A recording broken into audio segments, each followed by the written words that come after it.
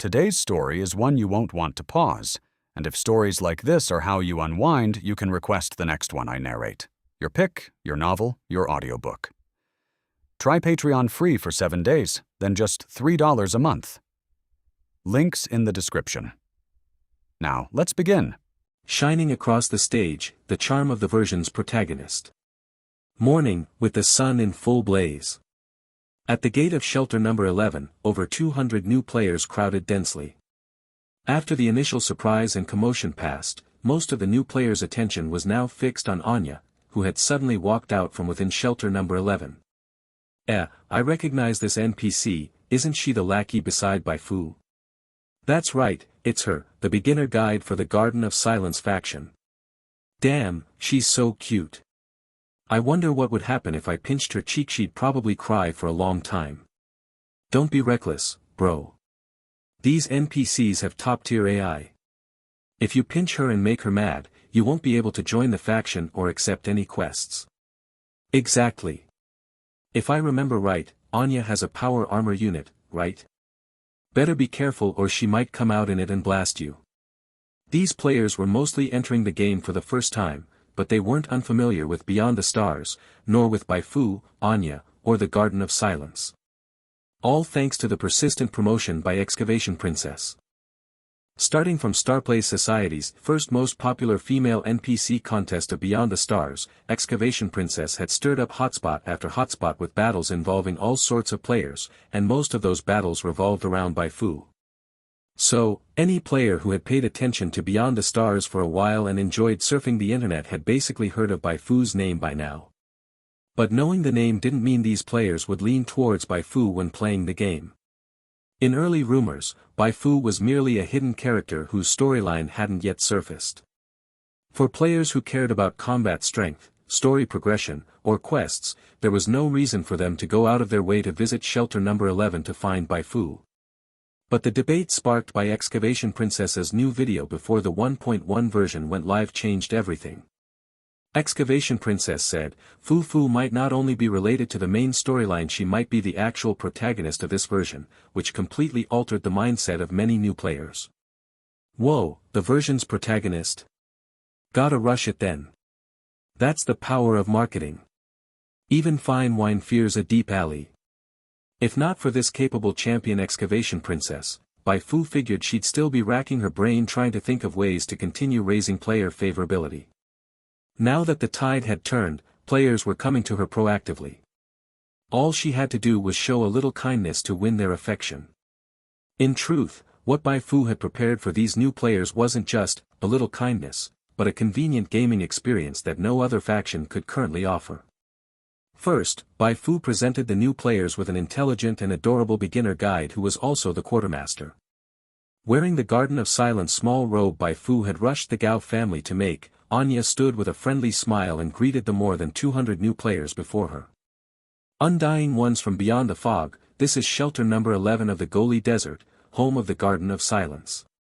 Shelter number 11 is a peace-loving settlement. Here, you'll experience a unique exotic charm. Anya patiently introduced the conditions at shelter number 11, as well as a few cautionary notes on things not to do. The cautionary notes were her own addition. She was afraid these newly arrived undying ones would act like those who first came to the abandoned cooling plant, wandering into others' homes and rummaging through boxes and drawers. Several minutes later, she pressed her 5 fingers together in front of her chest and said, I hope you all gain something from this journey. If there's anything you don't understand, feel free to ask me or consult your seniors. Next, Bai Fu presented the benefits that veteran players enjoyed within the Garden of Silence. After Sword Chi Soaring, Starfish Bro, Excavation Princess, Convert to Bai Fu and others logged in, Bai Fu issued new daily quests via the faction management interface. Assistant to the Beginner Guide. The quest required helping Anya answer new players' questions. However, the requirements were not low, only veteran players with over 20 faction reputation could accept it. Because the quest was simple, the rewards weren't high, just a small amount of XP and faction reputation. But hey, even a mosquito has meat, and it didn't take much time to complete anyway. The quest became a hot item the moment it was posted. Convert to Bai Fu accepted the quest, set his quest tracker to visible, and deliberately displayed it above his head. As a result, his name appeared to others as Assistant to the Beginner Guide. Convert to Bai Fu. The onlooking players were nearly blinded. Goodness, wasn't this basically an exclusive title for high-reputation veterans? So noble, so very noble. The fact that veterans could get rewards for helping newcomers was already appealing, and now it turned out it could be played like this. After seeing Convert to Bai Fu do that, both low-reputation veterans and new players were now determined to grind Garden of Silence reputation with all their might. Bai Fu's strategy of using veteran-exclusive quests to incentivize new players was a huge success. Then, Bai Fu presented a service unmatched by any other newbie village on Origin Star. In other newbie villages, buying equipment, food, and items often required players to run all over the place. Finding things took effort, and just the travel alone wasted a lot of gameplay time. But that wasn't a problem at Shelter Number 11. Bai Fu had teamed up with Gao Yuan to transform a deserted street in Shelter Number 11 into a shopping street dedicated to serving players. Here, players could buy firearms, medicines, clothing, and basic materials. They could also sell sandworm materials to the shops. What's more, they could freely accept commission quests posted on the commission platform co-managed by Bai Fu and the Gao family. Aside from being unable to class transfer or purchase prayer cards here, this shopping street truly offered one-stop service for new players. As Bai Fu had expected, it didn't take long before new players were already posting about this unique shopping street on the forums. Want a smooth gaming experience, free from frustrating mechanics? Then hurry to Shelter Number 11. Finally, Bai Fu presented a convenient class transfer process and a one-of-a-kind item, the prayer card. Any player who joined the Garden of Silence could buy profession knowledge books from her special shop. Of course, this came with conditions. Ordinary profession knowledge books could be bought freely, but advanced ones required not only money, but also certain reputation levels. Even so, this was already quite convenient. Players who joined in version 1.0 had suffered a lot trying to class transfer back then. To attract players, Bai Fu specially included the Psionic Apprentice Knowledge Book and the 3 Psionic Knowledge Chains she had mastered in the product list at Anya's faction special shop. Hiss, so expensive. That price, that reputation requirement. Bai Fu's totally a profiteer. What do you know, damn it? You call this expensive? Do you even know what this is? This is a knowledge chain, a prerequisite for class transfer to advanced class. True, the official website said you need to collect 5 knowledge chains to class transfer to an advanced class. Now the Garden of Silence shop just released 3 psionic knowledge chains at once. That's like directly cutting the difficulty of class transfer by 60%. Insane. The Garden of Silence is practically heaven for psionic classes. Just look, class transfer requires level 30, and the level cap in version 1.1 is only level 25. You don't know this, do you? You don't have to wait until class transfer to learn knowledge chains. Learning them early gives bonuses. The new players gathered around the shop were thrilled. Oh, actually, even the veteran players were excited. Just one update, and Shelter Number 11 along with the Garden of Silence had changed so dramatically. Could Bai Fu really be, as Excavation Princess guessed, the protagonist of this version? This was just too good. They were the original veterans of the Garden of Silence who followed Bai Fu from the start. The veteran players who could talk with Anya and old Neeson strutted with pride. Seeing the players all smiling, Bai Fu smiled too. Only when everyone's doing well, is it truly good. These players might not understand the phrase, once you enter the Fu sect, it's as deep as the sea. She actually wished for all players who joined the Garden of Silence to class transfer into Psionic Apprentice because that way, they'd be bound to her. By selling psionic knowledge or psionic items, she could ruthlessly harvest the players' wallets, and they wouldn't even curse her afterward. On the contrary, they'd praise her for doing it well. The logic was simple. She helped players save the time of searching for psionic knowledge. Spending money to buy time, especially when it was in-game money, meant most players would say, "This kind of good deal? Give me more." A fake goddess uses beauty to dazzle players into infatuation. A real goddess not only dazzles with looks, but also effortlessly controls the player's futures. Unfortunately, not all players like psionic classes. To draw in more players, I'll have to find more class mentors for the Garden of Silence later. Bai Fu quietly shook her head. Under her guidance, the newly arrived players had already started doing quests with great enthusiasm. Their arrival brought unprecedented liveliness to Shelter Number 11 and made Gao Yuan see hope in expanding and strengthening his collaboration with Bai Fu. But there was one thing he could never figure out. Where exactly did these undying ones come from? In this world where technology, supernatural powers, and psionics coexisted, resurrection wasn't some earth-shattering special ability. But for this many people to possess resurrection ability and seemingly infinite at that was extraordinary. Gao Yuan had investigated. Similar individuals seemed to be appearing all over the real world. A few days ago, he had even instructed his subordinates to approach an undying one who had no connection to Bai Fu. That undying one chatted merrily at first, but then suddenly showed disgust and left mid-conversation. The switch in attitude was so fast it left them baffled. He didn't know if the sudden surge of undying ones in the world was a good or bad thing, but since his partner Bai Fu could easily handle hundreds of them, it was probably more of a benefit to him. In response to Gao Yuan's inquiry, Bai Fu told a small lie. I don't know the specifics, but they're very reliable partners. Now that Gao Yuan was probing into the player's origins, the other factions had surely noticed the player's abnormality too. They would certainly pay more attention to the players from now on. Thankfully, she had made early preparations. With Excavation Princess's promotion and this wave of positive coverage, she had successfully turned herself into the brightest star of the night sky during the early days of version 1.1, ensuring she wouldn't fall behind in the faction competition. Bai Fu had laid low for 2 days, giving new players time to adapt and develop. During these 2 days, intel about her and Shelter Number 11 had spread throughout the community. Many players from other beginner planets were red-eyed with envy. This gameplay experience is absolutely phenomenal. No wonder she's the version's protagonist. The treatment is top tier. God damn it, where's our plot protagonist? Regret. When everyone else deleted their accounts to reincarnate to Origin Star, I was still laughing. Now I'm not laughing at all. 3 knowledge chains. Do you know how much time that saves?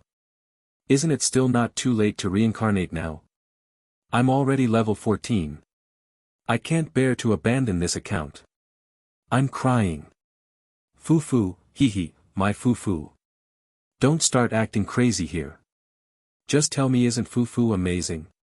Her looks aside, she even made a faction this cool. Bai Fu's position was basically exposed now, but she wasn't worried.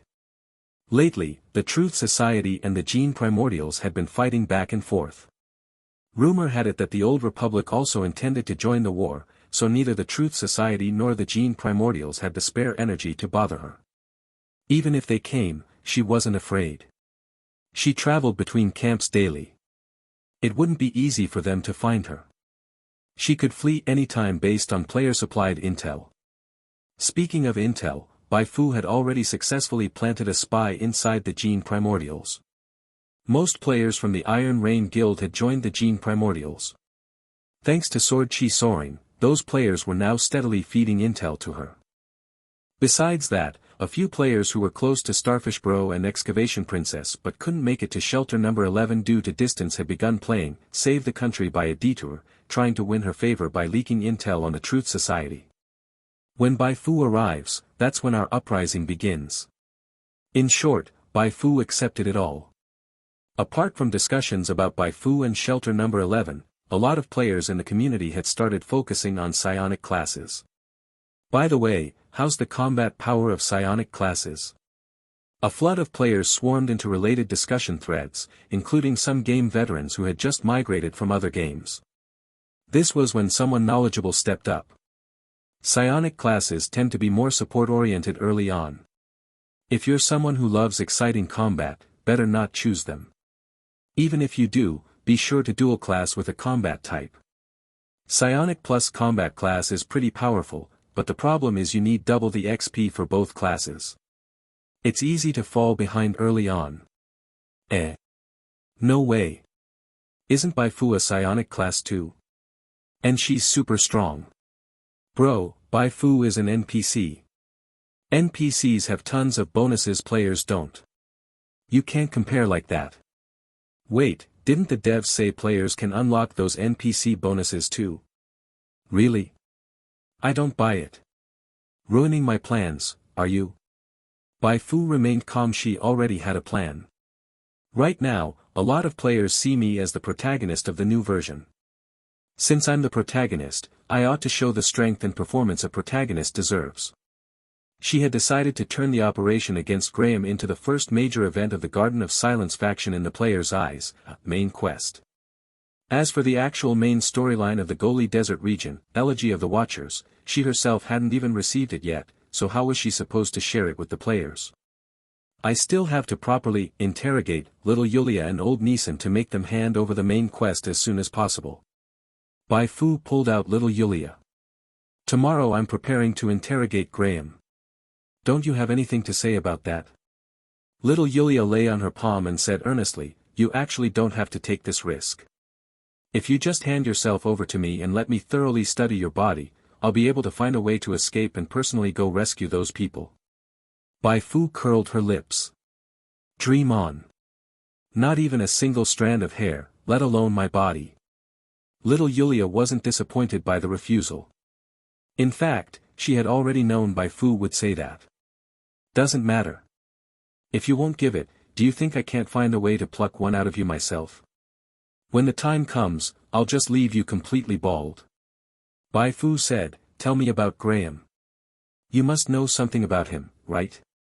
Little Yulia said, Graham is the Deputy Minister of the Truth Society's Special Operations Division. That division is known for its sharp observation skills and impressive strength. On the surface, he's a martial artist skilled in dual blades. If you go investigate, that's probably all the info you'll dig up. Bai Fu nodded. Little Yulia wasn't wrong. The intel she'd gotten from the dark web matched this exactly. Graham's blades weren't ordinary ones, but extraordinary weapons capable of releasing chi blades. Rumor had it that the chi blades he unleashed could cut through steel, let alone the fragile bodies of humans. However, steel. Bai Fu touched herself. Steel of average thickness didn't seem as hard as she'd imagined. But if that's all, Graham would never have become Deputy Minister of the Special Operations Division, little Yulia added. He's also an Esper.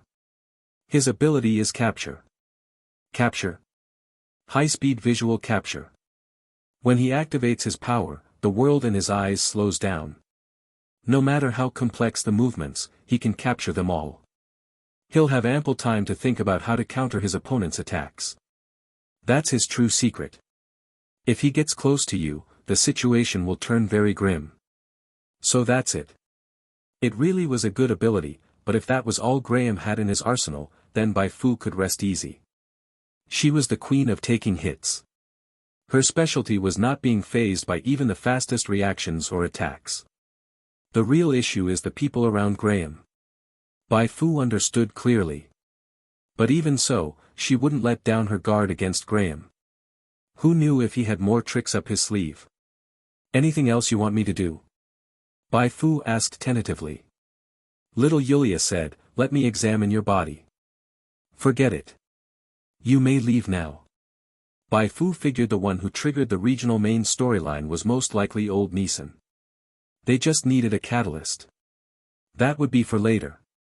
The priority now was taking care of Graham. She had already received word from her spy. Graham had gone on a mission to harass the gene primordials. This was a great opportunity. Seeing the new players had mostly adapted, Bai Fu issued a faction quest to eliminate sandworms, then selected the 10 new players who performed the best. Next comes an important operation concerning the future of the Goli Desert. I need your strength. It was happening, the main quest and the version protagonist's plotline they'd been waiting so long for. As they watched Bai Fu walk out gracefully, all the players were overwhelmed with excitement. King versus King, boss Bai Fu's strength. According to the intel sent by the players, this time Graham's target for the raid was a biochemical factory belonging to the gene primordials. To ensure the mission's success, Graham brought along 50 elite special agents trained by the Truth Society, and even purchased auxiliary intel support from the dark web. Bai Fu couldn't wait for the Truth Society and the Gene Primordials to suffer a mutual defeat. That way, she could reap the benefits as the fisherman. Therefore, she didn't intend to interfere in the clash between both sides, but rather prepared to ambush along Graham's inevitable retreat route and deliver him a huge surprise. Considering that Graham only brought 50 men, Bai Fu didn't mobilize all the players. She only brought those veteran players who had joined Garden of Silence back in version 1.0, as well as 10 outstanding new players. The average level of the veteran players was level 11. Although most of them were not as strong as the elite special agents of the Truth Society, they had the advantage in numbers and were unafraid of death. That was enough to help her carve out a 1v1 opportunity with Graham during the battle. As for the new players, even the fastest leveling one was only level 3 at the moment. Their combat impact could hardly be described as decisive at best, they were utterly unhelpful. Bai Fu brought the 10 new players along purely as a promotional showcase for Garden of Silence. As the saying goes, don't look at the advertisement, look at the effectiveness. No matter how bombastic the slogans were, it would be far more convincing to let players from other factions personally experience how enjoyable it was to be a new player in Garden of Silence. See that? While you're panting and toiling in another faction, contributing labor to build your faction boss's new vehicle, the players from Garden of Silence are already following me to do big things and reap faction quest rewards while leveling up at lightning speed. Of course, Bai Fu's move also served to stimulate other players within the faction. See that? This is the benefit of working hard to level up and do quests. Stop slacking off and idling around, you damned fools, and dedicate every waking moment aside from eating and sleeping to building up Garden of Silence. Move out. After confirming that all players had completed their pre-battle preparations, Bai Fu drove off, leading a convoy of 8 vehicles toward the Gene Primordials territory.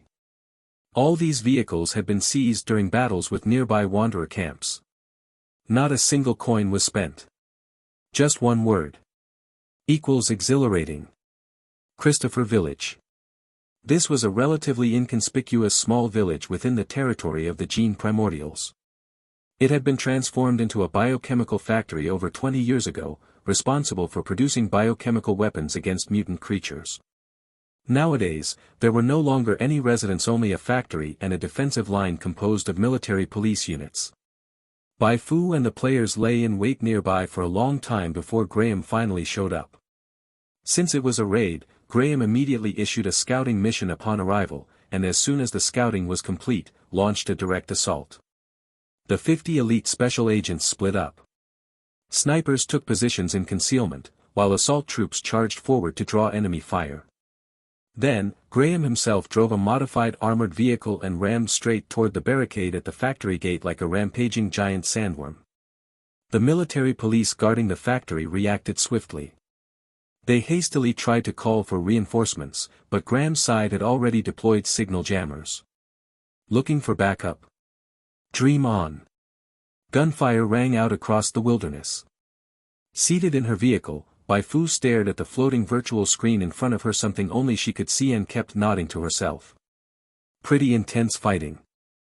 Among the elite special agents Graham brought were 2 players. One of them, named Riddle Speaker, was live-streaming the battle as he fought. Fortunately, there were no players on the Gene Primordial side at this biochemical factory. Otherwise, one glimpse of the stream could have caused the Truth Society to suffer a disastrous defeat. While Bai Fu watched the show with peace of mind, the other players were all visibly excited. On their way to the village, they received a mission issued by Bai Fu Wailing of the Truth Society. This was a very special faction mission. As long as the mission was completed, every participating player would receive basic XP rewards. But the rewards didn't stop there. After the mission ended, all players would be ranked by contribution, and the top 3 would receive extra rewards. First place, Custom Card, Battle Etiquette *1, 30,000 XP. Second place, Alloy Combat Knife, Blue, *1, 20,000 XP. Third place, 10,000 XP. These rewards were undeniably enticing. One needed just 30,000 XP to level from 12 to 13. And more importantly, the first place prize was a prayer card never seen before. To be used as a top reward, this card must be something else. It might even be more powerful than Psionic Shield. Sword Chi Soaring was full of confidence. This card is as good as mine. Starfish Bro wasn't about to fall behind either. He wasn't particularly interested in the prayer card, but 30,000 XP was nothing to scoff at. Normally, he'd need to complete 2 or 3 high-difficulty commissions to earn that much XP. The 10 new players didn't speak up, but deep down they were also filled with desire for the extra rewards. Noobs or not, desires were desires. Couldn't they be allowed to imagine pulling off a perfect sliding kill on a tiger boss? Even if they couldn't execute it, they could always rely on luck. People win lotteries all the time. Maybe today would be their day of explosive luck, a headshot to the enemy boss's weak point and voila, first place. Time passed. As Graham stormed into the biochemical factory's interior, the Gene Primordial's defense line collapsed completely, and the battle entered garbage time. However, even during this so-called garbage time, Bai Fu still picked up some interesting intel. Controlling mutant creatures. She clearly saw that the Gene Primordial's factory researchers were commanding Type 2 amoebas to fight against the Truth Society's special agents. Looks like what this factory was working on wasn't as simple as it seemed on the surface. Though the Gene Primordials fought fiercely, their resistance only made Graham more excited. In this heightened state, Graham's reaction speed increased dramatically. Eventually, the last Gene Primordial's researcher still fell under his blade. Trash. Graham spat the insult at the corpse with disdain. Not long after, several special agents emerged from the researcher's office. "Sir, we've retrieved the data." Graham nodded. "Let's go." "Alright, you're done. Now it's my turn to enter the stage." Garden of Silence, activate. Several players who had been watching the battle in the live stream room relayed the news of Graham's imminent exit to Bai Fu. She feigned just learning about it and issued the ambush command. "Wait for my first shot, then move." The roar of an engine echoed from deep within the factory. A dozen seconds later, the riot control vehicle appeared in Bai Fu's line of sight. Bai Fu's eyes sharpened as she aimed her gun at the windshield of the riot control vehicle. The other players beside her all lay flat on the ground.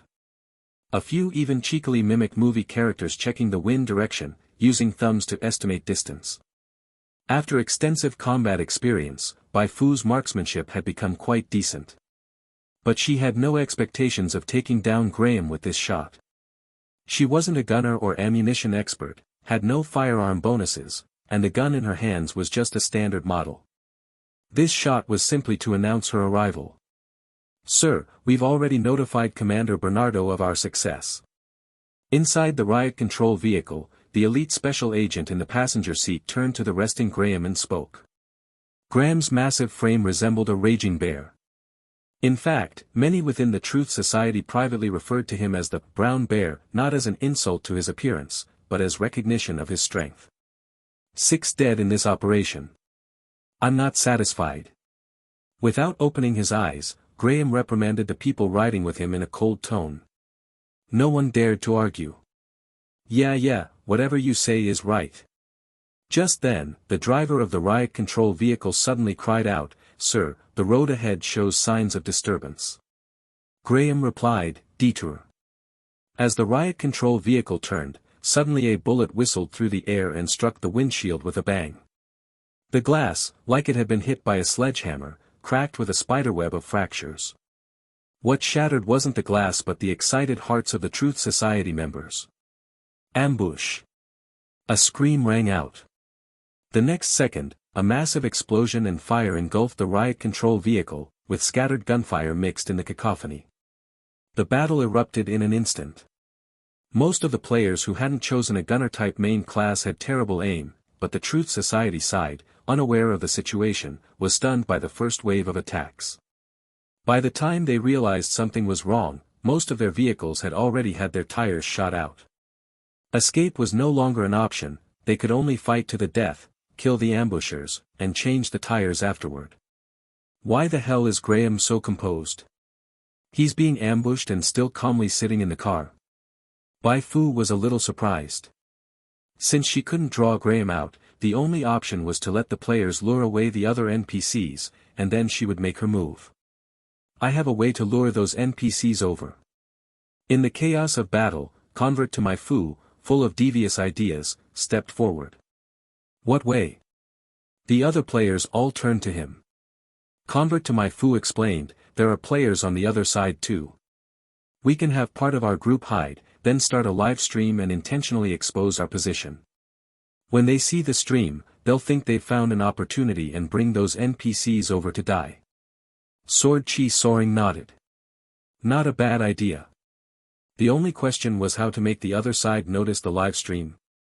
Just yell something like, "Cut it out, I'm live streaming." Loud enough for them to hear. Convert to my Fu's suggestion was accepted unanimously, and the players quickly got to work. Will this really work? Old Dog, hiding behind cover, was a bit nervous. Sword Chi Soaring said, "Give it a shot. Even if it fails, there's nothing to lose." Under Convert to my Fu's maneuvering, a new development soon occurred in a corner of the battlefield. They're coming. Players hiding in the shadows perked up. Seconds later, the waist-high grass was parted, and a player looking extremely sneaky dashed out from behind it. Ready dash. Stop stop stop, don't shoot, I'm friendly. Just as Convert to my Fu raised his gun, the player lifted his hands high above his head and performed a well-known military salute made famous online. What the hell? The Garden of Silence players exchanged bewildered looks, unable to figure out what this player named Riddle Speaker was trying to do. Riddle Speaker explained, "Finally found my people. Damn, luck, this is what they call luck. I've wanted to join Garden of Silence for ages but never got the chance.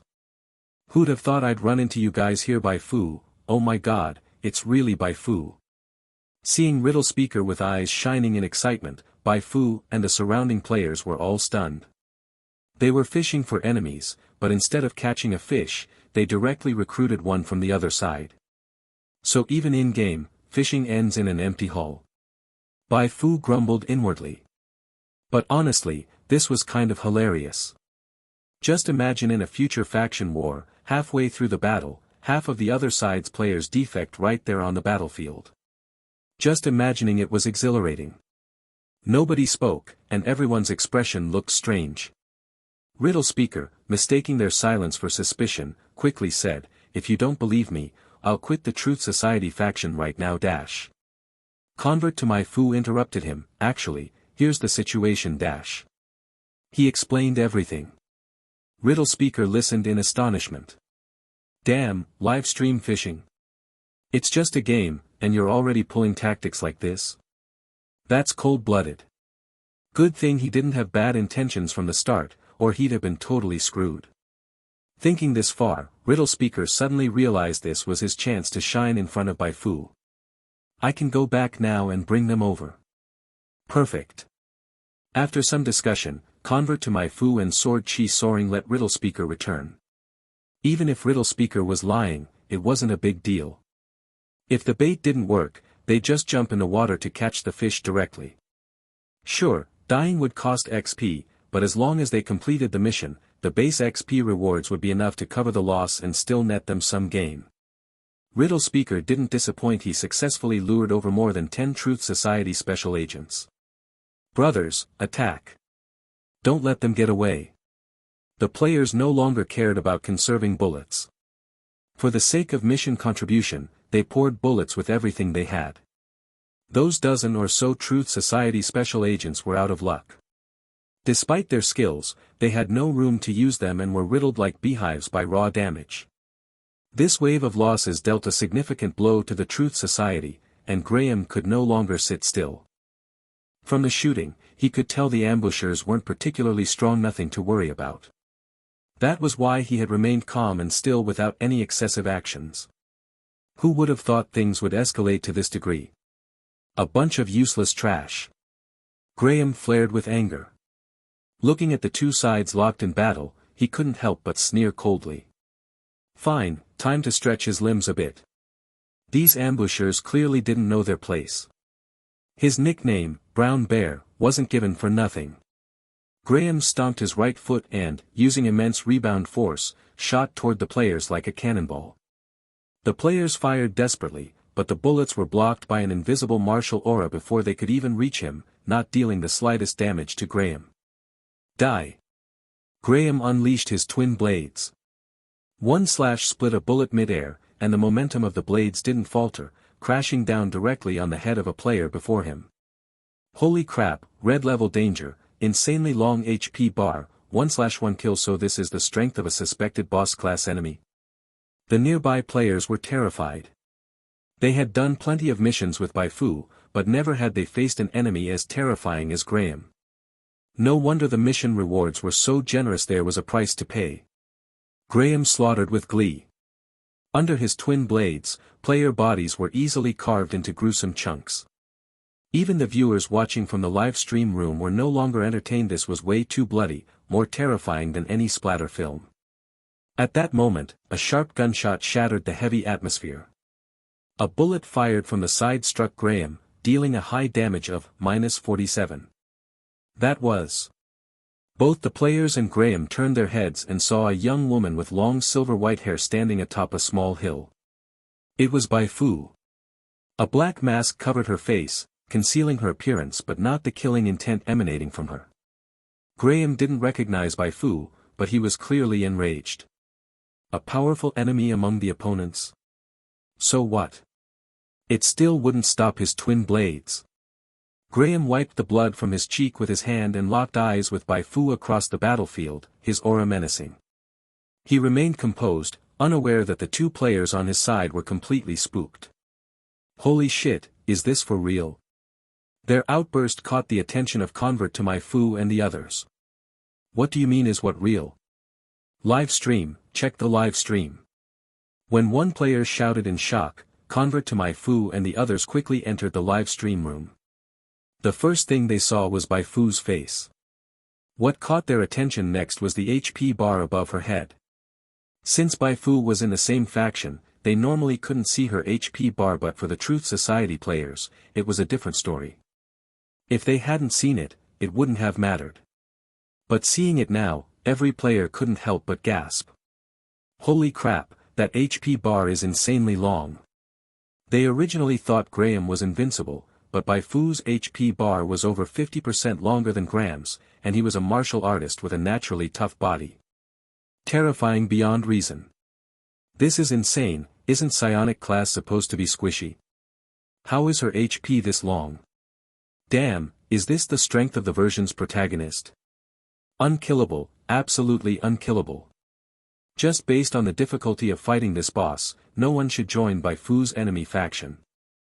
Amidst the flurry of exclamations, Bai Fu threw her gun to the ground and drew the special weapon, the electric knife from Kirilenko, taken from Red Sandworm Camp's boss Marco. Her first shot announced her arrival, and the second shot just now marked the beginning of Graham's countdown. She charged straight at Graham. Oh. Not only did she not flee, she was charging right at him. Graham's spirit lifted. I'll send you to the afterlife right now. He roared, igniting a fiery red aura around his body almost like a scion going berserk. Of course, Graham's strength couldn't compare to a scion, but crushing ordinary people was easy enough. His twin blades, wrapped in flames, slashed down like dancing dragons straight at Bai Fu's forehead.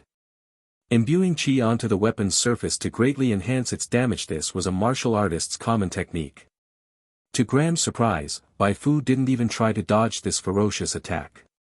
Was she too slow to react, or just overly confident in her own strength? Didn't matter. Graham's eyes flashed coldly, and without a sound, he activated his Esper power capture. No matter what tricks you have in my eyes, they're all just laughably slow motion. Slash. Slash. Slash. Slash. In an instant, Graham unleashed 4 slashes at Bai Fu. 2 of them landed solidly, yet strangely didn't even tear Bai Fu's clothes, let alone draw blood. The other 2 were blocked by Bai Fu's electric knife, and the crackling current surged through the weapon into Graham's body. The sudden jolt almost made him fling his left-hand blade. Electric knife? No wonder you dare to engage me in close combat even when you're clearly weaker. Graham's face darkened as he kept hacking away, unwilling to believe Bai Fu could truly nullify his attacks. Speed, strength, he had the overwhelming advantage. Bai Fu seemed to be falling back under pressure. Nearby players were all on edge, with many rushing in to try and help her. But Bai Fu remained calm. The immense force from each weapon clash did cause her discomfort, but she wasn't fighting for nothing. Every time her electric knife scraped Graham, it applied another layer of extra-dimensional erosion to him. Against a target with low psionic resistance and no defense, extra-dimensional erosion was the deadliest weapon. 3 layers. 4 layers. 5 layers. 3 seconds later, Bai Fu gently parted her lips and said one word, explode. Explode? Graham froze for a moment, then an intense unease surged from deep within his body. Boom. Centered around him, a 2-meter radius was engulfed in a psionic explosion. Several unlucky players who had gotten too close were blasted away with screams. When the smoke cleared, the players were shocked to find Bai Fu gripping her glowing electric knife and standing tall, while her opponent, Graham, knelt on one knee, hand clutching his chest, pain contorting his face, his posture resembling one who was bowing before a queen. Yes. This is my strength as the new regional boss. That single explosion dealt 192 HP damage to Graham, sending him into an injured state. Bai Fu once again walked toward Graham. 83, Death Reaper of the Desert slaughters all on the battlefield. What's going on? When the smoke and dust stirred up by the psionic explosion dissipated, the players who had tried to go up and help Bai Fu all stopped in their tracks. Those players who had been blasted away by the shockwave of the explosion also paid no attention to their injuries, getting up from the ground with dazed expressions. It wasn't that they lacked combat awareness and got distracted in such a tense battle, it was just that the pace of change in the fight between Bai Fu and Graham had been far too fast. From the moment Bai Fu walked up holding the electric knife to when Graham was beaten to his knees by Bai Fu, the entire process had taken just a little over a minute. But in that brief span, the entire battle situation had reversed twice. The first reversal happened when Bai Fu's HP bar appeared on the live stream, stretching out exaggeratedly long. Every player present believed that Bai Fu would win in an overwhelming fashion. Yet the actual course of the battle turned out to be astonishing. Bai Fu was clearly being suppressed by Graham. For every slash she landed, Graham could return 4. Although she had the psionic shield protecting her, once the shield was pierced and went into cooldown, she would be doomed. Many players had been ready to rush up and help, but at that moment, Bai Fu executed a clean spinning slash, followed by a cold, frost-like warning of an impending explosion, and then unleashed a light blue energy storm, bringing about the second reversal of the battle. Seriously? Damn, what kind of move was that? Using the live stream comments to summarize the battle looked like this. Bai Fu's situation looks grim to Bai Fu starts floundering to Bai Fu struggles in battle to Bai Fu is on the brink of death to Bai Fu is clearly doomed to Bai Fu delivers her victory speech. No one really understood what happened, but it was obvious that Bai Fu had now seized absolute control of the battle. She took a few steps forward, her right foot clad in a black short boot stomping down on the blade Graham had dropped. The electric knife's blade shimmered faintly, illuminating Bai Fu's cold side profile and also lit up Graham's slightly evasive gaze. That stomp landed not only on Graham's weapon, but also on his hope of victory and the hearts of all the players. Cool. I apologize for bashing the game company earlier, they can set up iconic scenes. Awesome, Fu is awesome, even Fu's legs are awesome. Damn, is this the time to be talking about her legs? Now's the time for battle. Hell yeah. All the players who had joined Bai Fu in the ambush were thrilled. So he's a boss, huh? Big, tall, built like a bear and can use chi, huh? Too bad our Fu is even more badass. Fu isn't just a boss, she's the patch's protagonist. Kill, crush him. The patch protagonist is supposed to bully the villain hard. Graham began to feel uneasy. Not because he was scared by the players' thirsty gazes, though those gazes were indeed terrifying, giving him the illusion that he was about to be pinned down by a group and subjected to ultimate humiliation. Nor was it because his weapon had been dropped and was now pinned under Bai Fu's foot. He had experienced many dangerous moments on his path to becoming Deputy Minister of the Special Operation Division. This kind of thing was nothing to him. The real problem was he had no clue how Bai Fu had managed to detonate the psionic energy inside his body just now. If he couldn't even figure out the move, how was he supposed to counter it? Life or death combat was nothing like playing a game and challenging a boss. In a game, if you didn't understand the boss's moves and got one shot, so what, you just restarted, carved a path forward through trial and error. But in a real life or death struggle, if you didn't understand the opponent's move and got one shot, that was just straight up death. Looks like he had to abandon his usual combat style. Graham suddenly sprang up from the ground like a brown bear just awakened from hibernation, his entire body exuding a violent aura. Intimidation. But he intimidated no one. Bai Fu remained completely unmoved. What a joke I am running hacks. Bai Fu clearly saw the chi-depleted debuff after Graham's name, lasting 20 seconds. This was because he had been completely unguarded when the explosion from the extradimensional erosion disrupted his chi.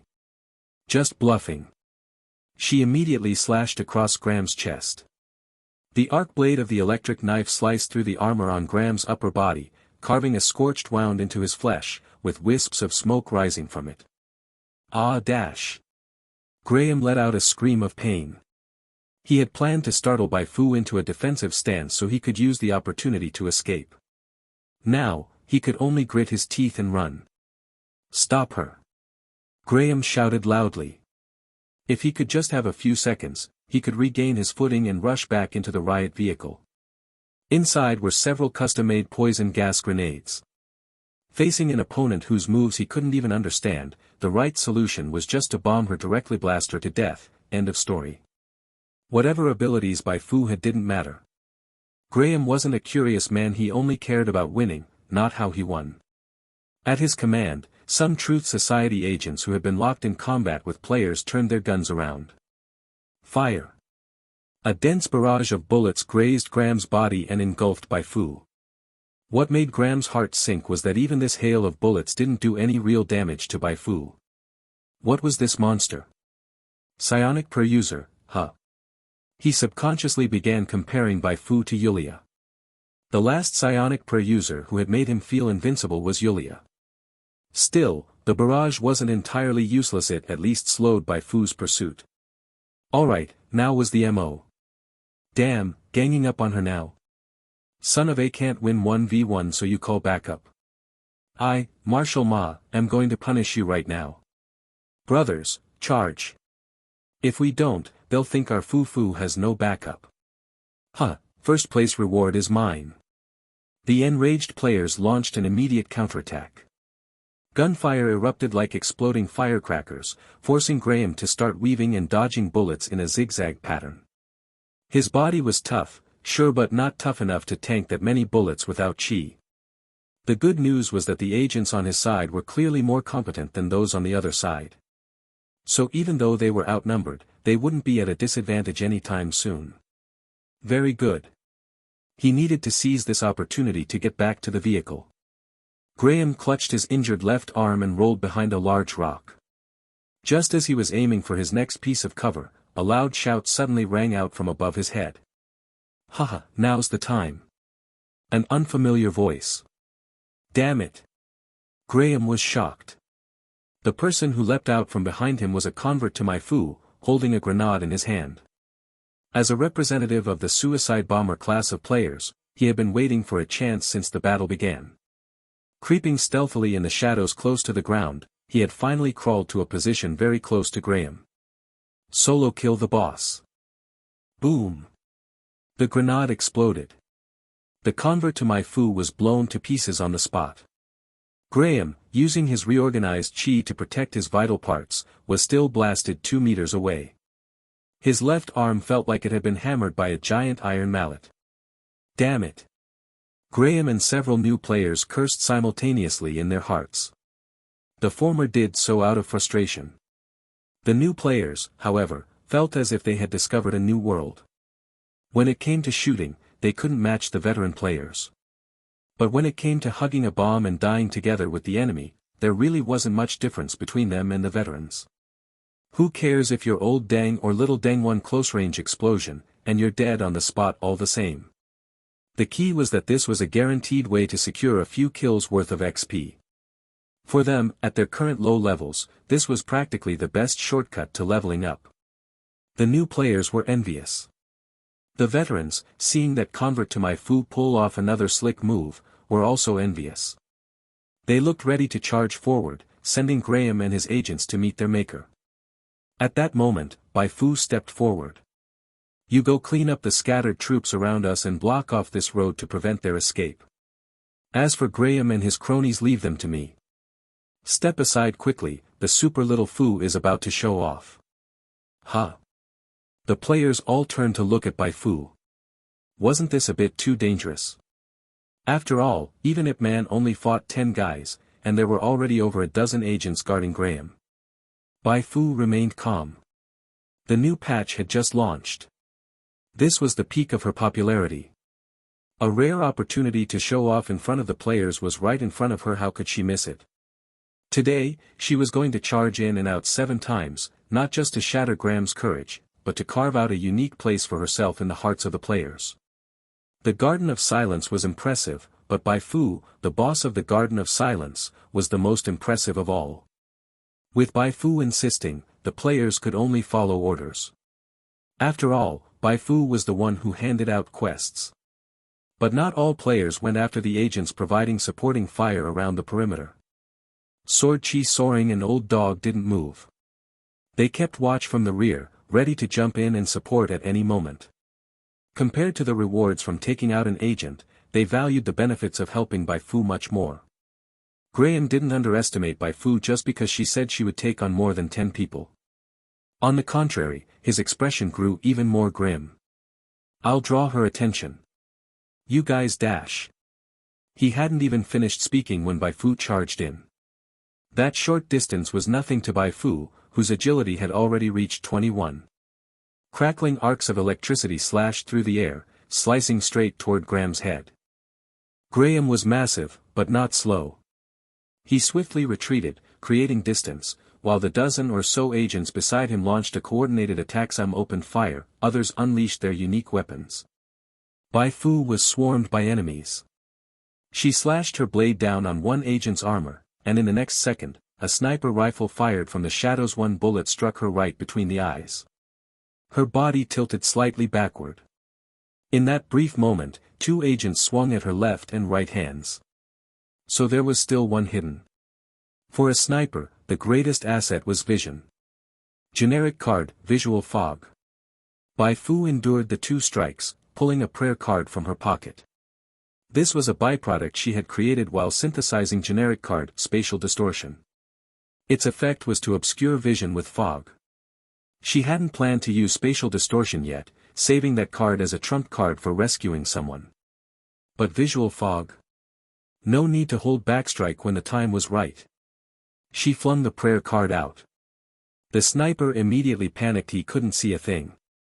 Bang! A bullet fired, hitting an unlucky Truth Society agent. Bai Fu didn't hesitate. She rushed forward and stabbed that agent in the chest. Electricity surged, damage values spilled out like a leaking oil drum, and the agent shrieked like a pig being slaughtered. Before he died, extradimensional erosion stacked to 5 layers. Chain reaction linked 2 people. Boom. In an instant, centered on that agent, another agent beside him, and Graham, 3 psionic storms swept across the battlefield. Get clear. Ah! One blast knocked 6 agents to the ground. The ones who weren't hit directly were drenched in cold sweat from fear. What was even going on anymore? They had no idea, only staring at Graham, who had just been hit by yet another explosion. Graham coughed up blood. The heart-wrenching pain turned his eyes red, triggering the second phase of his rage state. Kill her. She must die, or no one here is getting out alive today. A correct judgment, but useless. Bai Fu glanced at her psionic shield.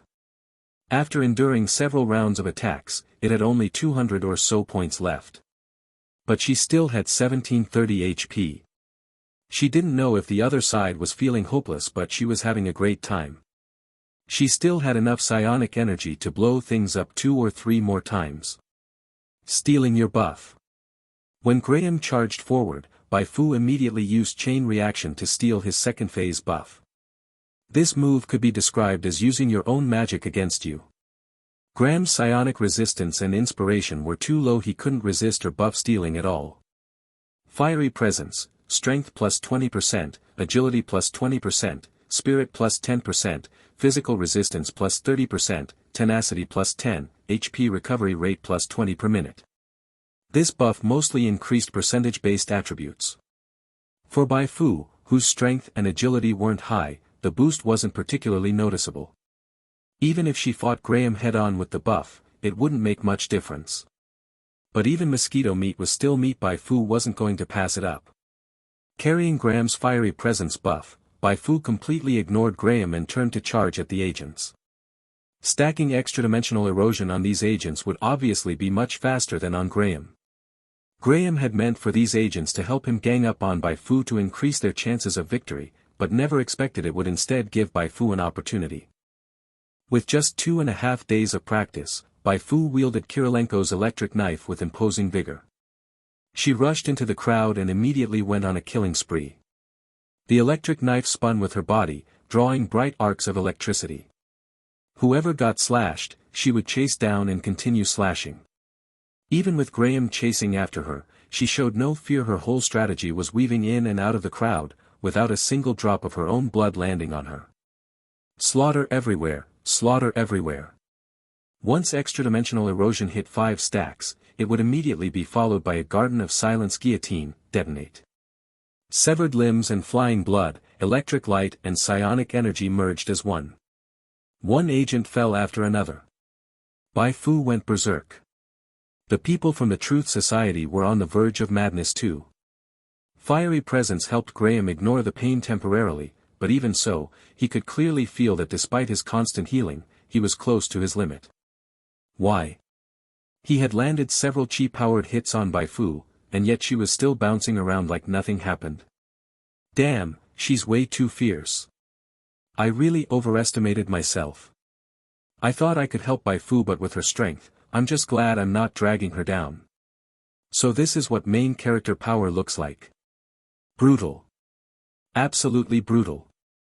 Mom asked why I was watching the live stream on my knees. What is this Valkyrie waterfowl dance? Sword chi soaring, and the players watching in the live stream were all stunned. They clearly saw Graham, having activated his second phase and charging fiercely, get broken by Bai Fu and immediately turn and run. Unbelievable. What kind of boss flees like this? At least finish the second phase and trigger a cutscene before running. Of course, Bai Fu wasn't going to let Graham escape. She still needed information from him. Holding her knife, she pursued Graham all the way. Graham was drenched in sweat. If he could just reach that place, just get those poison gas grenades from the vehicle.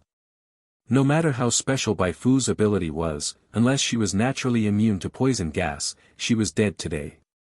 Sure, tossing a poison grenade at close range would kill him too, but he didn't care anymore. Not throwing was certain death, throwing might at least take someone with him. Ding! Suddenly, a knife crackling with electricity stabbed into the body of the vehicle ahead of him. The current conducted through the metal, and his body began convulsing uncontrollably. It's over. It's all over. A sense of despair surged in Graham's heart. As he fell, he saw Bai Fu walking up from behind and picking up the electric knife. Why'd you go and touch the car like that? Didn't you know metal conducts electricity?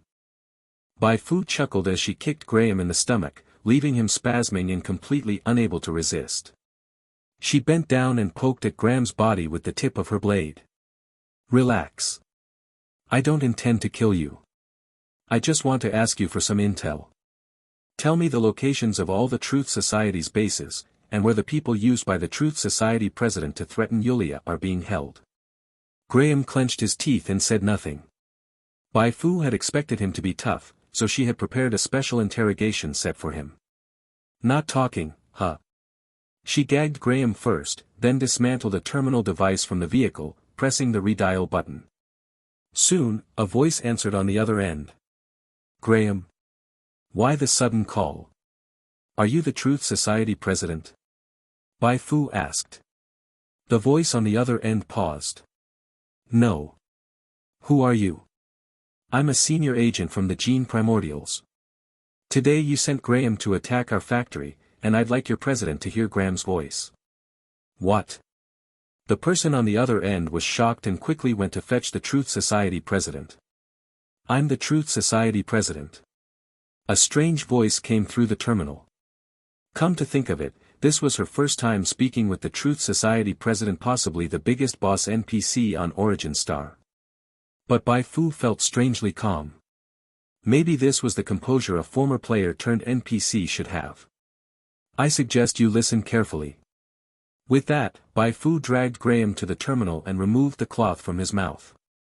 Finally freed, Graham immediately shouted, President Dash. But just as the word left his mouth, he was horrified to find that he had lost control of his body. It was Bai Fu. Bai Fu had used battle etiquette. In those 2 seconds, Bai Fu did nothing but open her mouth and say one line of profanity. F***K your mom. That line flew out of her mouth and also came out of Graham's mouth. In that instant, both the Truth Society president and Graham froze. Neither had expected things to turn out this way. Bai Fu gagged Graham again. Then the volcano erupted. Graham. Born, you damn Born. I always suspected there was a traitor among us, never thought it was you, Born. You're dead. Don't think just because you're with the Gene Primordials that you'll survive, I dash. Click. Bai Fu cut off the call, stepping on Graham's chest with a half-smile. No. That wasn't what I said. Graham was overwhelmed by a terror unlike anything he had felt before. To the players, Bai Fu standing with a foot on Graham's chest looked like a majestic Valkyrie, but to Graham, this masked young woman was a total Born. All right. I'll talk. 84, New Exploration Value, Bai Fu's Real Identity. Graham was on the verge of tears. In his life, he had fought more than 50 battles of various scales. Some were victories, some defeats hard to categorize, but if he had to choose the moment he felt most despairing, it would definitely be this one. In truth, Bai Fu was not the strongest opponent he had ever faced. No need to mention distant memories. Even within the Truth Society, the president's strength made him feel that all the chi he had cultivated in his life was a waste. During battles with the Gene Primordials, he had once been pushed to the brink of death by one of their ace special agents, only surviving thanks to timely reinforcements. But those enemies, as strong and ruthless as they were, even if tied together, wouldn't be qualified to lick the toes of this masked young woman standing before him. It wasn't just that her methods were strange and unfathomable, she could even manipulate him into cursing the president with F***ck your mom. What kind of demonic energy stage technique could make this possible? King.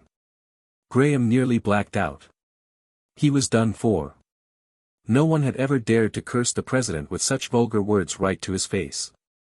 Given the president's personality, no matter where he ran, he'd be hunted to the ends of the earth, certainly more intensely than when Bai Fu was hunted before. His chances of survival were now nearly zero, yet he still wanted to resist, not for any noble reason, just because he dreaded falling into the president's hands and enduring the full extent of human torment. Looking at Bai Fu, who had her foot on his chest, Graham glared fiercely, his eyes filled with grievance.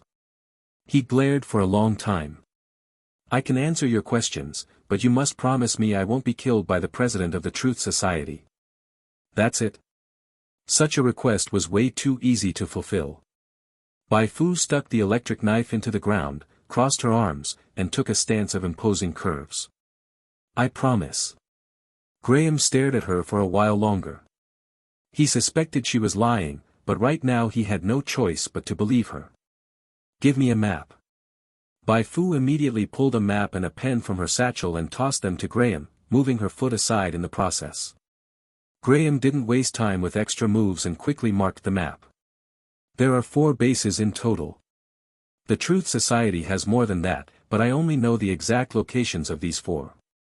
Among them, the Black Hawk base holding Yulia's relatives and friends is located within the Old Republic. He handed the map back to Bai Fu. But I have to tell you some bad news. What bad news? The president captured Yulia's family and friends to prevent her from escaping. When they found out, some chose to take their own lives rather than burden her. The president has kept this from Yulia. Bai Fu. She couldn't judge the actions of those who took their own lives. She just knew she mustn't tell Yulia now. If Yulia lost control and went berserk, and got killed by the president of the Truth Society, this quest chain would break. Graham said, "One more reminder now that the president knows I've defected, you have to act fast. Otherwise, by the time you find those bases, the people inside might already be gone." His warning was sincere. Since he had defected, his hope was that the gene primordials could use his intelligence to heavily damage the Truth Society, so the president would be too occupied to deal with him. Bai Fu said, "Your warning is valuable. I still have a few questions." Ask away. What notable powerhouses and heavy weapons are at the Black Hawk base? Graham didn't hold back. Most people there can't even beat me, so they pose no threat to you. But there's one person you must be careful of. His name is Qi Yuan, a mechanic. He alone is worth hundreds. Mechanic? This profession made Bai Fu wary. Aside from Xia Shi, Qi Yuan would be the second mechanic she had encountered. Xia Shi wasn't very strong in combat, but could build battlefield killers like power armor. A mechanic that Graham singled out must be something else. She made a mental note of it. Bai Fu asked, "What do you know about the president of the Truth Society?" Speak. Graham was silent for a while. "He's very strong, the strongest I've met. No, to be precise, he's not human." Bai Fu pressed, "Not human, what do you mean?" Graham said, "I overheard it from Bernardo. He said the president is an artificial human. Maybe that's why his power is so abnormal." Artificial humans were different from the mutant creatures Bai Fu had fought before. Mutants were usually modified with some kind of injection, while artificial humans had far more complex origins. Just like the androids in Dragon Ball, the ones on Origin Star could be built through human transformation, mechanical modifications, or even cultivated from the cellular level. As Graham finished speaking, a pleasing notification rang in Bai Fu's ear. "You have triggered a hidden storyline. Origin Star storyline exploration plus 0.3%. Ah. Bai Fu froze. Exploration value. Good heavens, what a delightful surprise, 0.3% exploration. That meant she was one step closer to becoming the protagonist of a region storyline, or even of an entire version. Of course, the intel from this game prompt went far beyond that. It validated what Graham said. The president of the Truth Society was indeed an artificial human, and that fact was crucial to the main storyline. Seeing Bai Fu fall silent, Graham couldn't help but ask, "Do you have any other questions?" Bai Fu said, "Do you know Li Cheng? What exactly did the president of the Truth Society show him?" Graham shrugged. "Although I'm the deputy director of the Special Operation Division, intel is usually handled by the other deputy director." What a pity. Bai Fu had hoped to gain a bit more exploration value. "I don't have anything else to ask." Graham said, "Then take me to your superior quickly." He didn't want to stay a second longer in this hellhole, nor see this cursed woman born from hell again. Bai Fu nodded and pulled the electric knife from the ground. At that moment, Graham suddenly sensed something was wrong. This wasn't the posture of someone about to take him to meet a superior, it was clearly a move to kill him. He shouted, "What are you doing? Have you forgotten what you just said? I already answered your questions as agreed. You can't kill me." Bai Fu stomped on him with one foot. "Forget? How could I forget? I always keep my word. I said I guarantee the president of the Truth Society won't kill you, so if I kill you in advance, doesn't that fulfill the goal?" Damn, how could she twist words like this without feeling guilty? Graham turned pale. "I'm of great value to the gene primordials. If you kill me, your superior won't let you off." "Superior?" Bai Fu pulled down her mask. "Recognize this face?" Graham's pupils suddenly shrank. "Wait. Isn't this Bai Fu?" The moment he realized it, Bai Fu had already stabbed the electric knife into his body. Electric energy surged within seconds. Graham's chest was scorched to charcoal amidst his screams. -20, -11. A string of damage numbers floated up. As they drifted, Graham's voice grew fainter until, finally, there was no sound at all. Game prompts rang out in succession. You have killed Graham. Contribution rate, 93.4%. After adjustment for level difference, you have gained 130,760 XP. You have completed the hidden mission Graham's End, reward, 150,000 XP. You have completed the mission Little Yulia's Request, 2, reward, 120,000 XP. Mission Truth Unknown, progress plus 0.53%. You have triggered the mission Little Yulia's Request, 3. Mission Description. Mission Objective, go to Black Hawk Base to rescue Yulia's relatives and friends. Mission Reward, reward based on contribution. Hidden Reward. Including the rewards from eliminating those special agents earlier, Bai Fu earned over 460,000 XP this time. Just a bit more and she could level up twice what a haul. Unfortunately, Graham wasn't a main storyline boss. If he had been, the rewards would have gone beyond XP, at least including 1 or 2 items. Bai Fu pulled out the electric knife, then joined the player faction to finish off the remaining Truth Society special agents. Once she joined, the special agents couldn't hold on anymore. Within a few minutes, they were all wiped out. Only Bai Fu, a portion of players from the Garden of Silence faction, and that one player who surrendered after watching the live stream Tai Erjinren remained alive on the field. Jian Chichong Tian and the others rummaged through the riot vehicle and pulled out a document. Production records from the Gene Primordials biochemical factory. Bai Fu began flipping through the records, and the more she read, the deeper her frown became. On the surface, this biochemical factory attacked by Graham was producing biochemical weapons against mutant creatures, but secretly, it was researching technology to completely erase human consciousness and manufacture empty shells. Mutant technology alone had already caused much controversy on Origin Star. Even now, the Human Alliance frequently clashed with the Gene Primordials, who were far ahead in this area. If this got exposed, it would definitely bring trouble to the Gene Primordials. Should she reveal it? Better wait until things settled here. Priorities first: beat the Truth Society, then the Gene Primordials. Bai Fu lifted her head and scanned the players. You all performed very well this time. The praised players beamed with joy. Just moments ago, they also received mission rewards. Even the unluckiest of the unlucky got 2000 XP, while the lucky ones like Bai Fu, who hit Graham with a bomb, rocketed to the top of the contribution leaderboard, receiving a custom card, battle etiquette prayer card and 30,000 XP. Many players were now drawing circles to curse Bai Fu. That's 30,000 XP, damn it. May you always step in dog poop when you leave the house. Finally, Bai Fu's gaze landed on the excited Tai Erjinren. Hey, man. Bai Fu had a special plan for Tai Erjinren, the first to defect from the enemy faction. Whether he would accept it depended on the following discussion. She gave him 2 choices. The first was to follow her back to the Goli Desert and undergo the Garden of Silence's assessment. If he passed, he could join like any other player. The second was for Tai Erjinren to take the stolen data from Graham back to the Truth Society and work as a spy. Seeing those documents, the Truth Society would surely value and promote him, giving him chances to gather more intel. Tai Erjinren fell into hesitation.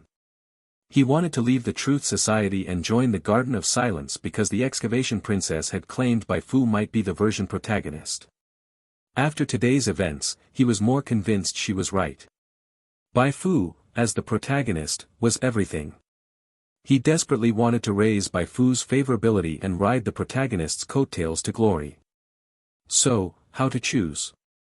The first option was safest: just do missions in the Garden of Silence and steadily improve her favorability.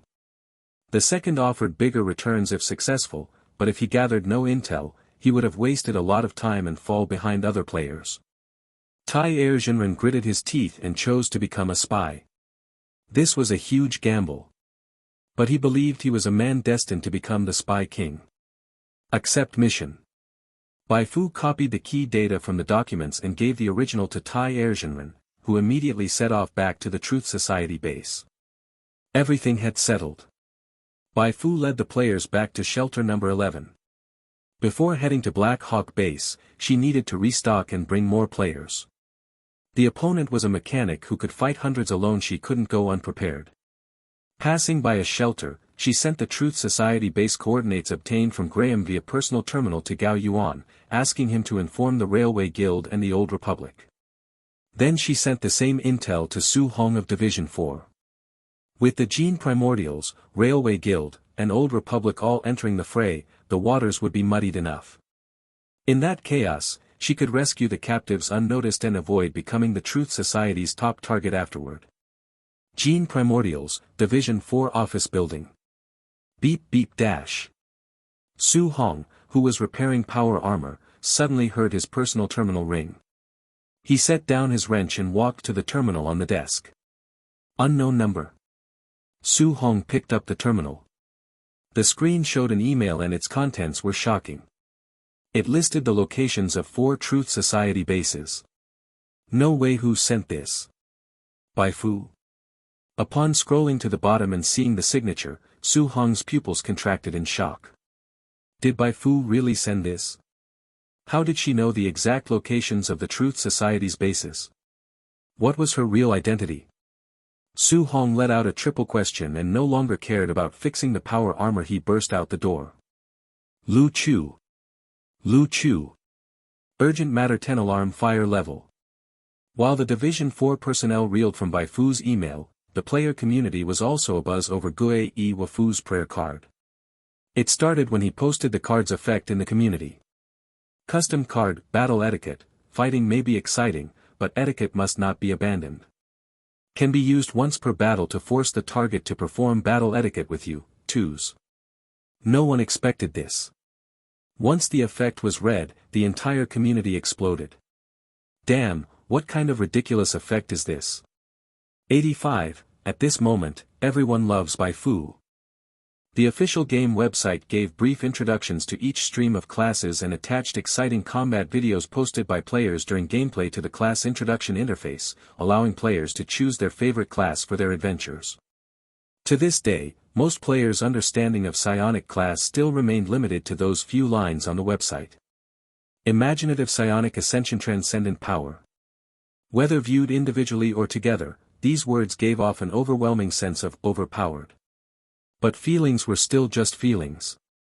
In reality, after one game version, most players came to view psionic class as very weak, at least weak in the early game. Even those veterans recommending psionic class would advise learning a combat-type main class and treating psionic class as a subclass. Fight for the future. Level up a few times in the early game, learn some basic skills, and focus your energy on the main class. Invest into the psionic class only if you have extra resources. The official combat videos of psionic class players also continue to reinforce this viewpoint.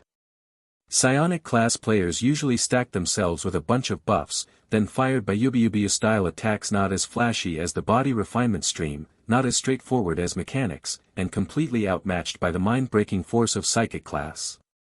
Therefore, despite Bai Fu's extensive promotion and the bait of psionic knowledge chain, many new players joining Garden of Silence still hesitated to choose psionic class, afraid they might waste their character build. However, once Convert to Bai Fu showcased the effect of the battle etiquette prayer card in the community, everything changed.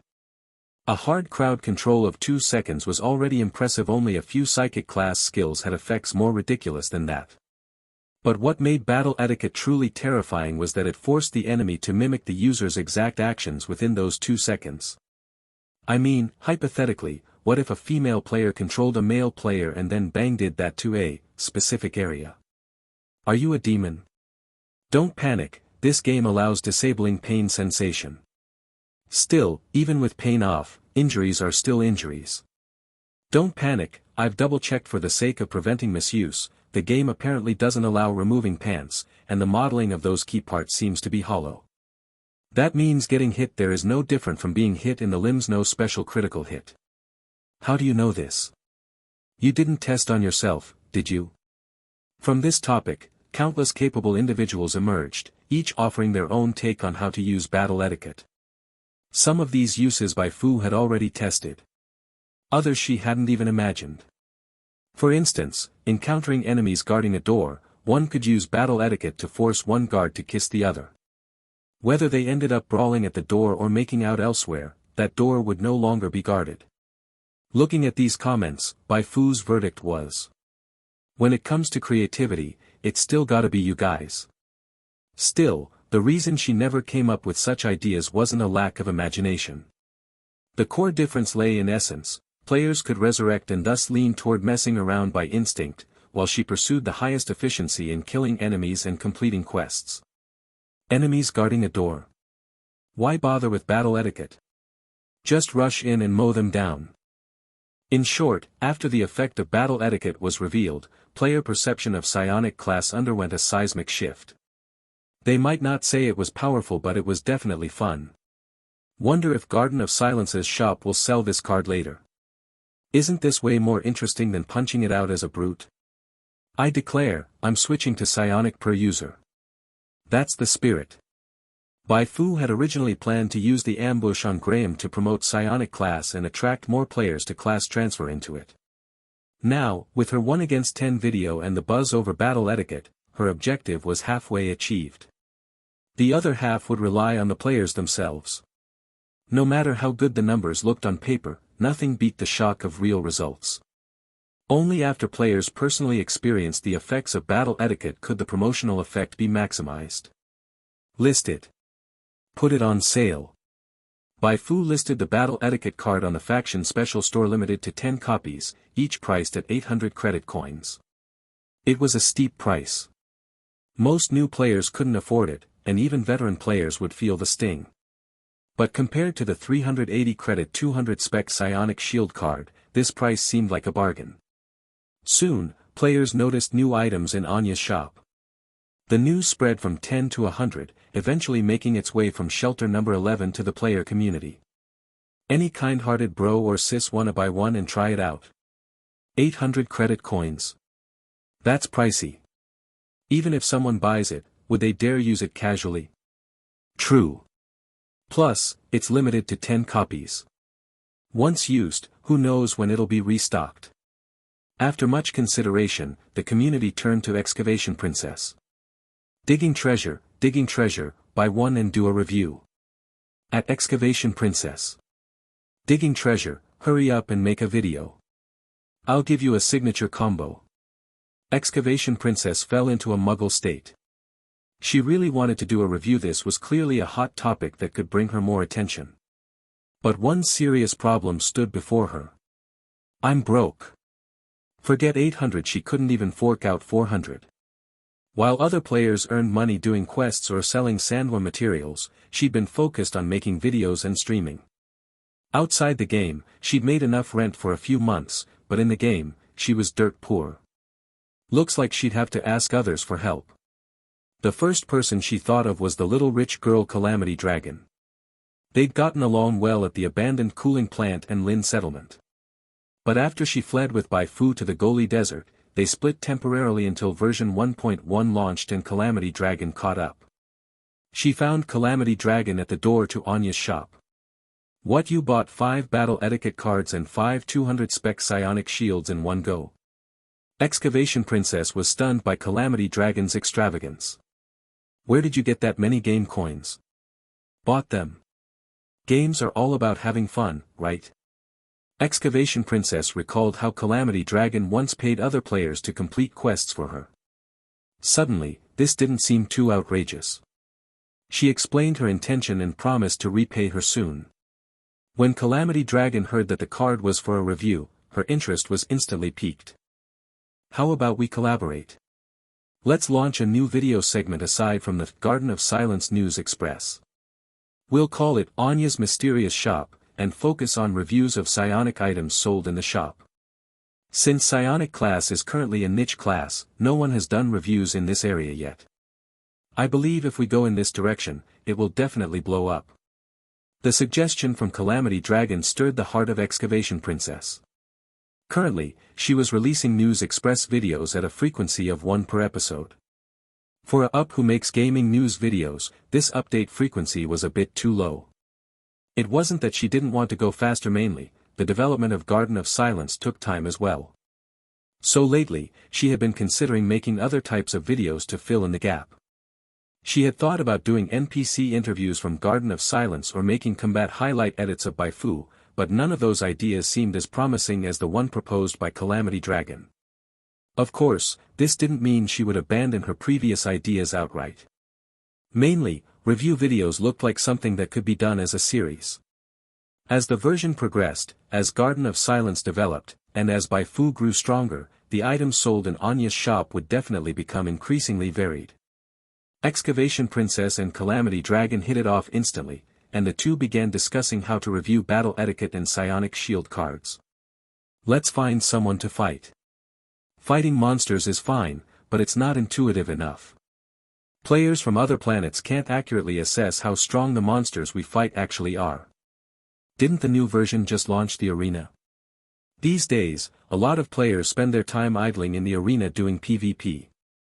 We can totally make an article out of this. The two quickly made a decision. That very night, a video titled Anya's Mysterious Shop, Episode 1, was released, immediately drawing massive attention from players. The video content was quite simple. At the beginning, Excavation Princess briefly introduced the effects of the Psionic Shield card and Battle Etiquette card, and stated that the following footage was released with the consent of the parties involved. Next, Calamity Dragon, acting as the reviewer, appeared and entered the arena to challenge a gaming master who had already racked up 34 consecutive wins. Whether in terms of level, skill richness, or gameplay prowess, Calamity Dragon was thoroughly outclassed by that gaming master. If it were a normal match, she would have simply become a stepping stone for his 35th consecutive win. However, she first pulled out the Psionic Shield card. Henshin. The 200-point shield was even thicker than Calamity Dragon's own HP. Once she equipped it, she transformed into a reckless berserker, not dodging or flinching, engaging the gaming master in a brutal, back-and-forth brawl. This utterly baffled the gaming master. What the hell? His class was martial artist, a class well suited for solo combat. Yet here he was, going toe-to-toe in close-quarters melee with a sharpshooter who wasn't even using a gun. He began suspecting a bug in the game. Why else would his attacks have no effect whatsoever on the sharpshooter? One could say the gaming master's dumbfounded reaction became one of the biggest highlights of the video, especially when Calamity Dragon pulled out the Battle Etiquette card. I win. Calamity Dragon stepped 2 paces to the left. The gaming master's body, as if compelled, also moved 2 steps to the left. At that moment, he was already standing at the edge of a cliff, and after taking those 2 steps, he fell straight off GG on the spot. What the hell? He couldn't even figure out how he lost. He didn't get it, but how could the players who had been following Excavation Princess and Garden of Silence not get it? It's battle etiquette. Cheating, this is cheating, there's no honor in this win. Bullshit. The arena doesn't prohibit item usage. If items aren't allowed, should we be banned from equipping gear too? If gear is banned, should mechanical classes just stop playing then? God damn. Psionic Shield plus Battle Etiquette is literally a PK God tier combo. This thing is broken. Give me a stack of Psionic Shield and Battle Etiquette, and I'll dominate the arena. The publicity effect was nothing short of explosive. The livestream comments and the comment section felt like they'd been hit by a nuclear bomb, with the hype levels maxed out. In particular, the reactions from guild players, professional players, and high-ranked solo players who had long prowled various games arenas were the most intense. For the average player, the arena was just a casual PvP playground. But for them, it was a business. Whether organizing competitions in the future or using the arena to build reputation and attract sponsors, they now had to seriously pay attention to the video jointly produced by Excavation Princess and Calamity Dragon, and to the prayer cards featured in it. If, in the future, every opponent came equipped with Psionic Shield and Battle Etiquette, while they had nothing, how were they even supposed to compete? In no time, major guilds began mobilizing, directing their members to transfer to Psionic class. Meanwhile, more and more players raised their voices in the community. Damn it, right now only Origin Star has Psionic Shield cards and Battle Etiquette cards for sale. This is so unfair to us players on other beginner planets. Exactly, exactly. We want our own Bai Fu too. Developer, get your ass out here. Stop playing dead. Envy us, be jealous. Hahaha, I just made a new account and got assigned to shelter number 11. You dead. Damn, I used to badmouth Bai Fu back when I was with the Gene Primordials. She's not the vengeful type, right? I kinda want a defect to Garden of Silence now. This moment was a special one. Because on the community homepage, in the front page posts, in the front page video comments section, not a single Bai Fu hate post or comment could be found. Even those voicing dissatisfaction were only saying that the prayer cards were too imbalanced for players at the current stage. Everybody loves Bai Fu. That was the conclusion Bai Fu arrived at after browsing the community. Her battle plan had achieved unprecedented success. Thanks to the success of the promotion, nearly 200 new players had arrived at shelter number 11 within just half a day. Counting those who had arrived earlier, shelter number 11 now had almost 900 players, almost enough to fill 2 camps. If not for the fact that players' spawn points on beginner planets were assigned randomly, Bai Fu estimated that number would have been several times higher. Truth be told, the growth rate was a bit too fast. Shelter number 11 could no longer support so many players, and the other camps she had commissioned the Gao family and the players to build were still some time away from completion. But still, it wasn't exactly a bad thing. Bai Fu was in excellent spirits. Most of these players would eventually transfer to become psionic per users. The more psionic per users among the players, the more potential clients she had. The more clients she had, the more money she could make. The more money she made, the faster she could grow stronger. And the faster she grew stronger, the more players she could attract. Perfect. Boss, help. I can't hold on much longer. Just as Bai Fu was feeling pleased, Anya came rushing in from outside in a panic. What happened? She asked in confusion. Anya began complaining. In short, there were just too many people. She couldn't handle it all by herself. Even with some veteran players helping out, it still wasn't enough. Bai Fu nodded. That was indeed a problem. When the other camps opened up in the future, Anya alone definitely wouldn't be able to manage. It seemed she'd have to hire more NPCs to work. She first thought of old Neeson and Sean, who had knelt in gratitude at the tavern that day. Anyone you know and think is reliable, feel free to recommend them to me. Bai Fu called this the Watchers Camp Veteran Reemployment Program. She had promised to help old Neeson fulfill his unfulfilled dreams.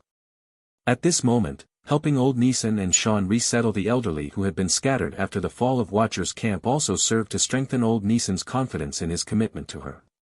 Old Neeson had never expected Bai Fu to bring this up. He stood stunned for a while before sincerely expressing his gratitude. Early the next morning, he and Sean brought 6 NPCs with them. Old Neeson had already fallen on hard times, and these 6 NPCs, after the collapse of Watchers Camp, had ended up in even worse conditions. They did have a certain degree of strength, but due to having far too many enemies, they didn't dare reveal their abilities or show their faces easily. They could only live bitter, hopeless lives. Bai Fu's arrival gave them the chance to start anew in what had seemed like the concluding of their lives. Thus, without much hesitation, they decided to join Garden of Silence. Upon learning that Bai Fu was about to head to Black Hawk Base to rescue Yulia's relatives and friends, they immediately volunteered to go along and contribute to the rescue mission. The blood of the elderly burned brightly in that moment. Bai Fu acknowledged their spirit, but did not approve of their reckless behavior. Players could revive after death, but if they died, it would be for real. Don't joke around with your lives. What you all need to do now is to properly familiarize yourselves with the dramatically changed shelter number 11, not follow me to Black Hawk Base. Whether it's wiping out all the unruly wanderer camps or constructing the Goli Desert, your strength will be needed. That is your true battlefield. Don't forget what your dreams are. Watching Bai Fu's receding figure, the 6 NPCs looked at one another, then turned their gazes simultaneously to old Neeson and Sean. Where did you find her? Find her? Old Neeson recalled the day Bai Fu had appeared at the tavern. No. She had burst into this bleak world like the morning light. After leaving the tavern, Bai Fu opened her terminal device. Yesterday, she had commissioned the dark web to gather intelligence. Now, the intel had arrived. First, after receiving her message, the Gene Primordials, Railway Guild, and Old Republic had indeed begun to take action. In that case, it's about time I set off too. The second piece of intel was about the mechanic Chi Yuan, the one Graham had warned her about. The intel was simple. Chi Yuan, age 33, a mechanic, was known for fighting with mechanical dog swarms, mechanical bee swarms, fixed turrets, and special power armor. A true one-man army just currently in the youthful mini version. Bai Fu nodded. However, she wasn't afraid in the slightest. Chi Yuan could control mechanical dog swarms, but she could command a player army. Trying to outnumber her. Let's see whether your mechanical dogs are tougher or my players are. 86, Garden of Silence's superhuman Bai Fu has entered the battlefield. Before officially setting out, Bai Fu produced a large number of 50-grade psionic shield cards and put them up for sale in her shop. She also had Gao Yuan deliver a batch of submachine guns, grenade launchers, RPGs, and grenades to sell to players. This time, they were attacking a base far more important to the Truth Society than the Bagaros base. To successfully complete the mission, she had to prepare thoroughly. Through her efforts over the past 2 days, she had successfully leveled her apprentice psionic illustrator class to LV13. Currently, her stats were HP 1730/1730. Psionic value 700/700. Stats: Strength 20, Agility 21, Constitution 75, Intelligence 18, Spirit 24, Inspiration 67. Bai Fu estimated that if she could successfully complete Yulia's commission assignment and take down Black Hawk Base, she would level up at least twice in one go. If luck was on her side and she managed to obtain some special rewards, her strength could skyrocket again. At that point, across the entire Origin Star, aside from NPCs who had unlocked advanced classes and a few high-level monsters, she would basically be standing at the pinnacle of solo combat power. Just thinking about it filled Bai Fu with motivation. Take me with you. Suddenly, little Yulia, who was placed on the table, spoke up. Bai Fu refused without hesitation. She could certainly understand little Yulia's feelings, but little Yulia was just a ragdoll and couldn't be of any help. Stop that. If I leave you in the vehicle, I'm afraid you'll fall. If I put you in my pocket, I'm also afraid you'll fall out or get crushed. I can't possibly stuff you into my chest or underwear, right? Little Yulia said, I don't mind. Climb down. Have you thought about the fact that while you don't mind, I really do? Who in their right mind would stuff a ragdoll in there? Bai Fu kept a stern face. Ms. Yulia, you don't want to lose all your family and friends forever, do you? If not, then be obedient and stay in the Goli Desert. Don't make any unnecessary moves.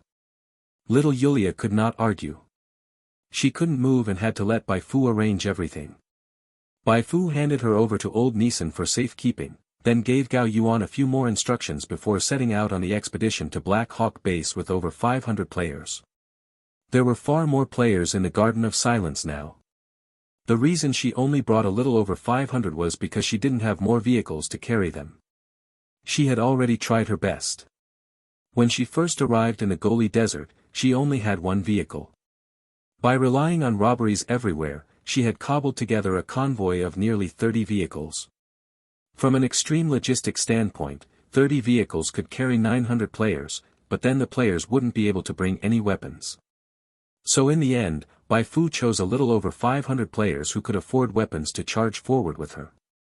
Old Republic, Twilight Canyon, a river running through the canyon was flanked by rows of military green tents.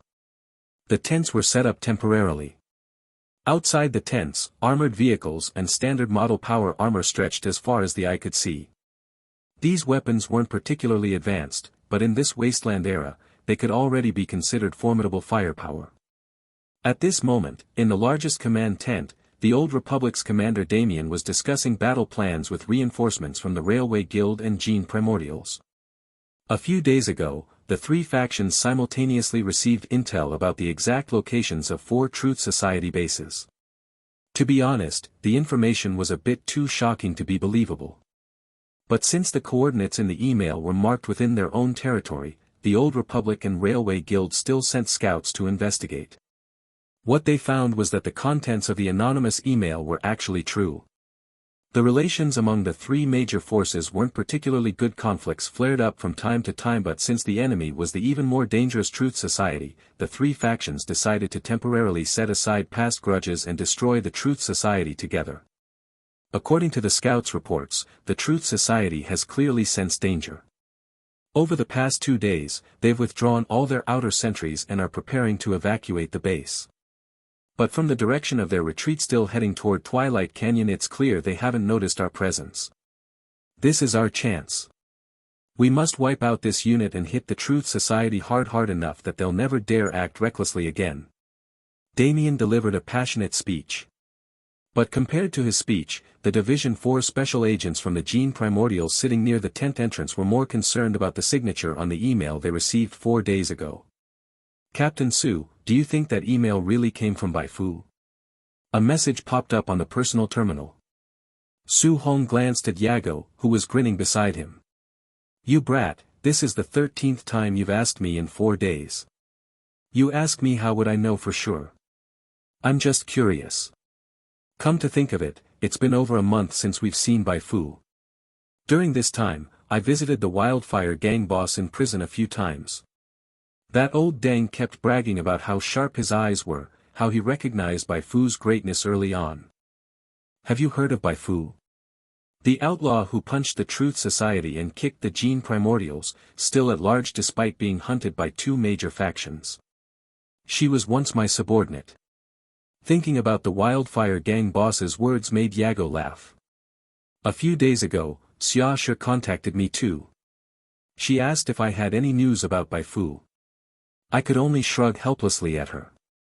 Su Hong shot him a sidelong glance. Why are you bringing this up?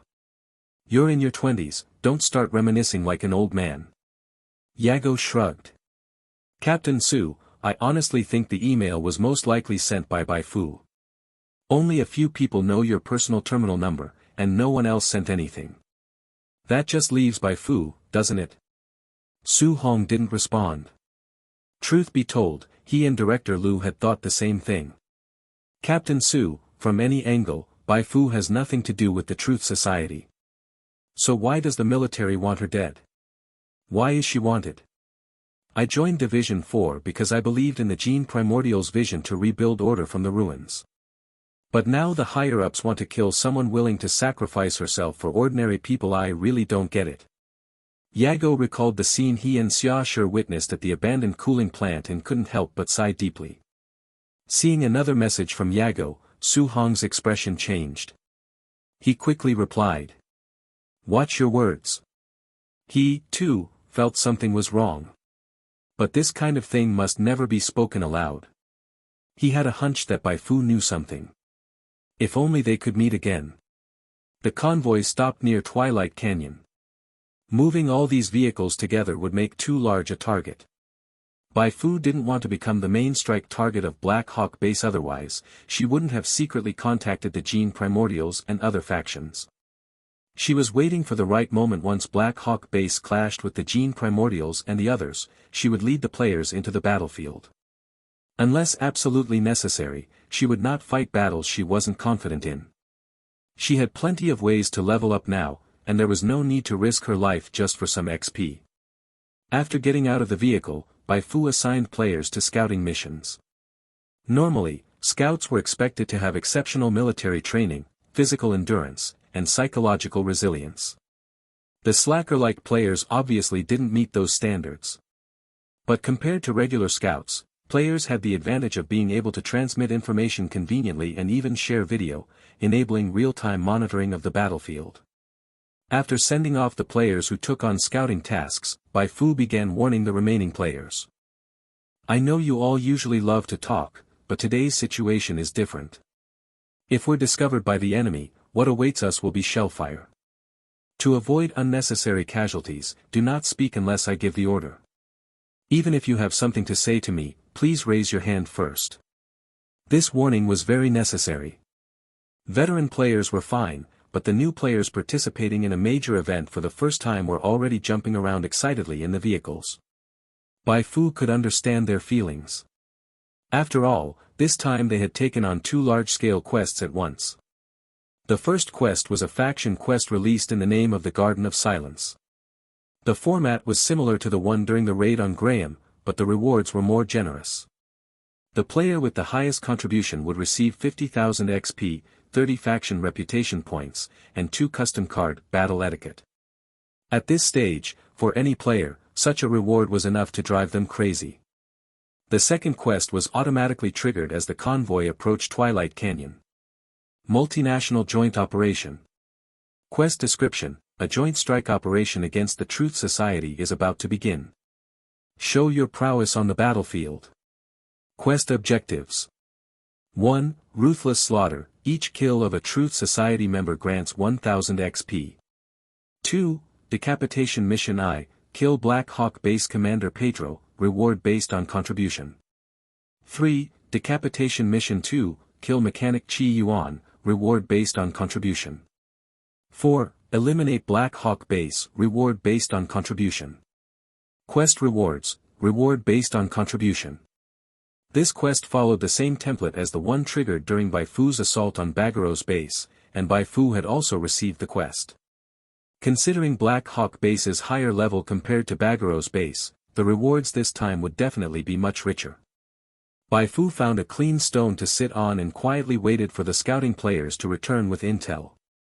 At the same time, outside Black Hawk Base, the base's commander Pedro glanced back at the facility. What a pity. Before the president could even begin the counterattack plan, Black Hawk Base's location had already been compromised due to Graham's sudden betrayal. Once the president calmed down, he immediately ordered a retreat. They had no choice but to abandon Black Hawk Base. It had taken nearly 10 years of effort to build this base. Graham. Pedro's heart was bleeding. He swore he would capture Graham alive and torture him with every cruel method he could imagine. Suppressing his killing intent, Pedro turned to Chi Yuan sitting in the vehicle and said, "We might encounter danger during this retreat. We'll be counting on your power." Chi Yuan smiled and nodded. Piece of cake. He had absolute confidence in his strength. Who could kill him? Unless it was a massive army encircling him, or the enemy launched a last-resort missile strike, otherwise he was confident he could use his mechanical army to tear apart any defensive formation. He wasn't an ordinary mechanic. He possessed mechanical manufacturing skills far beyond most, and an enviable electromagnetic-type Esper power. Empowered by this Esper power, his crafting speed far exceeded that of regular mechanics. The mechanical dogs and mechanical bees he created could unleash far greater power than ordinary machines. Thanks to this unique ability, he had made a name for himself on the dark web, becoming a listed S-rank certified assassin in his 20s. Later, the Truth Society took notice of his talents and offered very generous terms. He then joined the Truth Society. Don't be fooled by the fact that he wasn't in charge at Black Hawk Base. That was simply because he didn't care to manage others. His status was far above Pedro's. After giving his briefing, the troops at Black Hawk Base began their orderly retreat. As they neared Twilight Canyon, the waiting coalition forces immediately detected their presence. "Commander Damien, an unidentified convoy is heading toward our ambush zone." Damien's spirits lifted. A few days ago, they had already blocked the nearby roads. Now that a convoy had suddenly appeared, who else could it be but the Truth Society? Let them enter the ambush zone. Once they're in, attack immediately. He shouted loudly, and everyone became excited. They're here, the walking achievement points are here. A few minutes later, as the Black Hawk Base convoy entered the ambush zone, a power armor unit hidden above raised its right arm. Da-da-da. The machine gun began spitting fire. This signaled the start as autocannons on armored vehicles, agents, and soldiers all opened fire. The unlucky few at the front of the convoy were instantly shot in the head, blood and brain matter splattering everywhere. Ambush! Ambush! Screams rang out. Pedro's face turned grim. Are these people part dog? Their noses are that sharp. They really set up an ambush. He wasn't exactly panicking, he had been prepared for this, but he was still annoyed. He'd been praying nothing would go wrong on this retreat, and now those prayers were meaningless. Fight back, damn it.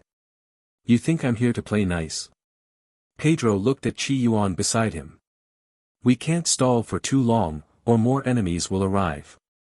Chi Yuan shrugged with a smile. I already deployed my mechanical bee swarm when they started firing. Just sit back and enjoy the show. He jumped off the vehicle. Watching his back disappear into the chaos, Pedro breathed a bit easier. Extraordinary individuals typically couldn't shoulder the main offensive in battle, but Chi Yuan was different. He was a mechanic who could truly fight as a one-man army. As long as Chi Yuan launched his attack, everything would turn out fine. Pedro had witnessed the power of the mechanical bee swarm. Those venomous stingers could even kill a Type 2 amoeba. What the hell is that? Mechanical bees. Retreat. Poison stingers. The coalition forces noticed something was wrong, but it was already too late. The stingers fired from the mechanical bees struck several soldiers' necks, and the poison quickly spread. Within seconds, the affected soldiers collapsed, writhing and screaming in agony. Help me! Help me! You bastard! Damien gritted his teeth. He hadn't expected the Truth Society to have such a trump card. Just as he was commanding troops to suppress the bee swarm, the Black Hawk base troops launched a flank attack from another direction. The infantry and convoy launched a feint, while Chi Yuan took the main offensive. Yes, a one-man offensive. Wearing customized power armor, he drove hundreds of mechanical dogs, each carrying firearms on their backs, to charge at the coalition forces from the flank. The mechanical dogs were small, agile, and fast, so fast that even Bolt would shed tears. In the face of the coalition's hail of bullets, they easily broke through the line, and while doing so, they could use their autolock modules to seek and shoot targets. It's Chi Yuan. Damn it, the intel never said he was at Black Hawk base. This is bad. Seeing the swarm of approaching mechanical dogs and recognizing Chi Yuan, Damien's eyes narrowed. He realized it would likely be very difficult to completely eliminate this Truth Society retreat unit today. Haha. Chi Yuan laughed wildly. He greatly enjoyed this sight, his mechanical legion harvesting enemy lives. To him, a man's romance should be guns, machines, and roses, blood. At the rear, Pedro nodded slightly. Just as he had expected, though the enemy had prepared, they were caught off guard by Chi Yuan's presence and had exposed a weakness. Wait for my command. He immediately contacted all drivers via walkie-talkie, preparing to charge through the barrage at any moment. At this moment, neither Pedro, Chi Yuan, nor Damien could have imagined that Bai Fu, who had received a report from the players, was lying in wait in the shadows. So this is the combat power of a fully formed mechanic. Bai Fu believed that once this video got out, plenty of players would rush to transfer to the mechanic class. But it didn't matter. She would show through her actions that, at least in this moment, in Twilight Canyon, Bai Fu was the strongest. Now it's our turn. With Bai Fu's command, over 500 players split into 500 routes and charged at the convoy from Black Hawk base. Sir, bad news, our flank is under attack. What? Pedro's eyelid twitched wildly at the report. He turned his head in haste, and across the chaos of rampaging players, he spotted from a distance a young woman approaching with steady steps. She wore a spotless white shirt, a black mask, and black leather gloves. Quick, get Chi Yuan back here. Pedro could feel the threat of death closing in. 87, Death Reaper of the Desert, the sole protagonist on the battlefield. In the live stream room named Garden of Silence first large-scale expedition live broadcast, the Excavation Princess, who hadn't streamed in a long time, suddenly appeared. Hello everyone, long time no see. I wonder if any of you missed me. Before her words even finished, the audience in the live stream room already exploded with excitement. Stop rambling, streamer, hurry and switch the camera to Bai Fu. Quick, serve it up already. I haven't seen Fuer's heroic figure in battle for days. Kill kill kill, I want to see rivers of blood. Excavation Princess, give us a close-up of Fuer's legs, please, I'm addicted to that, I feel uncomfortable without watching for even a day. Although the players watching the stream were all riling things up, the Excavation Princess still carried out the broadcast step by step. What's the rush? The battle hasn't even officially started yet. If you want to see Fuer's legs, why not come to the Garden of Silence and fight Fu yourself? Then you can experience the feeling of getting over a dozen ribs broken with one kick. This is my good partner, Calamity Dragon. Today, the two of us will be broadcasting this thrilling expedition for everyone. Alright, let's first introduce the three factions involved in this conflict. Calamity Dragon smiled and greeted the camera frowny face. Hello everyone, I'm Calamity Dragon, a special guest for this live stream, also the host of the program Anya's Mysterious Shop. She paused briefly and then began to explain the situation on the battlefield.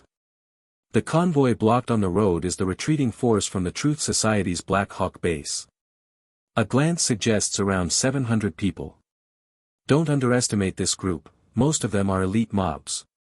And on the opposing side, fighting back and forth with the Truth Society, is an allied force made up of the Old Republic, Gene Primordials, and Railway Guild. The number is unknown, but judging by the current situation, the alliance is in a bit of a tough spot. The Excavation Princess nodded frowny face indeed, which brings us to the ace mechanic and boss of the Black Hawk base, Chi Yuan. Many players are interested in the mechanic class, right? Let's have a look today. Calamity Dragon followed up, now let's take a look at the ferocious tiger of the Truth Society, Chi Yuan's stats. She cast a scouting skill on Chi Yuan in the distance. It was a high-level version she had learned specifically, capable of revealing far more information than the standard one. In an instant, Chi Yuan's profile popped up in the live stream room. Name, Chi Yuan, Boss. Template, Special Dash. Main Class. LV-14 Lower Class. LV-10, Wind Fist Entry LV-10.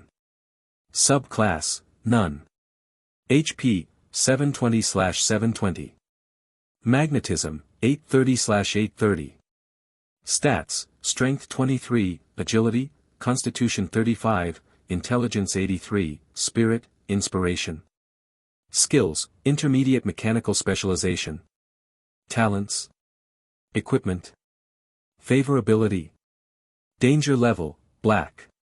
Black meant Chi Yuan's danger level was at the highest tier. This data dazzled the eyes of all players.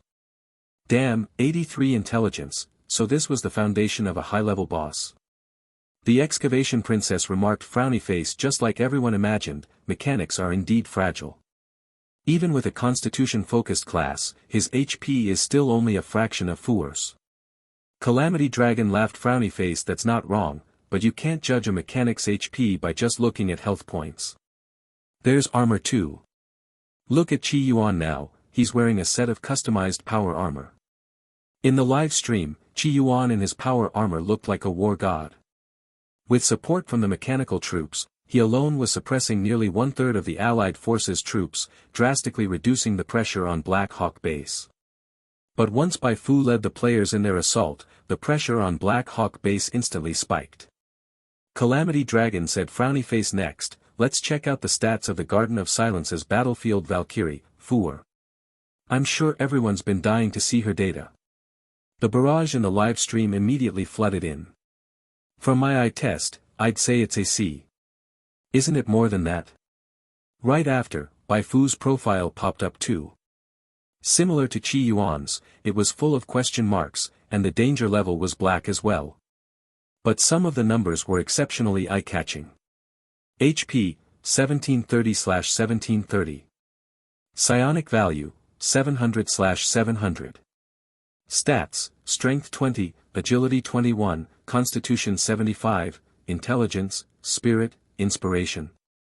Forget about HP and psionic value, players had already been shocked once back when she fought Graham. Constitution 75.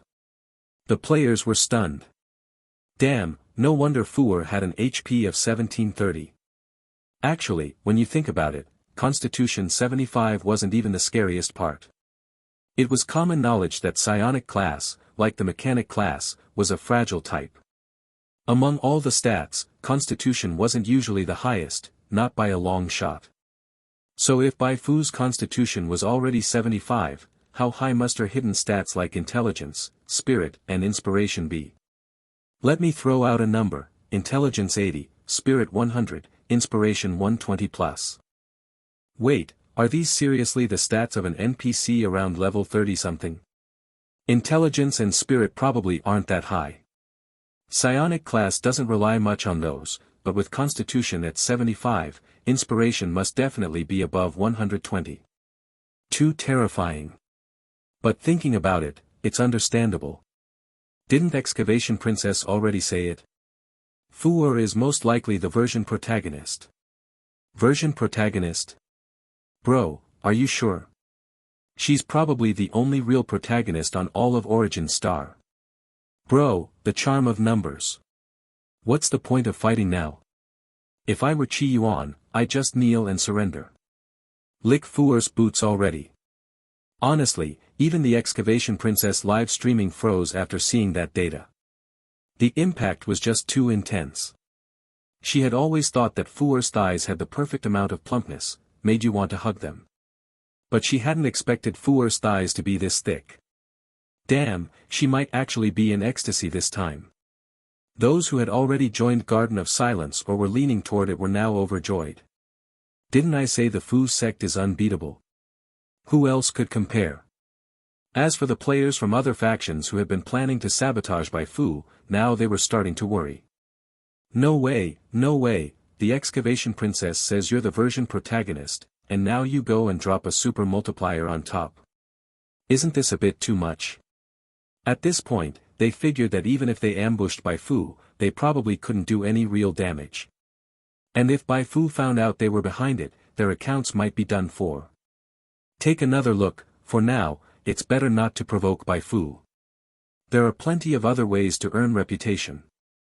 Bai Fu never expected that this live stream from the Excavation Princess would bring her such an unexpected benefit. At the moment, all her attention was focused on the Truth Society soldiers launching a counterattack under Pedro's command. These soldiers were quite strong. Even veteran players couldn't guarantee a win in a 1v1 fight with them. If new players engaged in melee with them, it would be pure suicide. She had brought these players to deal with Chi Yuan's Mechanical Legion, not to have them die before they even saw Chi Yuan. Bai Fu called over players from guilds like Jian Chi Chong Tian and handed each of them several copies of generic card, Spatial Distortion. You're responsible for holding back those regular soldiers, holding back, remember that. The battle situation is still unclear. Charging forward now would only draw enemy fire and lead to pointless deaths. Once the Allied forces break through the Truth Society's front lines, we'll launch a full assault. Remember, our main goal this time isn't to eliminate Black Hawk Base, but to rescue the people in that vehicle. Prioritize accordingly. Bai Fu locked her gaze on a vehicle. Inside were Yulia's family and friends. Got it. Jian Chi Chong Tian and the others immediately sprinted toward the cluster of new players, worried that if they arrived late, some new players might take it upon themselves to rush into the enemy lines. If a new player got themselves killed, fine. But if that ended up causing the Truth Society to turn around and attack them, it would be a huge loss. Bai Fu nodded in satisfaction. She wasn't in a hurry to make a move yet. She was waiting for the Allied forces and the Truth Society to become deadlocked. That would be the perfect time to rescue the hostages. After the rescue, then it would be time for a massacre. Although Jian Chi Chong Tian and others were shouting loudly, the players on their first battlefield still caused plenty of chaos. They were players, after all. What kind of player lacked confidence? Some overly confident new players ignored the warnings and started using all sorts of tactics, flanking, feints, diversions, against the Truth Society soldiers. They got creative with their strategies. But the soldiers responded only with expressionless trigger pulls, sending them to the respawn screen with clean headshots. Damn! The remaining new players were so terrified they didn't dare act rashly again. This scene fell into Pedro's eyes, and the tension he had felt just moments ago eased a bit. Looks like this ambush force isn't all that well trained. Should he just delay Qi Yuan's return? After a bit of thought, he dismissed the idea. That woman wearing a black mask, the one who clearly didn't fit in with the others, gave him a persistent sense of danger. Damn it, hurry up and get Qi Yuan back here. Tell him to stop screwing around up front. Just thinking about it made Pedro angry. You're a mechanic, for crying out loud, you should be remote controlling from the rear. Why do you always charge into melee like a brawler? Do you have any understanding of what it means to be a mechanic? While Pedro was fuming, Damien from the allied side was also in a rage. When he first saw the players rushing out, he was thrilled. He thought this battle was about to become a landslide victory. But when he saw the players charging in foolishly to get killed, he nearly exploded with fury. Are these people here to sabotage us? But that emotion didn't last long. Report, Commander. Qi Yuan has suddenly begun retreating. What? Damien scanned the battlefield. Qi Yuan's mechanical legion still held the upper hand, then why was he retreating? For those rookies? Whatever. No matter what he's planning, stop him. Damien gave the order immediately. Su Hong from Division 4 and others joined the charge. Physically, Qi Yuan didn't even match Su Hong, who was several levels lower. But Qi Yuan had customized power armor, that wasn't something ordinary gear could compare to. Magnetic shock. Su Hong charged at the front, but suddenly found his power armor jammed. A siren blared in his mind. He quickly shouted outward. Watch out! But it was a bit too late. Qi Yuan's power armor suddenly ejected jets from its feet and back, propelling the 2-meter-tall armor forward like a locomotive. Fully powered, he punched down, and launched Su Hong's power armor flying with a single blow. Holy crap! Everyone behind gulped. This mechanic was way too brutal. Qi Yuan sneered and charged again. Protected by the mechanical bee swarm, his power armor's left arm flipped over to reveal 2 cannon barrels. This time, it wasn't a punch, but a bombardment. Several thunderous blasts later, even the sniper Yago at the back was blown across the ground. Ribs, damn it, is he a monster? Yago gritted his teeth. Such power from one person, terrifying.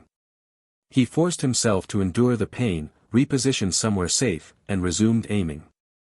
A sniper rifle couldn't pierce power armor, but it could still threaten certain joints of the armor. Looks like Qi Yuan won't be retreating anytime soon. Seeing this, Bai Fu was completely relieved. Everyone, follow me. Behind her, Starfish Bro, Gue Iwa Fu, Black Tiger Ah Fu, and the Rice Immortal, the same players who had tricked the Truth Society with cosmetic surgery earlier, all perked up. It was finally time. Charge. Kill those bastards. Under Bai Fu's lead, they all surged toward Pedro in unison. Bai Fu had just pulled out a grenade launcher from behind when dozens of bullets flew her way. But to Pedro's astonishment, Bai Fu didn't even try to dodge. She charged straight into the hail of bullets, and the others behind her followed suit. Pedro was dumbfounded. What was going on? Were these people not afraid of bullets? Starfish Bro and the others were enjoying themselves immensely. They said they had never fought such a straightforward and easy battle. They didn't have to think about anything, just run behind Bai Fu and shoot. Bullet rain. With psionic shield active, who gives a damn? Just crash through it. Bang bang bang, boom. Bullets mixed with grenades swept across like the scythe of death, relentlessly reaping the lives of any Truth Society soldier who dared pop their head up. Many players watching the live stream were experiencing for the first time just how powerful the psionic class could be. A good support makes all the difference. Whoa, this hell mode just turned into easy mode. Now it's the other side's turn to taste hell. Pedro's expression was grim. He had always known Bai Fu wasn't simple, but he hadn't expected his 2 frontmost lines of defense to be shattered by a single charge. Get Qi Yuan back here, now, he shouted, then turned to another man beside him. Luo Wan, take some people and stop her. The man named Luo Wan was an elite-level mutant, strong enough to break steel with brute force. Piece of cake. He had always found Qi Yuan irritating. After all, machinery was just an external tool, true strength came from the power of the flesh. This time, he would crush that masked woman like a chick, letting everyone know his terror. Luo Wan's muscles suddenly swelled, and his body size nearly doubled. The next second, without waiting for his underlings, he let out a roar and leapt out. His imposing momentum made even lions and tigers tremble. Pedro secretly shook his head. Luo Wan was too reckless. But now wasn't the time to worry about that. He figured Luo Wan probably couldn't beat that masked woman, but delaying her until Qi Yuan returned shouldn't be a problem. Watch out! Starfish Bro was the first to react. He quickly raised his gun and fired, trying to force Luo Wan back. Luo Wan laughed loudly and didn't even dodge, the bullets were caught in his bulging muscles. In just a few breaths, Luo Wan was already in front of Bai Fu. The Vajra gauntlet came crashing down from above, but Bai Fu's expression didn't change. She didn't even stop walking. She simply raised her grenade launcher and fired 5 consecutive shots into Luo Wan's abdomen from just 2 meters away. Luo Wan never imagined Bai Fu would dare to shoot from such close range, let alone fire 5 times in a row. Ah dash! His scream was instantly drowned out by the explosion. Bai Fu staggered a bit, then steadied herself and threw a grenade onto Luo Wan before charging out of the smoke. Boom! This time, the grenade and the blast from extra-dimensional erosion landed almost simultaneously. You killed Luo Wan, contribution 100%, gained 30,000 XP. You can withstand bullets, fine.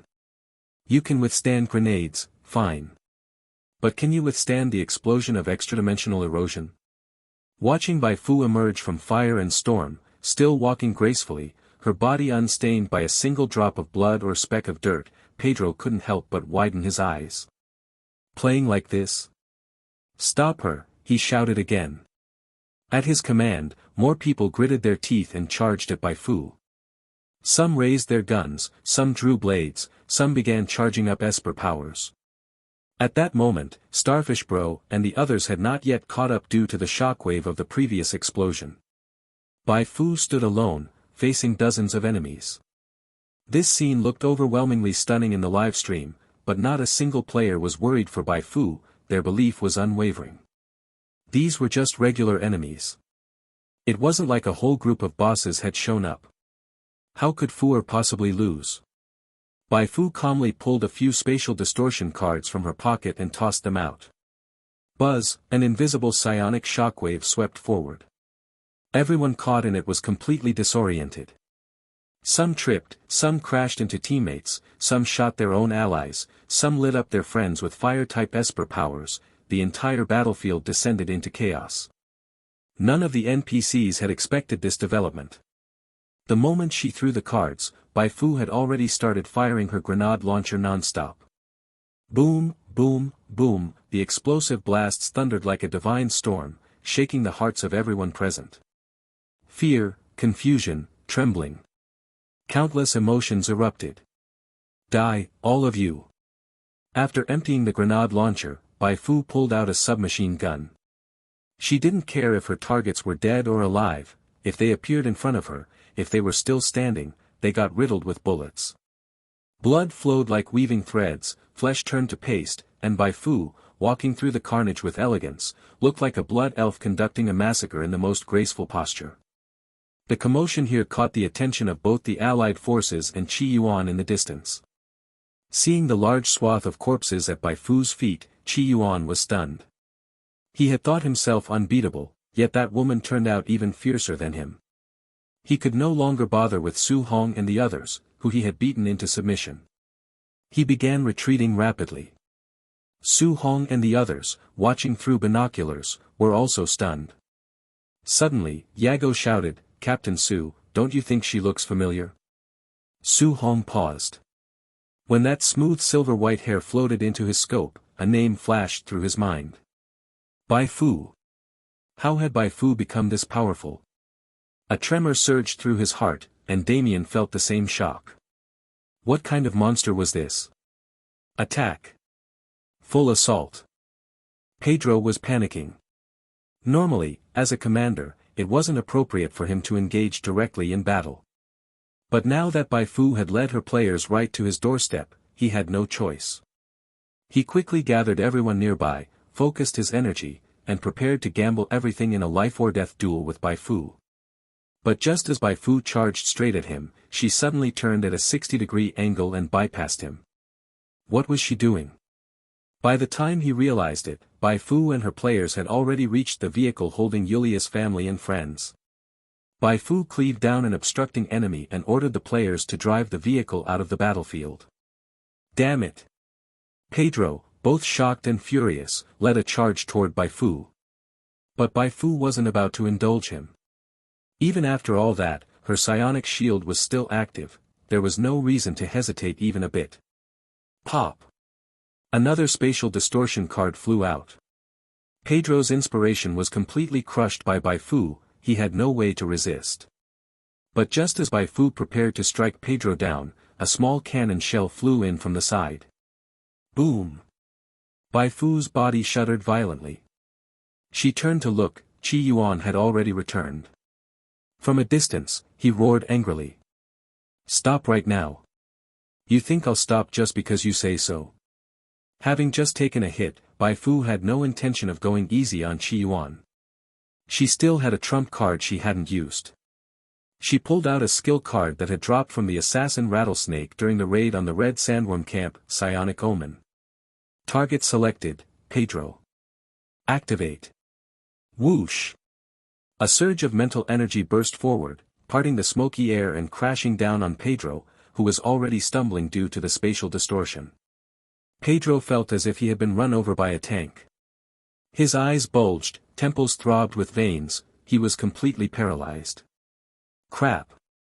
He and Qi Yuan simultaneously realized how dire the situation was, but what could they do? No amount of shouting or glaring could stop Bai Fu. She charged into the crowd with her electric knife crackling with arcs. One stab pierced through Pedro's armor, and into his heart. You! Qi Yuan stopped. He stared ahead, overwhelmed with fury. What he saw was the scorched black smoke rising from Pedro's heart and Bai Fu's pretty eyes forming crescent moons beneath her mask. Bai Fu remained unfazed by his fierce gaze. So what if you had a complete mechanical bee swarm?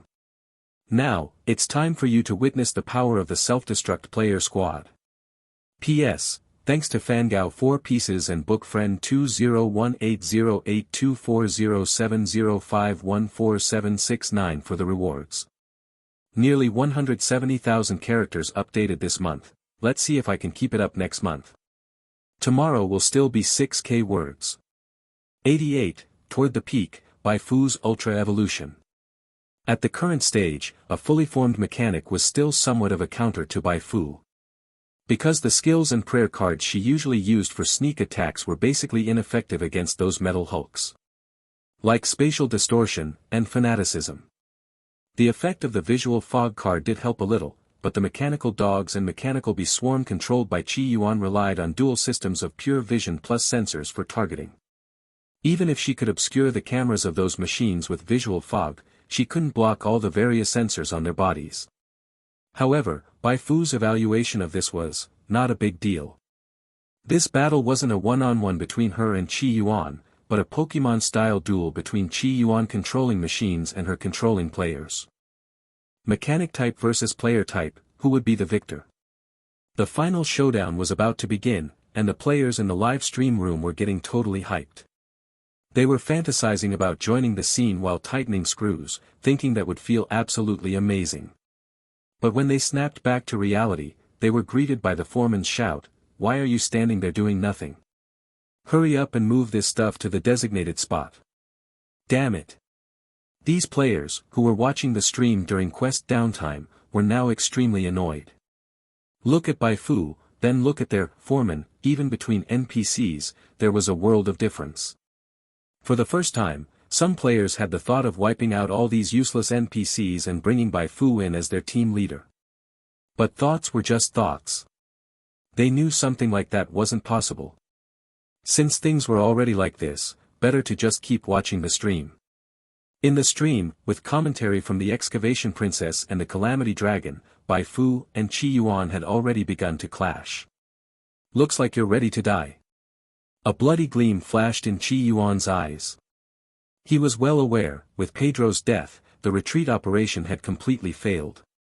Though he was a strong fighter, even he couldn't possibly wipe out the united forces and Bai Fu's side when they had superior numbers and morale. Leaving the main force behind to flee was clearly the wisest choice for now. However, Qi Yuan wasn't planning to run just yet. He was furious. Pedro had been killed right in front of him, and even after he had warned them. That wasn't just stabbing Pedro in the heart, that was slapping Qi Yuan in the face. Kill. He had to kill Bai Fu. He couldn't defeat the whole united forces, but couldn't he kill the lone Bai Fu before they got close? With that thought, Qi Yuan immediately directed the mechanical troops entangled with the united forces to begin a coordinated retreat. Trying to run. The united forces, already fed up with the mechanical dogs, were enraged upon seeing Bai Fu finish Pedro with one slash. Their morale soared, and there was no way they would let Qi Yuan escape again.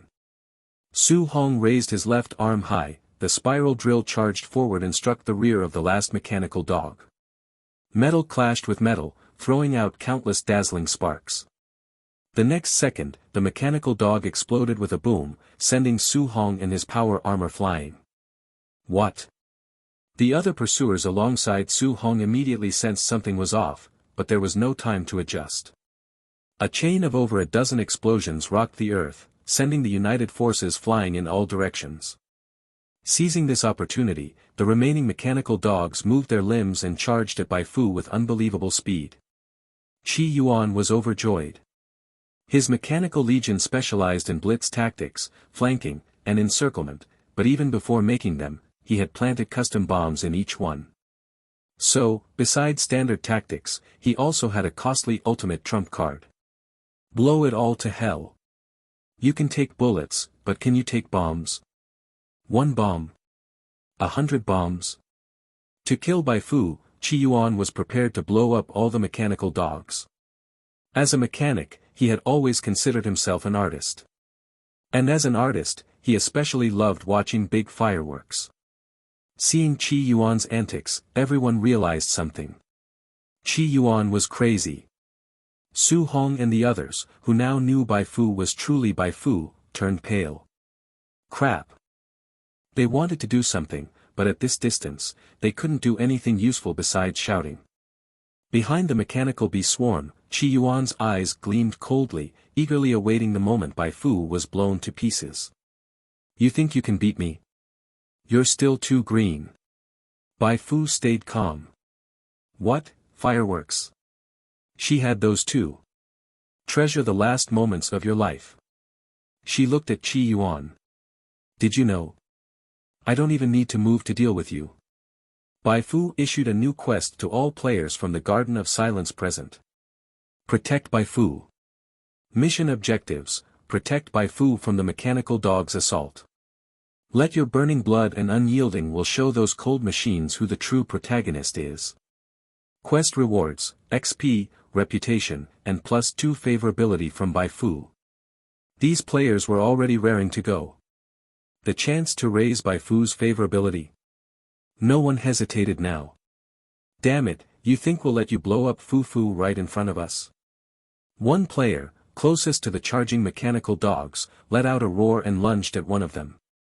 Qi Yuan froze at the heroic pose. You. A weakling like you trying to stop a mechanical dog? Ridiculous. You think my mechanics are cheap garbage? If you really manage to stop it, I'll eat the mechanical dog on the spot. As expected, that player hadn't even reached the mechanical dog when bullets shredded his legs, sending him tumbling to the ground. But that wasn't the end. Just as the mechanical dog reached him, he suddenly pulled the pin on a grenade hidden beneath him. Holy light be with you. Boom. A blinding flash and the roar of an explosion swallowed both the player and the nearby mechanical dog. That was just the beginning. The other players followed suit, charging at the nearest mechanical dogs. For Fu. For the glory of the Garden of Silence. Ahahaha, soup's up. There were more than 100 mechanical dogs, but over 400 players, an unmistakable saturation attack. By the time Qi Yuan realized something was wrong, the vanguard players had already exploded with the mechanical dogs. Boom! Boom! The explosions rang endlessly, igniting not only the battlefield but the hearts of everyone on it. They'd gone mad, everyone had gone mad together. Those NPCs who didn't yet know about the players were struck by an unprecedented shock, their minds nearly crashing.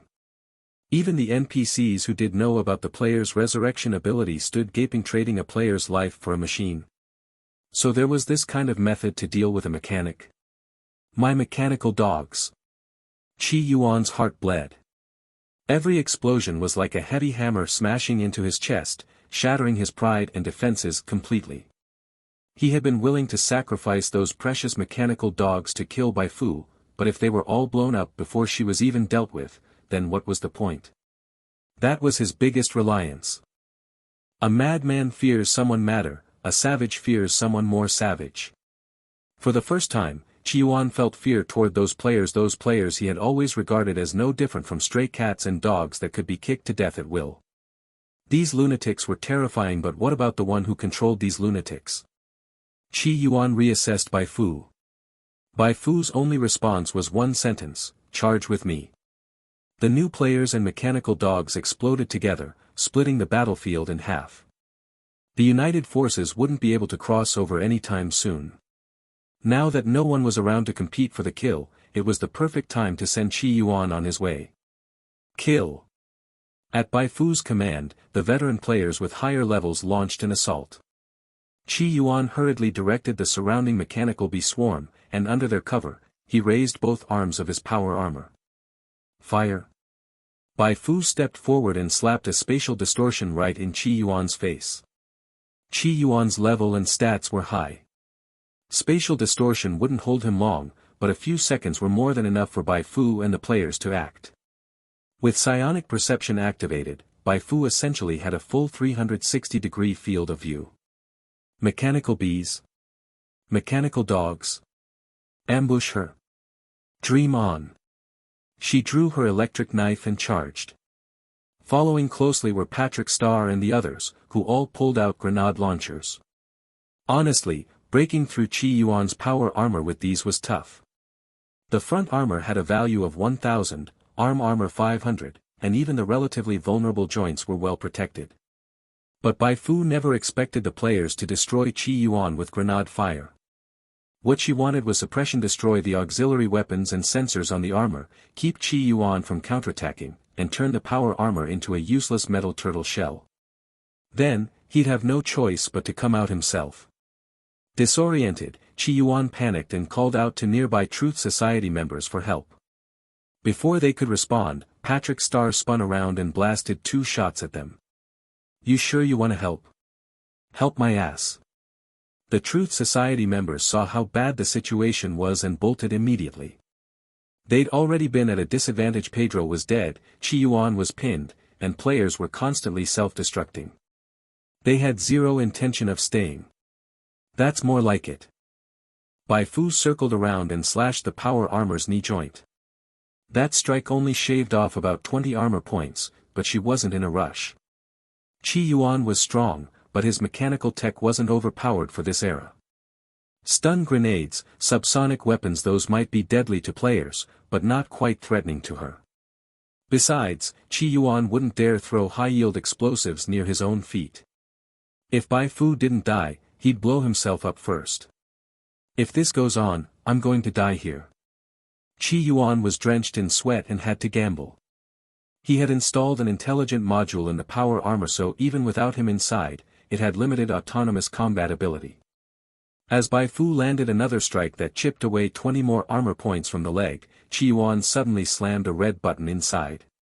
Emergency eject. With a burst of air, the back panel of the power armor shot out like a cannonball, smashing into Bai Fu and knocking her several meters back. -37. Bai Fu's HP dropped slightly, not a big deal. Seeing her knocked back, Qi Yuan rejoiced. He immediately bolted in the opposite direction. As long as the power armor could delay her for even 30 seconds, he could escape by car. But to his horror, after only a few steps, he found himself completely immobilized. What the hell? Behind him lay a freshly used battle etiquette card. Players on both sides poured bullets and grenades at the frozen Qi Yuan. Though he was armored, it didn't cover his entire body. First the right leg, then the left arm. After taking multiple hits, Qi Yuan collapsed, driven by a desperate will to live, crawling forward inch by inch. If he could just reach the car, he could live. If he lived, he could hunt down Bai Fu and... Arg! A sharp impact struck his lower back, making Qi Yuan scream. He felt it. A pair of slightly pointed heels had stomped down hard. You think you're still getting away at this point? Bai Fu stabbed him repeatedly. Electric arcs flashed. A stream of dense damage numbers floated up. The explosion from extra-dimensional erosion hadn't even triggered before Qi Yuan's HP bar was emptied. That was a fragile mechanic for you. Bai Fu shook her head. An NPC out in the field needed higher constitution to protect themselves. Never be like Qi Yuan. You killed Qi Yuan. Contribution, 61.2%. After level-based adjustment, you received 107,100 XP. Qi Yuan's death signaled the official completion of the multinational joint operation mission. Instantly, Bai Fu's ears were filled with system prompts.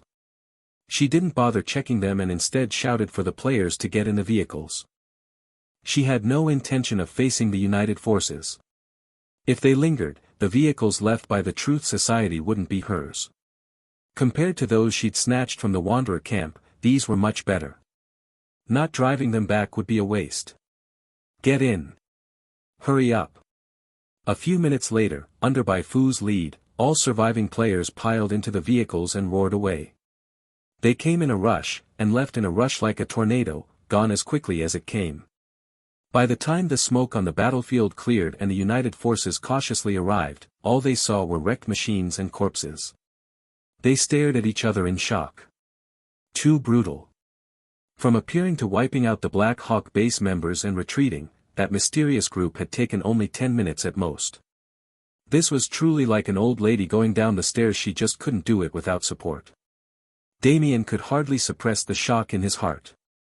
After instructing his subordinates to clear away the corpses of Pedro and Qi Yuan, he hurried to report to his superior. These death-defying outsiders needed to be reported immediately. Nearby, Su Hong and the wounded Yago, having just disembarked from their power armor, exchanged glances. They hadn't gotten a clear look at Bai Fu's face, but they had spotted another familiar face. Excavation Princess. This meant that the white-haired figure who rampaged invincibly across the battlefield was Bai Fu. She's already so strong I can't even comprehend it. Yago's eyes were filled with astonishment. Su Hong thought the same. Perhaps this was what a true genius was. She was once thought to be a fleeting meteor, but now, she seemed to be steadily becoming the moon. We're going after her. Su Hong was full of doubts now. He had so many questions he wanted to ask Bai Fu. This time it wasn't just Bai Fu. Every player who participated in this battle had reaped great rewards.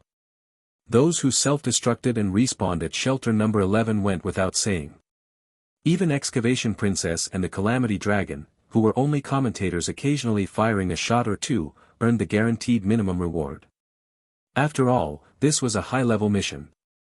Even the guaranteed reward made the viewers in the live stream room envious to no end. We're all new players from version 1.1, so how's the gap this wide? Because you didn't join the Garden of Silence. If only I'd been born in shelter number 11.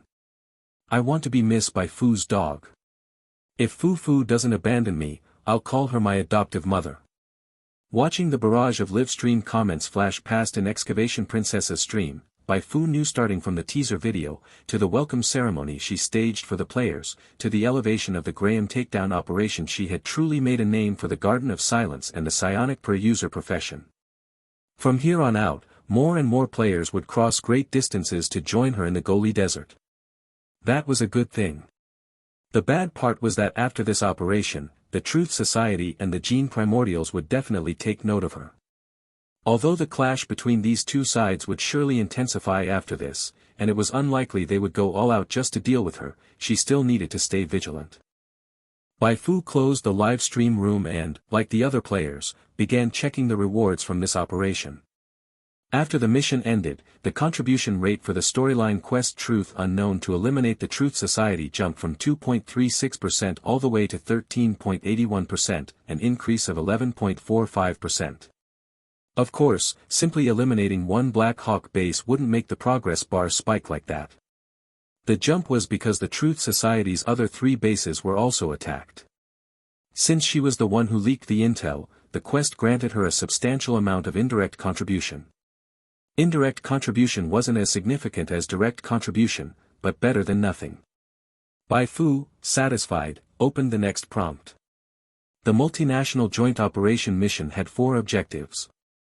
The first objective was to eliminate members of the Truth Society. This time she had taken down 31 of them, earning 31,000 experience points. The second objective was to eliminate Pedro. The reward for killing Pedro was 75,000 experience points. Since she had 100% contribution, she received a generous additional reward, 200,000 experience points and 3 attribute points. Bai Fu dumped all the attribute points into inspiration, raising the stat to 70. Without hesitation, she decided to push inspiration to 77. Once it reached 77, her psionic value would break 800, unlocking a new psionic enhancement from the psionic knowledge chain. This enhancement was substantial. She would gain bonuses to constitution, intelligence, and spirit. The third objective of the multinational joint operation was to eliminate Qi Yuan. Since her contribution was only 61.2% this time, the extra experience reward was a bit lower, just 250,000 experience points. But besides that, she also obtained a new skill. Summon True Spirit, consumes 50 psionic value to summon a micro-true spirit capable of scouting nearby terrain. While active, consumes an additional 5 psionic value per minute. Can be manually detonated to deal, inspiration * 1.5 plus 50, psionic damage to a 10-meter radius. No cooldown. Bai Fu's eyes sparkled. This was a skill combining mobile reconnaissance and remote detonation, an extremely useful addition for her current toolkit. Summon several true spirits and toss them into a mob. Goodness, the trash mob clearing efficiency would rival Musugame's. The only issue was that the micro-true spirit's movement speed wasn't very high. But as long as she timed the cast right or placed it in a hidden location, that wouldn't be a problem. Maximum range is 1,000 meters. What it sees will be transmitted directly into my mind. Bai Fu was very pleased with this new skill. The final objective, eliminating Black Hawk base, also had delightful rewards, 300,000 experience points and a passive skill, Natural Breathing. Natural Breathing was Pedro's exclusive passive. The effect was similar to healing through breathing in FPS games when out of combat, health regeneration speed plus 300%.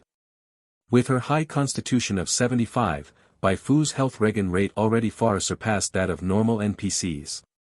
With this boost, her regeneration would rival a player's. Even if gravely injured, she could recover quickly. What a pity this skill didn't work in combat. If it did, it would be insane. I currently have 1.02 million experience. After turning in little Yulia's request, 3, my experience should exceed 1.2 million. At that point, I can level up 3 times in one go, raise Apprentice Psionic Illustrator to LV16, and once I complete the Goli Desert's regional main storyline, I'll be close to unlocking the threshold for an advanced class. Unlocking an advanced class meant standing at the peak of Origin Star. As long as she didn't get swarmed or locked onto by heavy weapons, she could strut around like a queen. Unconvinced? Beat you until you're convinced. Bai Fu was beyond excited. She could start preparing now. Unlocking an advanced class required 5 psionic knowledge chains, she still lacked 2. In addition, she had to complete an advancement quest, though that wasn't urgent for now. The Gene Primordial stash is almost completely looted by me. The other major factions probably also have psionic knowledge, but I don't know them well. I'll have to check the dark web. Bai Fu wasn't short on money anymore. Nearly 1,000 players were constantly generating wealth for her. To appease those players who had remained in shelter number 11 and missed out on the operation, she planned to take them on a desert sweep after returning to the Goli Desert and completely wipe out the disobedient wanderer camps. The Goli Desert only needed one shot caller, and that was her, Bai Fu. As Bai Fu was thinking about the future, Excavation Princess's voice suddenly rang in her ear. Fu, a car is chasing from behind. It's a United Forces vehicle, just one. A United Forces vehicle, and only one. Bai Fu was slightly surprised. This seemed like the perfect time for her new skill, Summon True Spirit, to shine. She spent 50 psionic value to summon a true spirit, and to her surprise, the summoned true spirit looked just like a chibi version of herself. Tiny Bai Fu. Trying to play cute, huh? She directed Tiny Bai Fu to float toward the chasing vehicle. What Tiny Bai Fu saw was immediately reflected into her mind. This was a very novel experience, much more interesting than watching surveillance footage with the naked eye. Soon, Bai Fu saw through Tiny Bai Fu, who was sitting in the pursuing vehicle. Division 4's people.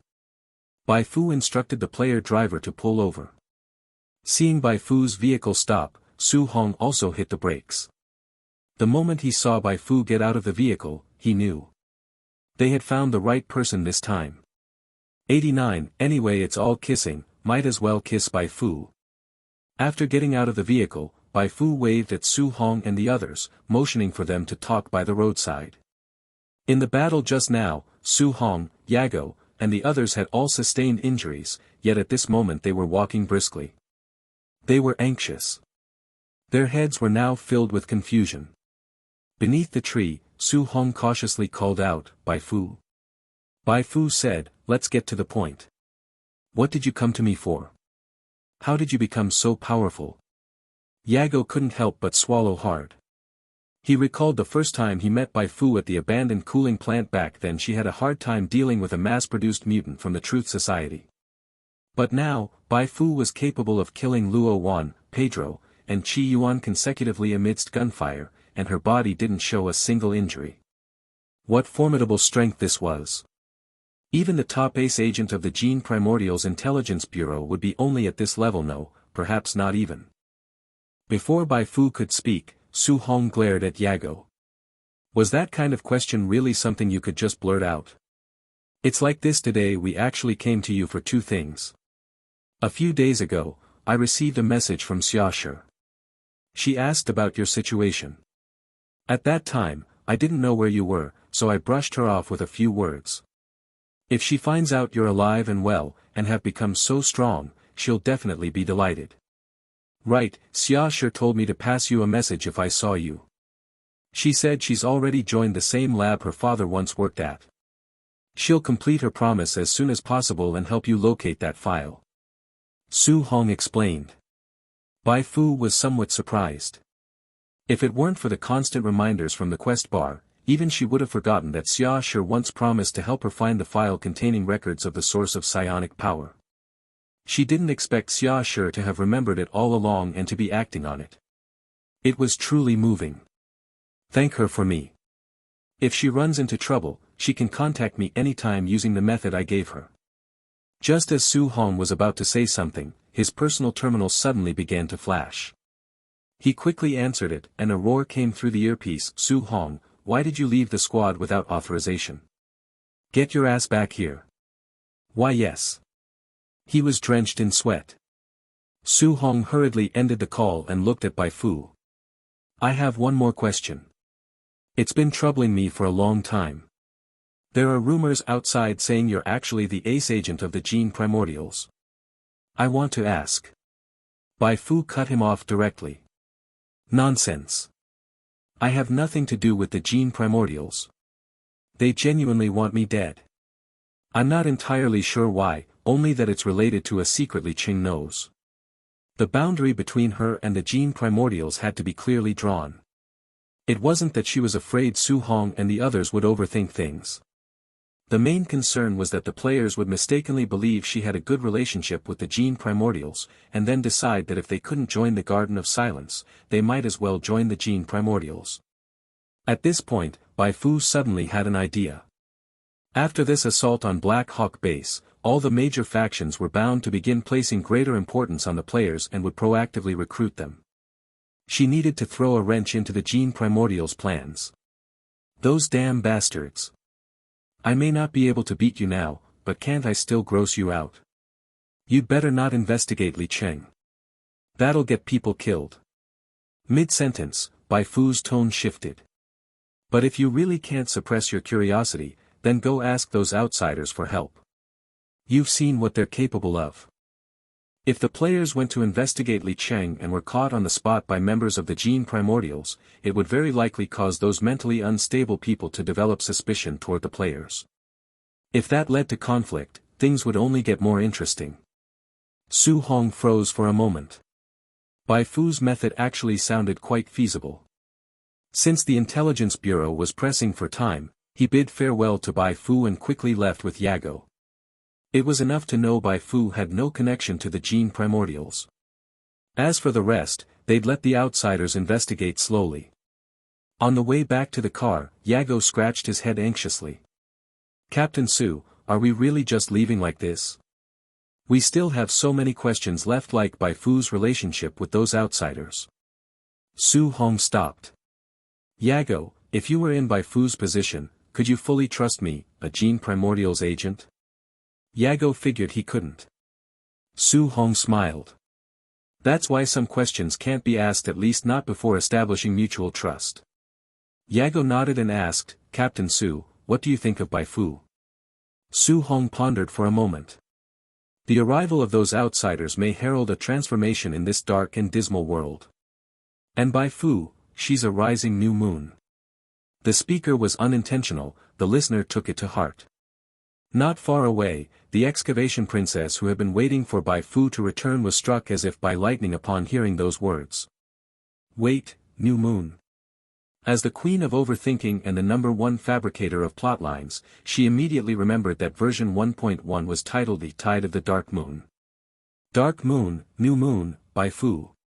Yes, they were all connected now, perfectly connected.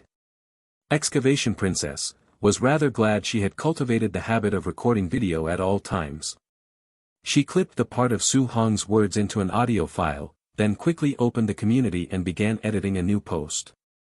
Breaking news, everyone breaking news. I found even more compelling evidence that Bai Fu is the version protagonist. Everyone knows version 1.1 is called The Tide of the Dark Moon, right? I won't say much more, just listen to this audio clip. Audio. Surprised? Shocked? Honestly, I didn't expect the evidence to appear like this. It just goes to show that the truth is always hidden in the details. This game is too meticulous. Every single line of dialogue, if scrutinized carefully, can reveal loads of useful intel. If you still don't believe it, pay more attention going forward. See if people mention the moon, dark moon, or related terms when talking about Bai Fu. The post sparked widespread discussion immediately upon release. After all, both Excavation Princess and Bai Fu were trending stars now. Excavation Princess, you're incredible. How did you even find this? You not becoming a scriptwriter for the dev team is this game's greatest loss. Dark Moon refers to Bai Fu. Tide of the Dark Moon. Bai Fu's tide. What does this tide mean? Tide, like ocean tide, tide. Amid a bunch of wild speculation, one new reply suddenly went viral. If you ask me, the tide refers to the wave of players. And Tide of the Dark Moon means this version is all about Fu leading the players around causing trouble. Many players trembled all over after reading that reply. Damn, it made too much sense. Bai Fu was the protagonist of version 1.1. Her faction, the Garden of Silence, began actively recruiting players starting from version 1.1. After the update launched, she led the players through wave after wave of actions. Everything perfectly aligned with that reply's content. Kneeling to the master. Master lights a cigar. Bai Fu, ? Wait, how could they be this brilliant? Bai Fu had casually opened the community and was stunned by what she saw. She never would have imagined that during just the brief time she spent off the vehicle for a conversation, Excavation Princess and a crowd of entertainment-loving players had already stamped her completely with the label of version protagonist. At this point, there was basically no chance of any further twists. With the call from Excavation Princess, a large number of players would surely start paying attention to the dialogues of nearby NPCs. Eventually, there would be a moment when one or two NPCs would connect her to the moon. Under normal circumstances, such lines wouldn't attract any attention. But with Excavation Princess's prior foreshadowing, the situation was entirely different now. This was the evidence proving Bai Fu was the version protagonist, and Excavation Princess was a genius at uncovering game storylines. Bai Fu already foresaw the players in the community going wild praising how accurate Excavation Princess's predictions were. Her comment on it, "Shoot the arrow first, draw the bullseye later, hard not to hit the mark like that. Since it's come to this, may as well cooperate a little with Excavation Princess." While passing through an area with network access, Bai Fu logged onto the dark web. Beneath her bounty listing, she blew her own trumpet under the guise of a complete bystander, and even gave herself the nickname Silver Moon while doing so. Though information didn't spread particularly fast on the dark web, a few assassins did remember the nickname Silver Moon, and mentioned it during conversation. One such moment happened to be overheard by nearby players. Seeing a chance to ride the hype, that player immediately posted their discovery on the forum. That became the first sighting event, not tied directly to Excavation Princess. And within just 2 days, several players claimed to have heard similar remarks. At this point, no one doubted Bai Fu was the version protagonist anymore. Ironclad proof, folks. So jealous, so jealous, so jealous. Those players born in shelter number 11 are ridiculously lucky. Damn it, who's the version protagonist on our planet? Someone get an Excavation Princess 2.0 to dig it up, I wanna latch onto the protagonist too. A swarm of players stared at the Garden of Silence crowd, practically drooling with envy, and soon, that emotion only intensified. This had to do with the news about the fall of Black Hawk Base spreading. With Pedro and Chi Yuan both having fallen to Bai Fu, the remaining members of Black Hawk Base scattered and fled. Most of them were either captured or killed, only a few strong individuals managed to escape with luck and strength. Once out, they immediately reported the battlefield events to the Truth Society president. After Graham's betrayal, the president had already sensed something big might happen, but even so, he hadn't expected it to be this big. Black Hawk Base was virtually wiped out, several trusted officers died suddenly, and even the hostage meant to threaten Yulia had been rescued. The president nearly passed out from rage. But he was a seasoned veteran, no matter how furious he got, he still grasped the key issue in this crushing defeat. A young woman with white hair wearing a black mask. The president deeply suspected that this was Bai Fu. But without evidence, he temporarily shelved that thought and turned his attention to the player who had exploded alongside Chi Yuan's mechanical dog. He picked up a report from the table, submitted several days prior. It recorded characteristics of players. Appears to have infinite resurrection. Sometimes disappears into thin air, then reappears just as suddenly. Most of them seem to have severe mental disorders, highly unstable, often spouting nonsense and behaving irrationally. Previously, his focus had been entirely on retaliating against the Gene Primordials and Graham's betrayal, so he hadn't paid the report much attention. But now, he couldn't afford to ignore it. The ability to infinitely resurrect was just too overpowered. Though these undying ones might be mentally unstable, to the Truth Society, that was no issue. No matter their original state, once exposed to the Truth Society's mutant technology, they could become its most loyal soldiers. Just imagine he would have tens of thousands of mutant warriors who could endlessly resurrect at his command. Gene Primordials. Railway Guild. He'd crush them all. Implement the mutant plan at full force. With the president's order, players who had just joined the Truth Society and hadn't yet been promoted met their doom. Hey, what are you doing? Let go of me, let go. Tai Erjinren, who had just been promoted for successfully bringing back the intel on Graham, felt chills all over watching the scene. Thank goodness he had been promoted. Otherwise, he'd be dragged into experiments too. The mutation process came with risks of failure. Some players suffered greatly from this after failing, their race became bizarre, and the unluckiest of them ended up with a constitution to HP ratio of 5, only half of what a normal player had. Even those who succeeded weren't particularly thrilled. The Truth Society's standard mutant template came with way too many restrictions. WTF, my account's ruined. Truth Society, I'll never forgive you. Damn it, these shitty mutants, I can't learn any other classes now. Crap. After mutating I look hideous. I'm gonna kill the Truth Society president's horse.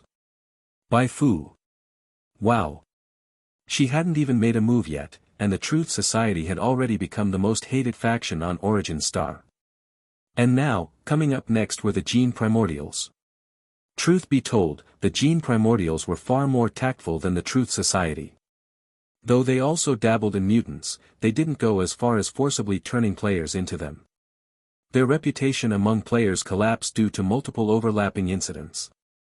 First, a few days prior, the Truth Society publicly released production records from the Gene Primordials' biochemical factories, accusing them of researching inhumane tech to erase human consciousness. Players took one look. Wasn't that classic villain behavior? Most players didn't like villains. Some purely hated them, others felt siding with villains led to bad endings. Then, Su Hong approached players to investigate Li Cheng. A few players were indeed caught, which immediately put the Gene Primordials' upper echelons on alert. They not only increased surveillance on players but also strictly prohibited players from accessing key positions. These two decrees severely worsened player gameplay. All that effort to grind reputation and NPC favorability turned out useless. They couldn't even land management roles. That might have been tolerable without comparison. But the problem was that on Origin Star, there was Bai Fu. Bai Fu had founded the Garden of Silence, and with her and Excavation Princess's teamwork, it had become the top faction. Are Gene Primordials even human? In the Garden of Silence, Bai Fu leads missions personally. With the Gene Primordials, it's nothing but being bossed around all day, and even then they keep promising big things that never materialize. Damn, worse than my own boss. If I have to suck up to someone anyway, why not Bai Fu? She's the protagonist and she's good looking. Even if I gain nothing, at least she's nice to look at. That cursed faction is doomed sooner or later. I'm joining the Garden of Silence. Is it still in time to join the bisect? The anger of some players who had joined the Gene prototype was completely ignited, and this wave of antagonism only made the Gene prototype even more guarded against the players. A vicious cycle had officially begun. A small number of well-resourced players chose to bail, while others had no choice but to endure for the moment. However, they too began voicing their frustrations in the community. When can Bai Fu come over and wipe out the Gene prototype? If she really does, I'll defect on the spot. I support Bai Fu as the governor of Progenitor Star. Who's with me? Who's against? Bai Fu was utterly delighted. Yes, just like this, everyone come lick me. She had started to suspect that the Truth Society and the Gene prototype were her fans. Otherwise, why were they so coordinated in pushing all the players toward her? Please, intensify your efforts. I'll bring these players to your graves. To further provoke the players already reeling from mental imbalance, Bai Fu decided that once she returned to Shelter Number 11, she would lead players in clearing out the surrounding drifter camps. A day later, she returned to her base of operations via Shelter Number 5. Recently, all major factions were busy researching what exactly players were, and with the coalition just having fought the Truth Society, they had no time to bother her, which, admittedly, was very good news. After posting a bounty on the dark web for the collection of psionic knowledge chains, Bai Fu brought the relatives and friends of Yulia whom she had hauled back by vehicle to Old Nissan's tavern. It was a reunion of old friends, and naturally, there was reminiscing and emotion. Bai Fu couldn't bear the crying scene and quietly returned to her quarters to tally her quest rewards. The quest Little Yulia's Request, 3, had been completed. Quest reward, 220,000 experience points. Since she had successfully rescued all the targets, a hidden reward was triggered. The hidden reward was a very special psionic item blueprint. Psionic Collector. This collector could store up to 500 psionic points and could be reused. It boasted a durability of 250. Although it couldn't replenish psionic energy directly, the psionic energy inside could be used to craft various psionic items, such as prayer cards. Bai Fu's eyes lit up. With this, she could pre-store a large amount of psionic energy and then draw on it when crafting prayer cards, significantly increasing her card-making efficiency.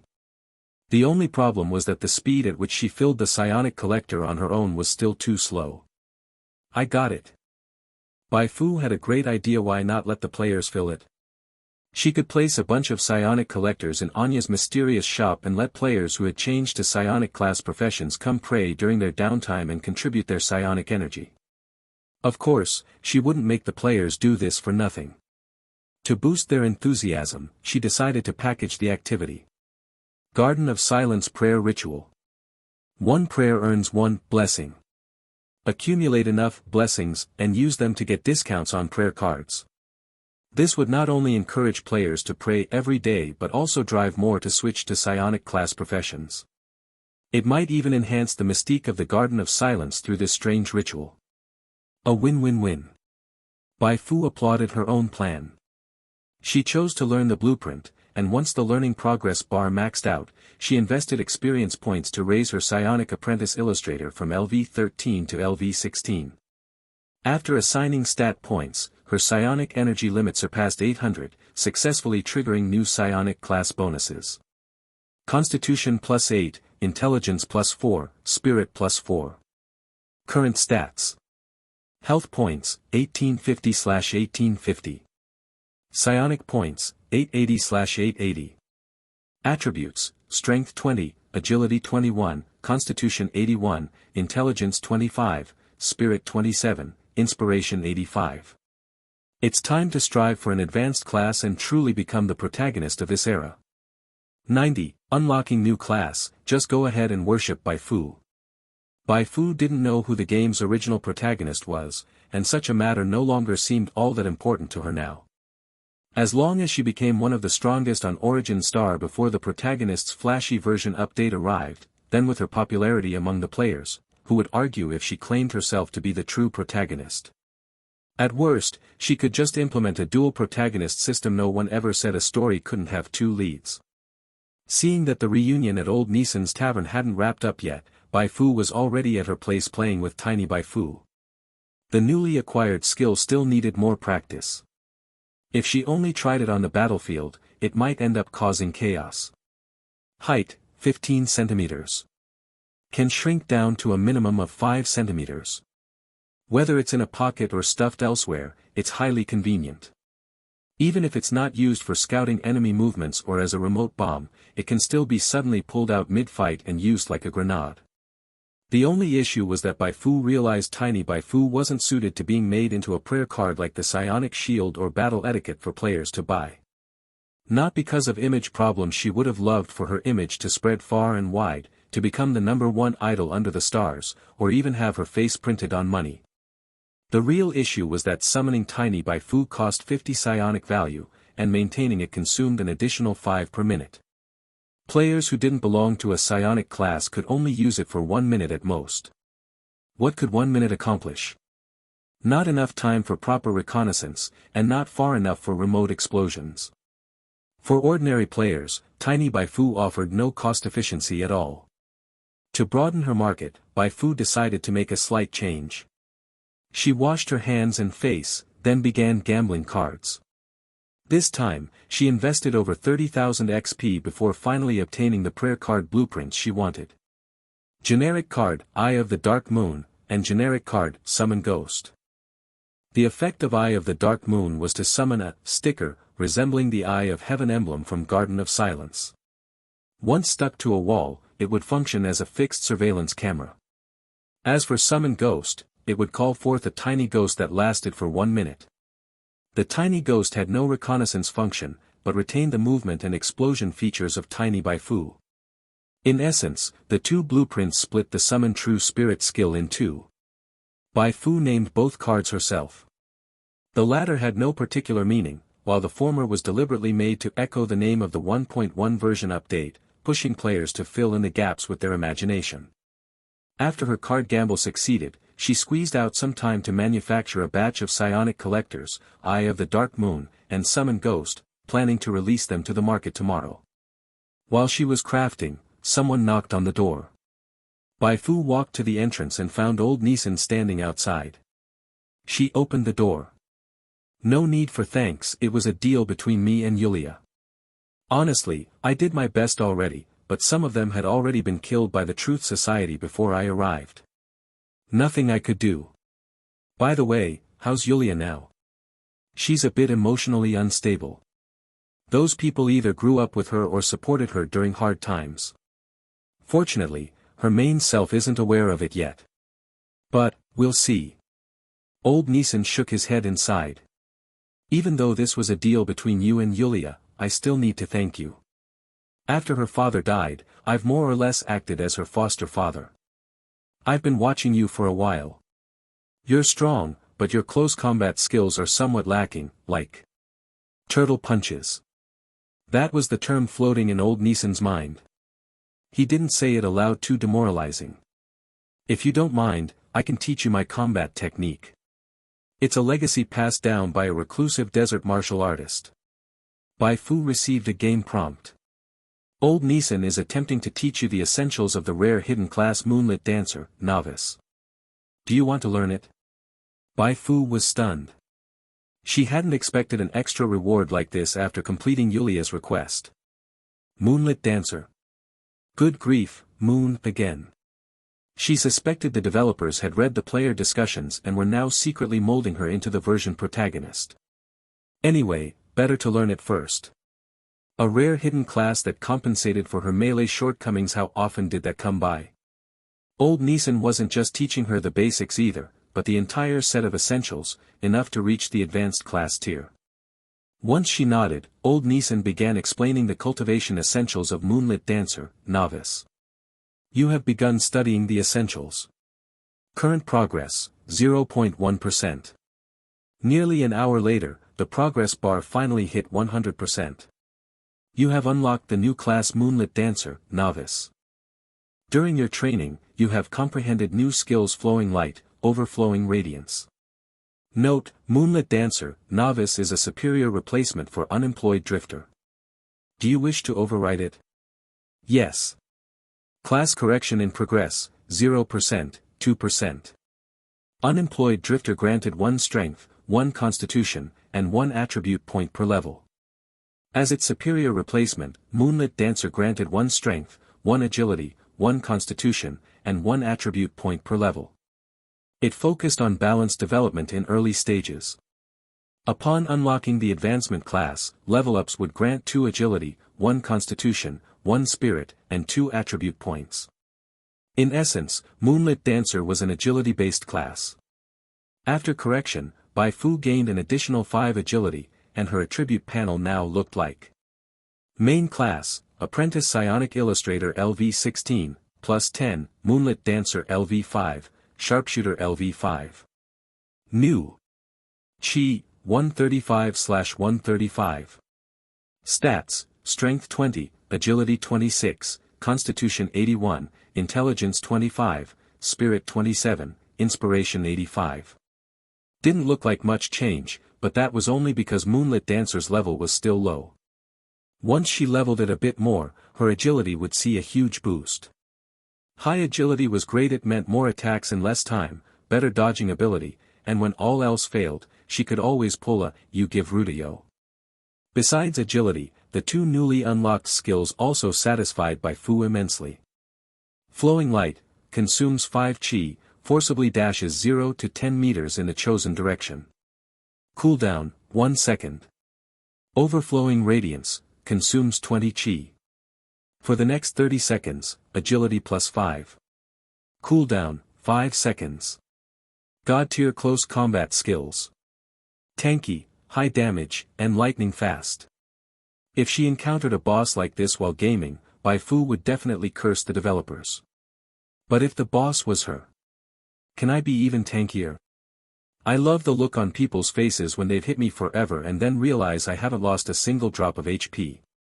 Bai Fu closed her attribute panel contentedly only to find old Neeson staring at her like he'd seen a ghost. Is something off?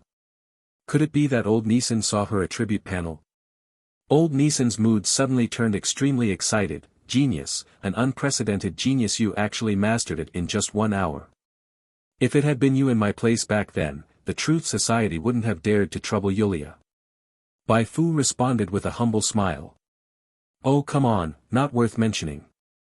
That's just how us cheat-enabled folks roll while you all have to figure things out step by step. We just need to farm XP and red progress bars.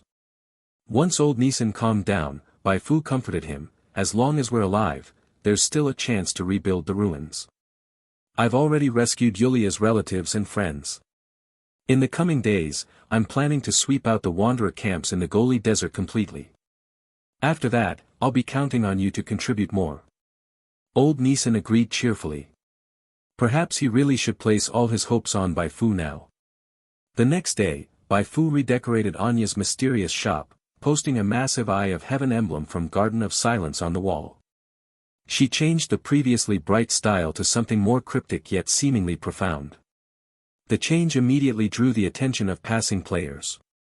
Prayer. Each prayer consumes 10 psionic value. After praying, you'll receive 1 blessing. Collect enough blessings to get discounts when purchasing prayer cards. The players who figured out the system were stunned by this sudden discount promotion. Though the discount wasn't particularly big, compared to other shops where you wouldn't get a single cent off, Anya's mysterious shop seemed incredibly generous just for offering any discount at all. Moreover, on closer inspection, it was clearly profitable. Players who prayed enough could purchase prayer cards at a discount and then resell them to others at a slightly lower price than the original, making a profit in the process. Though this method wouldn't make much money in the current stage, as the prayer cards sold in the shop grew stronger and pricier, these resellers were bound to make a good sum eventually. Woohoo, lift off. Many quick-thinking players were already scheming. They would never guess that the wool was coming from their own backs thanks to their psionic value. Bai Fu's cost of creating prayer cards dropped significantly. Even after offering discounts, she was still profiting more than before. This news spread like wildfire. Soon, a large number of players who had transferred to psionic class started flooding into pray. Some even drained their psionic bars entirely before reluctantly leaving. During the prayer sessions, some players noticed 2 new prayer cards in the shop. Eye of the Dark Moon, and Summon Ghost. Calling Digging Treasure.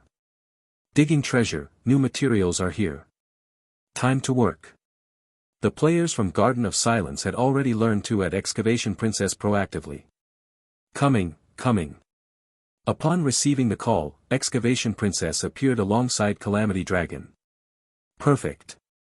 While Excavation Princess and Calamity Dragon were promoting the new prayer cards, Bai Fu had the NPCs within the Garden of Silence faction leak a bit of news to the players that she would soon lead all the willing ones in a final assault on the Wanderer camps in the Goli Desert. Players at Shelter Number 11 or any other Garden of Silence camps were asked to prepare themselves. This battle would be a hard one. Those not yet in the Goli Desert but wishing to join the Garden of Silence were urged to arrive quickly. Missing this group mission would result in a huge gap between them and other players. Since the launch of version 1.1, Bai Fu had already led players on 2 major missions. Everyone who had joined those missions made a fortune. So, when Bai Fu announced a 3rd one, all the players were fired up. Within just half a day, the foot traffic and sales across all stores in Shelter Number 11 skyrocketed. Gao Yuan, caught unprepared, had to rush his family's caravan to transport another batch of weapons from Shelter Number 5. Outside the Goli Desert, some players finally made the tough decision to abandon everything they'd worked for and start fresh by joining the Garden of Silence. Sure, doing this will cost a lot of reputation and waste several days, but as long as I can latch onto the mission to eliminate the Wanderer camp, I'm sure I'll make up for everything in no time. Resigning, I quit. At the Gene Primordials, at the same time, many players were submitting resignation letters to their old job supervisors. The supervisors were dumbfounded. If it had been 1 or 2 players resigning, it'd be fine, but now with this many, they had to find out the reason. Otherwise, their higher-ups would never let them off easy. What, you're defecting to Bai Fu? The supervisors were shocked. Bai Fu and the Gene Primordials were enemies. There had even been recent word from above about forming a squad of Undying Ones to specifically assassinate Bai Fu and others like her. Now look what's happened. The order hadn't even been issued yet, and the Undying Ones were already defecting. If upper management found out, the supervisors were doomed. They tried to persuade the players to stay. First, they played the emotional card. When that didn't work, they tried comparing Bai Fu and the Gene Primordials, viciously belittling Bai Fu. Bai Fu might be impressive, but could she really compare to one of the 5 major factions like the Gene Primordials? If you're only going to her because she's pretty, that's shallow. There are plenty of good-looking folks in the Gene Primordials. Admittedly, these supervisors were good talkers, but the players, sick of empty promises, weren't buying it. Cut the crap. Let me tell you something. Gene Primordials aren't even worth a single hair of Bai Fu. The fierce argument enraged the supervisors too. What the hell's the use of Bai Fu's hair? Fine, if that's how you feel, then go. Go lick Bai Fu's stinky feet. I want to see if she'll actually give you any sweetness. This conversation was posted by a player on the community, instantly sparking widespread discussion. I already have to swallow my pride in real life. If I still have to do that in-game, what's the point of playing? Heh. Bro, once you level up, go back and show them what 30 years east of the river, 30 years west of the river means. Don't underestimate the poor youth. Jiji, let them witness the methods of our soul hall. This NPC's seriously full of crap. How could Fu Fu's feet be stinky? Fu Fu never even wears long boots, and she's an Esper power user. Exactly. Bai Fu, browsing the community, saw the post and tugged at the corner of her mouth. Is that really what you all should be focusing on?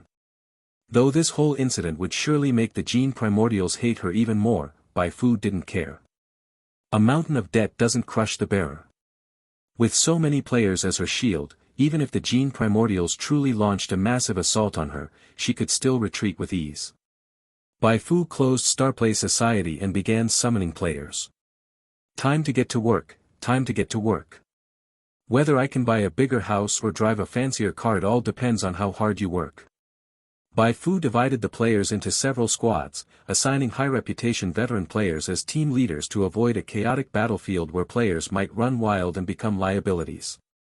This also served as a disguised incentive for others to work harder to earn reputation during the mission. When Bai Fu's gaze passed over Sword Chi Soaring, she noticed a player named Black Bastard standing beside him, glaring resentfully. She vaguely remembered Black Bastard. He was the president of a guild called Hall of Loyalty and Righteousness, a frenemy of Sword Chi Soaring. Originally active in the Old Republic, he reportedly got provoked by Sword Chi Soaring and decisively abandoned the Old Republic, bringing his entire guild to Shelter Number 11. The arrival of a large guild was undoubtedly a boost to the development of Garden of Silence. Depart. Bai Fu boarded the vehicle, followed swiftly by the players. As they got in, Black Bastard let out a snort toward Sword Chi Soaring walking ahead. Don't get cocky. The only reason you're above me is that you joined Garden of Silence earlier. Once I adjust to this new environment and complete a few more missions, I'll surpass you, and Hall of Loyalty and Righteousness will outshine your Iron Rain Guild. Sword Chi Soaring had already noticed Black Bastard's gaze but didn't take it to heart. One step ahead means every step ahead. I'll make you realize one day that your daddy is still your daddy. As the vehicle kicked up dust and disappeared from Shelter Number 11, Gao Yuan, standing at the shop entrance, was just about to speak when a personal terminal rang from someone beside him. Hello. Ah, so it's you. Yes, I'll relay it to the boss right away. Moments later, he turned to Gao Yuan and said, Boss Gao, the caller is a liaison from the Makarov family of the dark web. He said they're hoping you can help introduce them. They want to get acquainted with Bai Fu. Gao Yuan nodded. Tell him I'll ask Bai Fu for her opinion first. Yes, sir.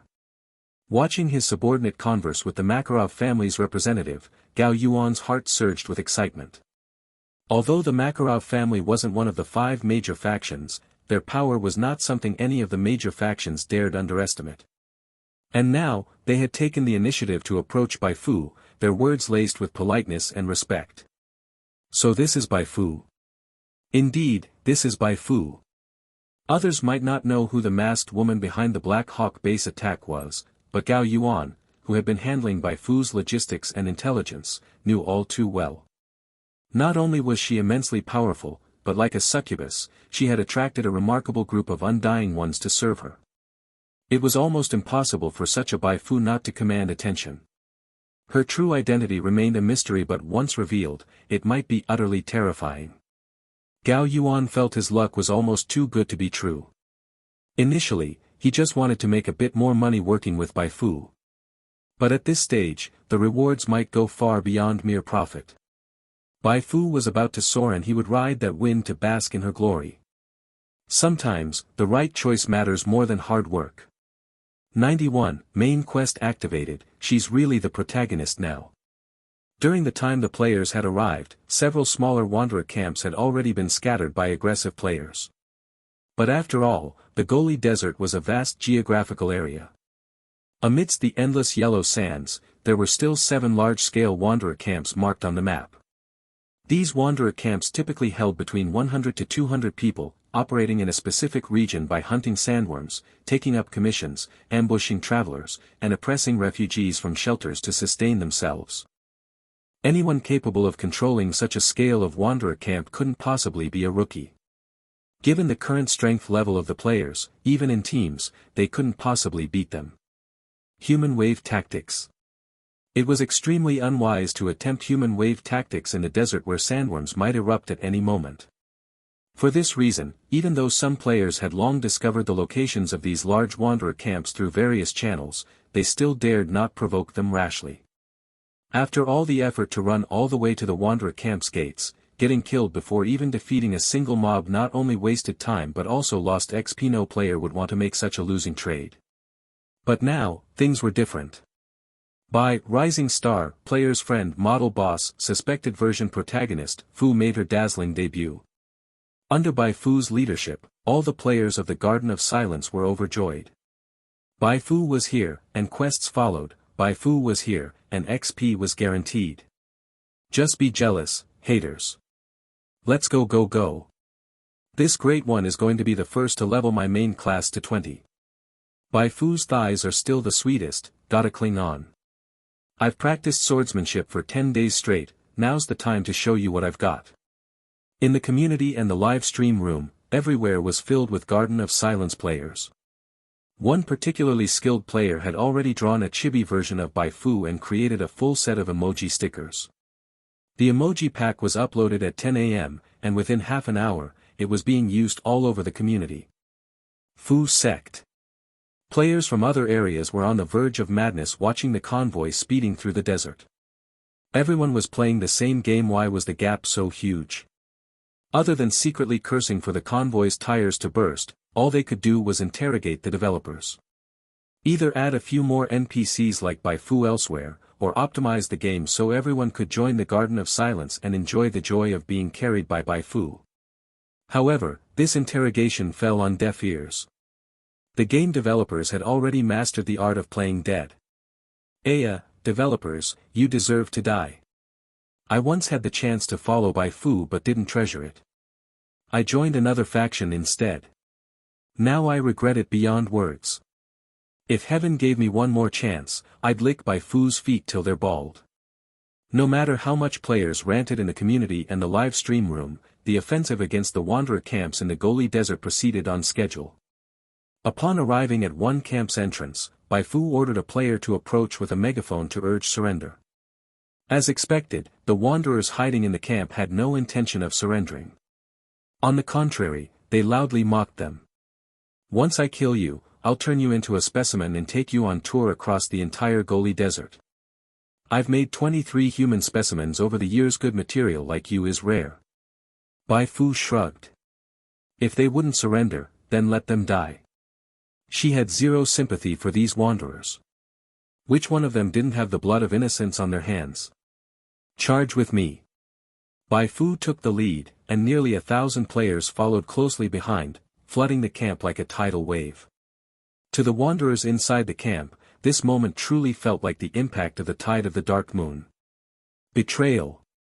This is betrayal. Damn it, the Gao family will die a terrible death. All these years I've been buying weapons from the Gao family, and Gao Yuan didn't even give us a single warning. That little brat latched onto the Garden of Silence and stopped caring about us. At the blue-tailed scorpion camp, several infamous wanderer leaders in the Goli Desert gathered, loudly condemning the Garden of Silence's all-out assault and the Gao family's deep collaboration with them.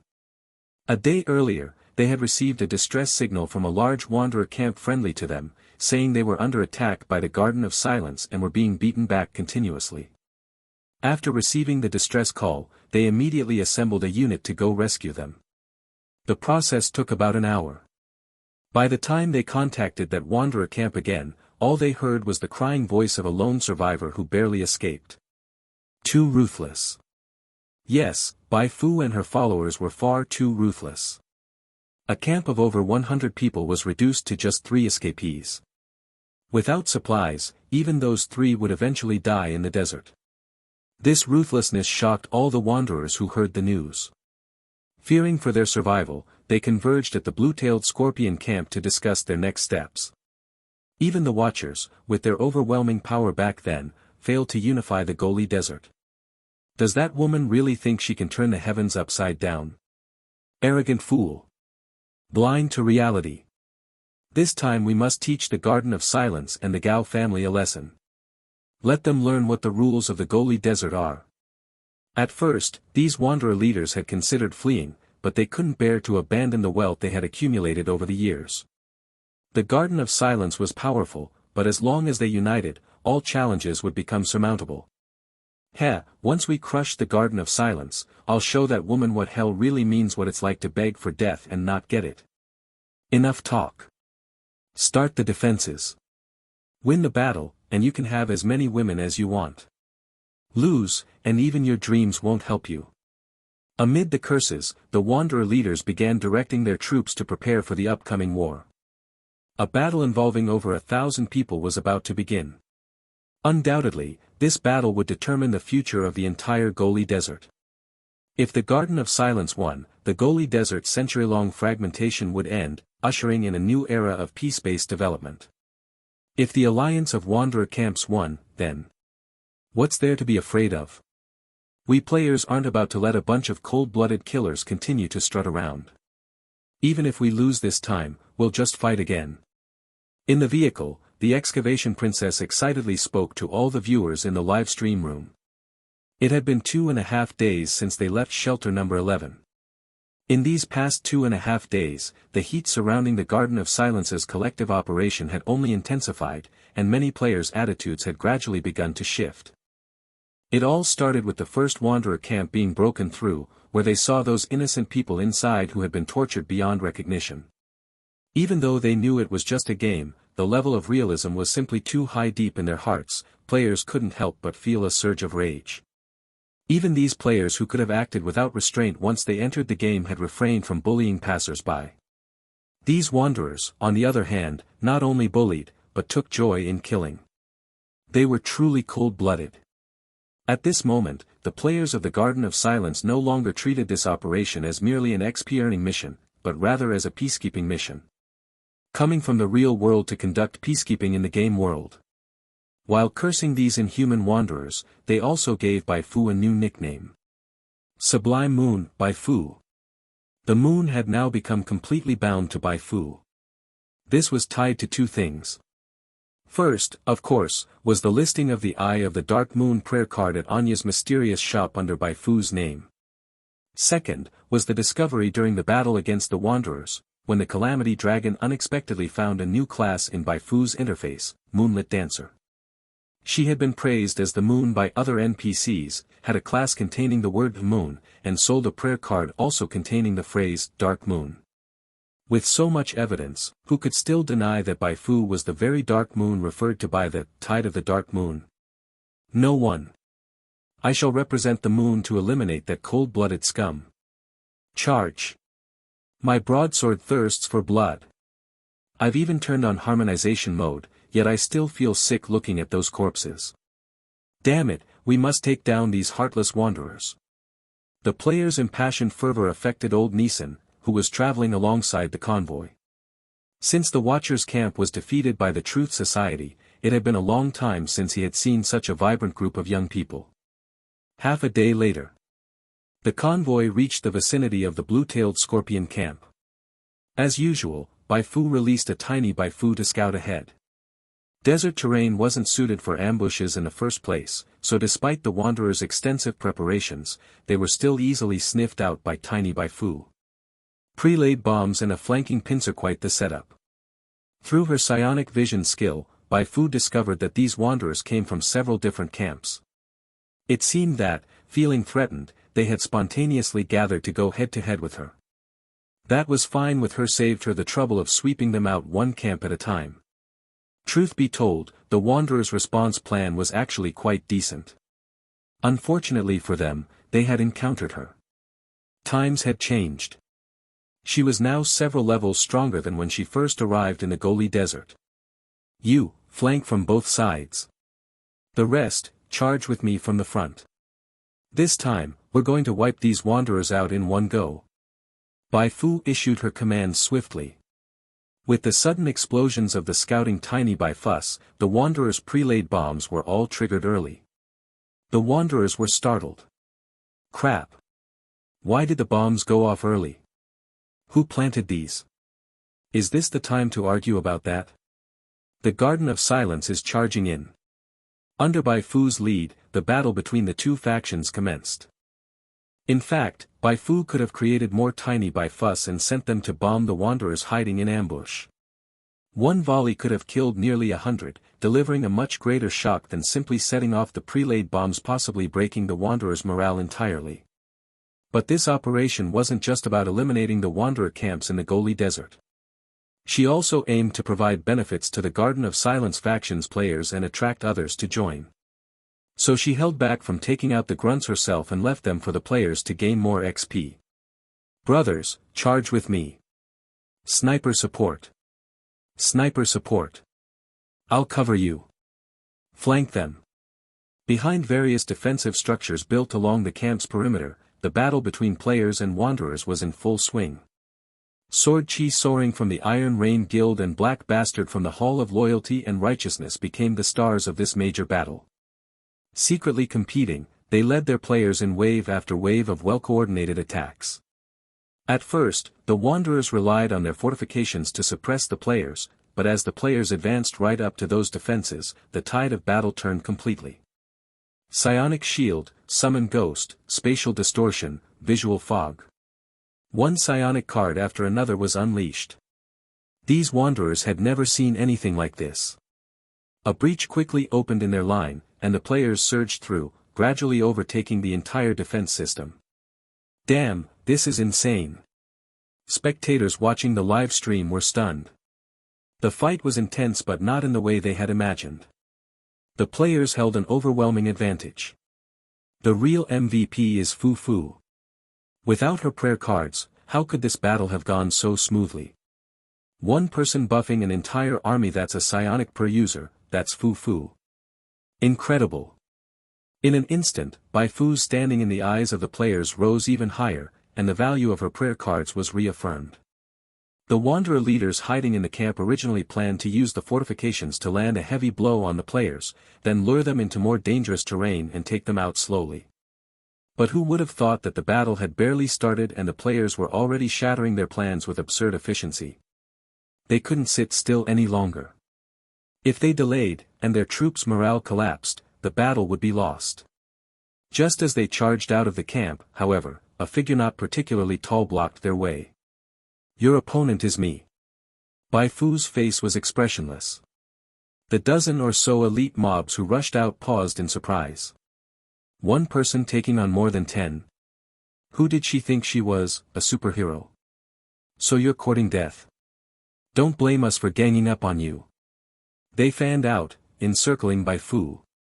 Because she worried that the enemies would die too quickly, ending the battle before players could enjoy it, Bai Fu deliberately disabled skills like extra-dimensional erosion and summon true spirit for this round.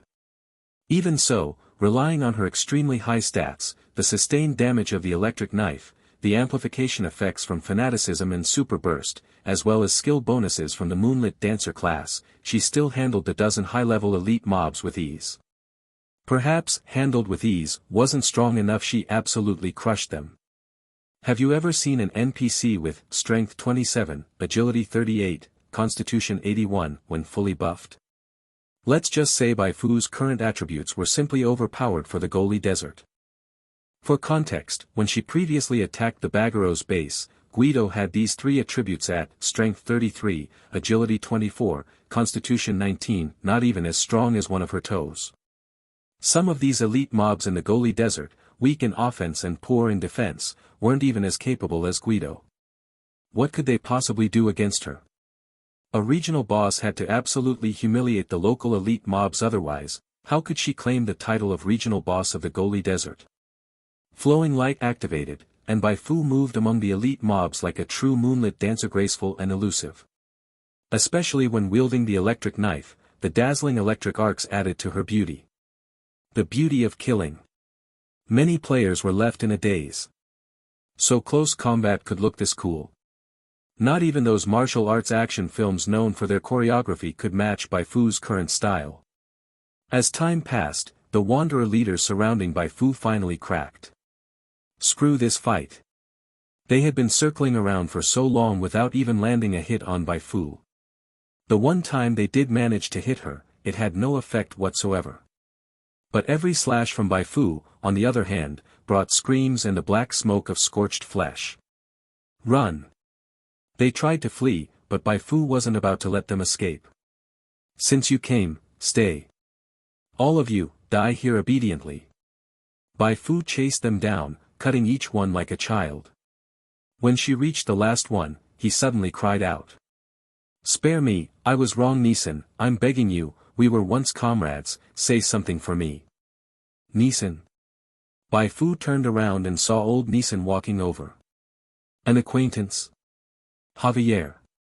He used to be one of the Watchers. I thought he died during the Truth Society's assault.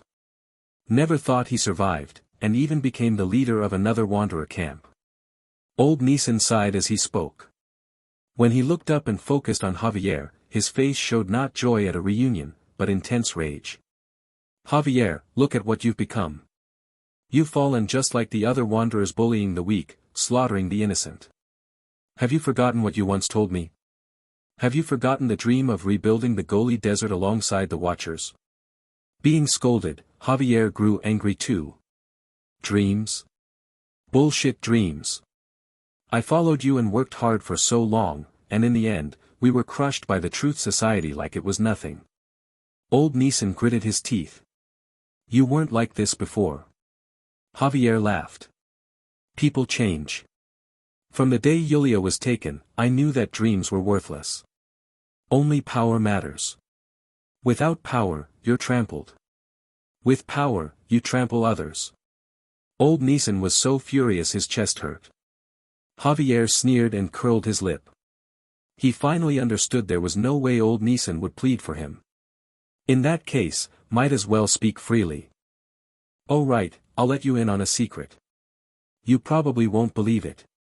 The reason the Truth Society took notice of Yulia was because your most trusted deputy, Carlyle, secretly defected to the Truth Society and reported Yulia's situation. Because of this, Carlyle gained the favor of the Truth Society president and now holds a high-ranking position within the organization. What? Old Nisan stood there as if struck by lightning. Seeing him like that, Javier couldn't help but laugh wildly. See now. Your so-called dream is worthless in the face of power. Go ahead and drown in your dreams. You think clinging to the Garden of Silence will help you fight the Truth Society? You don't even understand how strong the Truth Society really is. Old Nisan trembled all over. You. Bai Fu patted old Nisan on the shoulder, then drove her blade into Javier's body. I don't know how strong the Truth Society is. What I do know is you're dying here today. As for that Carlyle, since he dared to act against the Goli Desert, then as the current voice of the Goli Desert, it's my duty to send him on his way with you. Under the surge of electricity, Javier screamed for more than 10 seconds before finally falling silent. Bai Fu withdrew her blade. You alright? Old Neeson shook his head. Thanks. He was silent for a long while before speaking again. There's something I've kept from you. Interested in hearing it? You have triggered the regional main storyline quest Elegy of the Watchers. At that moment, a game prompt rang in Bai Fu's ears, and her eyes lit up immediately. It's here. It's finally here. The regional main storyline quest, whether she was the protagonist or not, she had become one now. 92. Protagonist's privilege. Licking Bai Fu comes with full benefits. In an originally unoccupied room within the blue-tailed scorpion camp, Bai Fu quietly listened to the story told by Old Neeson. Old Neeson spoke of the origins of the Goli Desert. When Bai Fu first entered the Goli Desert, she purchased a brief report from the dark web. The report mentioned that before the Great War 100 years ago, the Goli Desert was not a desert, but a stretch of greenery. The war destroyed the ecology of that greenery, turning it into a sandstorm-ridden desert. Even so, due to the pollution zones beyond the desert that could mutate ordinary people upon contact, many still chose to settle near the few remaining oases within the desert. Life in the desert was bitter, but better than turning into a monster due to carelessness. Most people's understanding of the Goli Desert ends there. I grew up hearing such stories too, but... Old Neeson suddenly changed his tone. The truth is far more complicated. This happened not long before I founded the Watchers camp. To choose a suitable location for the camp, I set out alone on a journey. After walking for nearly 10 days, I was suddenly attacked by a giant sandworm. That worm was powerful. I stood no chance against it and had to flee. While running, I lost my bearings. Just when I thought I was going to die of thirst in the desert, I discovered a research institute buried beneath the sand. Research Institute? Bai Fu frowned slightly and gestured for Old Neeson to continue. Old Neeson said, that research institute had an extremely high security level. Its entrance had 3 gates, and inside were various security measures like lasers and electric grids. But for some reason, all the security systems were malfunctioning. I entered cautiously, saw many strange skeletons along the way, and eventually found an archive room deep inside. Although the data was wiped, some paper files remained. Those paper archives contained 2 very important pieces of intel. First, the Institute was researching a previously unseen special energy psionic power. As everyone knows, Origin Star originally had no psionic power. It wasn't until over 100 years ago that the humans living on Origin Star learned of the existence of this miraculous force. Second, the Institute was a branch of a special organization called the Psionic Diffusion Committee. The main site's location was unknown, and the focus of their research wasn't recorded. According to the files, this branch studied a special black slate, with notes stressing that if it went out of control, it would cause irreversible severe consequences to everything around it. At this point, Old Neeson's expression grew extremely grim. Bai Fu thought aloud, you think this place turned into a desert because that black slate in the Institute went berserk? Old Neeson nodded. That's my belief. Based on my later investigation, I think the Psionic Diffusion Committee was a joint organization founded by the pre-war nations. They discovered psionic power through some means and tried to cooperate in researching its applications. But due to various accidents, the collaboration failed and escalated into a world war that left the world in its current state. That possibility was indeed plausible. Bai Fu asked, I want to see that research institute. Old Neeson's mouth twitched awkwardly. As you know, it's extremely difficult to navigate the desert, so, after I left that place, I was never able to find it again. But don't worry, I brought those archives back. I'll give them to you once we return. Bai Fu could understand. Not everyone had a map function like the players and herself. Old Neeson's words had already revealed plenty of useful information, as could be seen from the newly popped-up game prompt. You have triggered a hidden storyline. Origin Star Storyline Exploration plus 0.4%. Bai Fu's storyline exploration had reached 0.9%. The number looked small but was already remarkable. At least in the Goli Desert, there shouldn't be any NPCs with a higher exploration than hers. Just as Bai Fu was feeling smug, Old Neeson spoke again, by the way, there's another thing you might find interesting. What is it? It's about Yulia.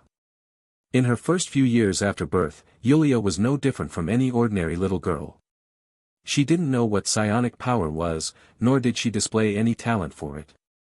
But one day, while playing, she got separated from her companions. When her parents found her, she had suddenly become a psionic genius. Many people thought it was an awakened talent, but Yulia once secretly told me she saw a strange light in the desert that day. After being bathed in that light, she became who she is now. Bai Fu raised a brow. Why are you telling me this?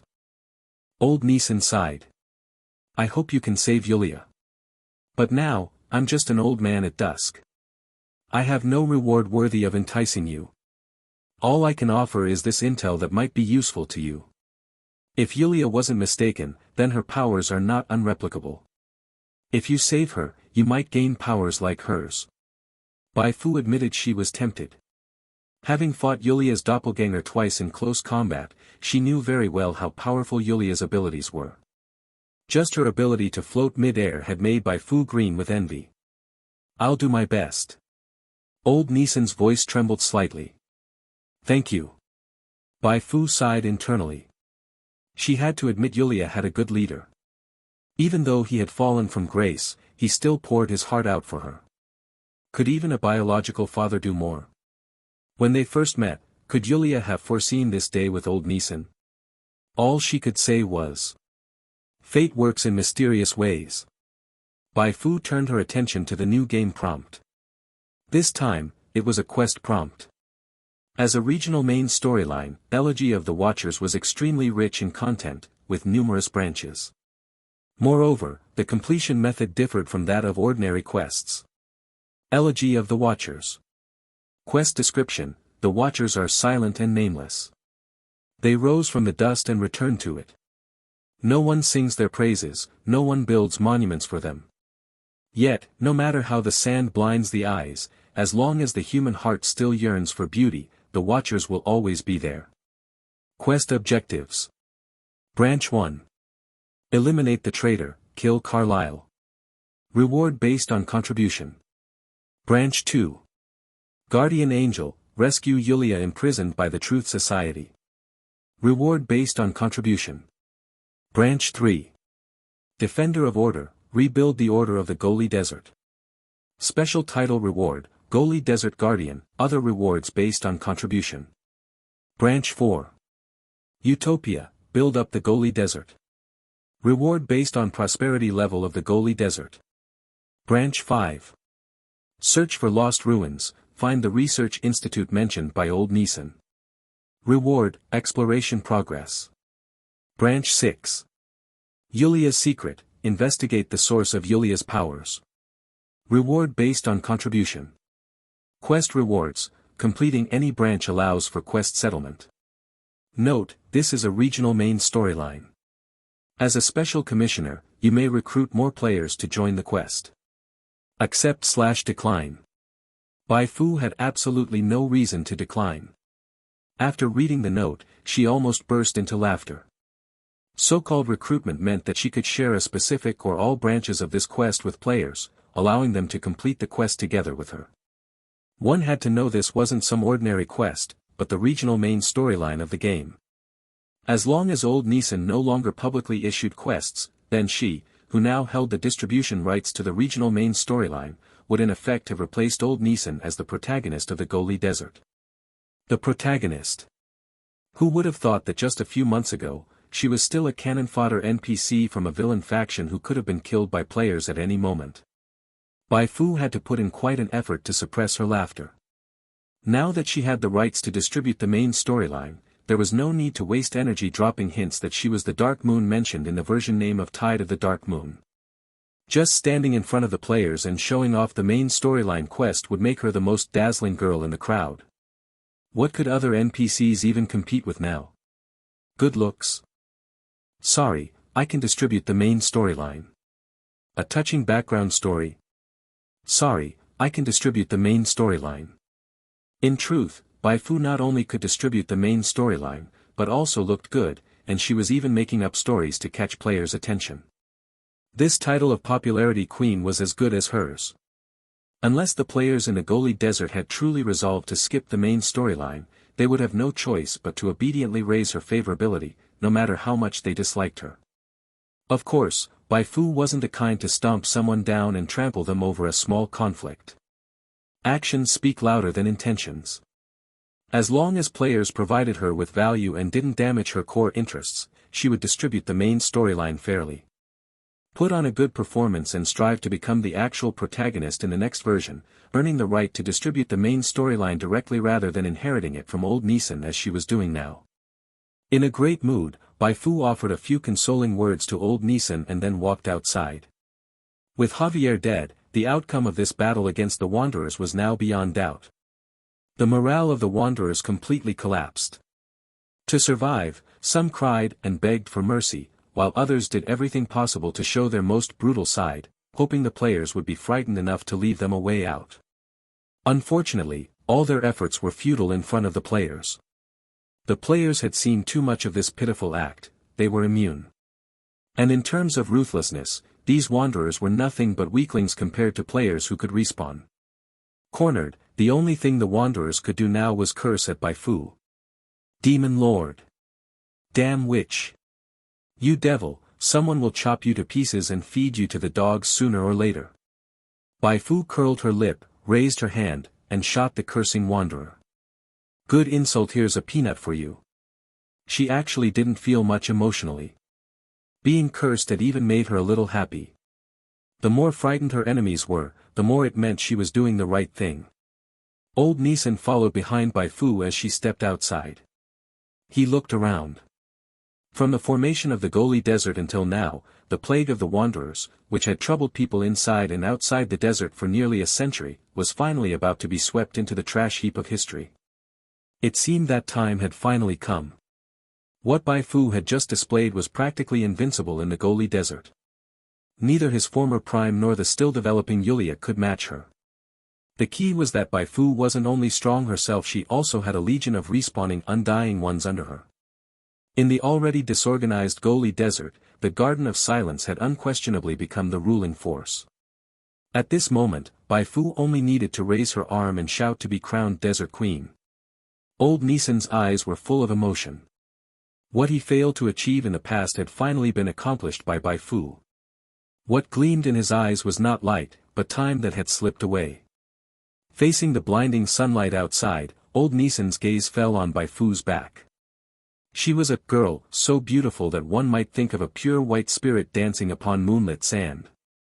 The first time he saw her, he never imagined things would unfold like this. Perhaps the prayers of countless residents in the Goli Desert had finally received a response from the gods. Last time, the rise of the Watchers had been trampled by the Truth Society. This time, where would Bai Fu go? More than half an hour later, Jian Chi-Chong Tian and Black Bastard rushed up to Bai Fu one after the other, full of battle fervor. Reporting all Wanderers have been eliminated. The two were now competing to show off in front of Bai Fu, not because they particularly liked her, but because they wanted to outshine each other in front of her. Colleagues were natural rivals. Compared to the two of them, Guei Fu, a protector of the Fu sect, almost seemed like he wasn't even that sycophantic toward Bai Fu. Great work, everyone. Next, let's clear out all the Wanderer camps, then we can return to shelter number 11. Under Bai Fu's command, the surviving players cheerfully set out on their final campaign. The big fish had already been swept clean, and the remaining small fry were barely worth mentioning. Bai Fu didn't even have to lift a finger. The Wanderers who hadn't followed their leaders to the blue-tailed scorpion camp were quickly wiped out. When the quest was finally settled, all the players who had taken part went wild with joy. I leveled up 5 times in this quest, from level 5 to 10, just about ready to unlock an advancement quest. I hit level 16, officially entered the first tier of players. Starfish Bro is insane, still number 1 on the contribution board even after switching to a psionic class. Happy? There was even more happiness waiting for them. Rolling with Bai Fu meant not only full meals every day, but also midnight snacks and treats. On the same day they returned to shelter number 11, Bai Fu organized an event. To celebrate the successful conclusion of the Desert Peace operation, Anya's mysterious shop was now offering a limited-time prayer card exchange event. Anyone who collected 50 blessings could redeem 1 free Eye of the Dark Moon or 1 Summon Ghost. Card from the shop. Question mark. Players wandering in front of Anya's mysterious shop were stunned upon discovering the event.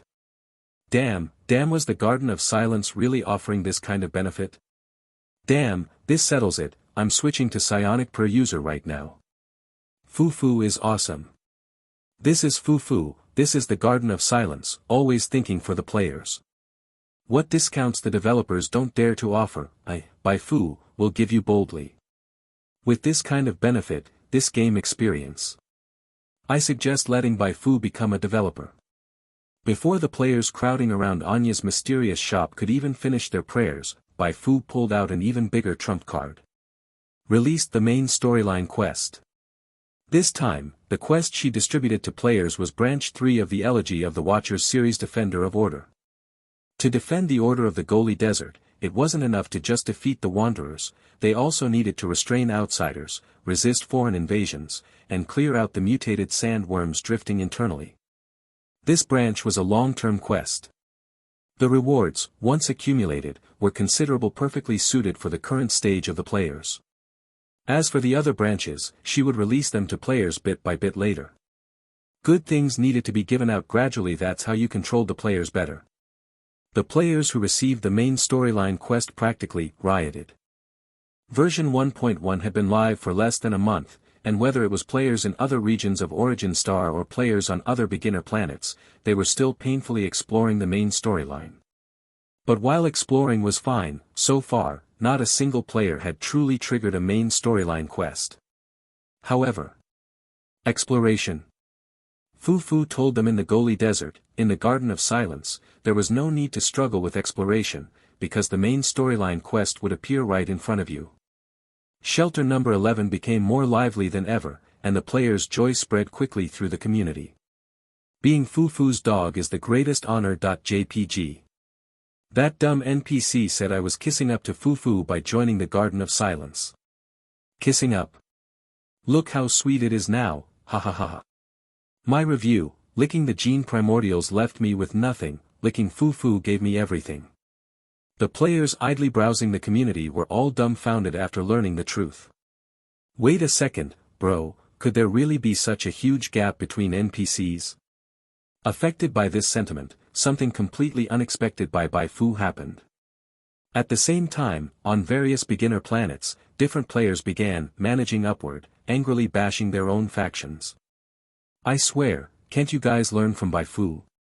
If you were even 1/10 as good as Bai Fu, if you told me to go east, I'd never go west. Where is our planet's Bai Fu? The factions getting scolded were left dizzy. Bai Fu? Who?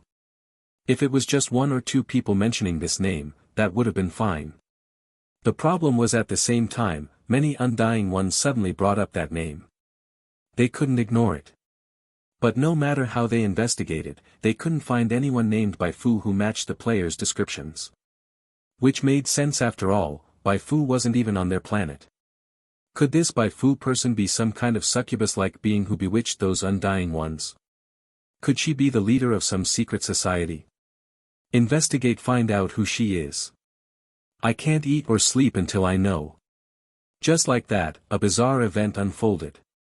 The Great Star Sea era hadn't even begun, yet Bai Fu's reputation had already broken through the confines of Origin Star and started shining across various parts of the universe. Bai Fu. Didn't seem like such a bad thing. That evening, just as Bai Fu was making prayer cards, her personal terminal suddenly rang. It was Gao Yuan. The Makarov family behind the dark web wants to meet you. They've already sent a representative to shelter number 11. Do you want to meet them? The Makarov family? A special plot, maybe even a quest. Bai Fu thought for a moment, then nodded. Alright, I'll meet them. Gao Yuan said, I'll notify them right away. Bai Fu packed away the prayer cards, got up, and walked to the window. Then she saw several, luxury bulletproof vehicles, rolling through the streets of shelter number 11 and stopping at her residence. A group of people stepped out, lining up on either side, formal as if they were welcoming a queen. The commotion immediately drew the attention of the players. Damn, Fu Fu really holds that much power. Duh, it's Fu Fu, how could she not? The players all craned their necks, wanting to see what was going on. 93, popularity explodes, Bai Fu becomes the poster girl. The convoy of the Makarov family had just arrived at shelter number 11 when it caught the attention of the players. Although most players had already seen plenty of grand scenes by Bai Fu's side, it was still their first time seeing such luxurious bulletproof vehicles. In the wasteland, those who dared to flaunt like this were either of extraordinary status or possessed exceptional strength. Either way, having such a group suddenly appear at shelter number 11 was a big deal. Therefore, by the time the vehicles parked in front of Bai Fu's residence, the nearby area was already crowded with players. What are they doing? Could it be they're here to cause trouble for Fu Fu? As soon as someone said that, the players nearby all narrowed their eyes sharply. Who dares to provoke Bai Fu? I shall end their life. The Fu Sect's number 1 foot servant guard has already deployed the burst rune loadout. However, this speculation was quickly dismissed when the people who got out of the car stood respectfully on both sides of Bai Fu's doorway. That respectful posture clearly didn't look like they were here to fight. Not long after, the door opened, and Bai Fu walked out. Her gaze landed on a middle-aged man with stubble on his chin. The man laughed heartily. You must be the famed Silver Moon, Bai Fu.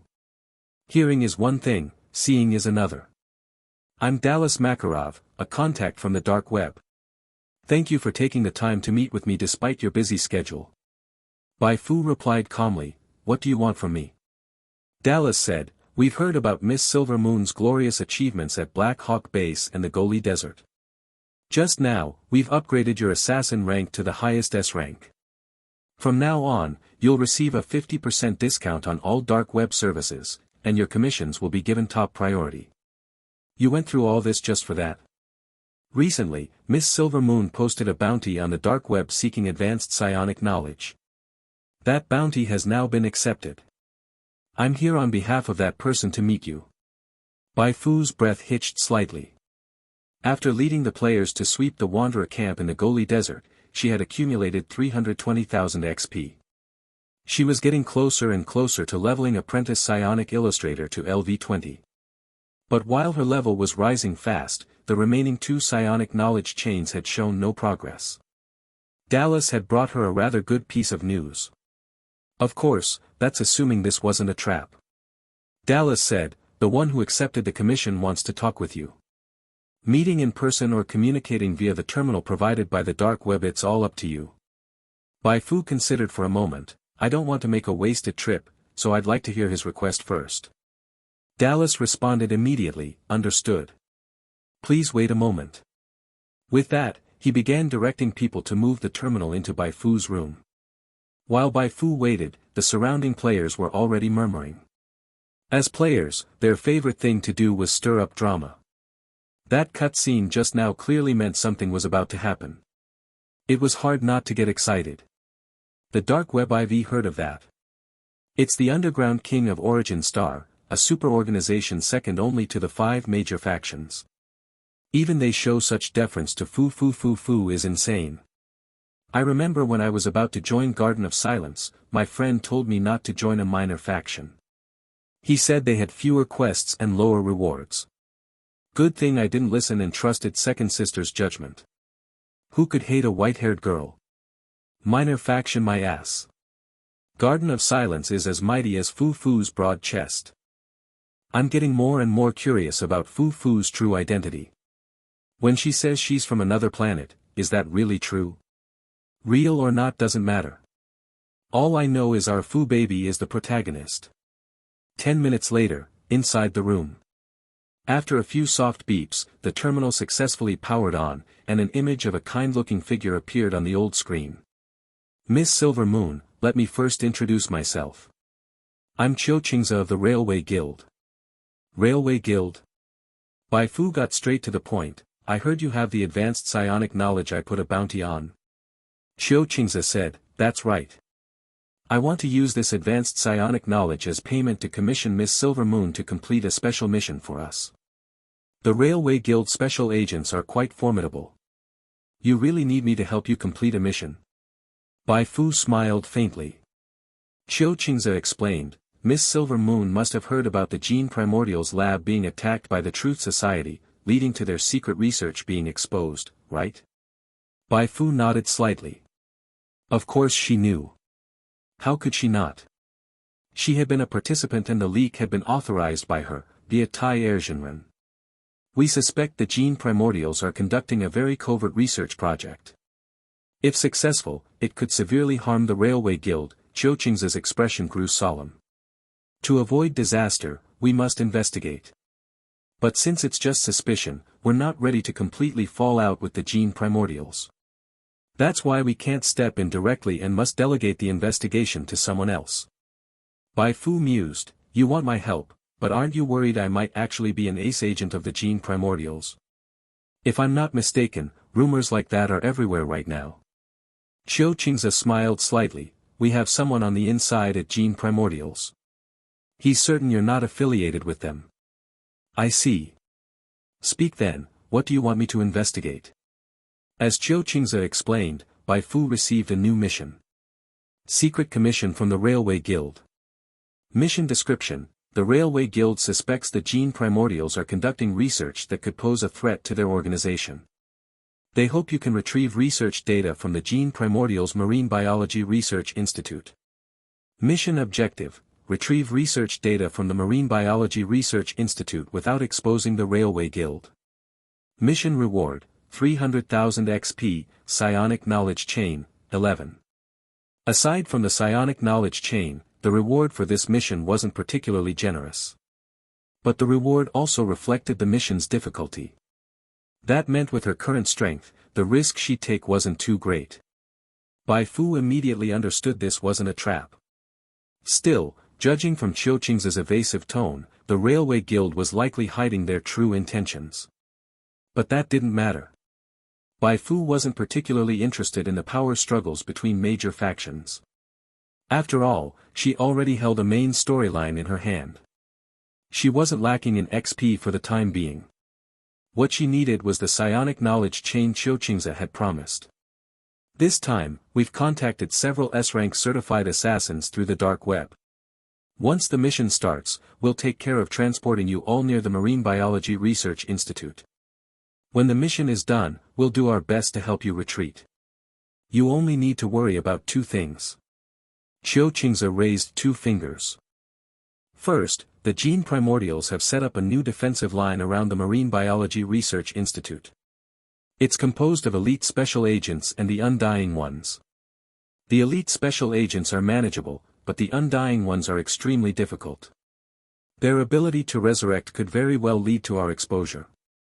Second, this operation is extremely urgent. If it drags on too long and the Gene Primordials catch on, they're very likely to destroy the research data. Bai Fu now understood why the Railway Guild had come to her. They valued not only her strength but also the players from Garden of Silence. Using players to fight against players certainly a clever approach. She waved her hand. That's not a problem, but I have one more request. What request? I need a detailed map of the Goli Desert region from before the outbreak of the war. Bai Fu planned to compare that map with the current one of the Goli Desert to locate the research facility old Neeson had mentioned. Hearing that Bai Fu only wanted a map, Qiu Qingze immediately let out a sigh of relief. That's no problem. I'll send it to you as soon as I get back. It's settled then, Miss Silver Moon. The day after tomorrow, I'll send someone to pick you up. You can bring up to 50 assistants. After the conversation ended, Qiu Qingze raised his hand to rub his brow. The Railway Guild's cooperation with Bai Fu this time was indeed not just about her strength. They were also interested in the secrets Bai Fu possessed. The Gene Primordials had once worked very closely with Bai Fu, but during the Bagaros operation, they suddenly turned hostile and tried to kill her. The Railway Guild strongly suspected it was because Bai Fu had learned a secret from Li Cheng. Aside from that, the Railway Guild was also very curious about Bai Fu's overwhelming popularity among players. After the ambush at Black Hawk Base, players had fully entered the radar of all major factions. All of them were highly interested in the player's ability to resurrect, and the Railway Guild was no exception. They had tried various methods to investigate the cause of this resurrection ability but gained nothing. With no other choice, they had to temporarily change their approach from studying players to using players. Undying ones who could resurrect. Weren't they the perfect cannon fodder? Unfortunately, these undying ones all had strong personalities and extremely sharp minds. They instantly saw through the Railway Guild's intention of using them as disposable pawns. Not going over our dead bodies. Qiu Qingze was utterly dumbfounded. Seriously? When you guys act as Bai Fu's cannon fodder, you charge in one faster than the next, but when it's us, you all scatter like roaches? Is it because Bai Fu is strong? Hardly. In terms of strength, the Railway Guild wasn't so weak as to be inferior to Bai Fu. Could it be appearance discrimination? Well, Bai Fu's looks were indeed lethally powerful. After some painful reflection, the Railway Guild sent out a female special agent whose appearance was on par with Bai Fu's and whose strength wasn't bad either. To Qiu Qingze's surprise, they hit a wall again. At first, the undying ones were indeed interested in the woman they sent. They gathered around her, chattering incomprehensibly. But after a short while, they all dispersed, grumbling as they walked away. What the heck? I thought there'd be some new plot. Turns out it's the same old routine. Wasted my expression. Bai Fu remains unmatched. Can fight? So what if she can fight? Bai Fu still reigns supreme. Ordinary women only slow down my gun-drawing speed. The female special agent was completely devastated by these comments. Where exactly did she fall short compared to that Bai Fu? Fine, maybe she was lacking in a few aspects, but did the reviews have to be this far apart? Qiu Qingze heard that as soon as she got back, she was smashing things and shouting, Bai Fu, non-stop. Truly pitiful. Why was the gap so wide? Qiu Qingze couldn't figure it out either. His conclusion was that Bai Fu had probably mastered some method of controlling the undying ones, perhaps something like a mind controller. In any case, during this operation, their people would be observing from the shadows to see how Bai Fu commanded the undying ones and how she dealt with them. They were determined to uncover Bai Fu's secret to manipulating the undying ones with ease. Once they got on good terms with Bai Fu, they could dig deeper into what exactly she had learned from Li Cheng. Any player who knew what Qiu Qingze was thinking would definitely laugh. There were plenty of good-looking NPCs. When they first entered the game, they did go crazy over beautiful NPCs, but over time, they had gotten used to it. It was hard not to adapt after all. In the game, they couldn't even take off their pants. Let's just say, good looks were a dime a dozen. What's that? You say she's a beautiful woman who can give main storyline quests and lead players to kill mobs. Honored lady, this way. Woof woof woof. After reaching an agreement with Qiu Qingze, Bai Fu politely saw Dallas from the dark web off. During this process, Gao Yuan shared with her a secret that most wouldn't know. The current chairman of the Railway Guild once saved the current head of the Makarov family. Because of that, the Makarov family and the Railway Guild have had very good relations in recent years. That's why Dallas personally helped Qiu Qingze run this errand. But more likely, Dallas came not just to help Qiu Qingze, but to see the new Queen of the Dark World for himself. The new Queen of the Dark World, what kind of ridiculous title is that? Bai Fu looked like she was about to roll her eyes. Gao Yuan chuckled. Those assassins love nothing more than giving people weird nicknames. Bai Fu shook her head with a smile. Since she could only bring 50 players for this mission and the Railway Guild wouldn't arrive until the day after tomorrow, she decided to host a selection tournament during the interim. Want to join the operation? Fight in the arena. As long as you make it into the top 40, you can come along. Why top 40 and not 50? Because Bai Fu did some behind-the-scenes maneuvering and forcibly reserved spots for Excavation Princess and Calamity Dragon. No choice. They were the two top generals of the Fu Sex publicity department. Unless there was a special reason, they were going wherever she went. If she let the two of them participate in the selection normally, they might get knocked out in the first round if luck wasn't on their side. Short of anything, you can't be short of publicity. Although players had already suspected that a new mission might be coming when Dallas showed up, Once they heard that Bai Fu was hosting an arena tournament and that the top 10 would receive prayer card rewards, they were completely hyped. Finally, something I'm good at.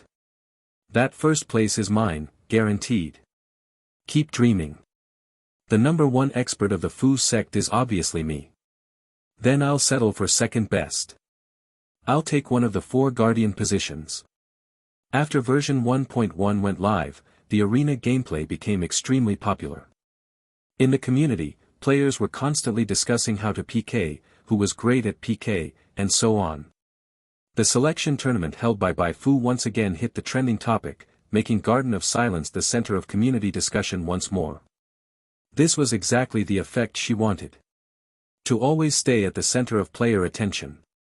The more players talked about her, the greater the potential boost she might receive next time the developers decided to enhance her.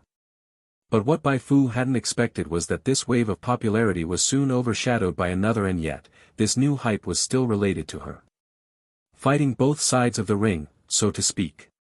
Everyone hurry and check it out. The official newly released profession introduction video and the guide on how to trigger main storyline quests. Bai Fu opened the official game site. On the flashy homepage, she immediately spotted the 2 new videos and a newly added character illustration beside them. This illustration was small and placed in an obscure corner, completely outshone by other illustrations, but the introduction next to it was very eye-catching. Bai Fu. Master of Garden of Silence. Regional boss of the Goli Desert. Isn't that me? Bai Fu clicked on the 2 new videos. In these videos, she was presented as the model case. Want to play a psionic class? Please refer to Bai Fu. Not sure how to trigger a main storyline quest?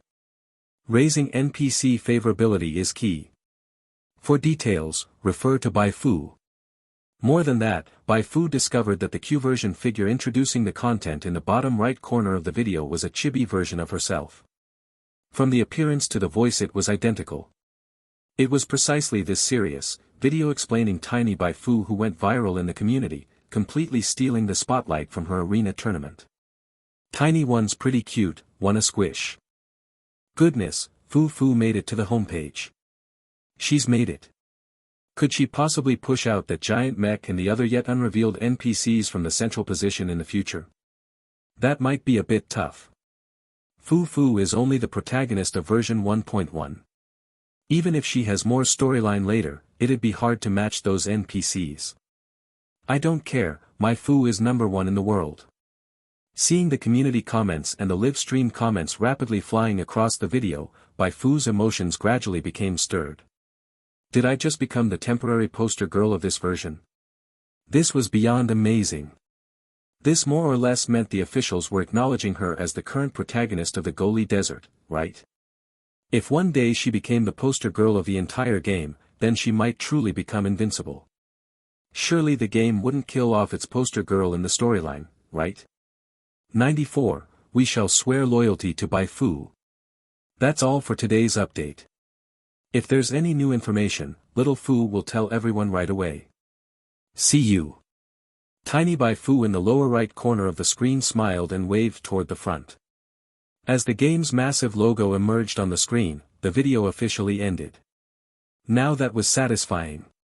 Bai Fu was in an excellent mood. With the boost from those 2 videos, there were no longer any players doubting that she was the version protagonist. This could be seen from the live stream of the Excavation Princess. Half of the live stream comments floating across the screen praised her awesomeness, and the other half urged her to guess Bai Fu's true identity again. The Excavation Princess still had some integrity. As she hadn't yet collected any useful intel, she didn't recklessly assign an identity to Bai Fu. She simply swore solemnly that Bai Fu's true identity was definitely not ordinary. I'm 99% sure it's the kind of identity that will shock everyone once revealed. Evidence? I have no evidence. But there's no way the developers would bother writing so much for a character who doesn't appear much in the story. So Fu must be extraordinary. If you trust me, hurry and grind Fu's favorability. The earlier you start, the bigger the advantage. Otherwise, once Fu's true identity is revealed, we might not even get to meet her again. The number 1 promoter of the Fu sect was at it again. Bai Fu couldn't help giving her a thumbs up. In fact, in a certain sense, the excavation princess wasn't wrong.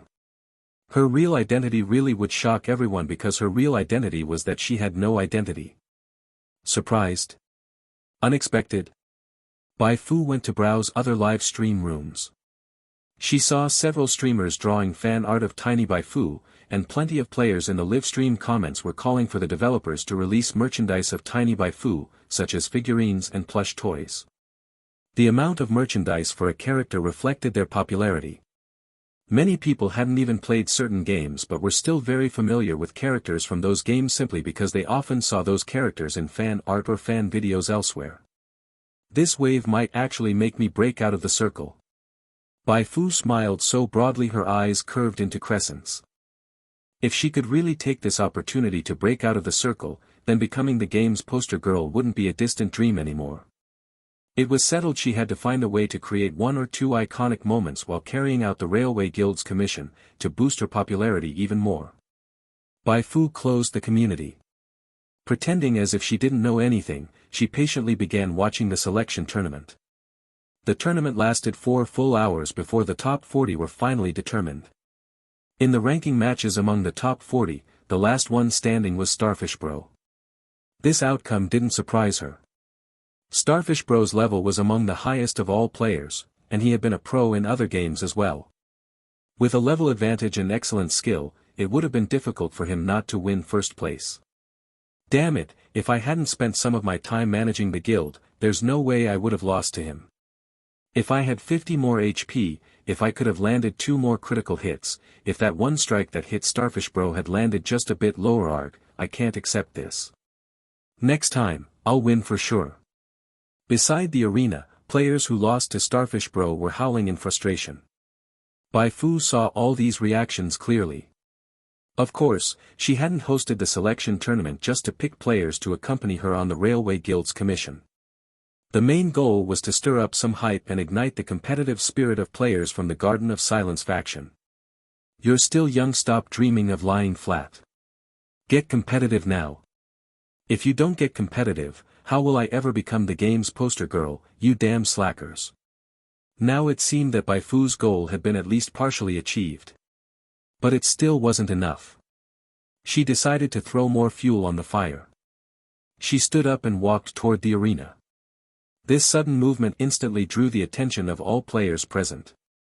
What's she doing? Hidden plot. Bai Fu stepped onto the stage and stopped in front of Starfish Bro. She wore a gentle smile on her face. Though you already stood out when we first met, your growth still exceeded my expectations. Saying that, she took a badge from her pocket. The players below instantly widened their eyes. Wait, could this be? Yes, this was the special investiture ceremony exclusive to the tournament's first-place winner. Bai Fu slowly placed the badge around Starfish Bro's neck and said, "This is the warrior's martial badge. May you perceive the essence of life amidst the silence." Starfish Bro stared in shock at the badge gleaming brilliantly under the sunlight. Its shape was no different from the usual Eye of Heaven badge from the Garden of Silence, but it was silver white. He could be sure this was the only one of its kind in the entire faction, no, in the entire game. Even someone like Starfish Bro, who focused more on combat than storyline or characters, felt honored and overwhelmed. The players below the stage were even more emotionally stirred. Holy crap, a private investiture ceremony and a one-of-a-kind badge, ah, Starfish Bro, you bastard. There's this kind of event. Had I known, I would have borrowed money just to buy more psionic shield cards. That way, I'd be the one standing on that stage, sobbing. Ah, if I could receive a badge from Fu Fu in front of so many people, I'd swear loyalty right on the spot. Damn, will there be more tournaments like this? I want that badge. Don't tell me it'll become a limited item. If I get on the arena next time, can I ask for the badge to be swapped for a ring instead? You're dreaming. Soon, news of what happened spread throughout the community. With this move, Bai Fu successfully made the selection tournament's popularity surpass even that of Tiny Bai Fu again. Half the incoming players were jealous of Starfish Bro, and the other half were drawing circles to curse him. Among those envious players, some simply wished they could replace Starfish Bro, while others were outright stunned. Usually in the in-game arena, winning was just winning at best, earning some praise from other players. But now, the victor had actually enjoyed a personal investiture ceremony hosted by Bai Fu herself. This level of immersion, in a word, perfect. It had to be Bai Fu and the Garden of Silence. In the community, a large number of players collectively the developers, hoping they could add Bai Fu to the arena. How could such an excellent gaming experience be limited only to players from the Garden of Silence? This wave of heat is pretty good. Bai Fu was very satisfied. Previously, because she couldn't reveal her location when awarding the badge to the Excavation Princess, the entire process hadn't been live-streamed, which significantly reduced its impact. Now, riding on the heat from tiny Bai Fu, she could let all players see how enjoyable it was to join the Garden of Silence. Not only could this place provide players with massive XP and a relaxing gaming experience, but it also offered the perfect emotional value provided by the new queen of popularity, Bai Fu. Cool Fu handing out badges. Live heart racing yet? Don't just be tempted, act on it. Bai Fu had already made her plans. She wanted to make Starfish Bro another figurehead of the Garden of Silence faction. The method was simple: help Starfish Bro become the PK king of the game.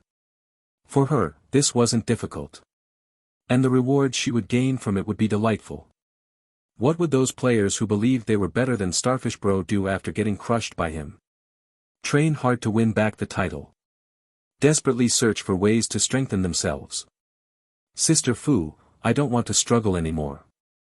From today onward, I shall, like Starfish Bro, swear loyalty to you. Please grant me power equal to his. Bai Fu believed most players would choose the third option. The reason was simple: it was the easier path. Isn't mooching off others the best? These players would be happy, and Bai Fu would be even happier, for her chives field had just gained a batch of robust new chives. In short, when the time came, all heroes under heaven would fall within her grasp. Who then could rival her? 2 days later, Dallas arrived as promised at shelter number 11 with an old map of the Goli Desert and a transport convoy from the Railway Guild. Once Bai Fu received the map, she sprang into action.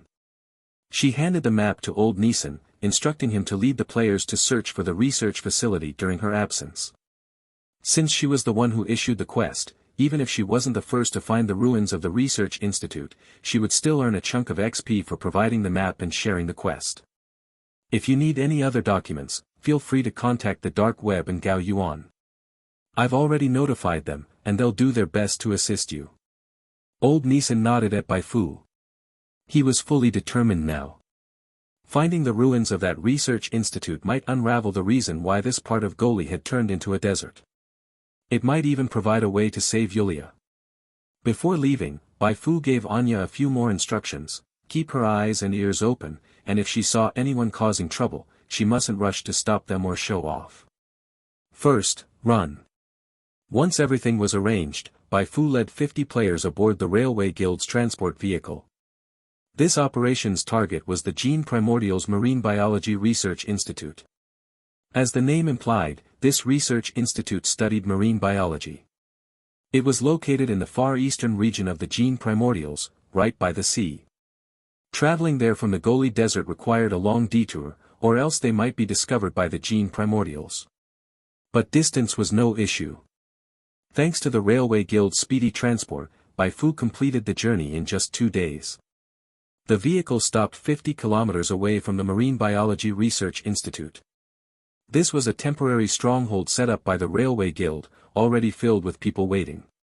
When Bai Fu stepped down from the vehicle on her long legs, everyone in the stronghold instinctively craned their necks. Stare. Some of them were Railway Guild logistics personnel, others were experts hired by the guild. All of them were eager to catch a glimpse of the fierce woman who had crushed Black Hawk Base. After the Black Hawk Base ambush, Bai Fu's name had exploded in popularity. She became the most discussed person on the dark web. Silver Moon, the new queen of the dark world, the Black Mask, queen of the Undying Ones.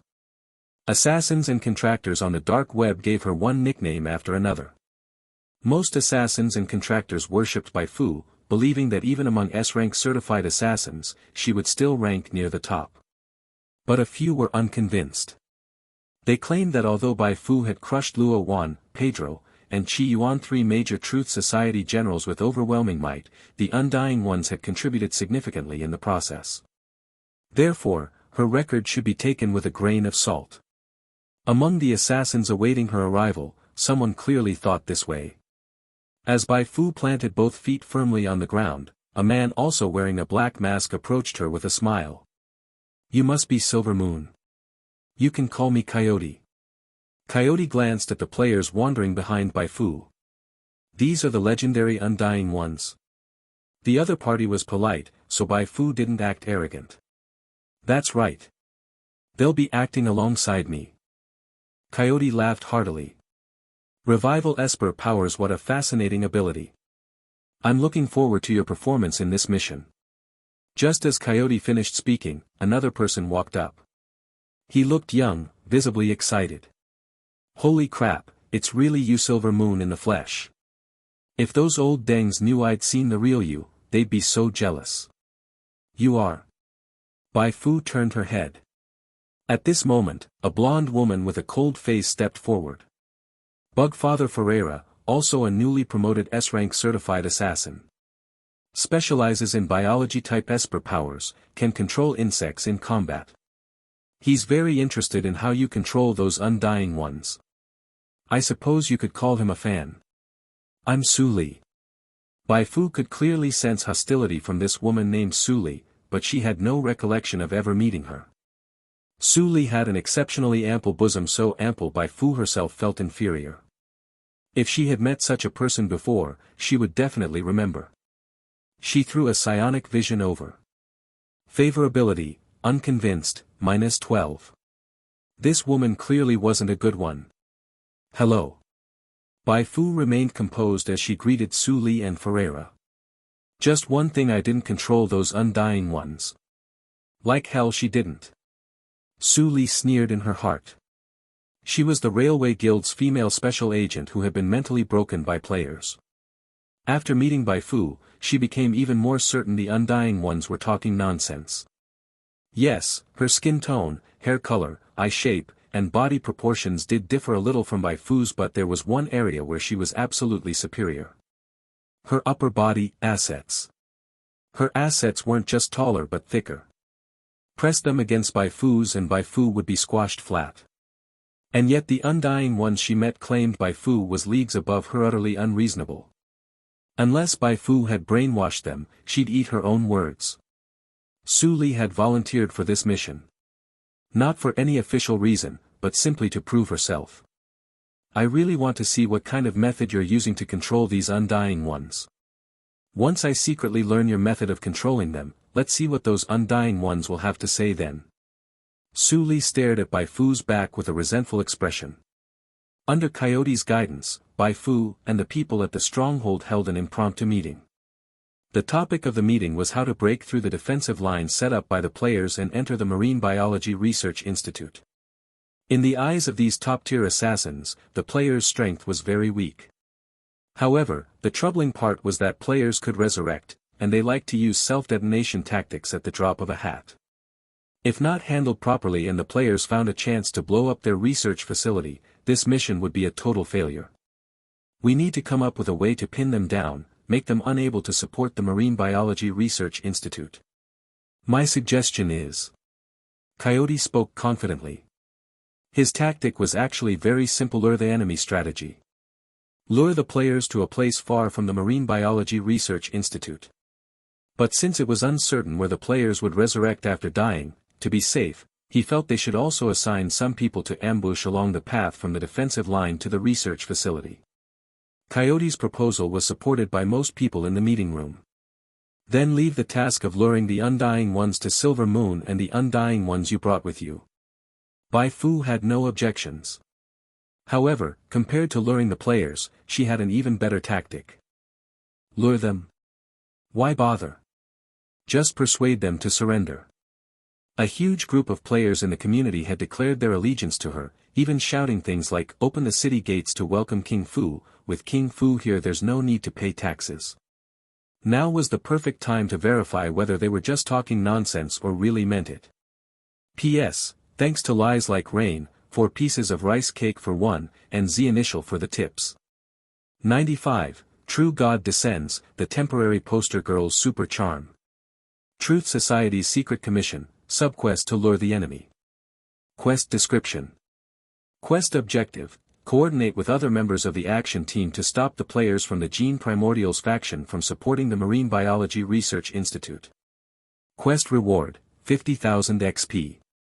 After walking out of the makeshift tent, Bai Fu received a new quest. She hadn't expected that accepting the Railway Guild's commission would unexpectedly trigger a subquest. Although the reward wasn't high, only 50,000 XP, her evaluation was, more surprises like this, please.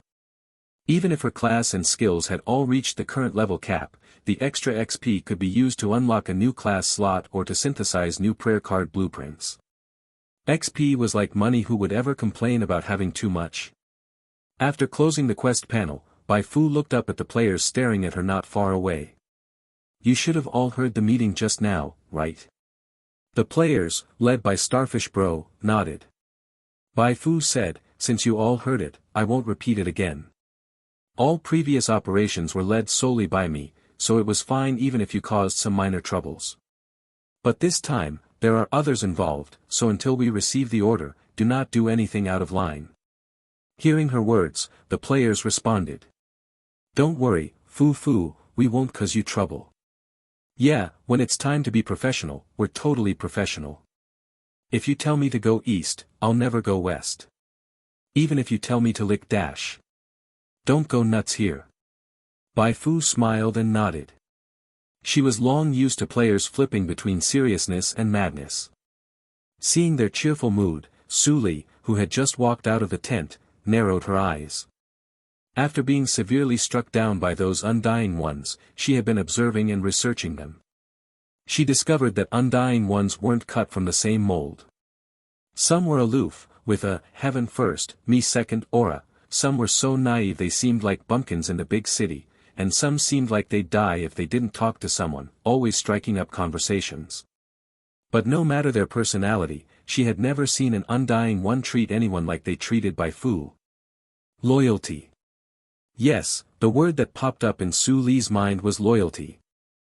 She had seen groups of Undying Ones gather around to flatter someone, but their attitude toward Bai Fu wasn't just mere flattery. This wasn't just science or magic. Bai Fu, don't you dare say you're not controlling those Undying Ones. If Bai Fu knew what Su Li was thinking, her only response would be, this is just how our temporary poster girl is. Do you understand how terrifying it is to have a core cheat that lets you mold yourself into the shape players love the most?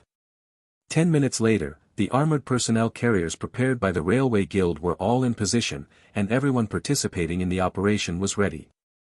Move out. With Coyote's command, several armored personnel carriers charged into the endless wilderness at high speed. 5 kilometers west of the Marine Biology Research Institute, behind a line of fortifications built from trenches, iron fences, and concrete bunkers. Cedric, the defense line commander, stood leisurely by the office window, a cigarette in his mouth, looking down. Although it was already midnight, the patrolling guards passing below were as spirited as they were during the day. Their condition made him nod in satisfaction. It's gotta be the Undying Ones. Cedric sighed with emotion.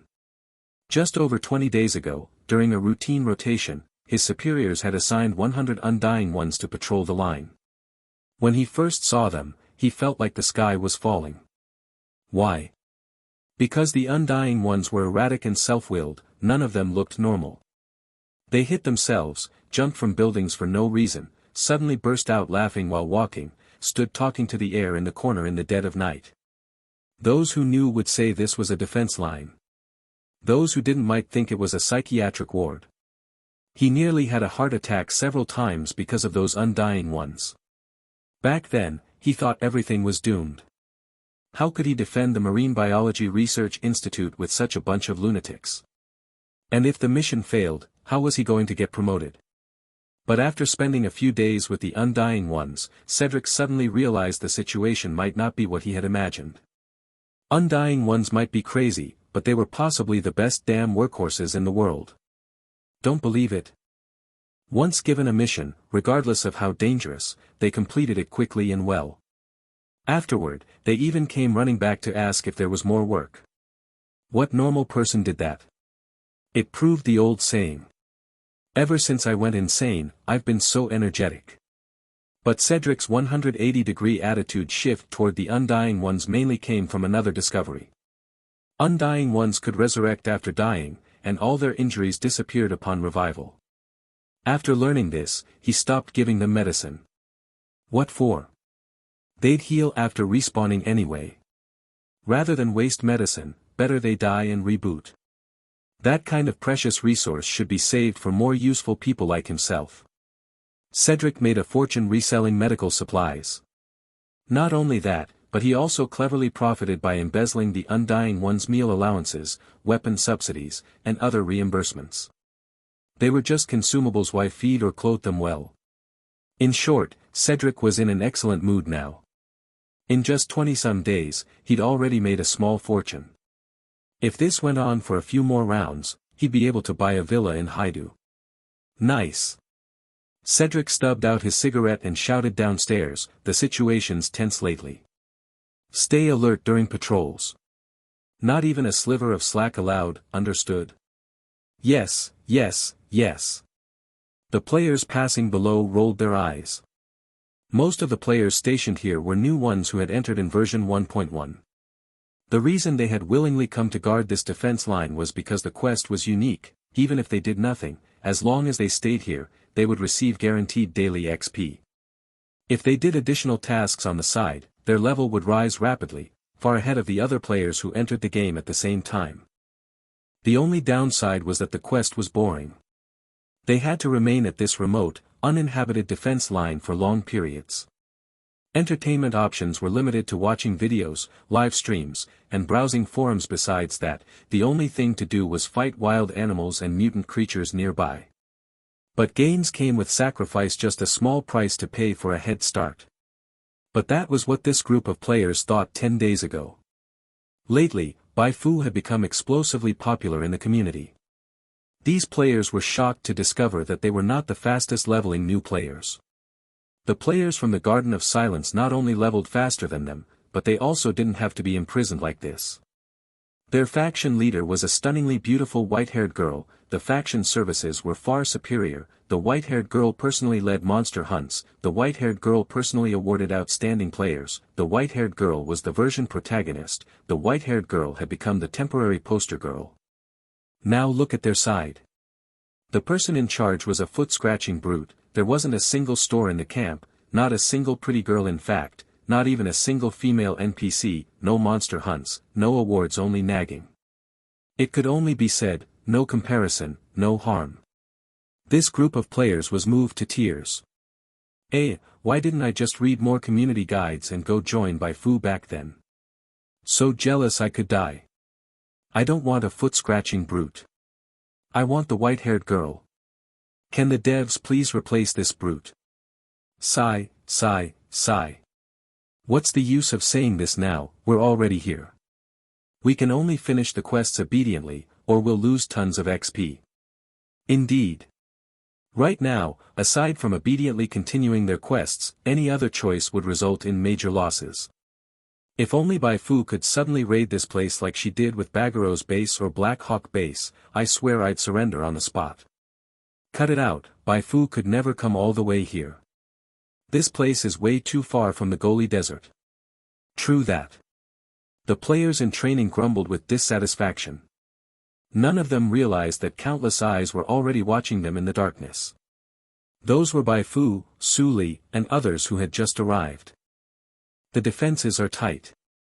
Even in the middle of the night, there's not the slightest laxness. These Undying Ones are really a headache. Su Li frowned, clearly unhappy. The arrival of the Undying Ones had once again triggered a massive upheaval in the world. She didn't like this upheaval, not because the Undying Ones had provoked her, but more because she couldn't discern whether this change was good or bad. But she knew that since change had come, all she could do was adapt to it or take control of it. Otherwise, she risked being eliminated. Proceed according to the original plan. Once Bai Fu successfully lures out the Undying Ones, I'll cooperate by creating a bigger disturbance to attract the Marine Biology Research Institute's attention. The rest will be up to Coyote and the team responsible for the raid on the research facility. Bai Fu had no objections. She led the players and quietly crept toward the opposing defensive line. Su Li lay prone on the ground, her eyes fixed on Bai Fu's back. Come on, let me see clearly how exactly you control this group of Undying Ones under your command. To uncover Bai Fu's secret, the higher-ups had made thorough preparations. They had sent several Esper power users skilled in reconnaissance to assist Su Li in observing Bai Fu, and also delivered the most advanced covert filming equipment from the Technology R&D division. Multiple camera angles with full 360-degree coverage and Ultra HD imaging that could even capture the trembling of eyelashes. Su Li retrieved the surveillance monitor from her toolbox and watched while chuckling. Hee hee hee, hee hee hee. Her grin made the nearby lab assistant's scalp tingle. Yikes, what kind of perverted fangirl is this? Bai Fu led the players forward for a few minutes, then stopped about 500 meters from the defensive line. You all wait here. Move only after receiving my signal. As she spoke, she handed a walkie-talkie to Starfish Bro. The other players stared with eyes full of envy. Damn it, was this the perk of earning the Silver Eye of Heaven medal? Next time there's a tournament like that, they'd definitely buy more prayer cards. They couldn't let Starfish Bro keep showing off. After settling the players, Bai Fu advanced alone toward the defensive line. Since her goal was to persuade the players on the line to surrender, she didn't hide her presence. The players on duty were alert enough. When she was about 100 meters from the outer sentry post, a player standing there spotted her. Bang! A bullet pierced the night, hitting the ground 20 centimeters from Bai Fu's toe, kicking up dirt. It was unclear if it had missed or was a warning. But the moment the shot was fired, the alarm blared throughout the defensive line. Clang, clang, clang. Unknown person approaching, confirmed, only one individual. In an instant, the entire line was in an uproar. Cedric, who had been happily smoking by the window, was so startled he dropped his cigarette. Damn! Who the hell would come here in the middle of the night, and alone at that? His expression turned as ugly as if he had swallowed a fly. Go, bring that person back to me. I want to see who's got the guts to trespass in a military zone. Not long after he gave the order, a burly man walked into the office. Should I go check it out? Cedric turned around. The man was an elite special agent recently dispatched by the higher-ups, with formidable strength. Cedric waved his hand. No rush, let's see how things unfold. If the intruder's not that strong, let the Undying Ones handle it. They're quite handy. The special agent didn't respond. The two simply waited. However, something seemed off this time. The Undying Ones who received the order didn't charge in blindly like before. Instead, they stood around holding their weapons, looking at each other. After Cedric's outburst, all players on the defense line received a new quest. Quest name, Emergency Invasion. Quest objective, Eliminate the Intruder. Quest reward, 1 million XP plus special title plus rare skill plus extremely high faction reputation. All the players were dumbfounded. What the hell? 1 million XP, holy crap, I didn't count wrong, that's 6 zeros. What kind of quest is this? Why is the reward so outrageous? This must be a bug. Normally we get a few hundred XP per quest, and now it jumps to 1 million. Only an idiot would believe this isn't a bug. I'm dying laughing. This bug. I'm heading to the community to post about it. Soon after, a player posted a screenshot of the quest in the community. The thread immediately attracted hordes of viewers. Understandably so, no player had ever seen a quest with such absurd rewards. Even if it was a bug, it was still jaw-dropping. No way. If someone actually completes this, will they really get 1 million XP? Devs, come take your beating. Giving out quests with 1 million XP. You've lost your minds. Don't play dead, this won't blow over without a friend fee as compensation. Just as the other players were relentlessly bashing the developers in the community, the players at the defense line also sprang into action. A bug was a bug, but a quest was still a quest. They raised their guns and charged out, shouting as they ran, "This is a military zone. Unauthorized personnel keep out. Intruder, drop your weapon and surrender, or we'll open fire." Their shouting had no effect. That person on the other side kept walking forward. "Oh ho, how bold, bolder than ah way even." An ill-tempered player fired several shots into the sky. "Looks like you'd rather drink the penalty wine than the toast, the pen dash." Mid-curse, he froze in place. "Fuck." The player behind him looked puzzled. He patted the frozen player's shoulder and looked ahead as he asked, "What's wrong? Why did you suddenly stop? Stop. Holy shit." Under the lights, all the players who had just arrived clearly saw the intruder's face. Silver hair, white shirt, stylish little belt. Why does this NPC look kinda familiar? Familiar? Of course. In the community, a new thread suddenly popped up. "Brothers, I figured out why that quest reward is 1 million XP. It's definitely not a bug. Check out this live stream if you don't believe me." A live stream link was attached to the post. Most players thought it was just a cheap attention grab, but a few still clicked it. Then, their reactions matched those at the scene exactly. "Whoa, isn't that our Fu? The moment they recognized Bai Fu, everything clicked into place. Now it all made sense. After all, the emergency invasion quest's target was Bai Fu. As the owner of the Garden of Silence, the Dark Web Queen, the version protagonist, and the rising temporary poster girl, Bai Fu being worth 1 million XP was perfectly reasonable. This lighting angle makes Fu look even more beautiful. Fu looks coolest in combat mode. The live stream comments section exploded, and just then, Bai Fu spoke. "You are undying ones from the other side of the mist, like Starfish Bro and Excavation Princess, right? I truly don't want to be your enemy, but I have something very important to do here. If you insist on blocking my way, then I'll have no choice but to fight you." "Huh? Fight Bai Fu?" Hearing her words, the players from the Gene Primordials faction were stunned. How could they possibly fight her? Bai Fu could kill high-level bosses like slaughtering pigs. For noob players like them, one skill would probably wipe out the whole group. The ones who had fired at or threatened Bai Fu earlier were now sweating bullets. "Guys, do you think I still have a chance?" Though they had once fantasized about Bai Fu attacking, they hadn't expected her to actually do it. The shock left them completely disoriented. Only when a few live stream comments floated by did the situation shift. "Are you dumb? Just don't oppose her and you won't have to fight her. If it were me, I'd surrender right now and stand by Fu's side." "Exactly, I'd love to surrender, but I don't even have the chance. Damn, talk about lucky bastards. I'm so jealous." "Right, surrender." The live streaming players' eyes lit up. They had joked before about surrendering on the spot. Now that Bai Fu had actually shown up, not surrendering would be madness. If Bai Fu accepted his surrender, he could immediately join the Garden of Silence and enjoy top-tier gameplay. Clack. The player threw his gun to the ground and raised his hands high. "I surrender. Fu, I've always been your fan, I just never had the chance to meet you before." With one person taking the lead, the players who were already devoted to Bai Fu followed immediately. "I surrender too. I only joined the Gene Primordials out of necessity, it was all for show. The Garden of Silence is my true love. Finally, I've found my people.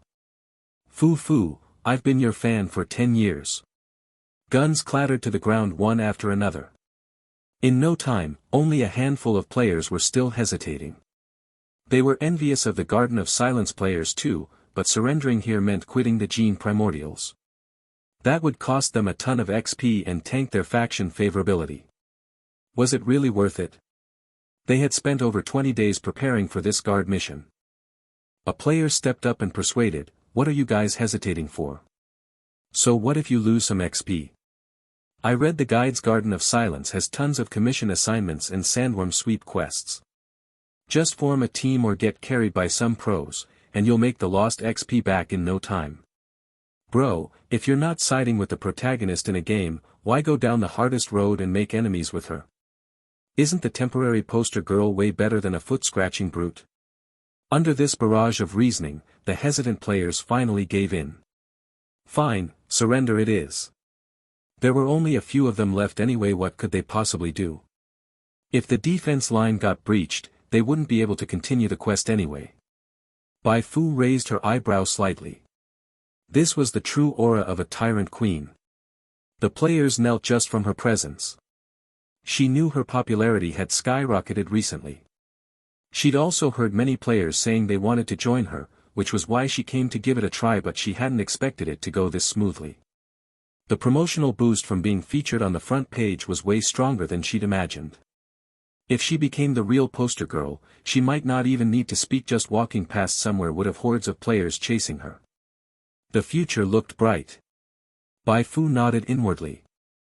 For now, she should focus on completing the quest. She deliberately put on a surprised expression. You guys.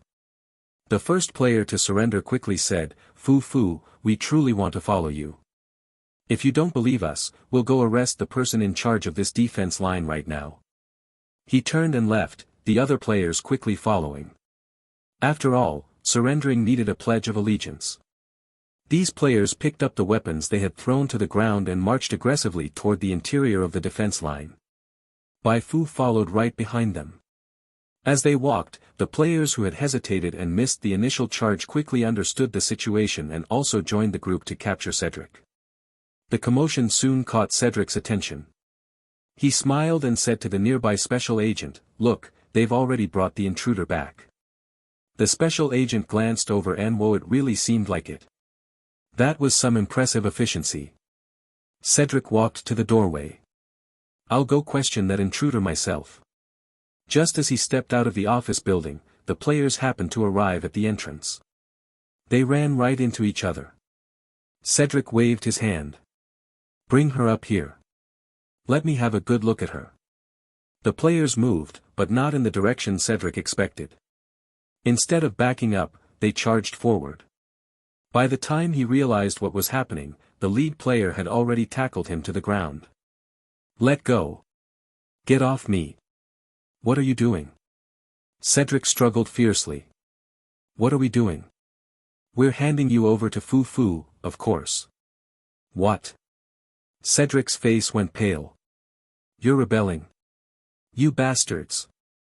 Betraying the gene primordials will only end badly for you. The players pinning him down didn't flinch. The rest didn't idle around either. We're going to grab the others too.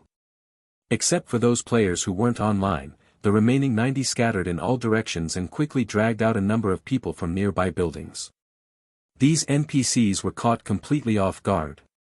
Upon hearing Cedric yelling about rebellion, they assumed the players had uncovered Cedric's financial misconduct. They panicked and shouted out loud. It wasn't me. Really? I was forced by Cedric. It was him. He withheld your subsidies. He cut your meal allowance. That's why you've been eating trash every day. I can prove he's not lying. I did take some money from Cedric, but not much. I'll give it all back. Please don't kill me. I actually felt sorry for you. When I saw you injured, I wanted to give you medicine, but Cedric said since you revive anyway, there's no need to waste meds on you. What could I do? I had to follow orders. Their shouting stunned everyone, both the players at the scene, those watching in the live stream room, and Bai Fu herself. Wait a second, this was actually happening. Pinned to the ground, Cedric screamed, Lies. They're slandering me. But no one believed a word he said. Hang him. Bai Fu turned her head and glared viciously at the subdued Cedric. She had already decided how to stage her first iconic moment after becoming the temporary poster girl. The kind of person I hate the most, string him up on a street lamp. 96, super iconic scene, tonight Bai Fu is the only protagonist. Hang this born-to-be lantern Cedric. The moment this sentence burst out of Bai Fu's mouth, the atmosphere across the entire defense line shifted. It really seemed feasible. There were at least a dozen street lamps installed along the line. Hiss. In that instant, whether it was the players on the scene or those in the live stream room, everyone simultaneously turned their gaze toward Bai Fu. They had inhaled all the cool air in the vicinity. Their pupils sparkled like tiny bulbs had been installed within them, blindingly bright. Usually, when they looked at Bai Fu, the first thing they noticed was her stunningly breathtaking face, one that became even more mesmerizing upon closer inspection. But now, what they saw first was the holy light that overflowed from her heart and spread behind her head. This was what they called righteousness incarnate. This was exactly what they called righteousness incarnate. The live stream comment section exploded. Fu is absolutely right. Scumbags like that should be strung up on street lamps. Fu, forever our god. I remember someone speculated Bai Fu might be a villain pretending to be a righteous character, but based on what she just said I believe she could never be a villain. Exactly, bro. Even if Fu turns villain one day, there must be a tragic reason behind it. It's not Fu who's wrong, it's this world. Aha, I'll blow up this damn world for Fu. Bai Fu? She could no longer tell whether it was players going hysterical or trolls causing trouble. Still, overall, this wasn't a bad thing. Ever since her first appearance in front of the players, countless joy-seekers had appeared in discussions about her. These joy-seekers might not be good at much, but they definitely contributed massively to building her popularity. For instance, it was them who spread the story about Bai Fu wanting to string up Cedric in the community. An NPC wanting to hang another NPC for the sake of the players, even if the NPC in question weren't the popular Bai Fu. The novelty and absurdity alone would have drawn massive player attention.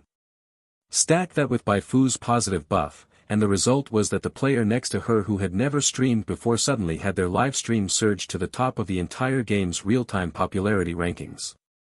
Many streamers were dumbfounded to find their viewer count had plummeted. What the hell just happened?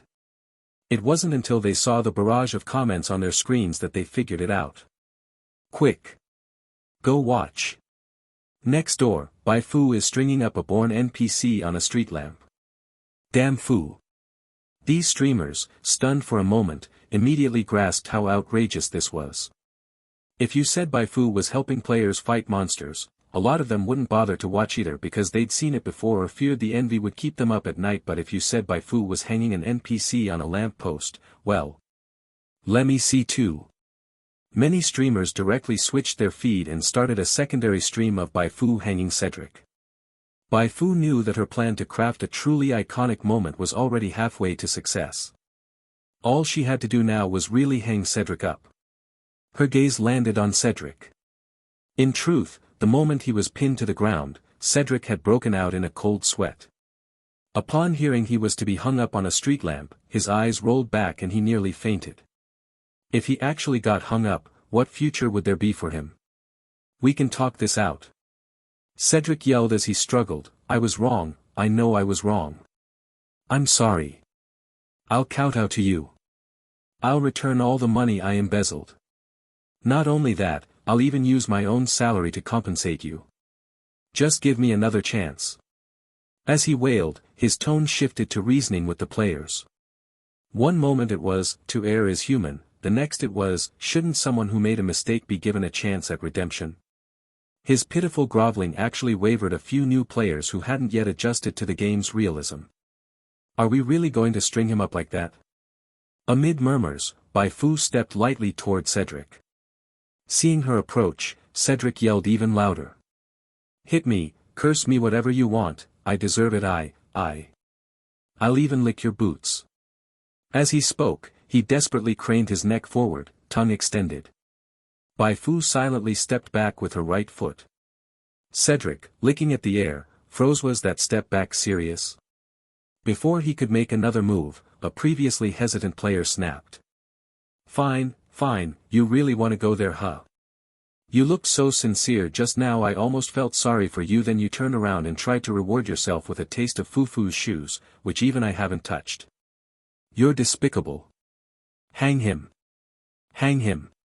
Beat him first just in case he escapes. I suggest lighting a fire under him once he's up there. Outcries surged. Bai Fu slowly lowered her head and drew the electric knife from her back. In the moment the electric light flared, Cedric howled again, "Mercy, please. I truly realize my mistake, Bai Fu cut him off coldly, "What you feel isn't guilt, only the fear of death." Cedric's eyes widened in terror. Under the night sky, the street lamp cast its glow upon his head and upon the players around him. "Step aside." The players reflexively stepped back. For a moment, everything fell silent. Bai Fu stabbed Cedric in the chest. The surging current sent him into convulsions. When she withdrew the knife, Cedric lay motionless. But he wasn't completely dead, only so weakened he could no longer beg, no longer move, trapped in fear as he watched Bai Fu calmly tie him up with a rope. Then, she looped the other end over the street lamp and hoisted him up. Bai Fu tied a dead knot in the rope, lifted her head, and looked at her handiwork with satisfaction. "If you don't like being human, then be a warning sign instead." The swaying shadow on the wall finally snapped some of the dazed players back to their senses.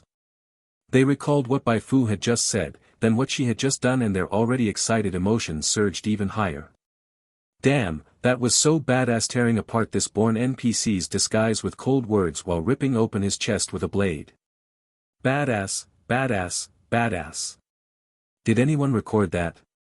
That electric flash was amazing. Damn, I want to rewatch it over and over. Got it recorded, I'll edit and upload it to the community. Honestly, I usually prefer pink-haired girls over white-haired ones, but for that moment just now, no other hair color could have been more perfect.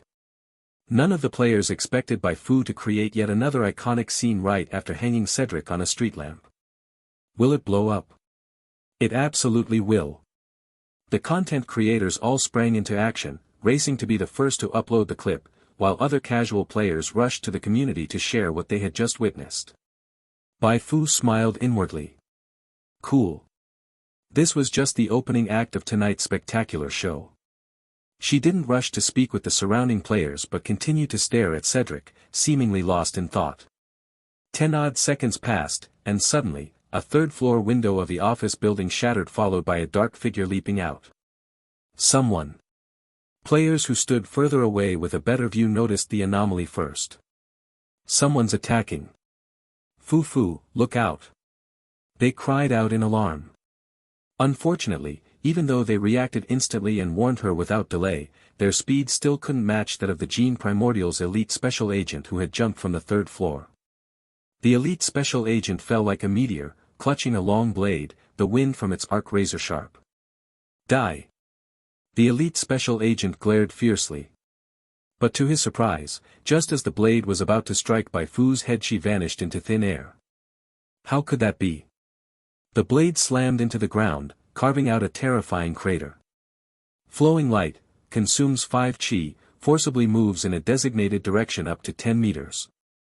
Cooldown, 1 second. Don't you understand what it means to use forced movement to dodge enemy attacks?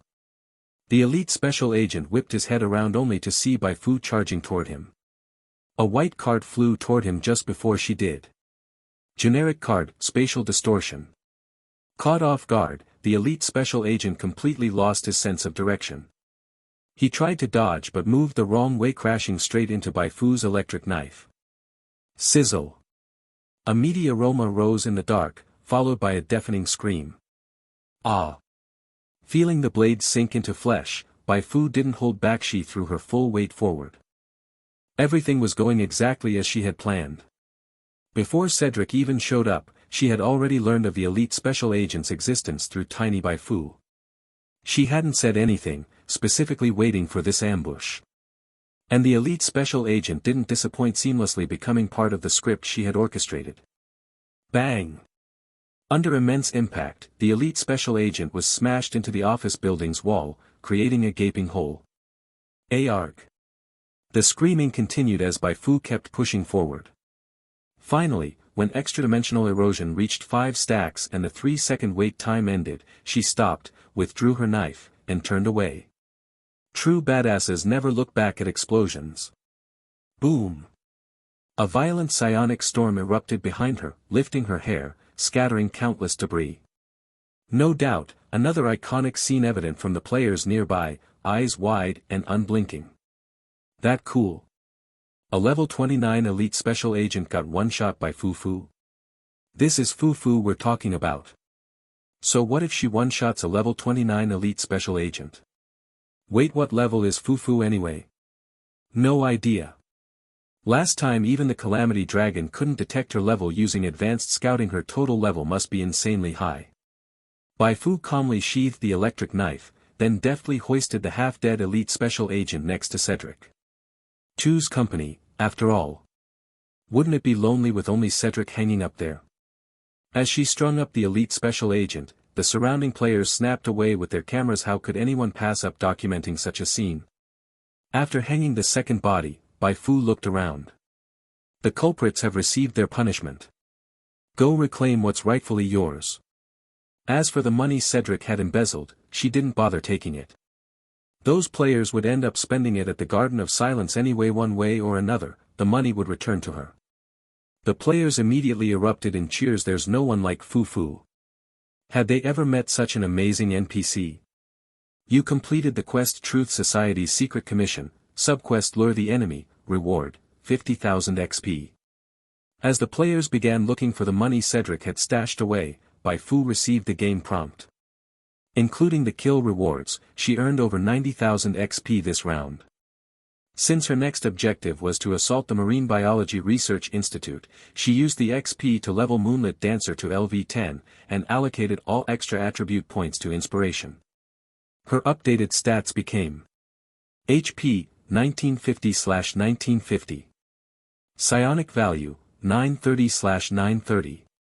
Stats, Strength 25, Agility 31, Constitution 86, Intelligence 25, Willpower 27, Inspiration 90. HP increased by 100, finally close to breaking the 2000 mark. The boost in strength and agility was also quite apparent. Although still no match for those NPCs specialized in martial arts or wild monsters known for brute force, Bai Fu could now single-handedly crush other same-level NPCs and monsters. Full marks in all aspects: virtue, intelligence, physique, aesthetics, and labor. A few more upgrades and I might as well be called a jock. Bai Fu closed the player interface. Truthfully, she still had hundreds of thousands of XP on her. She could easily level Moonlit Dancer even higher, but doing so would slightly reduce XP gains from killing monsters. Not by much, but it added up. Better to hold off for now. Her priority was to level up Apprentice Psionic Illustrator. Bai Fu began calling out to Excavation Princess, Starfish Bro, and the others who had been hiding outside. The defense line has been successfully breached. Everyone come over. Joining them were Su Li and her group of assistants. Su Li looked constipated. Through the covert filming equipment issued from above, she had clearly seen the entire sequence: Bai Fu making contact with the Undying Ones inside the defense line, then leading them to string up Cedric and the elite special agent on the street lamp. She had imagined many ways Bai Fu might deal with the Undying Ones, but not this. She was floored. One sentence, and over 90 Undying Ones fell to their knees. Not even a succubus could pull something that absurd. Though she had never spoken with Yulia before, Su Li now shared the same thought. She desperately wanted to dissect Bai Fu and see how she was made. Could it be this person didn't have blood flowing through her veins, but the scent of seduction from a succubus instead? How did you do it? Su Li stepped up to Bai Fu, her expression incredibly conflicted. She had studied the footage thoroughly and still found nothing suspicious. After much thought, she figured asking Bai Fu directly was the only way. Bai Fu blinked. You mean stringing those two up on the street lamp? Su Li shook her head. I meant, how did you make those Undying Ones defect to you without a word? Maybe they thought I was good looking. Bai Fu offered casually. That kind of joke's not funny. Then maybe they saw in my eyes that I'm a good person. Good people get rewarded, you know. Su Li. Wanna see if I claw your face? Or just tackle you to the ground and make you charm me? She took a deep breath. How about this: you try to charm me? I want to test whether I can resist. If I fall for you, that just means I'm inferior, not your fault. Bai Fu rolled her eyes.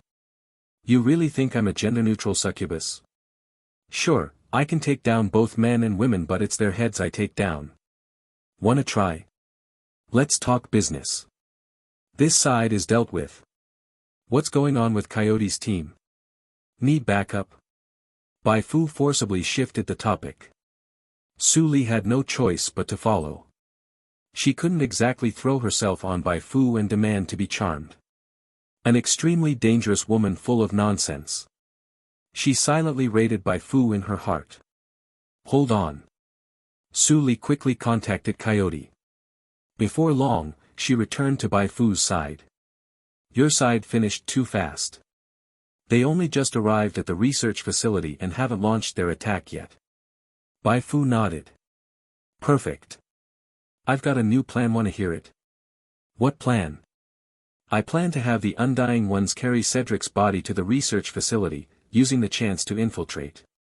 That way, whether or not the attack goes well, with them inside, our chances of retrieving the research data shoot up. Su Li's eyes lit up. It really was an excellent plan, but she had one concern. Are you sure they won't betray us and report all this to the people inside? Positive, Bai Fu answered instantly. She wasn't a succubus, but her pull on players was no joke. I'll have the Undying Ones I brought mix in with them and enter the facility too. Su Li stayed silent for a while, then gritted her teeth. I'll contact Coyote right away. She decided to trust Bai Fu. No choice. The shock from Bai Fu persuading the Undying Ones with just one sentence was too immense. As much as she hated to admit it, in some areas, Bai Fu really was better than her. Like spouting nonsense. Like raw strength. Like posing mid-fight. How can she be this cool? Bai Fu's proposal ended up getting unanimous approval from everyone involved in the operation. Some people were initially hesitant, but after watching the video Su Li sent, they changed their tune fast. You're awesome. Whatever you say goes. For a mission this dangerous, who didn't want to cling to a powerhouse? Bai Fu gathered all the players.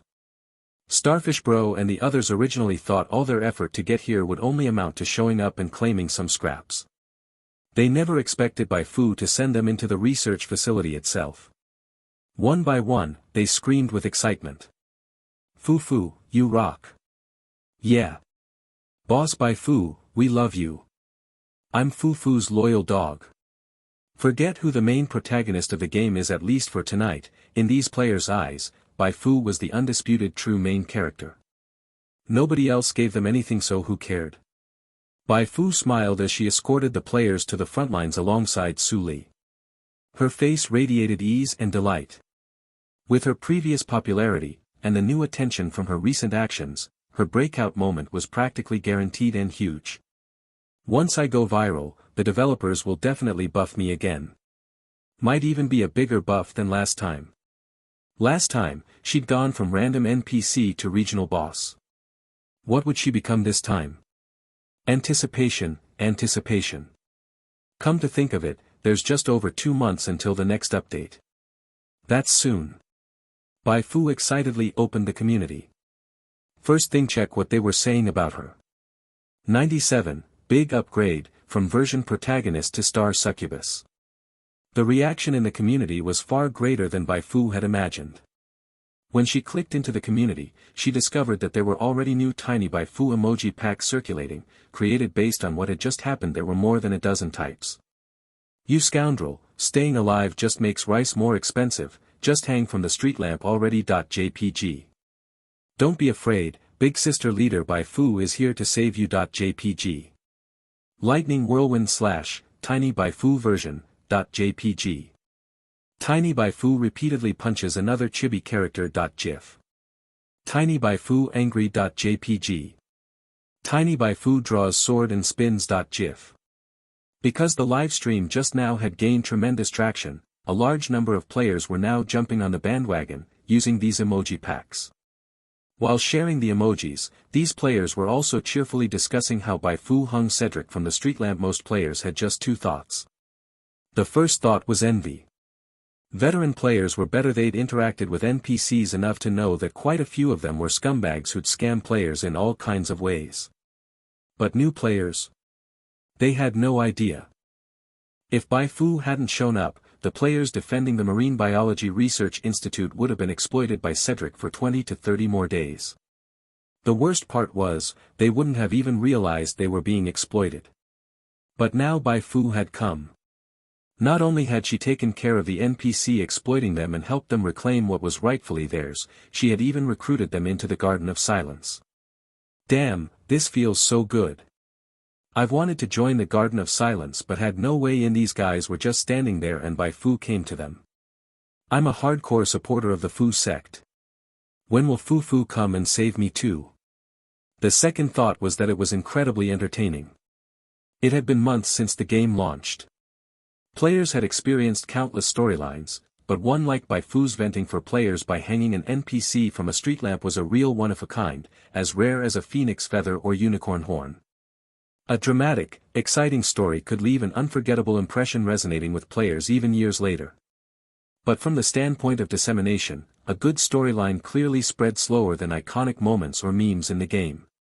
A storyline required long-winded narration, while an iconic moment or meme just needed a picture, which could instantly spark discussion and rapidly sweep across chat groups, forums, and video sites. Like today, yet another day filled with 70,000 joy points. Or the infamous, "The Last Golf 2" moment that enraged the entire community.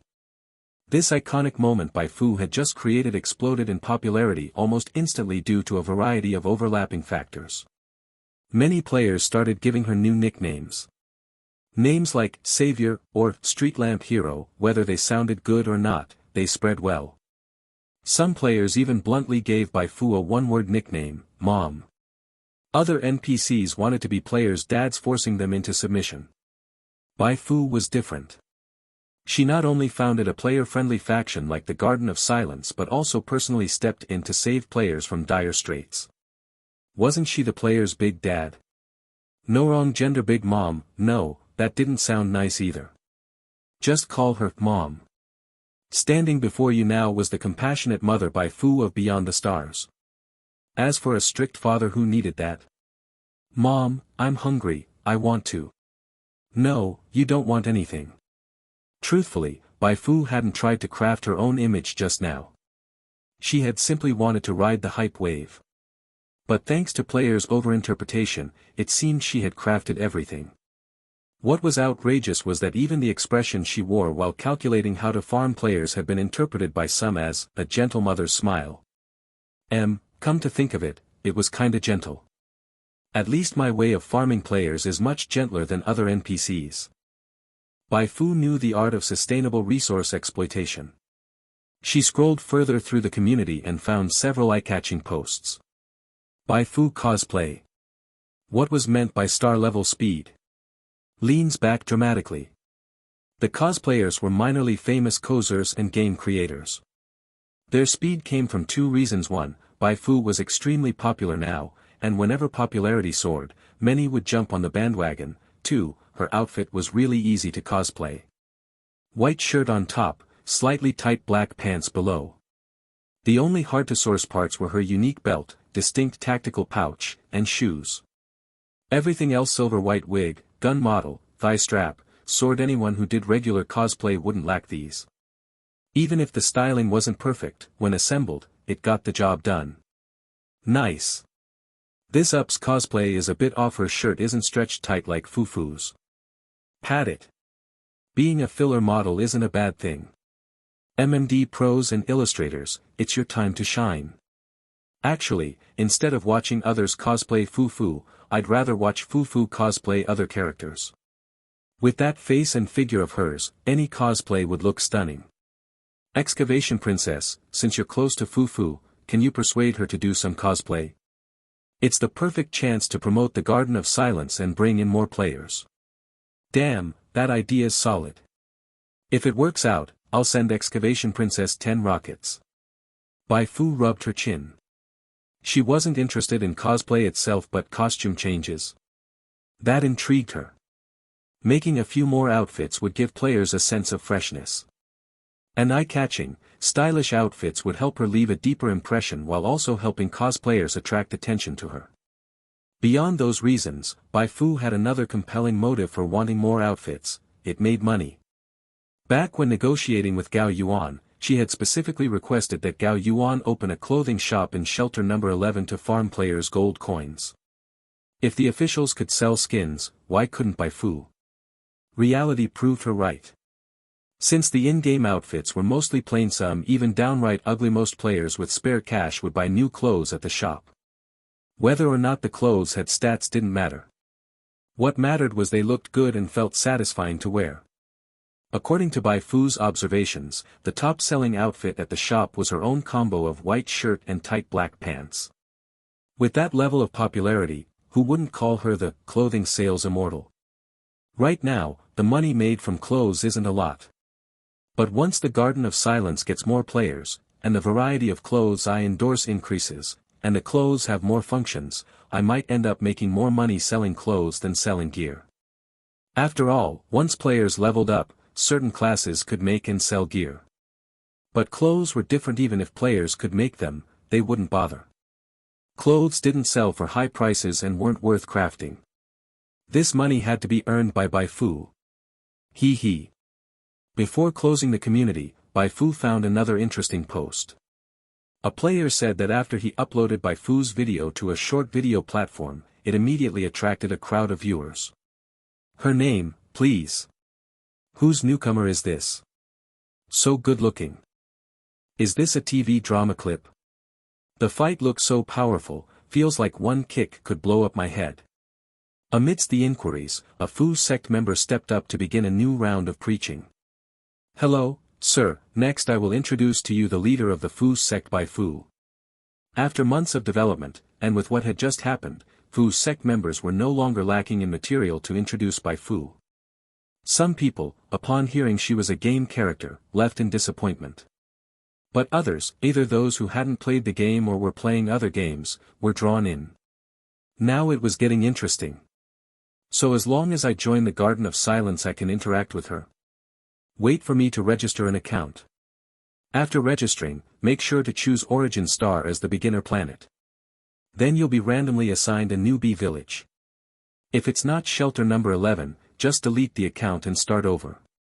Fufu's made it, now she can even poach players from other games. This is the charm of the number 1 succubus of the stars. You just have to respect it. In no time, Bai Fu had gained another new nickname, Succubus. Bai Fu didn't particularly dislike this nickname. Didn't Liu Bei also have the title, the Han Dynasty's number 1 succubus? She wished she had crowds of players and NPCs clinging to her wherever she went. In short, with the synergy of short videos and the Fu sect members, she had successfully attracted some new players to Beyond the Stars. The number wasn't huge, but it was definitely a good start. This meant Bai Fu had truly begun to break out of the circle. Just a little breakout, but you couldn't say it didn't happen, right? Everything had a beginning.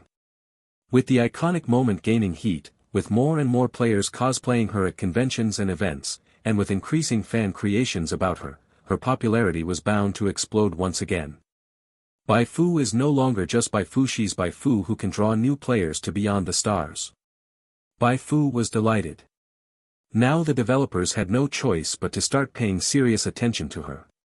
If she could produce a few more iconic moments, even if she didn't become the game's official poster girl, she would still have a strong chance of being featured as the protagonist or an important character in the next version's promotional video. After all, her current strength and faction were enough to influence a beginner planet like Origin Star. Her plot exploration had unknowingly reached 0.9%. These 2 points alone made her an NPC that couldn't be overlooked on Origin Star even if the developers didn't give her any buffs. It's decided I must find a way to unlock an advanced class before the new version arrives. Bai Fu casually closed the community. The first thing to do was perfectly complete this mission and get her hands on the 4th psionic knowledge chain. Not a single sound. Could they have been discovered? After staring at the distant Marine Biology Research Institute for a while, Su Li started getting anxious and turned to Bai Fu.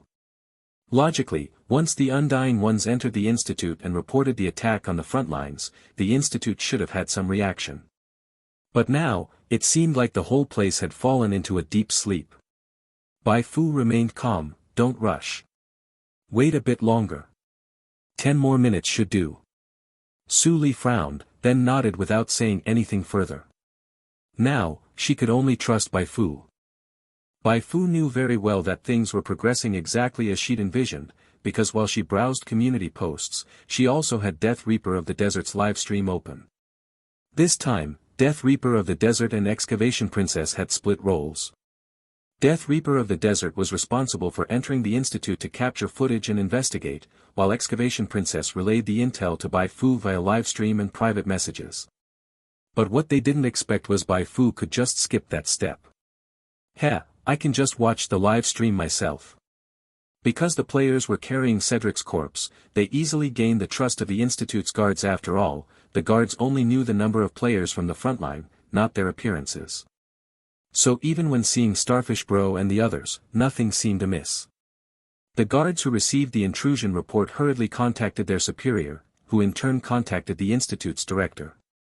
Bad news, someone's attacking. Good news, according to the Undying Ones who made it back, the intruders were only 3. The director issued orders for the Undying Ones and Institute guards to quickly reinforce their defenses, especially the paths leading to critical areas of the Institute, which had to be tightly controlled. If the outer defenses can't hold, lower the gates. If the gates still can't hold, then activate the self-destruct protocol and destroy all research data. If even one document leaks, we're all as good as dead. Understood? The director's murderous aura swept the room, making the others break into a cold sweat. Turning his head, the director then smiled and said, "But considering there are only 3 of them, there's no need to panic. What I said earlier was just the worst-case scenario. Right, there were only 3 people. What was there to fear? Besides, they had the Undying Ones ready at any moment to act as human bombs and take enemies down with them." The Institute staff sprang into action. Players were just players, they weren't placed in important areas. But during the shuffling back and forth, they had gradually figured out the layout of the Institute, where the paths led, where the gate switches were, where restricted areas were, and where the self-destruct button was located. "Fu Fu." Excavation Princess called out to Bai Fu softly. Bai Fu nodded. With this intel, it was enough. "We can begin." Su Li was taken aback. What's different now from before? Nearby, Coyote, Bugfather Ferreira, and others also turned to look. After hearing that Bai Fu had persuaded the Undying Ones and taken out Cedric all by herself in a short amount of time, they were deeply shocked, realizing she might be even more powerful than they had imagined. But shock was one thing during a critical mission like this. If Bai Fu didn't give some solid reasoning, they couldn't justify launching an attack now as she requested. "I don't have time to explain everything in detail. Just know this: the Undying Ones have a special way of communicating. I already learned about the Institute's internal situation through this young lady beside me. Time is pressing. If we don't act now, reinforcements might arrive." This. Coyote and the others furrowed their brows deeper. This was the first time they'd heard that the Undying Ones had such a capability. Was it real?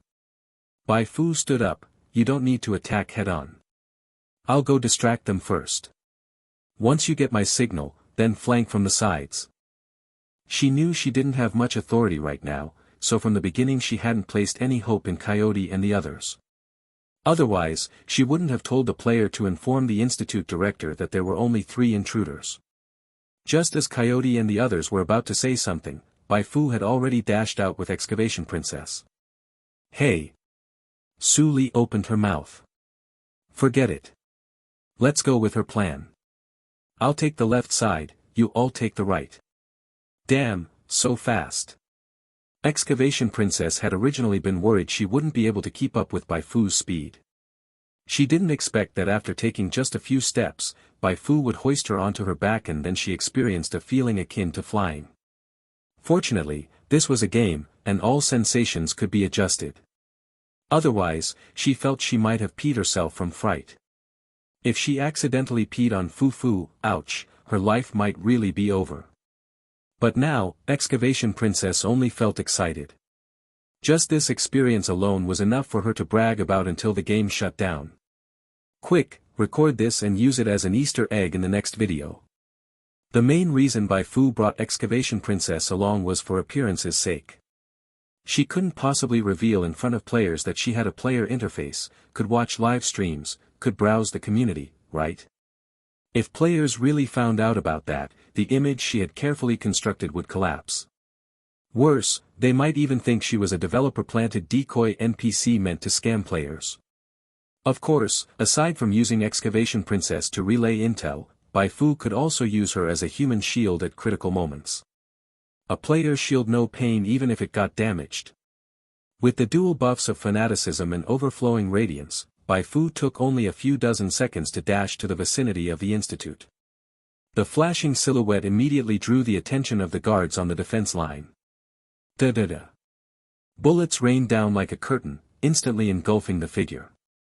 Along with the bullets flew over a dozen grenades. Boom!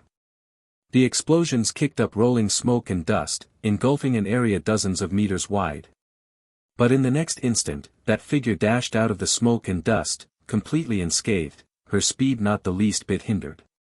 The guards inside the Institute felt their scalps go numb. What kind of armored freak was this? Open fire! Open fire! Fire the cannon! A guard adjusted the aim of his grenade launcher and then slammed the trigger. At the moment he pulled it, he suddenly realized a terrifying mistake. He had aimed the wrong way. This shot wasn't aimed at the figure outside, but at his teammate beside him. Curses, explosions, and screams mixed together, tearing open a hole in the dense web of firepower. With one burst of flowing light, Bai Fu blinked right beneath the high wall. Just as she was about to dash into the shooting port, a beam of red light suddenly descended from the sky. Fire-type Esper power. No big deal. With her psionic shield activated, she charged straight into the falling fireball. Is she dead? The Esper who launched the fireball held his breath, staring hard at the flames. The next second, his heart finally sank, for Bai Fu had already broken through the fireball and was right in front of him. A grenade launcher was pressed against his jaw. Boom!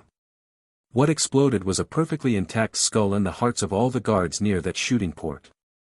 Bai Fu flicked the grenade launcher in her hand and looked down coldly at everyone standing below the port. Who's next? A monster. This was definitely a monster. The guards' pupils trembled violently.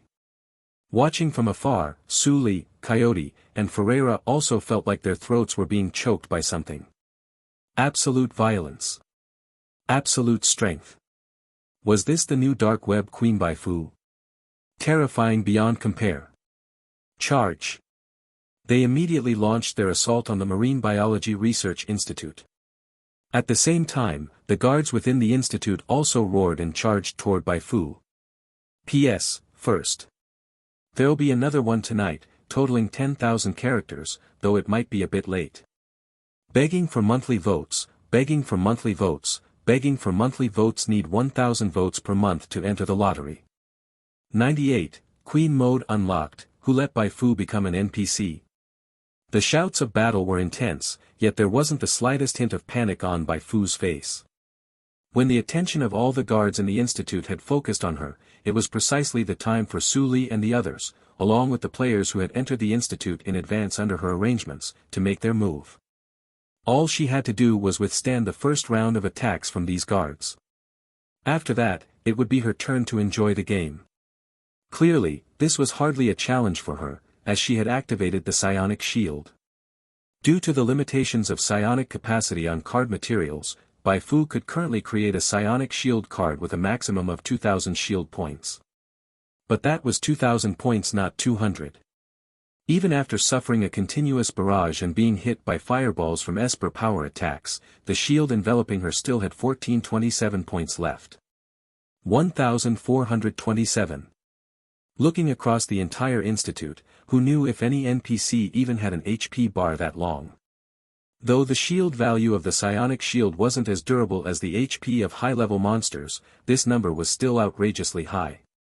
If the guards in the institute saw such a thick shield on Bai Fu, and then noticed there was still a 1950-point HP bar under it, they would definitely lose all courage to fight her on the spot. Beat your mom. A terrifying demon queen had descended. Don't think, just run. However, the guards didn't know any of this. Provoked by the deaths of their comrades, they surged forward like a tidal wave, determined to tear Bai Fu, who stood high and, pretending, at the shooting point, into shreds. Sharpshooter, berserker, sword saint, guards of all kinds of classes launched their attacks at Bai Fu simultaneously. Bai Fu felt like a sea swallow standing at the edge of a cliff. Let the storm come even fiercer. Among the guards, the players acted slyly.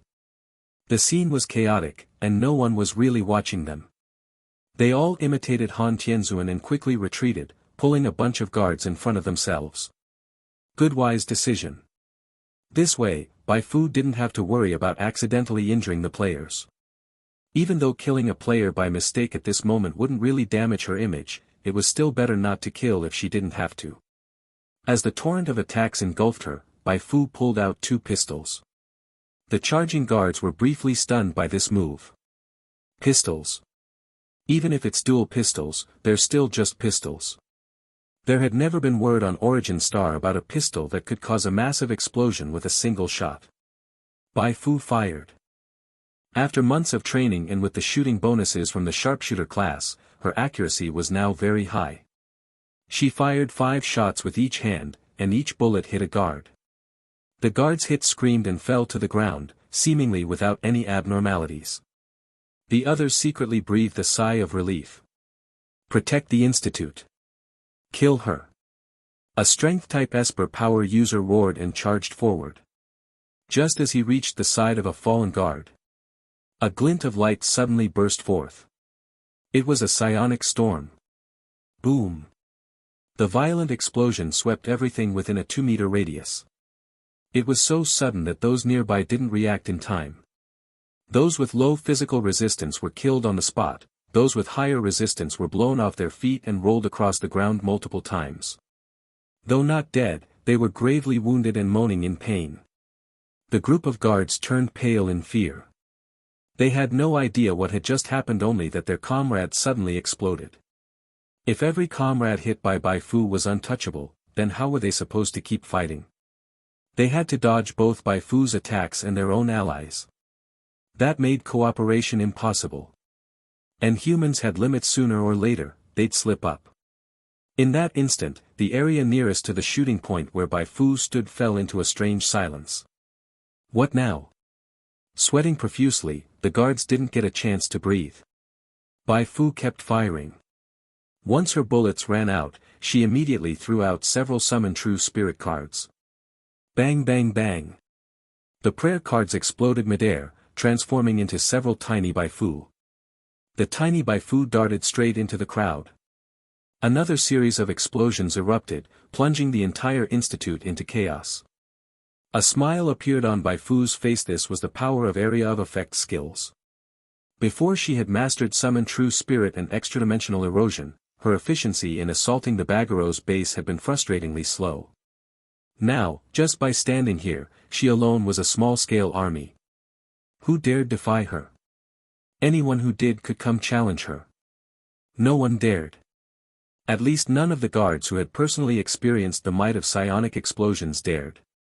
They stood frozen like statues, unable to advance or retreat. This was the Institute. There was nowhere for them to run. Deeper into the facility? Even if they somehow survived today, none of them would escape the aftermath once accountability came. Damn it. Each of the guards looked up. Against the light, Bai Fu's upper body was almost entirely shrouded in shadow, so oppressive it felt like the sky itself would collapse. I'll take care of her. Amid the silence, a mutant from deep within the Institute stepped forward, a determined look in his eyes. The Institute director shook his head. You alone won't do. All of you go. Even if you can't kill her, stall her. I'll request reinforcements from Haidu immediately. A dozen mutants approached Bai Fu grimly. Bai Fu spotted them instantly. Quite a number, but she also had plenty of people on her side.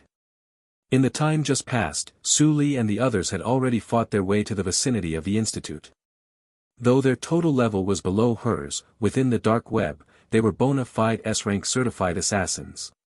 Sure, there were gaps even among S ranks, but there was still a baseline to that rank. Once Su Li and the others entered the institute through other shooting points, the entire tide of battle shifted completely. Tiger Sprint Fist. Wearing gauntlets, Su Li charged into the guards. Her whole body surged with energy. Every punch resulted in an explosion.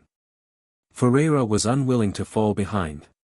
He laughed heartily as he flung open his coat, revealing a swarm of dense, scalp-numbing black bugs. Go!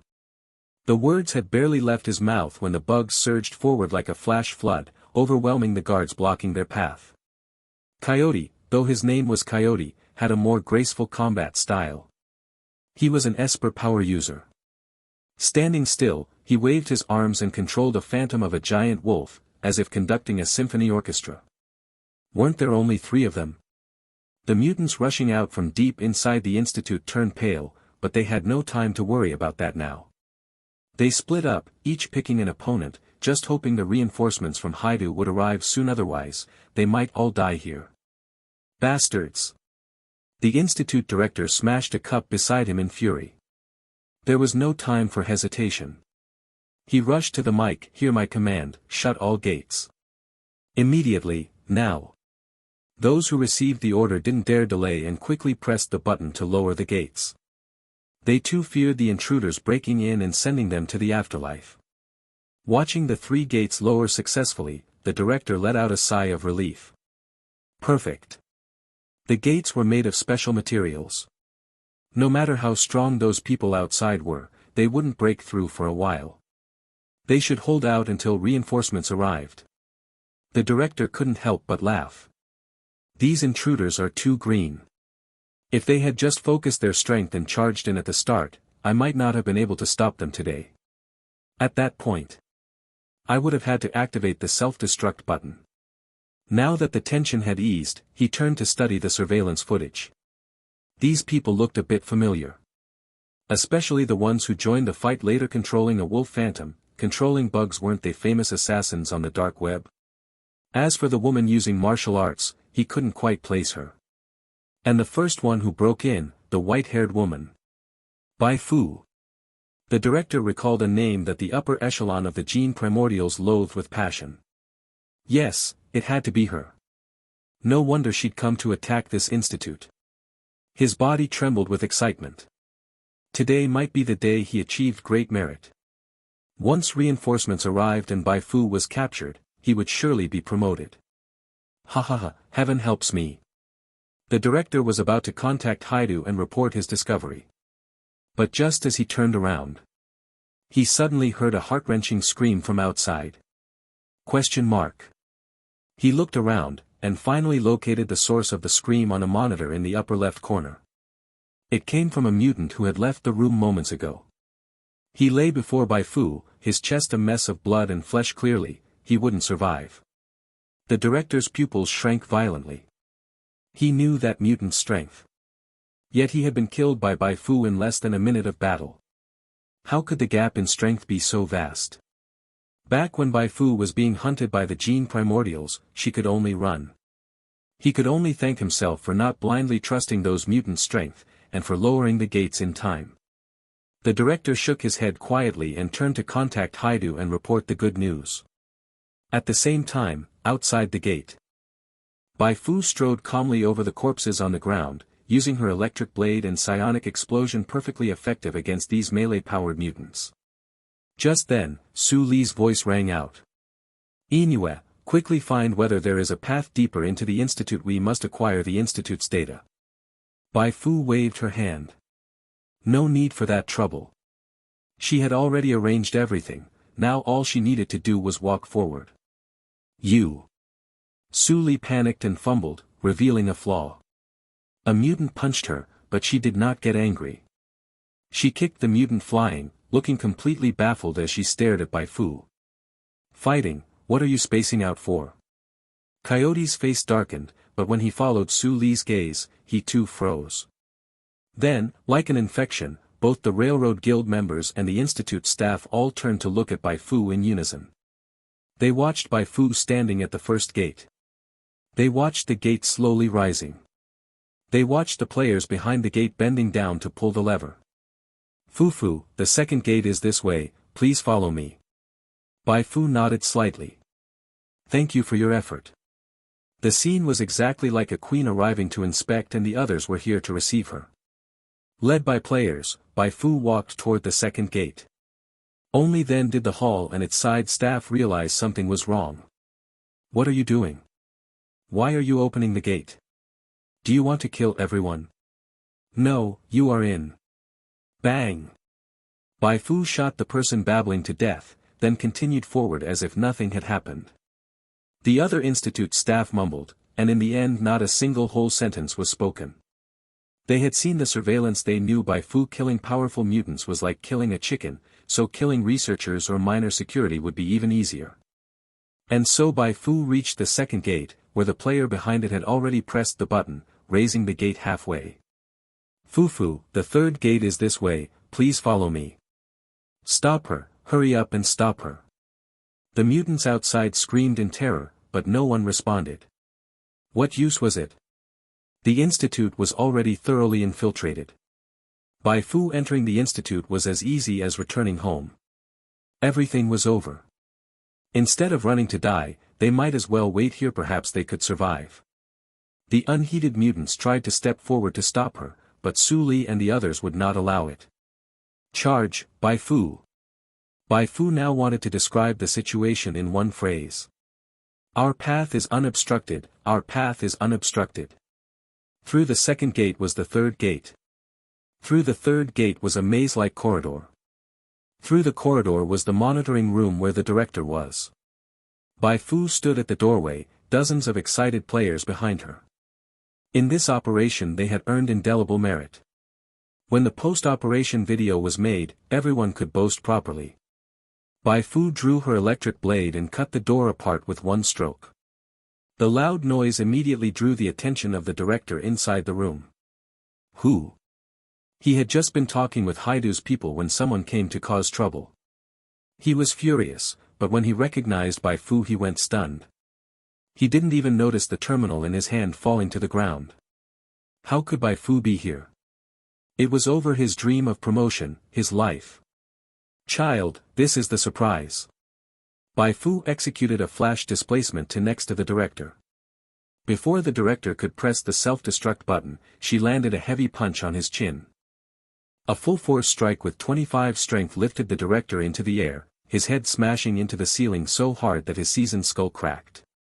When the director fell to the ground, she drew her gun and pressed it to his forehead. Goodbye. A shot that hit the soul. Before his head burst, the director's only thought was, in this fucked up world, which unlucky bastard caused Bai Fu to be born in it? Everyone's strength improvements might be described as rocket speed, but Bai Fu's was a leap. Strength increasing so fast was bad enough, but that she could also get so many undead puppets to willingly serve her. It was absurd. 10 minutes later, Bai Fu and the players had moved all the printed data and every storage device out of the base. At this time, the battle outside had concluded. All the mutants were eliminated, the remaining people crouched, heads in hands. They did not dare speak or move. Seeing expressionless Bai Fu and the smiling players, Su Li felt extremely conflicted. If there had been no prior beating by the players, no little emotional grudge, she'd be ready to kneel to Bai Fu right now. She never thought that doing a mission could be this easy. Is this Bai, Queen of the Dark Realm, Fu? Being shielded by the big boss felt amazing. Coyote and Ferreira had no such burden. They were glowing as if they were seeing a divine being. Ferreira, who had admired Bai Fu's achievements, shouted in an exaggerated tone. Queen returns victorious.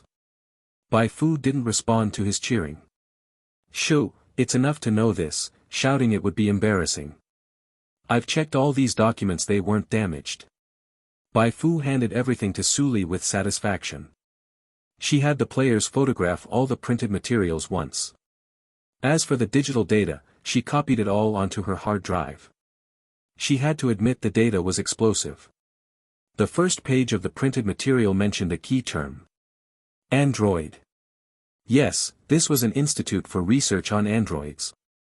The gene primordials had captured a large number of scavengers. Under the guise of marine biology research, they had performed bloody experiments unacceptable to ordinary people. Bai Fu remembered, if she was not mistaken, during her interrogation of Graham, he had told her that the wailing of the Truth Society leader was an android. However, the Truth Society leader was rumored to have lived at least 50 or 60 years. The earliest research logs in this institute could be traced back over 20 years. The first log even stated, "We have finally developed android technology." From this angle, it was difficult to say the Truth Society leader was connected to this institute. Exactly how things stood, she would study this data back at Refuge Shelter 11. Maybe that would trigger a new task. This is your reward. After checking the data, Su Li handed a hard drive containing advanced psionic knowledge to Bai Fu. Bai Fu didn't hesitate, she quickly imported the data into her terminal. Data import successful. Let's go. If we don't leave soon, reinforcements from the gene primordials might arrive.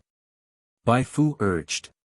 Su Li nodded and began calling logistics troops to pick them up. The logistics arrived quickly. In just over 10 minutes they reached the institute. After loading the data and prisoners onto vehicles, Bai Fu boarded with the players. There were no incidents the entire way. The engines roared, and the vehicle sped away from the Marine Biology Institute. You completed the mission secret commission of the Railroad Guild. You gained 300,000 experience points, psionic knowledge chain, 11. Attack the institute counted as mission completion reward. Bai Fu earned a total of 410,000 experience points, quite a haul. But what she valued more was the new psionic knowledge chain and the stir in the player community after video of the battle was shared. Seated in the vehicle, Bai Fu opened her personal terminal. You begin reading, Advanced Psionic Knowledge held by the Railroad Guild. Intermediate Psionic Specialization is in effect, reading speed plus 20%. Current progress 0.1%. After more than 20 minutes, a crisp, pleasant tone sounded. You unlocked Psionic Knowledge Chain, 11. P.S. Thanks to sad words, Rainbow Chi, 1 cell, Bookfriend 20240330102320376 for donations. 2 updates, 10,000 words done. I could have finished sooner, but my right hand hurt from typing in a bad posture. Fortunately it no longer hurts. Please leave a monthly vote. Comparison of Bai Fu's popularity with other NPCs is scheduled for the Starlit Sea arc. The newbie village's combat power is too low now. Raising popularity will come later since Bai Fu was originally a pure deer person. 99. New knowledge chain acquired, Bai Fu becomes a living bodhisattva.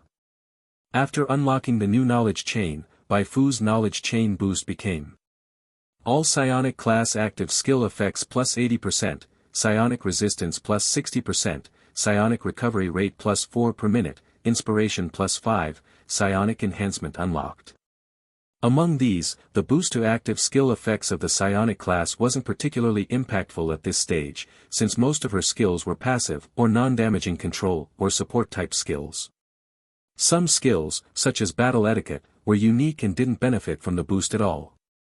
However, the fact that this bonus wasn't very useful now didn't mean it would remain that way. Once she gained more skills like Summon True Spirit, the bonus would become terrifying. The most notable difference between advanced classes and progression classes wasn't actually in base stats or the number of learnable skills, it was this kind of bonus. The increase in psionic resistance was quite meaningful for Bai Fu. As an apprentice psionic illustrator, her base psionic resistance was already high.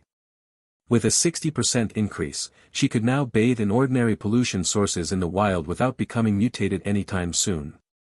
In future scenarios, whether someone was chasing her, or she was chasing someone else, extremely high psionic resistance might prove miraculous. The benefits of improved psionic recovery speed were even more obvious. Bai Fu's base psionic recovery rate was 9 points/min, factoring in psionic affinity and knowledge chain bonuses, it now totaled 15 points/min. That rate was sufficient for her to control 3 tiny Bai Fu without any resource drain. If it turned into percentage-based recovery in the future, that would be even better. Bai Fu was secretly delighted. She still had 760,000 XP on her, enough to level up again. She didn't hesitate. She spent the XP to level up her apprentice psionic illustrator from LV16 to LV17, and the extra 3 attribute points were naturally allocated to inspiration. With the extra 5 inspiration granted by the knowledge chain, her inspiration had officially reached 100. Her attribute panel now looked like this. HP, 1990/1990. Psionic value, 1030/1030. Chi, 140/140.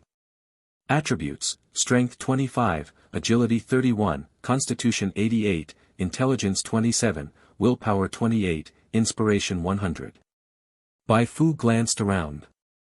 The highest attributes of Coyote and Bugfather Ferreira, who were also S-rank certified assassins, didn't even reach 85.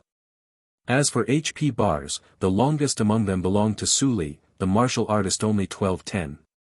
This was the very definition of standing out from the crowd. Bai Fu closed her attribute panel with satisfaction. She did a quick mental calculation. After this quest ended, she was still short 1 psionic knowledge chain, 2.81 million XP, and a class transfer prerequisite quest to unlock her advanced class. The specific content of the transfer quest was unknown, so she set that aside. The XP requirement seemed large, but with the new version update 2 months away, she had that long to grind XP. Earning 2.81 million XP in 2 months wasn't difficult for her current self. The key is still that final knowledge chain. Bai Fu's gaze fixed on Suli. Me? Suli noticed Bai Fu's unusual stare. Bai Fu asked, besides you all, the Gene Primordials, and the Truth Society, do you know where else I could find advanced psionic knowledge?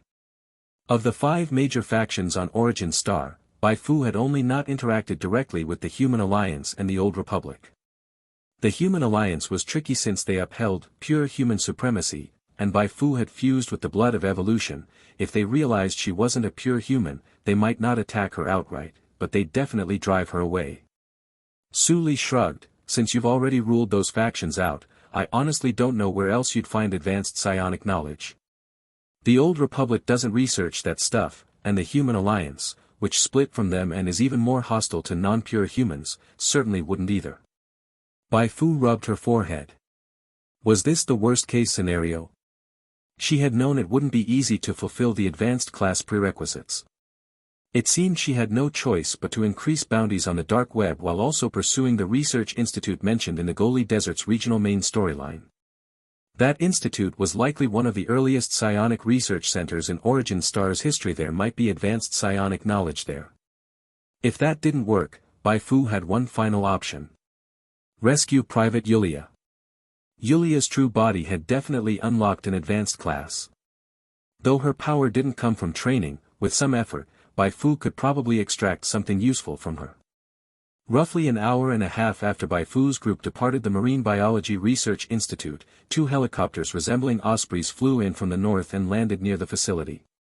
Moments later, surrounded by a team of elite special agents, a middle-aged man stepped down from one of the helicopters.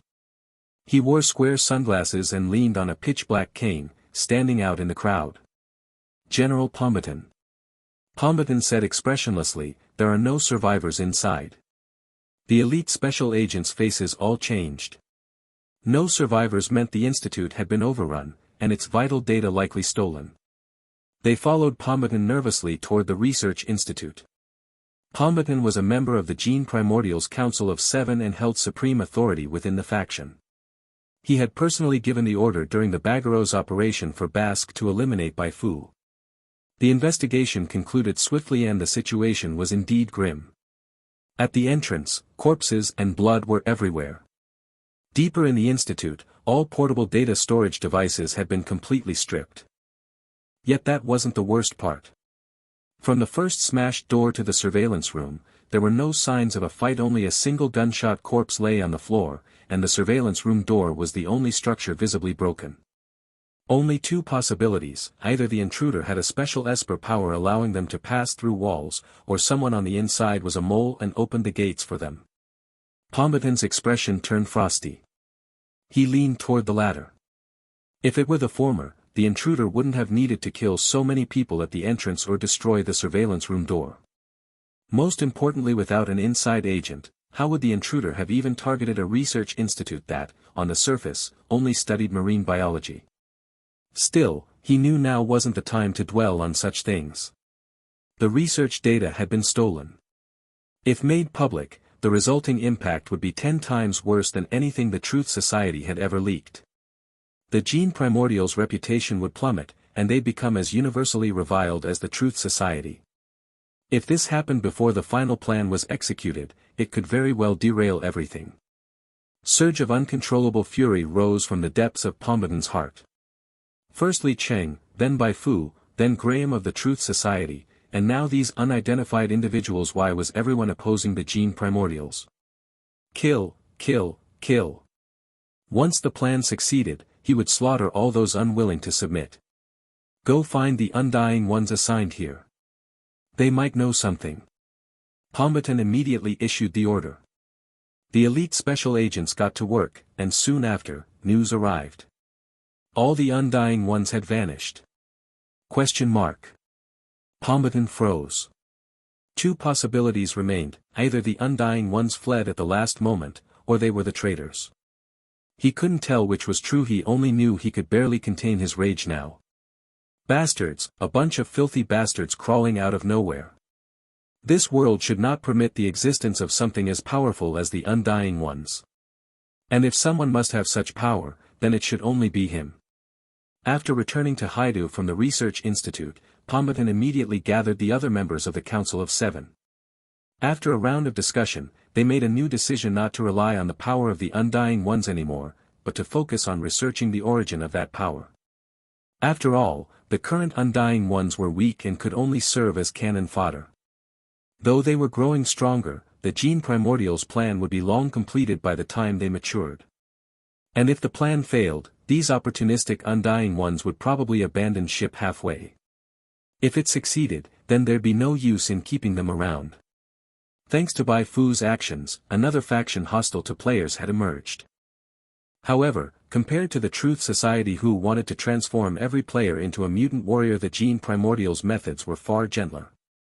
At worst, they used psychological abuse, injected some anesthesia, or ran slicing studies. They wouldn't destroy players' accounts like the Truth Society did. Oh yes, thank goodness for that. A day and a half later, after transferring between two vehicles, Bai Fu and her team successfully arrived at shelter number 5.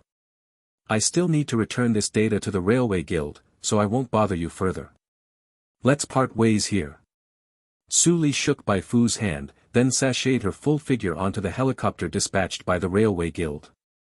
As the helicopter lifted off and soared into the sky, the pilot suddenly asked, "So, what do you think?" Su Li was caught off guard. "What do I think about what?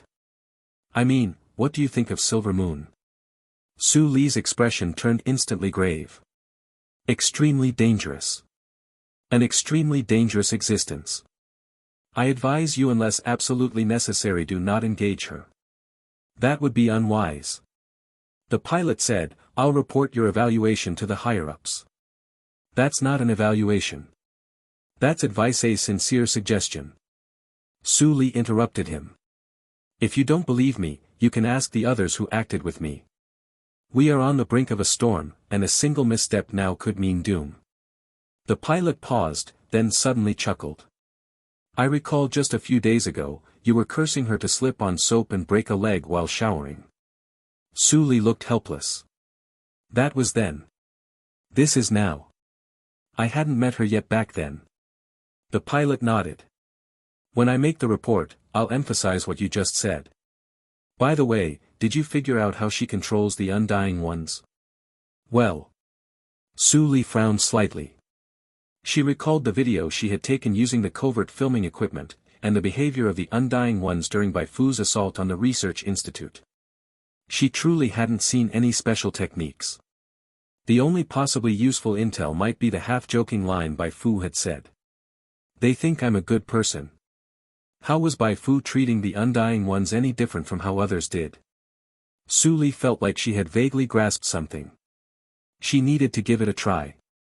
After parting with Su Li, Bai Fu met with the Dark Web's representative stationed at shelter number 5 and significantly raised the bounty for collecting advanced psionic knowledge. Once all that was done, she returned with the players to shelter number 11. She sent a new quest to Digging Treasure and the others, asking them to help new players get familiar with the Garden of Silence, then dived straight into her home. Old Neeson had taken players out to search for the ruins of the research institute. Since she had free time, she might as well study the data retrieved from the Marine Biology Research Institute. There was a lot of data, but thankfully it had already been categorized. Experiment log, routine meeting notes, supplies inventory, personnel transfer, Project Obsidian. Project Obsidian. These characters piqued Bai Fu's interest. She opened the corresponding files to read. Project Obsidian, in simple terms, was a special artificial human development plan. From the time the Marine Biology Research Institute was founded until now, about 20 years, Project Obsidian had successfully produced 21 special artificial humans.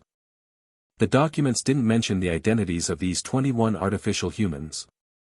They only briefly noted their fates. These artificial humans would remain at the Institute until age 5. After that, using technology developed at the biochemical factory attacked by Graham, their original consciousness would be erased and replaced with a new identity. These artificial humans aren't like the mass-produced combat models. They don't seem to be made for fighting. Damn it, it's always about making artificial humans and mutants. What exactly is the gene primordials researching? Bai Fu flipped through the documents for a long while but couldn't determine the ultimate goal of Project Obsidian. Perhaps it wasn't that the documents deliberately concealed it, but that even the researchers themselves didn't know what their creations were ultimately for. I need to activate those players planted inside the gene primordials. Bai Fu summoned Sword Chi Soaring and had him arrange for the players within the Iron Rain Guild who had joined the gene primordials to try gathering intel. Sword Chi Soaring looked glum. Bai Fu, yeah, I don't think that's possible anymore. What happened? Bai Fu was surprised. Sword Chi Soaring replied, I just received their message. The gene primordials suddenly transferred them from the Intelligence Bureau to the police department and told them to maintain public order. What's worse, some undying ones were outright kicked from the faction. Ah. Bai Fu was stunned. What was going on? Oh, right. She recalled that the gene primordials likely discovered the players they'd stationed on the front lines had fled. That probably made them highly suspicious of all players. Bai Fu opened the Origin Star subforum in the community. Sure enough, a quick glance revealed many Gene Primordials faction players ranting furiously. Gene Primordials, I won't let this go. All my enthusiasm went to the dogs. I even wanted to help you deal with Bai Fu, and this is how you treat me. Fine, fine, fine. From today on, I'm joining the Fu sect just to wreck you. Council of 7, F your whole clan. Amid the cursing, there was a stream of clarity. These players came from the Railway Guild. While the players aligned with the Gene Primordials were being hit hard, the players of the Railway Guild suddenly noticed that the NPC superiors who had never cared much about them were now being all warm and attentive. Moreover, the Railway Guild had even implemented promotion policies specifically for players. For a moment, players in the Railway Guild were no longer treated like pure cattle and horses. Instead, they began to see new hope. If they worked hard and had a bit of luck, they might just become middle or even upper-level ranks in the Railway Guild. Damn, did the devs finally wake up after all the flaming and decide to adjust faction treatment? Shifting the Railway Guild to the good side and the Gene Primordials to the bad side. Are the developers out of their minds? Kinda love it though. This way, I don't need to go to the Garden of Silence anymore. Staying in the Railway Guild is just as good. Let me tell you a secret. This change in the Railway Guild is related to Bai Fu. Can you not? Everything ends up being about Bai Fu. 1 fan equals 10 haters, you know. If you don't believe it, go ask Desert. Yesterday, an NPC named Suli took him aside and asked him a bunch of questions. He's not the only one, it happened to others too. The questions were all about Bai Fu, why she's popular among players, how she interacts with players. And the very next day, the Railway Guild announced the new promotion policy. If you tell me this has nothing to do with Bai Fu, I don't buy it. This news swept through the community like a tornado. As more and more witnesses came forward, even the most skeptical players had to admit that the Railway Guild's changes had something to do with Bai Fu. Copying Bai Fu's example. Can't imagine how long these NPCs would have kept treating us like beasts of burden without Bai Fu setting the standard. I won't call Bai Fu a bodhisattva, but those are the facts. Having seen the entire drama unfold, Bai Fu exclaimed inwardly, "Good grief." This turn of events was completely beyond her expectations. So now she'd become a living bodhisattva in the eyes of some players. All she could say was, "Su Li did a fantastic job." Since the Iron Rain Guild's players couldn't investigate Project Obsidian anymore, she might as well see if anything could be uncovered from the Railway Guild side. Bai Fu kept scrolling through the community and found that after the official video explaining how to trigger main storyline quests was released, players across various beginner planets had gradually started triggering main storylines and locating NPCs suspected to be the version protagonists of their planets. Gotta ramp up the action at the current pace of information spread. Who knows how long I can maintain my popularity at the top. The game never lacked beautiful female NPCs, nor did it lack unique female NPCs. Gentle big sisters, psycho Lolas, deranged maniacs, hot-blooded heroes, there was always one to dazzle the stars. The good news was that she was no longer that forgettable side character. Even in the face of challenges, she now had plenty of ways to respond. Bai Fu returned home and resumed going through the data she had snatched. That night, old Neeson had the players relay a message back. We found that Research Institute. 100, exploration increased, opportunity to unlock advanced class. Excavation Princess gave Bai Fu 2 maps, one of the current Goli Desert and another from before it became a desert. Both maps had a conspicuous red X marked at the same coordinates. Psionic Research Institute No. 2 Subdivision. Beside the red X was a note written by Excavation Princess. By examining the maps, Bai Fu discovered that the location of the Research Institute used to be a remote river valley. However, after the cataclysm, the Goli region had completely turned into desert. There was no longer a concept of hills, valleys, or steep cliffs, just endless sand in every direction. It's more than 300 kilometers from shelter number 11. No wonder old Neeson couldn't make it back after leaving the institute. If not for the player's map function aiding the investigation, even possessing a pre-cataclysm map of the Goli region wouldn't have made it easy to dig up the institute's location. Your outstanding contributions will be remembered by all the sages of the Garden of Silence. Bai Fu lavishly praised Excavation Princess and the players in the expedition team. Earlier, she had awarded a specially made Silver Eye of Heaven medal named the Martial Badge to Starfish Bro for seizing first place in the martial arts contest. The response among players had been overwhelmingly positive. So this time, she decided to repeat the trick, awarding all the players who found the institute with a new Eye of Heaven medal. She named it the Explorer Badge. No need to change the design, just make it gold to showcase its unique prestige. Technology thrives on reskinning, and honor is driven by recoloring, absolutely no problem. Bai Fu prepared more than a dozen color variants of the Eye of Heaven medal. If all those colors were used up, she'd slightly adjust the badge's shape, add a few elements, and begin a new round of recoloring. After sending off Excavation Princess, Bai Fu arrived at old Neeson's tavern and took tiny Yulia out from a box on the second floor. "How are you feeling?" Upon learning that some of her friends and family had taken their own lives to avoid burdening her, tiny Yulia had suffered a devastating emotional blow and lost control of her emotions. However, after about 10 days of adjustment, she now seemed to have gradually accepted the reality. Grieving and rage alone were useless. She needed a way to make those who persecuted her feel sorrow, or even render them incapable of feeling sorrow ever again. "Help me get revenge. As long as you can help me avenge them, I'll do anything you ask." Even though what lay in her palm was merely a cloth doll, Bai Fu inexplicably felt a chill from being stared at. Why did she get the feeling that Yulia was about to blacken into a boss? Upon reflection, that was kind of a classic trope: a kind-hearted character gets betrayed by those she once trusted, loses her freedom, and sees her loved ones perish. Finally, in despair and repression, she blackens. As they say, blackened characters become 3 times stronger. Her power skyrockets, and in her wrath she slays her enemies. But by then, there's no turning back. Once you enter the abyss, there's no path of return. After a series of so-called righteous NPCs fall one after another, the next to arrive on the battlefield would be Players pursuing clues in the main storyline.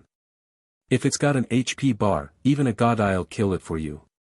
Could this really be Yulia's storyline? Bai Fu was stunned for a moment before shaking her head. Even if that had been the original script, things had already gone off track. The reason was simple: due to her interference, old Neeson, the most important person to Yulia aside from her parents, was not in danger. In fact, he was thriving. His tavern was booming, with players constantly visiting, and his old dreams had a chance of becoming reality. Given the current situation, as long as old Neeson didn't die a miserable death, Yulia likely wouldn't fully blacken. Bai Fu poked tiny Yulia's tummy. She seemed to have found a blind spot.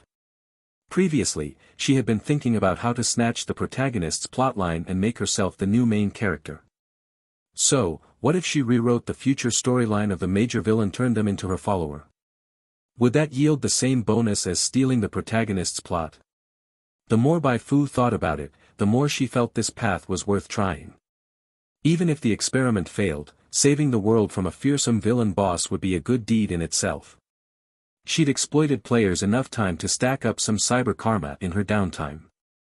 Tiny Yulia stared sharply at Bai Fu, silently awaiting her response. But what happened next completely threw her off. First, Bai Fu poked her tummy again. Then, Bai Fu's gaze grew increasingly heated, as if something scalding was about to pour from the corners of her eyes. Exclamation point. Yulia felt a chill run down her spine. No way, right? There's no way someone would develop nefarious thoughts toward a cloth doll just over 20 centimeters long, right?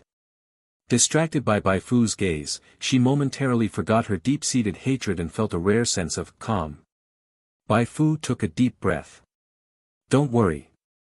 I'm taking down the Truth Society sooner or later. Today, I came to ask you for a favor.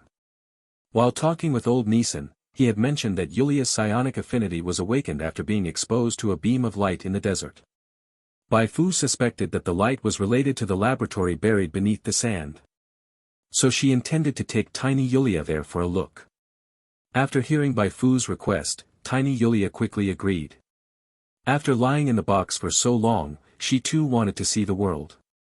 Early the next morning, Bai Fu set off for the marked spot on the map with the freshly minted explorer badges and tiny Yulia in tow. The journey took her 6 hours. The closer she got to the institute, the more frequent and powerful the sandworm appearances became, giving her a sense of foreboding. How's the situation? At the entrance to the institute, Bai Fu asked old Neeson, who had already been waiting for a while. Looking past old Neeson's shoulder, she saw the entrance to the institute half buried in sand. A small fragment of a sign was visible on the left wall, showing the character. Desolate, yet amidst the desolation, there was a chilling aura. Bai Fu spotted blood on the wall and a fresh sandworm corpse beside it. Old Neeson shook his head. When we found this place, there were lots of sandworms inside. Fortunately, the undying ones had our backs, otherwise, I might not have made it out. Last time I came here, there weren't any sandworms. I must have triggered something that attracted them. Bai Fu nodded. Instead of rushing in, she opened the faction management interface, registered the institute under faction jurisdiction, and set up a respawn point outside. With this respawn point in place, there was no need for players to spend hours hiking back after dying. Let's go take a look. Led by old Neeson, Bai Fu familiarized herself with the layout of the institute. Just as old Neeson had said, all internal security systems were destroyed. Every few dozen steps, she saw skeletal remains on the floor, evidence of brutal conflict. On the walls, doors, skeletons, these are claw marks, right? Are they from beasts or mechanical claws? Bai Fu reached out and touched one of the bones on the ground. Some of the timid players stood far away, understandable, given how lifelike those skeletons were. Even with harmonization mode activated, they were still terrifying. Everyone, split up and see if there's any data we missed. Bai Fu issued a new quest, then followed old Neeson to a suspected control room. Nothing in sight was intact, several large holes marred the walls. This was it? No way. It should be noted that the Goli Desert's regional main storyline Elegy of the Watchers had specifically listed locating this institute as a separate subquest. Bai Fu felt a wave of disappointment. Just as she was about to leave, tiny Yulia in her pocket spoke up. There's a spot on the left with extremely high psionic energy levels. That place is definitely suspicious. Left? Bai Fu immediately used psionic perception on that wall. Instantly, a red question mark appeared in her field of vision, and a game notification sounded. You discovered a hidden map, Psionic Research Institute No. 2 Subdivision -2F. Damn, it was a hidden wall. These game developers must have taken cues from that K-guy, placing secret walls in the most unexpected spots. Everyone step aside. After the players and old Neeson backed away, Bai Fu placed two tiny Bai Fus on the wall. With a loud explosion, the wall was blasted to bits. As the dust settled, a staircase leading underground came into view. She summoned another new tiny Bai Fu and had it scout ahead down the stairs. Though many years had passed, the equipment on -2F still seemed to be functioning normally. Tiny Bai Fu proceeded unimpeded and eventually found a cylindrical room at the end of -2F. The door was open, and Tiny Bai Fu floated leisurely inside. The screen shifted. What Bai Fu saw next was a strange lifeform sealed inside a culture vessel. She cast a psionic vision. Psionic primordial, deceased. Description: a primordial lifeform created by the Psionic Research Institute No. 2 subdivision based on obsidian. Its energy intensity once reached nearly 100 units. After the cataclysm, it perished due to insufficient nutrient supply. Even as a corpse, it still possesses an energy intensity of 43 units. Looks like we've uncovered something serious. Bai Fu frowned deeply. Among the data old Neeson had taken from this research institute was mention of a mysterious black slate, which must have been the so-called obsidian. Speaking of obsidian, she also recalled the information she had snatched from the Marine Biology Research Institute, which referenced a Project Obsidian. The two seemed to be connected. Besides obsidian, the term energy intensity also caught Bai Fu's attention. As she pondered, a player approached.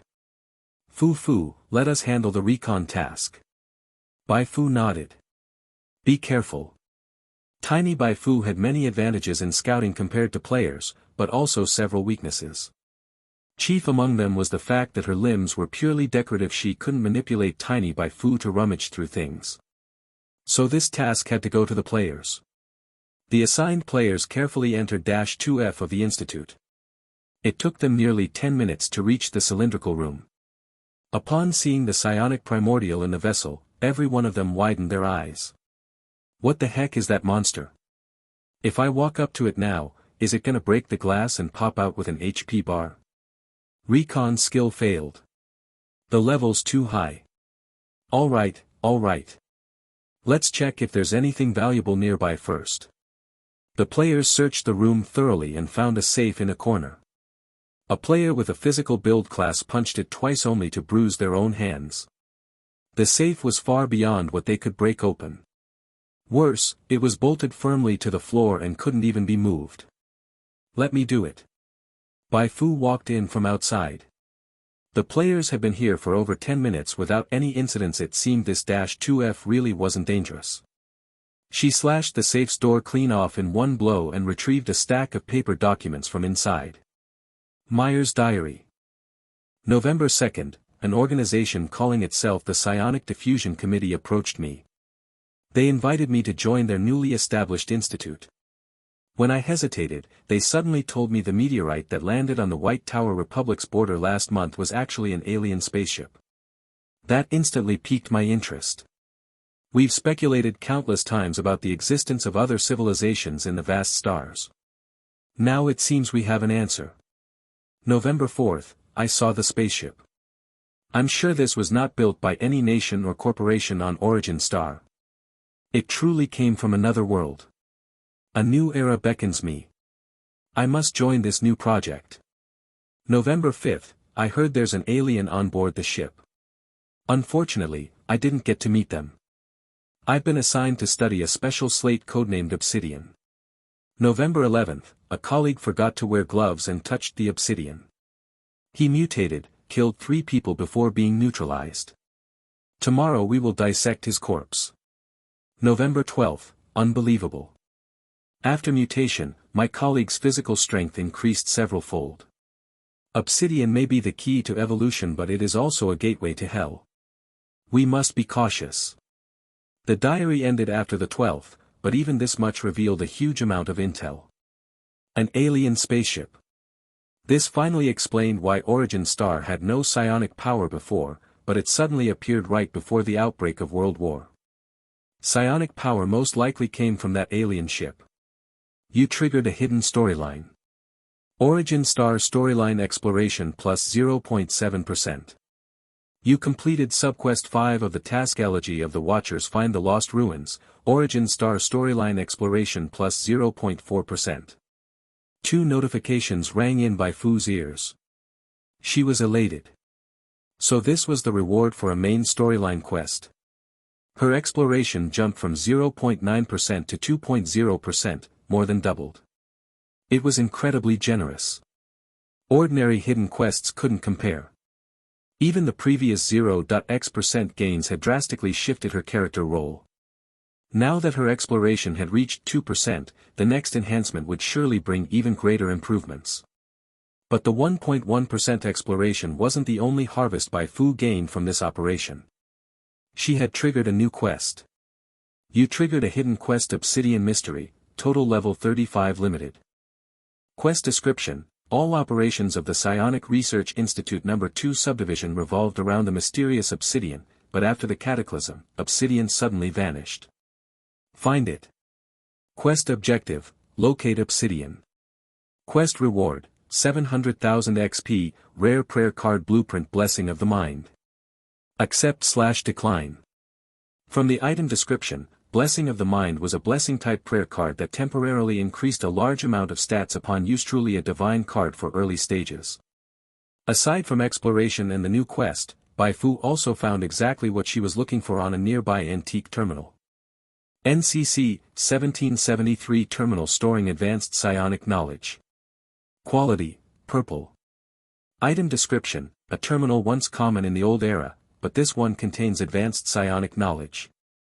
Note: this terminal is heavily encrypted. Attempting to extract data or dismantle the terminal will trigger a self-destruct system after 1 hour. Non-professionals, do not touch recklessly. Bai Fu was overjoyed. There it was, the final psionic knowledge chain she had been waiting for. Once she mastered this knowledge chain, she would truly be only one step away from unlocking an advanced class. And once she did, presidents, generals, they'd all better step aside. Bai Fu's eyes swept quickly across the note. Self-destruct? No problem.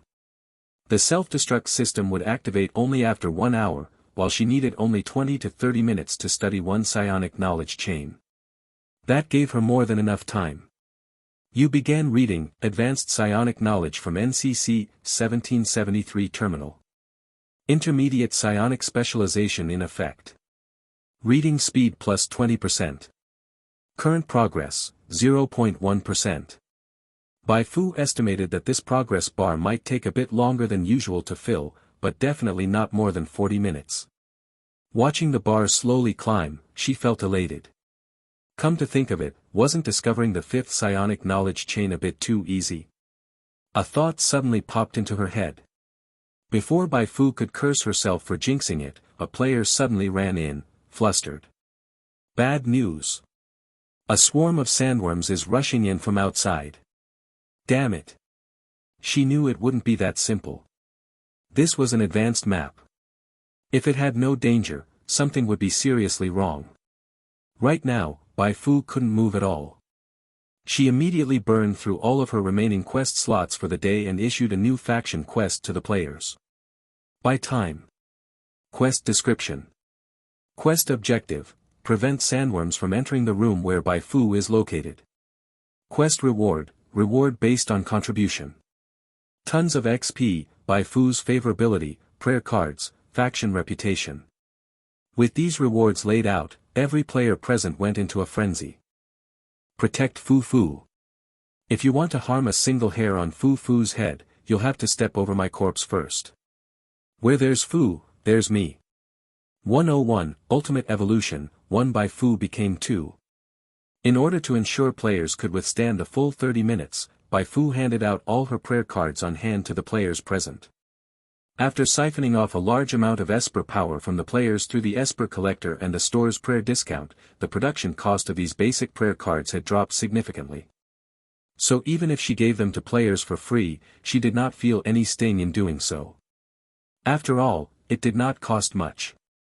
From Bai Fu's perspective, this small investment offered her 3 benefits.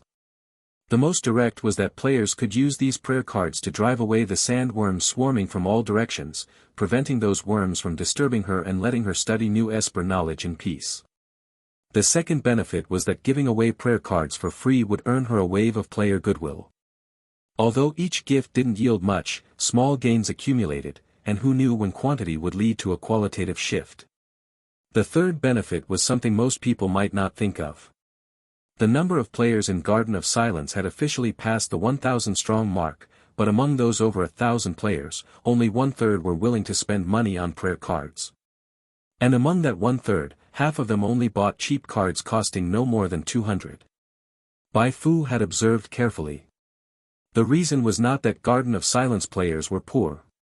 On the contrary, because she had provided many commission tasks and tasks to collect sandworm materials, Garden of Silence's players were actually the wealthiest among all novice villages on Zuyuan Star. Most players in Garden of Silence were unwilling to spend money on prayer cards or advanced prayer cards simply because they felt that spending money on disposable items did not significantly enhance their own power. Indeed, the community and peers rated prayer cards highly, a must-have for arena, a miracle tool for overleveled monsters, a reliable companion for high-difficulty tasks, but what did that have to do with them? They did not like PK, nor did they like challenging overleveled monsters. As for high-difficulty tasks, they just went for the guaranteed minimum, tagging along with other players and calling it a day. Bai Fu's comment on this type of player was, "Heavens!" She wanted to shake them by their feet like that meme calling for updates, then vigorously swing them upside down and shake all the money from their pockets. Spend money, why not spend money? Convert that money into combat power first, it feels great. When not playing, store money, while playing, still storing money so the game becomes pointless. Bai Fu planned to use this round of free prayer card distribution to let insane players experience their power firsthand. She had huge confidence in the prayer cards she made. She believed that even the stingiest player, once they experienced the thrill of using prayer cards to fight swarms of sandworms, would fall in love. The reason was simple. For current stage players, the difference between fighting with prayer cards and without was as big as clearing zombies with a submachine gun versus smashing zombies with the sword of physics. Players with prayer cards only had to think about which sandworm to hit first. Players without prayer cards had much more to consider. How to avoid being surrounded. How to avoid getting hit while attacking. If Bai Fu hadn't set up a new respawn point near the research lab, they'd have even more concerns. Spend a little money, enjoy more thrilling combat, gain more experience in fights and missions, wouldn't that feel great? Bai Fu believed that after these players returned to Sanctuary 11 having tried prayer cards, even if they didn't immediately spend money to buy more, their experience reports would definitely attract some hesitant players to spend. Win. To win more, she decided to hold more trial events like this alongside review videos of Excavation Princess. All along Bai Fu held a lofty dream. To let every player use prayer cards. Back then, jobs had ushered in the smartphone era. Now, Bai Fu would lead in a brand new prayer card era. Of course, Bai Fu did not harbor that dream because she was a female bodhisattva wanting everyone to enjoy a good gaming experience. She laid it out honestly, she did it to make money from players. Once every player got used to the convenience and power of prayer cards, she could lie down and earn money. No prayer cards and I am going to die. I am addicted to prayer, please give me 2 more packs of prayer cards, just 2 packs. I'm going to buy the newest prayer cards and then I'll kill you. To the prayer religion leader Bai Fu, I offer my highest respect. She ushered in an era. She is the supreme heaven above the stars, the eternal queen, the unfading sun. Even imagining such a future made Bai Fu feel 100 times more thrilled than entertaining herself in the cramped space. Actually, she did not want to make things this complicated. She hoped she could just say to players, "Be good, you're young, give me your money and go earn it again, okay," and have coins pour in. But players wouldn't be so generous. She could only work harder to squeeze money from them. Besides, these days the road of treating players like black slaves is no longer easy. The best result is earning money but losing the mother. Bai Fu wanted both. It wasn't just money but also favor, so she had to find every way to work harder. 0.2%. 0.3%. As Bai Fu's study progress bar crawled upward, the players who had received the quest had already rushed out of the lab wielding prayer cards. This time the situation was very bad. When they first found the lab in the sea of sand, those sandworms were scurrying inside and out. There were only around 100 of them, with an average level around 10. Now it was different. In the upper right corner of every player's view, ominous red text appeared. Warning, sandworm tide incoming. 43 seconds until first tide arrival, 391 sandworms remaining. 13 minutes until second tide, 264 sandworms remaining. 27 minutes until third tide, 507 sandworms remaining. Holy crap. Seeing these numbers, all the players felt their scalps go numb. Over 1,000 sandworms, even if they were still only about level 10, facing 3 waves of attacks was simply too difficult for them, especially since there were only about 30 players here. But since it had come to this, whether they could hold or not, they had to try. This mission offered rich rewards, and it determined whether Fu Fu could obtain the data in the lab. For the faction, for Bai Fu's favor, charge. Players blocked the lab entrance and fought with the sandworms that had already surged forward. The battle's outcome was somewhat surprising. Damn, the spatial distortion card is actually this powerful. Players who had prepared to sacrifice their lives were shocked to find that sandworms hit by spatial distortion moved like they were bugged, dancing in place. Actually, it couldn't really be called dancing. After losing its sense of direction, the sandworm's 8 legs moved as if each was controlled by a different brain, one going this way, another that way. One moment it did a sudden split, the next its legs clashed together like a bayonet drill. Maybe this was street dance. What are you spacing out for? Hurry up and kill those sandworms. Use the shield card. Don't hoard it. If you get knocked out by venom infection, you'll regret it. Under the guidance of veteran players, everyone activated thick layers of psionic shield and charged out. Those sandworms couldn't withstand their counterattack at all. A battle that should have been incredibly difficult suddenly became approachable with the intervention of prayer cards. Prayer card cult terrifying as ever. Now, the only question before the players was, what if they ran out of prayer cards? Stop blindly charging. Fall back. Let's fight indoors in the research lab. The layout is narrow, better for gathering monsters. We can save some prayer cards. One level-headed player quickly shouted out. Most players followed commands unless they didn't. But those who didn't follow orders had already been taught by the sandworms why they should. Breaking news. Breaking news. This is Goli Desert. I'm empty as ever. As you can see, we're currently locked in fierce combat with sandworms. This is a very special mission. The objective is to protect Bai Fu. As the battle raged on, several players took the chance to start their live stream. Over 30 players were using terrain and prayer cards to resist 3 waves of over 1,000 sandworms. This kind of stream hype shot straight to the sky. Combined with the mission to protect Bai Fu, streams were instantly flooded with a massive audience. Under the eyes of hundreds of thousands, a player who normally couldn't even beat a level 10 sandworm exploded into God mode, slicing down 4 sandworms in just 30 seconds. That moment instantly became a legendary scene on Beyond the Stars, and made even more players recognize the power of prayer cards not through data, but through real combat. Awesome! With shouts of "awesome" ringing out, a few players got cocky. They didn't even check the levels of the charging sandworms. By the time they realized something was off, the sharp snout of a worm had already burst through their skulls. Boom! Heads exploded like watermelons. The players behind them were terrified. This was a level 26 elite mob sandworm. It was over. They didn't even have time to retreat. Just as the elite mob was about to begin a brutal slaughter, suddenly, a tiny Bai Fu dashed out from beside the players. Boom! Tiny Bai Fu exploded together with the elite mob. On the second floor, Bai Fu curled her lips. She knew the players would probably do something drastic at a critical moment, so she had summoned multiple tiny Bai Fus to hide in the shadows and watch over them. Wherever there was a gap, she'd fill it. Bai Fu brand tiny Bai Fu, you're worth it. First wave, second wave. Almost half an hour later, the third wave of sandworms finally arrived. This batch had significantly higher levels than the previous ones. The one in the center was level 33. The players felt immense pressure, but with Bai Fu continuously releasing tiny Bai Fus and cover from the research lab, they were just barely holding on. Almost there. 99%. 100%. As players were pushed back and groaning in despair, Bai Fu finally received a new game notification. You have unlocked Rare Psionic Knowledge Chain, Psionic Knowledge Chain, 1. Do you wish to merge all psionic knowledge chains? Yes.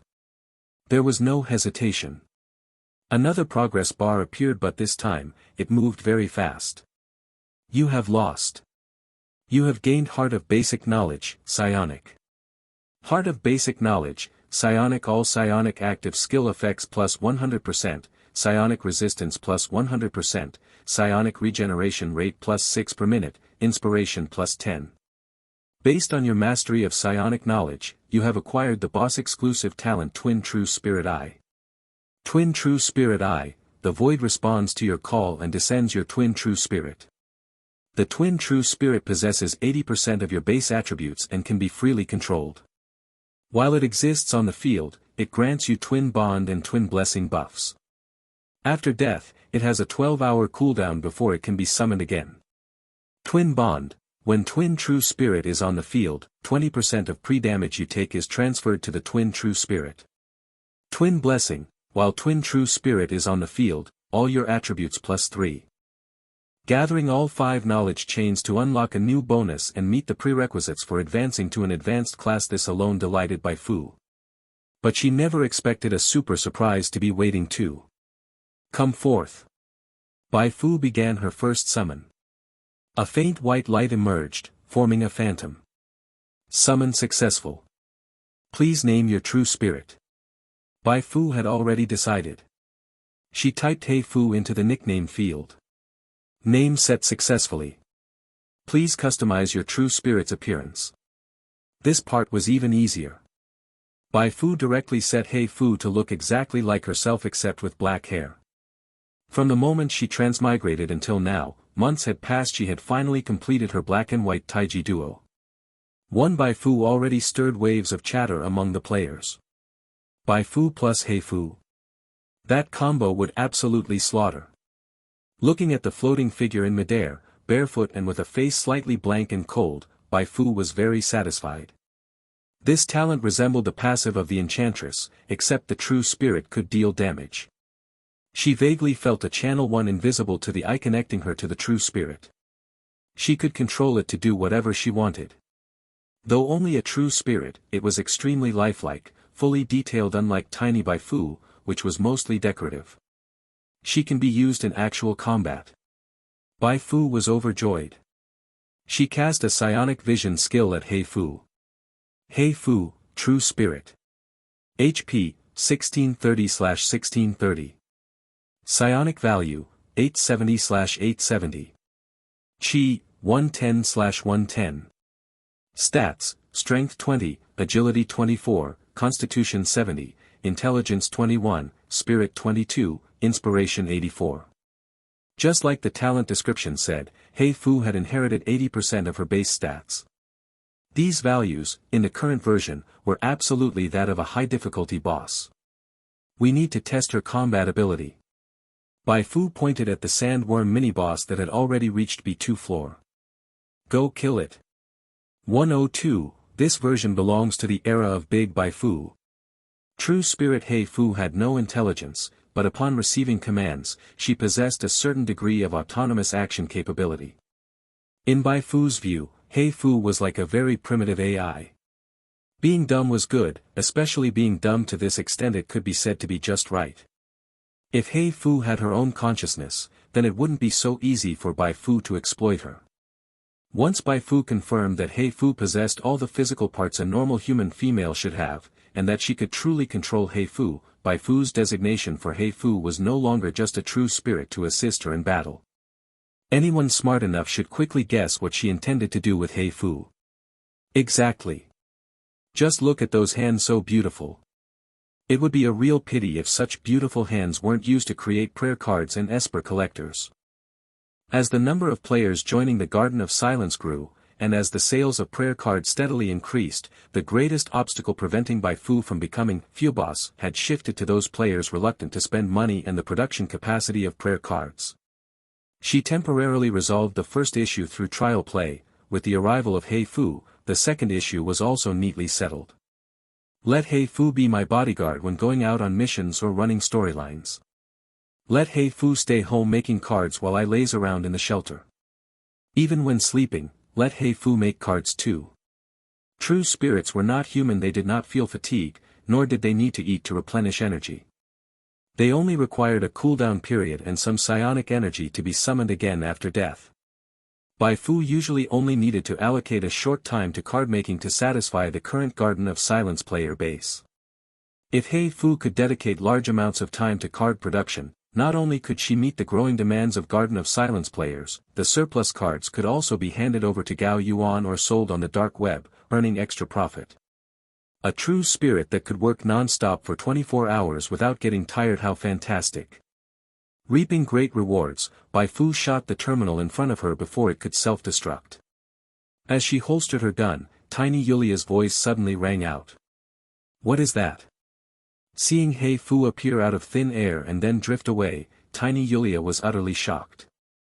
She had never seen anything like it and even thought for a moment it was another soul hidden within Bai Fu's body. True spirit. Bai Fu didn't know how to explain it to Tiny Yulia, because she herself didn't really understand what a true spirit was, so she could only act mysterious and say less. However, one thing caught her attention: Yulia's template was child of true spirit. In other words, Yulia was the child of her and Bai Fu. Stop right there, that's impossible. Better jot this down for later. Investigate if any related quests pop up. Bai Fu exited the deepest room on B2 floor. At that moment, Bai Fu had already reached the level 33 Sandworm mini-boss. Fu, charge. Whirlwind charge tornado. From the rooms on either side of the corridor, the few surviving players cheered while watching the fight, but they gradually noticed something strange. Wait a second, why did Bai Fu have black hair again? And also, it's the warden. Where are my shoes? Where did my shoes go? Thanks for the invite, I threw them away. Things like that are redundant. Then, something even weirder happened just as Bai Fu flashed to the sandworm and delivered a solid punch to its face. Bai Fu walked out of the room. Seeing the black-haired Bai Fu and the white-haired Bai Fu, the players in the lab were dumbfounded, and so were the viewers in the live stream room. What the hell, why are there two Bai Fus? One black, one white, black and white impermanence. Most players had lost interest in watching Bai Fu battle the sandworm. Game streamers like Excavation Princess, who weren't on the scene, were even more anxious, their eyes turning red from the excitement. Holy crap, huge news, super huge news, there must be a massive secret behind this. Family, stay tuned for my new commentary video. Excavation Princess rushed to produce a new video, and other streamers were not far behind. Bai Fu calmly stood in the corridor.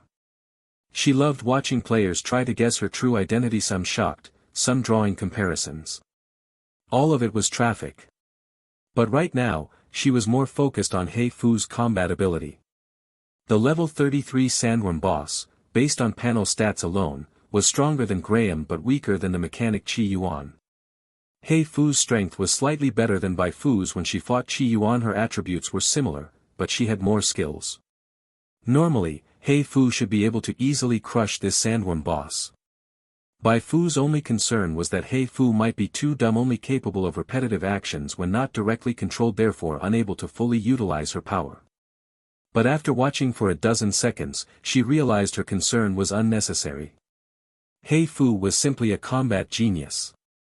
Bai Fu could skillfully use all the skills she had mastered, and she even handled health exchanges impressively well.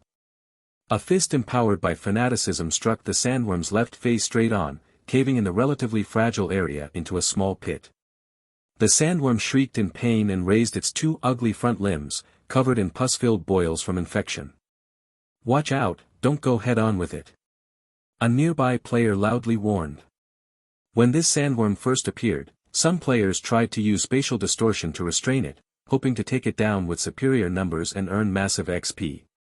While spatial distortion worked, every player who charged and instantly died upon touching the sandworm's boil psionic shield couldn't save them. Once infected, HP dropped by percentage. Unexpectedly, Bai Fu didn't dodge at all. She took the sandworm's whip strike head-on, formed her right hand into a blade, and in an instant slashed the sandworm's left eye 3 times. In this exchange, Bai Fu only staggered slightly, while the sandworm thrashed its head wildly to avoid her.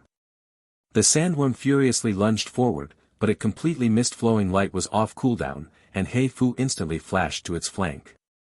Lightning strike. Her psionically imbued fist slammed into the sandworm. The moment 5 layers of extra-dimensional erosion stacked fully, Bai Fu leapt back and widened the distance. The sandworm roared in fury on the spot. As it charged at Bai Fu, the stacked extra-dimensional erosion detonated. The violent explosion hurled it through the air, slamming it into the nearby wall and collapsing half of it. Exclamation point. Nearby players were stunned. Holy, so fierce. Bai Fu had looked fierce when she beat up Graham and Chi Yuan too, but those two were human. Watching them get thrashed didn't feel nearly as shocking as seeing a gigantic sandworm much larger than a human getting pummeled. The fallen sandworm let out a mournful cry. That cry drew even more players, who had originally focused on the black and white Bai Fu's. It would have been better not to look. One glance and their scalps tingled. White-haired Fu Fu fought by tanking enemy damage head-on, strolling leisurely while using unpredictable techniques to kill her enemies. Black-haired Fu Fu, on the other hand, was clearly hot-tempered. After knocking the sandworm into the air, she didn't give it a moment to breathe. With a flick of her left hand, a tiny Bai Fu flew out, with a flick of her right, another tiny Bai Fu shot forth. The two tiny Bai Fus struck from both sides, blasting the just upright sandworm back into the air and into the ceiling. Bai Fu instantly activated overflowing radiance and super burst, consuming 50% of her psionic value, 20% of her HP, and 20 attribute points to temporarily boost strength by 14 points and agility by 19. Empowered by this double burst, Bai Fu transformed into a phantom that normal eyes couldn't track, charging at the sandworm with no flashy techniques, just raw, primal, and serious straight punches. It was a battle between a seemingly small human and an obviously massive worm. But the one dominating was the human. The sandworm had 2 of its legs broken in quick succession, and its HP drained like sand through a funnel. When its HP dropped to around 35%, its body suddenly glowed with a strange red light. Phase 2. Stall it. If we stall through its second phase, we win. Someone among the players shouted. Stall. Clearly, stall wasn't in Bai Fu's vocabulary. With one use of chain reaction, she stole the sandworm's second phase buff. Then, she launched into an even fiercer barrage than before, a storm of relentless suppressive attacks. So what if it meant trading blows? As a true spirit, she wasn't afraid of pain. 1 strike, 2, 5 boom cycle. At last, the sandworm couldn't withstand the brutal assault. It whimpered and turned, charging at Bai Fu. Just before it could touch her, it sidestepped, staggering into the deepest room. Bai Fu didn't give chase, because Bai Fu already had. At the room's entrance, Bai Fu finished off the sandworm boss with a single punch, while still having over 500 HP left. Bai Fu nodded at Bai Fu in satisfaction. If Bai Fu had a psionic shield card, this fight could have been even easier. Things were looking up. With Bai Fu as her partner, her strength would more than double. Advanced classes were truly amazing. And she hadn't even unlocked hers yet. Imagine when she did. The players hiding by the B2 entrance now rushed in. They were shocked by Bai Fu's ferocity, but more concerned about how there had only been one Bai Fu when they arrived, and now there were two. Did that room have a duplication function? If that's true, can we duplicate more Bai Fus? Ideally one for each person. I hereby name this the era of Big Bai Fu. The players in the live stream room were ecstatic. A player on site asked, Fu, what's going on here? Why is there a black-haired Fu too? I'll explain later. Right now, let's deal with the insect tide first. Bai Fu intentionally kept them guessing. She wanted them to speculate, to discuss, to build hype. The players had no comeback. Right now, eliminating the insect tide was indeed more urgent. By observing the sandworm's movements, Bai Fu had more or less figured out the cause of the insect tide. These sandworms were most likely drawn by the dead psionic primordial. Before old Neeson first entered the lab, there were no sandworms. After he went in once, sandworms gradually started showing up nearby. When Bai Fu shattered the wall earlier, the psionic primordial was exposed, drawing even more sandworms. That was probably how it happened. Since the value of the psionic primordial was unknown, Bai Fu didn't touch it right away. Instead, she led the players out of the lab, killing everything along the way. With her joining the fight, all sandworms were nothing but little bros. You all stay here and keep an eye on the lab. Protect old Neeson while you're at it. I'll go find out where these sandworms are coming from.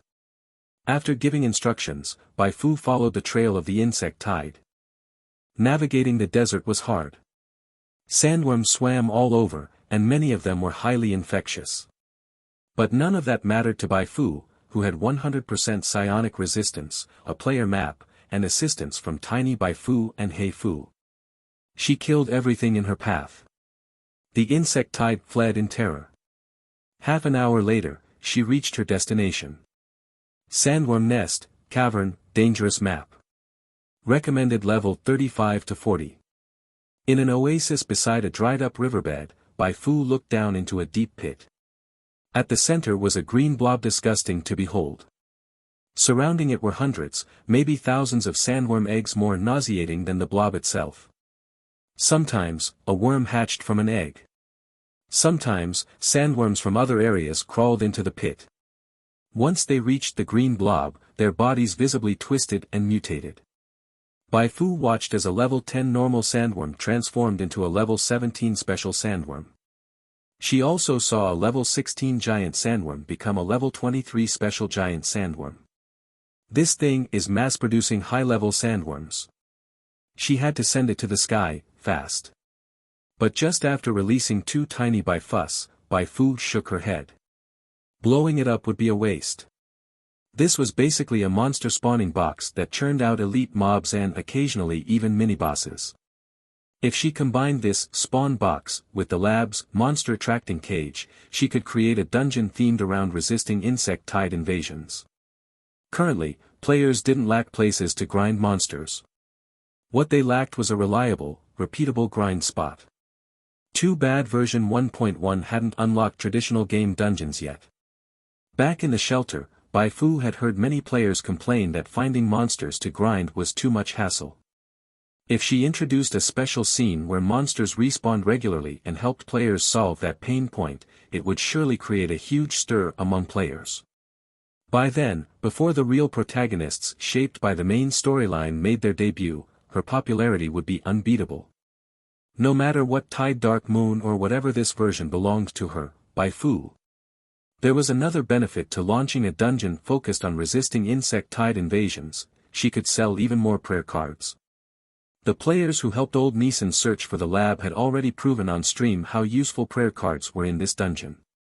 That's it then. By the pit, Bai Fu placed several Eye of the Dark Moon prayer cards to monitor the situation. Then she turned back toward the lab, preparing to announce the good news to the players after the medal ceremony. At the same time, amid the sea of sand, a group of white-robed individuals trudged forward under the scorching sun. "Priest, when will we find the blessing of God?" The leading white-robed man was drenched in sweat. He licked his parched lips, gazed at the shimmering air in the distance, and spoke hoarsely. I don't know. Maybe in the next second, maybe in a year or two. The demon has descended.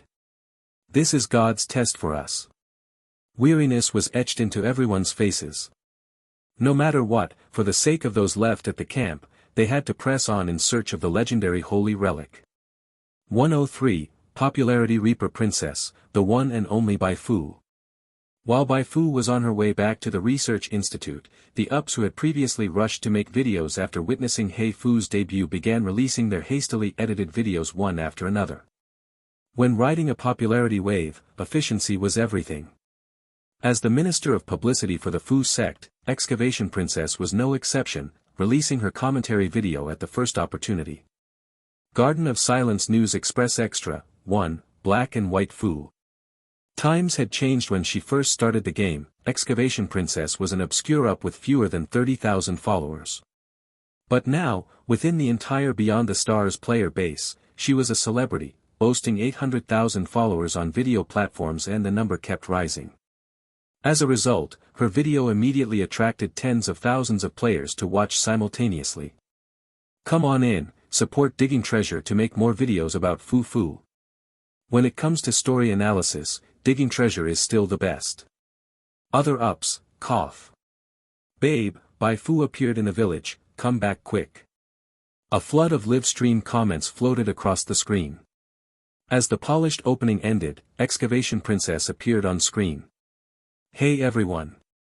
I bet you already know what just happened, right? The Fu sect leader Bai Fu suddenly split into two, black as frost, white as fire. Is this just the developer's twisted humor, or the beginning of a deeper storyline? Let me break it down for you. Accompanied by footage of Hei Fu beating up a sandworm boss, she began her analysis, once again showcasing her signature style of overinterpretation. I can guarantee Hei Fu is not a clone of Bai Fu. In my view, Hei Fu and Bai Fu should be twins, but unlike regular twins, they probably share the same body. Most of the time, Bai Fu is the dominant one. Hei Fu rarely gets a breath of fresh air. Hei Fu appearing now. I'm guessing it means a new storyline is about to launch. Hei Fu is likely the younger sister. Judging by her expression, she seems the cold type, probably not a fan of sticking close to Bai Fu. But Bai Fu is gentle and kind, always accepting her slightly rebellious little sister. Such touching sisterly love. No need to worry, even though there are now two Fu Fuss, Bai Fu remains the one and only. That's my guess. If I'm wrong, I'll beg Bai Fu for a New Year's video during the holidays. Excavation Princess's analysis sparked wide discussion. Since she had already guessed right many times before, most players believed her again. Double the Fu, double the joy. The most liked comment in the comments section was, I'm not calm at all. Can we get more Bai Fu clones? Ideally, give every player their own Bai Fu. This round's going to bring in tons of new followers again. Excavation Princess cheerfully opened the video platform, but to her surprise, her video wasn't the most popular under the topic. Arrival? She was stunned and quickly clicked on the currently top-viewed video. What you didn't know about Beyond the Stars, EP 7 on Bai Fu's uniqueness. The video was by a newcomer Up named Cathead. While most players focused on Bai Fu, he had been making videos introducing other NPCs. As players from other newbie villages started engaging in regional main storyline quests, his videos gained rapid traction. At this stage, the most popular NPC on Origin Star was undoubtedly Bai Fu. But Cathead's videos had earned loyal fans for NPCs like the Truth Society President, Su Li, the Dark Web First Person, and the Warlord Luo Rui. Now he suddenly switched lanes and made a video about Bai Fu, immediately attracting massive attention. You had to admit. At first, Excavation Princess was puzzled why Cathead's video was more popular. But after watching, she instantly understood. His video didn't introduce Bai Fu and Hei Fu, nor Bai Fu's background. It took a novel approach, arguing Bai Fu's uniqueness on Origin Star based on her abilities. Cathead's core argument was that across all of Origin Star, only Bai Fu could create prayer cards. I don't know if it's a talent or a unique special class, but it's true. I won't overanalyze the implications. This isn't my strong suit, so I'll spare you the embarrassment. I spent 2 weeks researching for this video, interviewed tons of NPCs, and gathered quite solid data. After presenting the context, Cathead began laying out evidence and showing interview footage. First, he visited libraries in 2 settlements, scouring psionic-related texts. None mentioned prayer cards.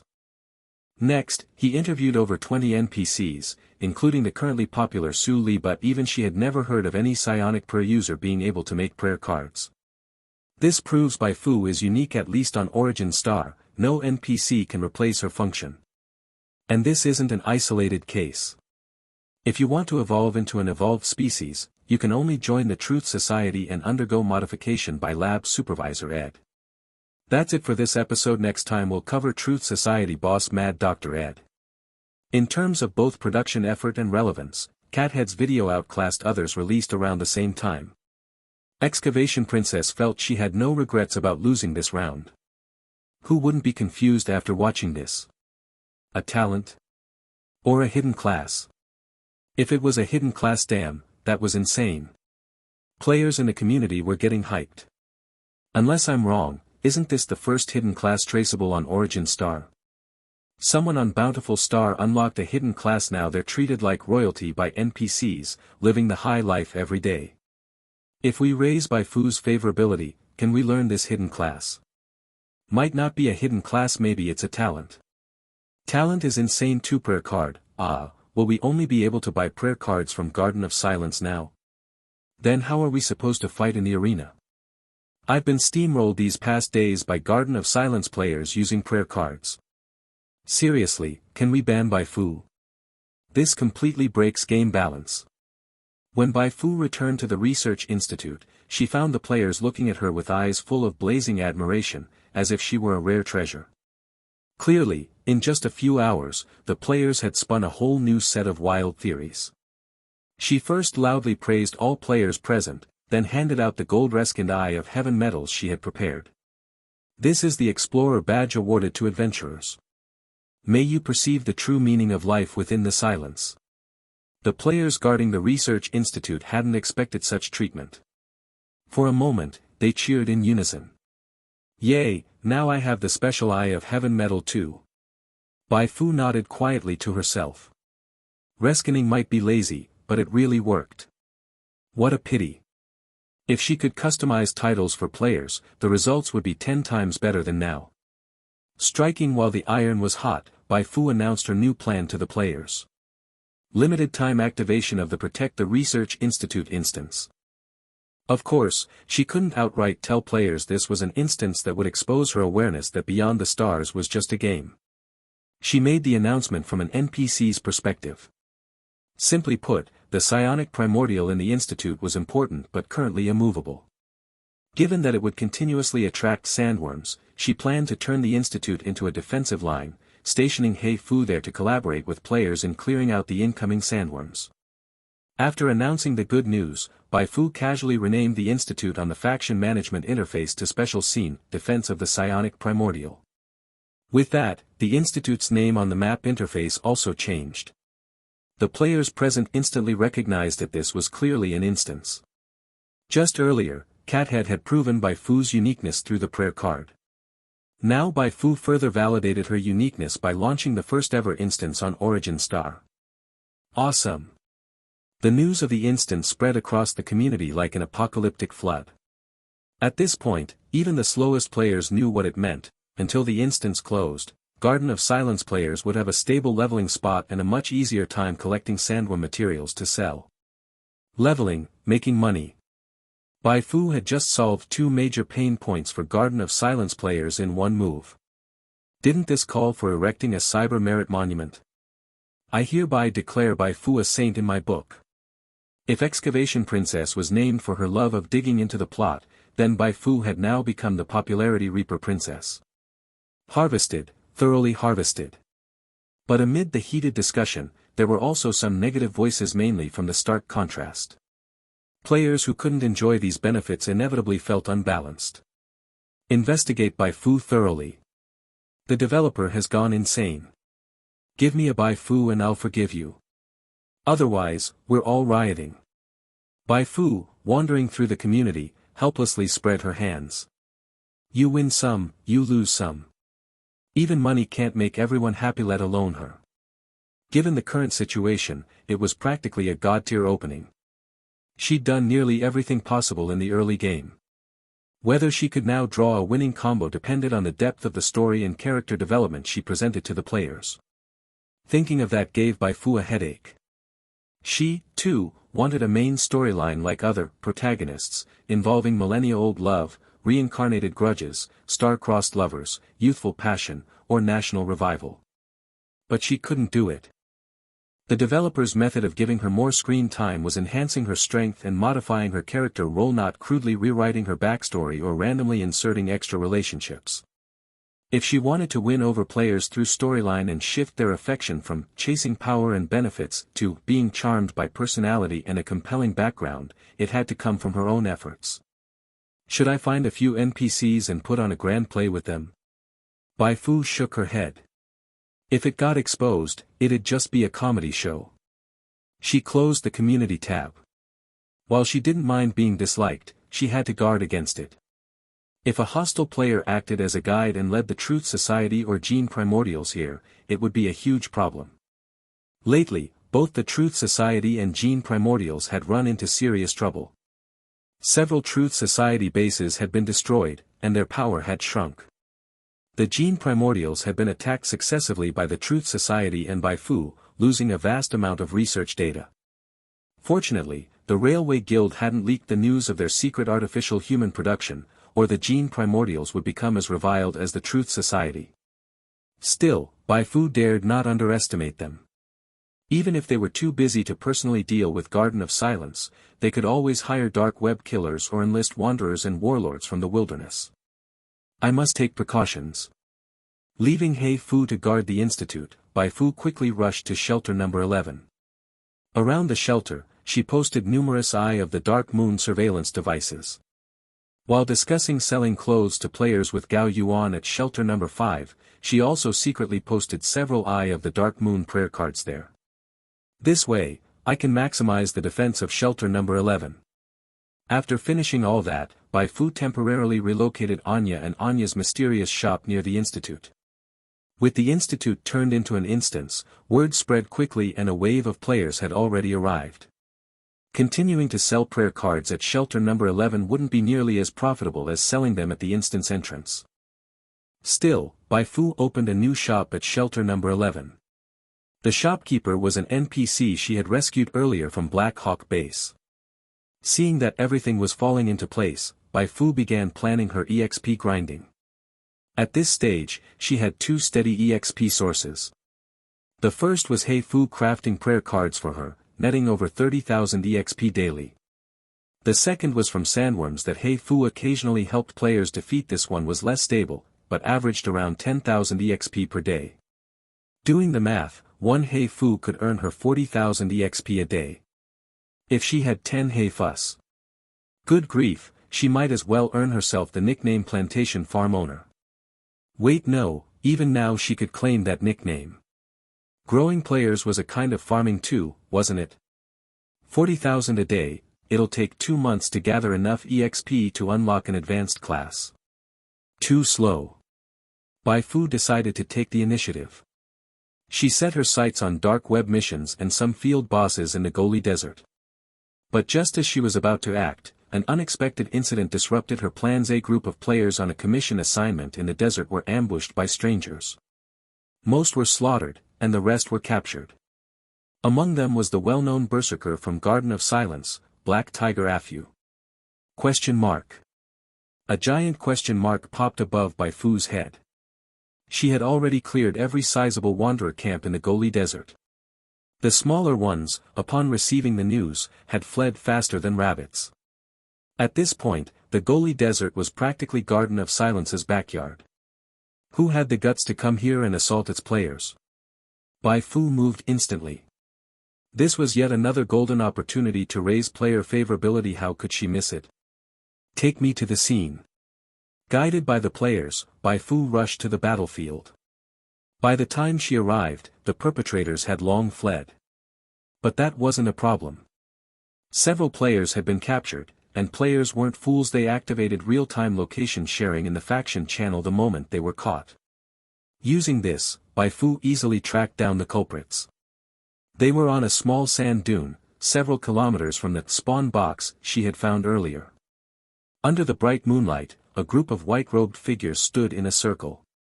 At the center were bound players. It looked like a ritual was underway, with the players as the sacrificial offerings. Use the blood of these demons to mourn the fallen prophet. One tall white-robed man shouted to the others. The players in the center cursed loudly, "You're all going to hell. This is all your fault. I failed my commission assignment because of you. Screw you. You just wait. I'll be back. Fu, save me." Watching from a distance, Bai Fu twitched her lips. Yes, I'm here to save you." 104, the second protagonist appears. Bai Fu is terrifying beyond measure. Fragrant fried fish was feeling quite gloomy. A few days ago, a new commission with an exceptionally high reward appeared on the commission board of shelter number 11. He had eagerly taken on the quest and excitedly joined the main group to carry it out. They had spent a day and a half in the desert tracking a group of special sandworms.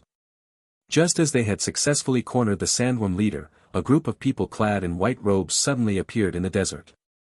Out of kindness, he warned those white-robed people to stay away to avoid being harmed by the sandworms. They refused and instead offered to join in the hunt. NPCs crashing in and offering help. Wasn't this a heavenly blessing? Fragrant fried fish was overjoyed, feeling that this mission was now secure. But to his surprise, mid-battle, those white-robed people suddenly went berserk.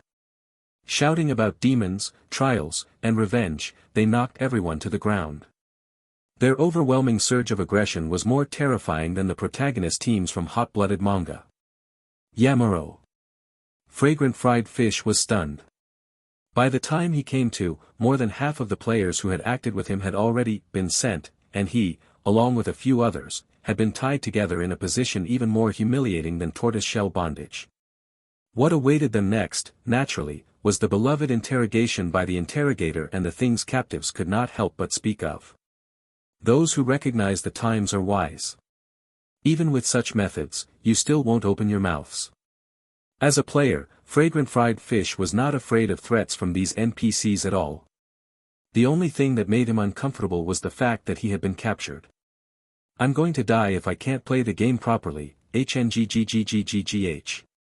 Help, brothers, help me out here." Fragrant Fried Fish kept sending out distress calls in the faction channel. Honestly, he hadn't expected any players to actually come save him. He was just feeling frustrated and wanted to vent a little. However, what happened next was entirely beyond his expectations.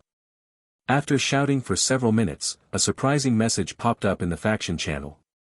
"To the brothers who got caught, don't worry. Fu is already on the way to save you. Hang in there a bit longer." What the heck?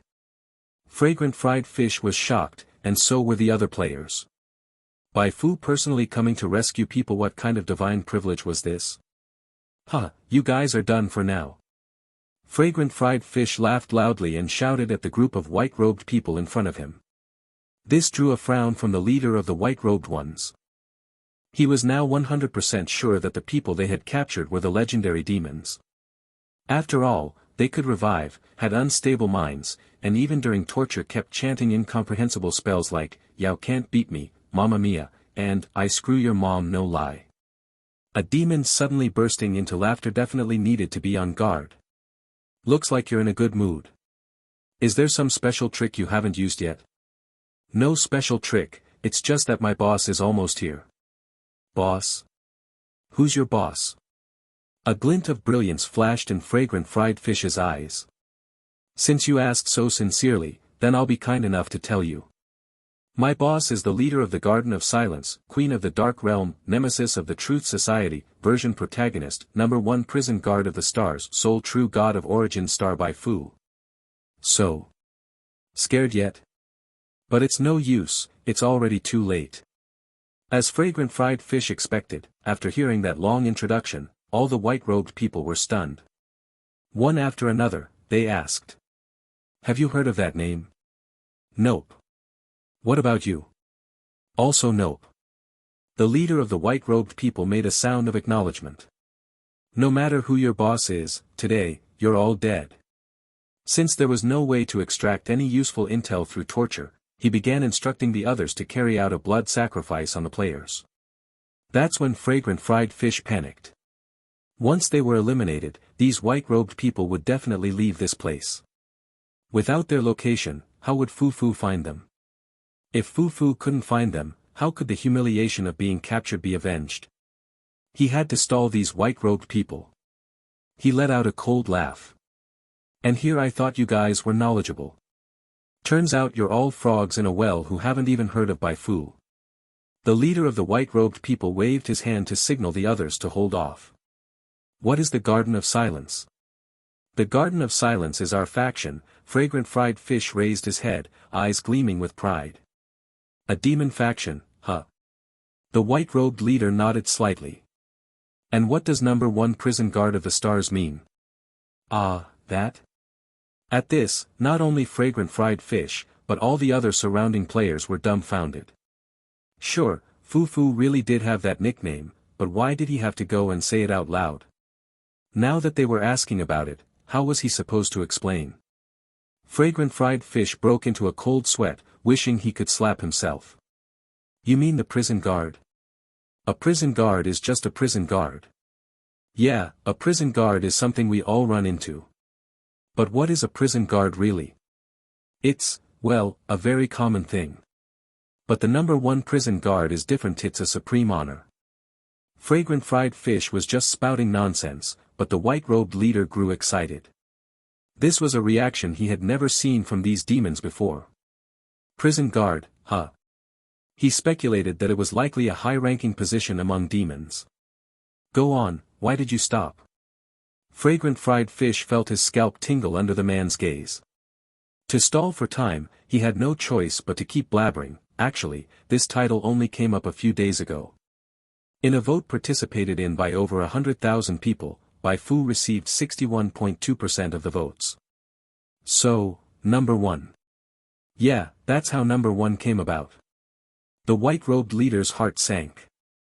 If over 100,000 voted, then how many demons were there in total? For Bai Fu to gain the approval of 61.2% of them, her status, power, and influence must be terrifying. No wonder this demon had spoken with such arrogance earlier. He truly had the right to be arrogant.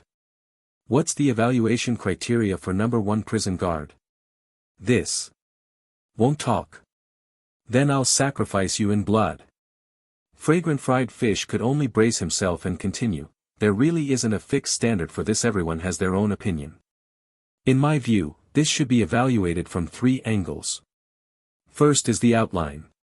He deliberately slowed his speech to a crawl, which immediately enraged the white-robed person who had been listening intently. If you're going to talk, then talk. If you're not going to talk, then don't. Stalling for time now, huh? Use the blood of these demons to honor the fallen prophet. Fragrant Fried Fish panicked. What else could he say? Was he really supposed to explain to these NPCs in detail what made a good prison guard? This was a dead-end death if he didn't speak, and still death if he did. What a sin. He was so anxious he nearly fainted. The other players also began cursing at this moment. Just as the situation was about to spiral out of control, he suddenly received a private message. Bro, don't be afraid. Fu Fu is here. Fragrant Fried Fish froze for several seconds before reacting. Everyone, don't panic. Fu Fu is here. He's not getting away now. Hearing that, over 20 white-robed people instinctively turned their heads. Then, they saw a group of people appear on the distant sand dunes. Priest, what now? Pratt, fight or flee? The white-robed priest called Pratt said nothing. From a distance, he had spotted Bai Fu. Although they hadn't yet fought, his innate powerful sensory abilities had already caused a chill to shoot straight up his spine. Extreme danger. They were here to find the sacred relic. This was not the time to clash with the number 1 prison guard of the demon world who controlled little demons. Retreat. What about these demons? Kill no, run. Pratt's expression changed dramatically. He hastily pressed his hands together and summoned a huge semi-transparent barrier in front of him. The moment the barrier appeared, two small white figures burst out from the sand and exploded with a deafening blast. They were tiny Bai Fu. With Bai Fu's current inspiration of 105, a single tiny Bai Fu explosion dealt a base damage of 207 points. Two exploding at once dealt truly staggering damage. The explosions stirred up a rain of sand. The barrier summoned by Pratt shattered into pieces under the shock. He himself was blasted a dozen meters away by the force. But his efforts weren't in vain.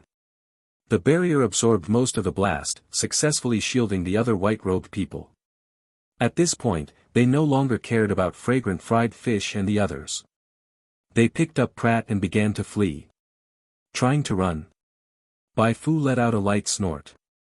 She had brought the players here partly to increase her favorability, and partly to find out who these people were and why they were attacking players so that the Garden of Silence wouldn't suffer even greater attacks in the future. There was no way she would let them escape. You all go rescue the bound undying ones, I'll go after them.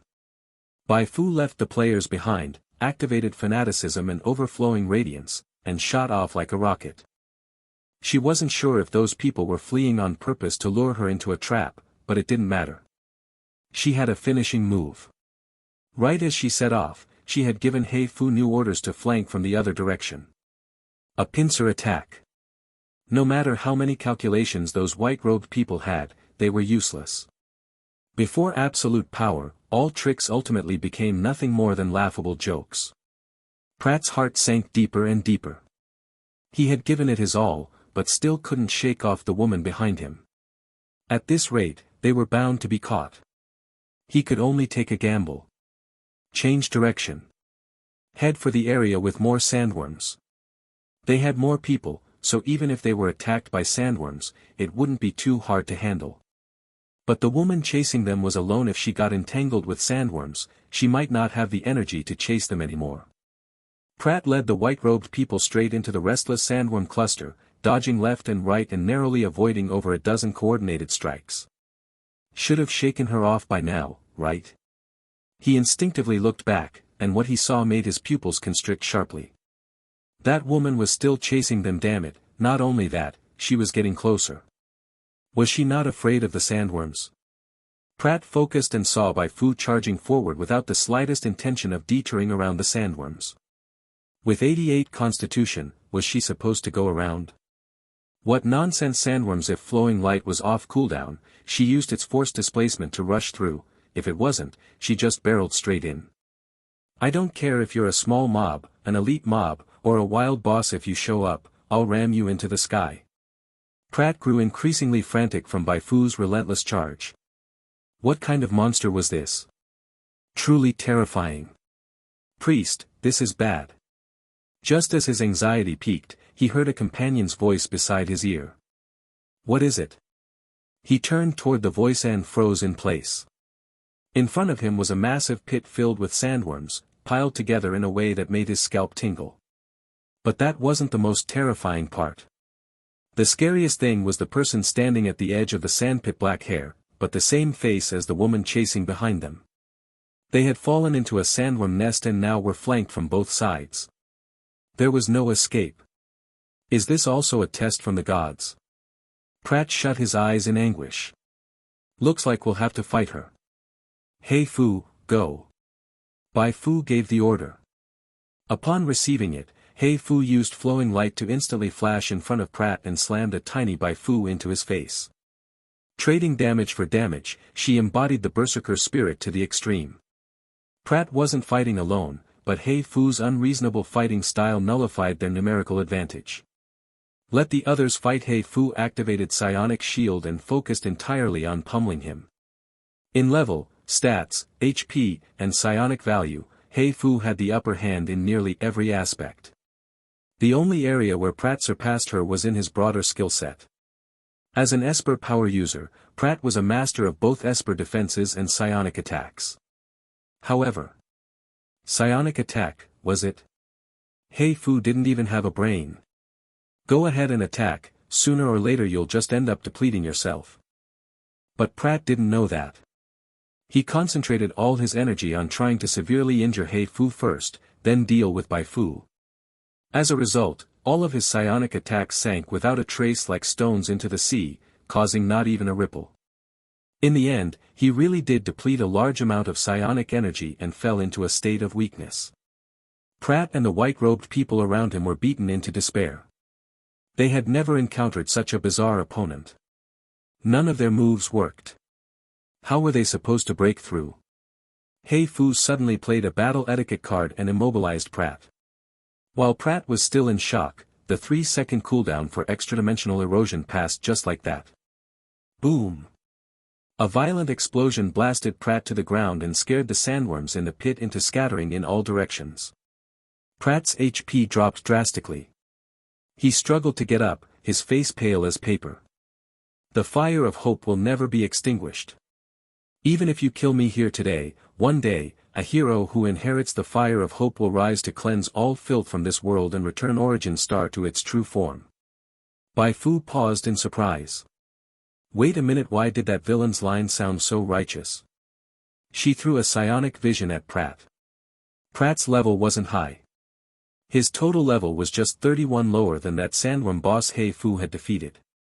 But Pratt had an ultra-rare talent. Great luck. Wasn't that the same as Xia Shi? So far, Bai Fu had only seen this talent on Xia Shi and Pratt. If Xia Shi was a protagonist, then Pratt must also be the protagonist of some regional main storyline on Origin Star. Bai Fu narrowed her eyes. She had already taken control of the regional main storyline in the Goli Desert. If she could also grasp the main storyline involving Pratt, then before she left Origin Star, she probably wouldn't have to worry about finding places to farm XP anymore. As she was thinking of a countermeasure, a white-robed person who had been blasted away by the extra-dimensional erosion explosion crawled up from the ground in both shock and joy.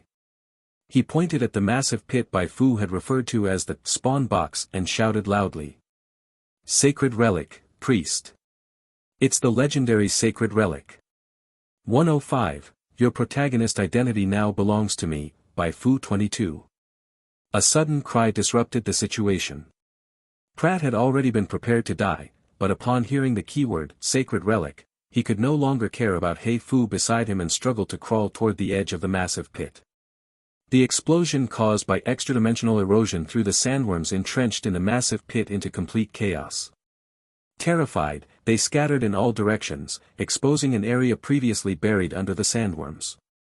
That area was covered in grayish-brown slime that had slid off the sandworms, looking incredibly disgusting. However, within that slime, one object stood out prominently. A black shard. Through Bai Fu's perspective, Bai Fu clearly saw everything inside the massive pit. She cast a psionic vision skill. The skill succeeded, and an item description interface popped up before her. Obsidian shard. Quality, red. Item description, a shard of obsidian, an extremely rare psionic item. Its use is unknown. Note, after the cataclysm, the obsidian researched by Psionic Research Institute No. 2 subdivision shattered into 3 pieces. This is one of them. After reading the description, Bai Fu's eyes lit up. After locating the -2 floor of the Psionic Research Institute, she triggered a hidden mission to find the obsidian. The quest reward was generous, but since the mission provided no additional hints, she had no idea where to begin completing it. What she hadn't expected was that during the pursuit of Pratt, she would stumble upon a piece of the obsidian.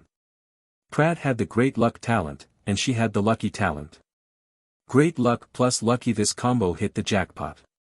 Didn't expect obsidian to be red grade. The game classified item quality into 7 levels: gray, white, blue, purple, orange, red, and rainbow. The higher the grade, the rarer the item among its tier. Although rarity didn't directly correlate with power, seeing that the obsidian was red grade still made Bai Fu very excited. If just one obsidian shard could attract a horde of sandworms and rapidly trigger their evolution, then what kind of power must the complete obsidian possess? She began to understand why the Psionic Diffusion Committee had established a separate institute to study the obsidian. Bai Fu's gaze landed on the ecstatic Pratt's back. These people knew obsidian. They might know where the other 2 shards were. Even if I can't get a new main storyline mission from Pratt, as long as I figure out the locations of the obsidian shards, this operation will be totally worth it. Bai Fu was in a great mood. They say girls who laugh often have good luck. Should she start mimicking the Uchiha for laughing demons and laugh even more joyfully? Her smile successfully infected the white-robed people around her. Just moments ago, Pratt and the others had been full of excitement, but now their bodies all stiffened. Crap. Finding the legendary sacred relic was certainly something to rejoice over, but right beside them were 2 women as powerful as ghosts. If the sacred relic got taken away. Pratt's heart sank to the bottom of the sea. Who are you people? The psionic vision scan didn't display Pratt's faction. Bai Fu had to investigate on her own. Pratt didn't respond. A white-robed person beside him gritted his teeth. Priest, let's fight them. Even though they're strong, if we all attack together and blow up with them, they might not be able to kill us all. The other white-robed people nodded repeatedly. As long as one person survives and takes the sacred relic back, the rest won't have died in vain. Pratt's expression turned extremely grim. If they truly bet everyone's lives without reservation, this plan might actually succeed, but it wasn't something he wanted to see. Before finding the sacred relic, dying was acceptable. But now that the sacred relic had been found, how could he die so easily? After struggling internally for 10 full seconds, Pratt did something that surprised everyone. He slid to his knees at lightning speed. I was wrong. I mistook you for the legendary demons, which is why I attacked. Fortunately, you can resurrect, so no unforgivable tragedy occurred. But I also know that even if you can revive, a mistake is still a mistake. Pratt, what are you doing? Pratt's actions made one of the white-robed people's face darken like ink. Pratt acted as if he didn't hear him. I'm willing to accept any punishment, but I have one request. I hope to be punished only after delivering the sacred relic back to the camp. Please, the people at the camp are still waiting for me to bring it back and save them. His eyes were sincere, his emotions heartfelt, and his voice carried a pleading tone. The white-robed person who had just berated him sighed, immediately understanding that he was sacrificing his dignity to ensure the sacred relic could be safely returned to the camp. The rest of the white-robed people also retracted their words and instead followed Pratt's lead, each taking the responsibility upon themselves. The people in the camp have contracted a strange disease. Only the legendary sacred relic can save them. Bai Fu pinched her chin lightly. No new quest had been triggered. Was it the wrong way to proceed? Wait, maybe it was due to favorability. Some quests were tied to favorability as a trigger. She had Bai Fu beat Pratt half to death, perhaps that was why the quest wasn't triggered. She used psionic vision on everyone around, and the result was unexpected. Everyone had negative favorability towards her, but the values remained relatively stable except Pratt's, which was fluctuating. 41, -47, -52. As time went on, the value kept decreasing. Question mark. Bai Fu's expression didn't change. She decided to probe. She deliberately said, interesting. I'll have to investigate first. If what you said is true, I can allow you to take the sacred relic back to the camp for now.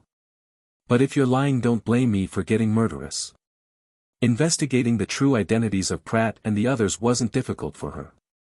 The first person she thought of was Dallas Makarov, the dark web contact who once acted as a lobbyist for the Railway Guild. Bai Fu had Bai Fu summon the player and escorted Pratt and the others to the research institute first. She didn't immediately take the obsidian shard. Once the shard was taken, the spawn box would stop functioning. Might as well let it work a bit longer. Miss Silvermoon, what brings you to me so late? Dallas's voice was full of energy over the terminal. Bai Fu said, help me check a few people. She sent over photos of Pratt and the others. The dark web's efficiency was terrifying. In just 20 minutes, Dallas had already collected intelligence. Pratt, priest of the extremist religious group Holy Spirit Cult, 31 years old, mild-mannered, responsible, highly respected within the Holy Spirit Cult. Took over his father's position 2 years ago to officially become the new priest of the Holy Spirit Cult. Holy Spirit Cult, an extremist religious group located west of the Goli Desert and south of the Old Republic. Founded after the World War. Rumored to have received funding from the Old Republic during its development. They rarely interact with the outside world. According to assassins who had contact with them a few years ago, a mysterious disease seems to be spreading in their region. Bai Fu flipped through the intel. It appeared that what Pratt had revealed was true, but that didn't mean he wasn't lying. After being ambushed by the gene primordials, her vigilance had increased significantly. No matter how persuasive someone sounded, if the favorability value was off, then something was definitely off. After returning to the research institute, Pratt immediately came to her, saying he wanted to contact the camp to report his safety. Do as you like. Having received permission, Pratt dared not delay. He quickly contacted the Holy Spirit Cult. Fearing Bai Fu's suspicion, he deliberately made the call where many players were present. We found the sacred relic, all thanks to Bai Fu. You may not have heard of her, but she's no ordinary person. Not only is she top tier in strength, her identity is extraordinary. In that organization, although she's not the undisputed leader, she's a core member who's earned the recognition and reverence of most people in many aspects. Don't worry, she's someone with a clear sense of right and wrong. I'll bring the sacred relic back as soon as possible. After ending the call, Pratt turned and gave the nearby players and Bai Fu a faint smile of goodwill. His words caused quite a stir among the players. Did this Pratt just leak some info about Fu's identity? And he said he didn't know Fu. This guy was definitely playing dumb. The players couldn't have guessed that this was actually a case of domestic propaganda turned inside out. Pratt, clueless, had actually believed that the title First Warden, used by Fragrant Fried Fish, was something lofty, so he described Bai Fu as a core member respected in many aspects. The players, unaware of Pratt's misunderstanding, thought he knew some insider secrets. This double misunderstanding created a truly fascinating scene. High-level NPC confirmed, Fu's true identity is shocking. Many players started speculating about Bai Fu's background based on Pratt's words, unexpectedly boosting her popularity again. You people are really good at making things up. Bai Fu twitched the corner of her mouth. She had secretly planted a large number of Eye of the Dark Moon devices around the research institute. When midnight arrived, Bai Fu, who had been ordered to monitor the feed from the Eye of the Dark Moon, called Bai Fu up. Bai Fu focused her gaze and saw Pratt sneaking out of the research institute. He didn't go far but hid behind a sand dune just out of the research institute's view, unaware that there were also Eye of the Dark Moon devices buried under that dune. I've gained Bai Fu's trust, but that's only temporary. Sooner or later, she'll realize I won't return to be punished. The sacred relic must remain in our hands. To solve this problem once and for all, contact the Old Republic immediately. I'll find a way to lure her to the camp and have the Old Republic send her on her way. That's all I have to say. If I stay away too long, I might raise suspicion. Hanging up now. In the cold wind, Pratt exhaled slowly. He'd said all he needed to. Even if caught now, he could just claim he came out to use the bathroom. As long as he wasn't caught red-handed, it was nothing. He was in a rather good mood. Bai Fu would never suspect he harbored murderous intent. That was the advantage of masterful acting. Bai Fu's eyes flashed. No one said a protagonist had to be a good person. She was now the regional protagonist and was called the Cyber Bodhisattva by the players. But did people really think she'd treat players with a bodhisattva's heart? In fact, the fact that Pratt wasn't some righteous person suited her just fine. That way, she could take his main storyline mission without any guilt. I think we need to have a proper talk. I'm quite interested in your identity.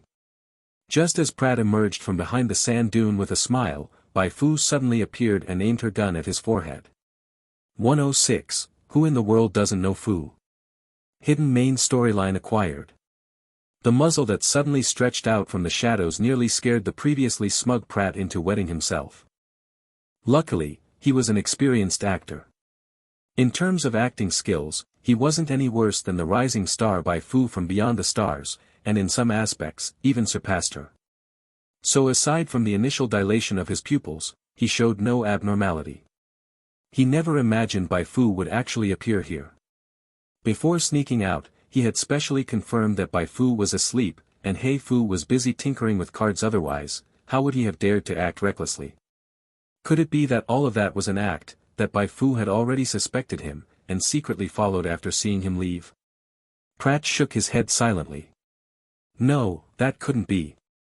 After arriving here, he had spent a long time probing the area with mental power, confirming there was nothing abnormal before contacting the people at the camp. From that perspective, even if Bai Fu overheard his words, it could only have been a fragment from the latter half.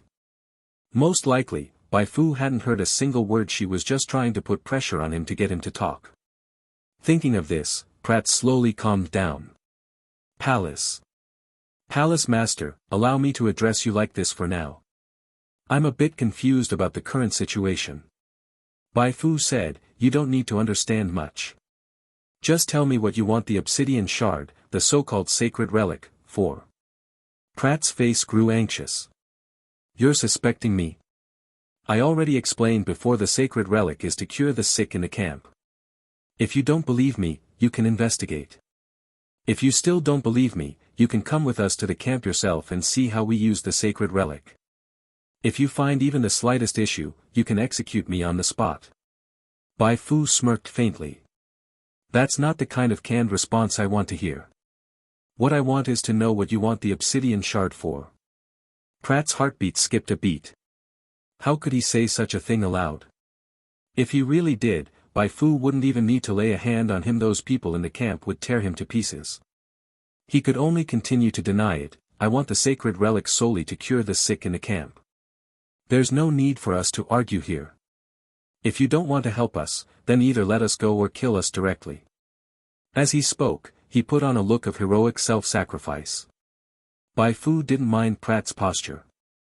She directly opened her personal terminal and contacted Dallas right in front of him.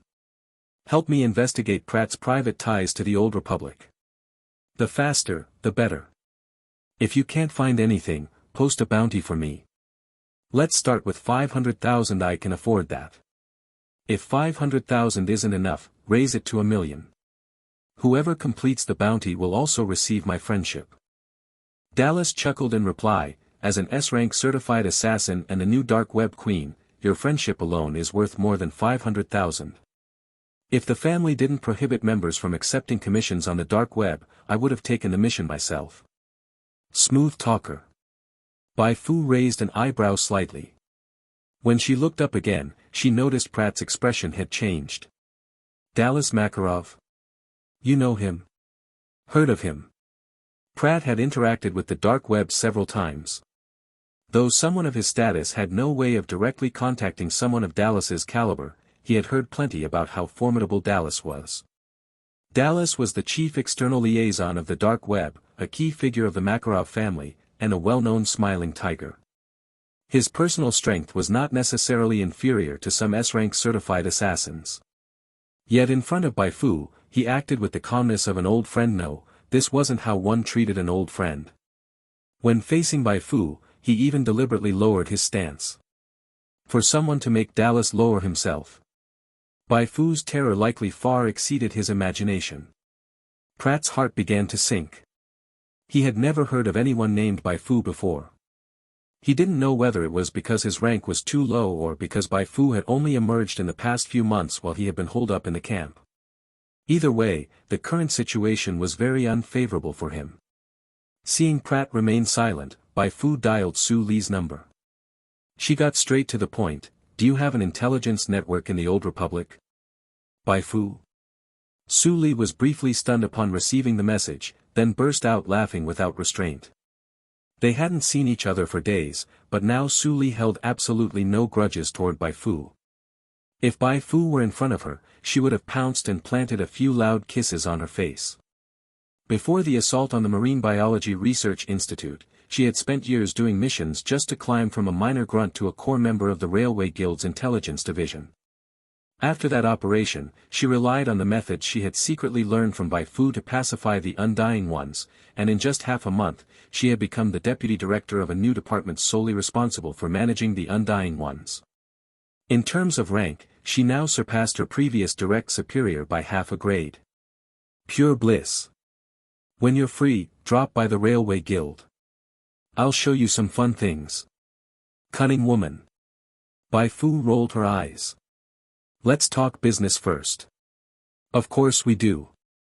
Apart from the Truth Society, whose headquarters we still can't locate, all the other 4 major factions have spies embedded within each other. What do you want me to look into? If it's something minor, I can arrange help myself.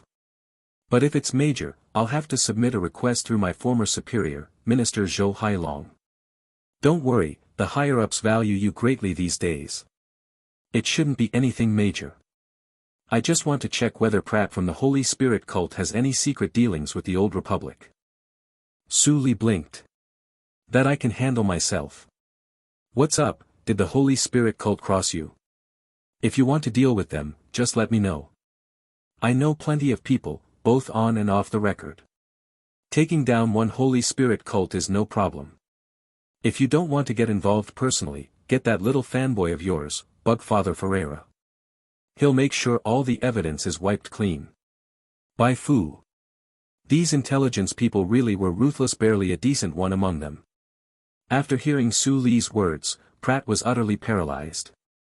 Though he hadn't heard of Su Li, he had heard of Zhou Hailong, minister of the Railway Guild's Intelligence Division, and one of the Railway Guild's 4 elites. These days, the world was in chaos, and the status of intelligence personnel had skyrocketed compared to before the war. Bai Fu not only knew Dallas, but also Zhou Hailong. Damn it! Pratt now just wanted to slap himself twice. Every single word that the person he once captured said was true. This really wasn't someone he could afford to provoke. Hell, even looking at her the wrong way might get him blown to bits. How did he end up running into Bai Fu? At this point, the only option left was to stall, just keep stalling. Bai Fu smiled at Pratt. It's fine if you want to hide it. With the intelligence capabilities of the Dark Web and the Railway Guild, I believe I'll find what I want sooner or later. Pratt had no choice but to keep repeating that he had no personal agenda and was simply misunderstood. While he was still babbling nonsense, his personal terminal suddenly rang. It was the same person he had contacted earlier. Crap. Was this a follow-up check? If Bai Fu heard his plan herself. Pratt's expression changed. Answer it. Bai Fu only spat out one word slowly. Pratt could only bite the bullet and press the accept button. What is it? The person on the other end of the terminal was clearly panicked. It's Major Declan from the Old Republic. I just contacted the Old Republic, and Major Declan said he wants to speak with you, so I transferred the call. Pratt looked at his personal terminal, then glanced at Bai Fu beside him. Upon hearing it was someone from the Old Republic, he actually breathed a sigh of relief and even felt a bit smug. Bai Fu was powerful and highly ranked, but no matter how powerful or highly ranked she was, she couldn't compare to the Old Republic. As long as the Old Republic spoke a word for him, he'd survive today's crisis. Major Declan, it's me, Pratt. You were looking for me. Pratt didn't get to finish because a furious roar suddenly came through the terminal. Idiot. That one word stunned Pratt completely. I. What do you mean, I? Have you stayed in that garbage pile so long that your brain's rotted? It's one thing if you got yourself involved with Bai Fu, but you actually thought I'd help you get rid of her? If Pratt were standing in front of him right now, Declan would have smashed his nose in. Right now, who didn't know Bai Fu was a harbinger of disaster that couldn't be provoked? The Truth Society messed with Bai Fu. Baghero's base and Black Hawk base were gone. The Gene Primordials tangled with her, got slapped back hard, then got beaten twice by the Truth Society over the following months, and then a mysterious group wiped out the Marine Biology Research Institute. The Wanderers in the Goli Desert tried to cross her and ended up losing every single camp in the entire Goli Desert. Of course, this wasn't to say even major factions didn't dare mess with Bai Fu. These powers could still stand on the scorched post-war Earth not just because of their tech, but also because they each had top-tier powerhouses far stronger than ordinary S-rank certified assassins. The problem was that the Truth Society was acting up everywhere, the Gene Primordials were riddled with issues, and the Undying Ones were popping up in large numbers. Every major faction was on high alert and had no spare capacity to deal with Bai Fu.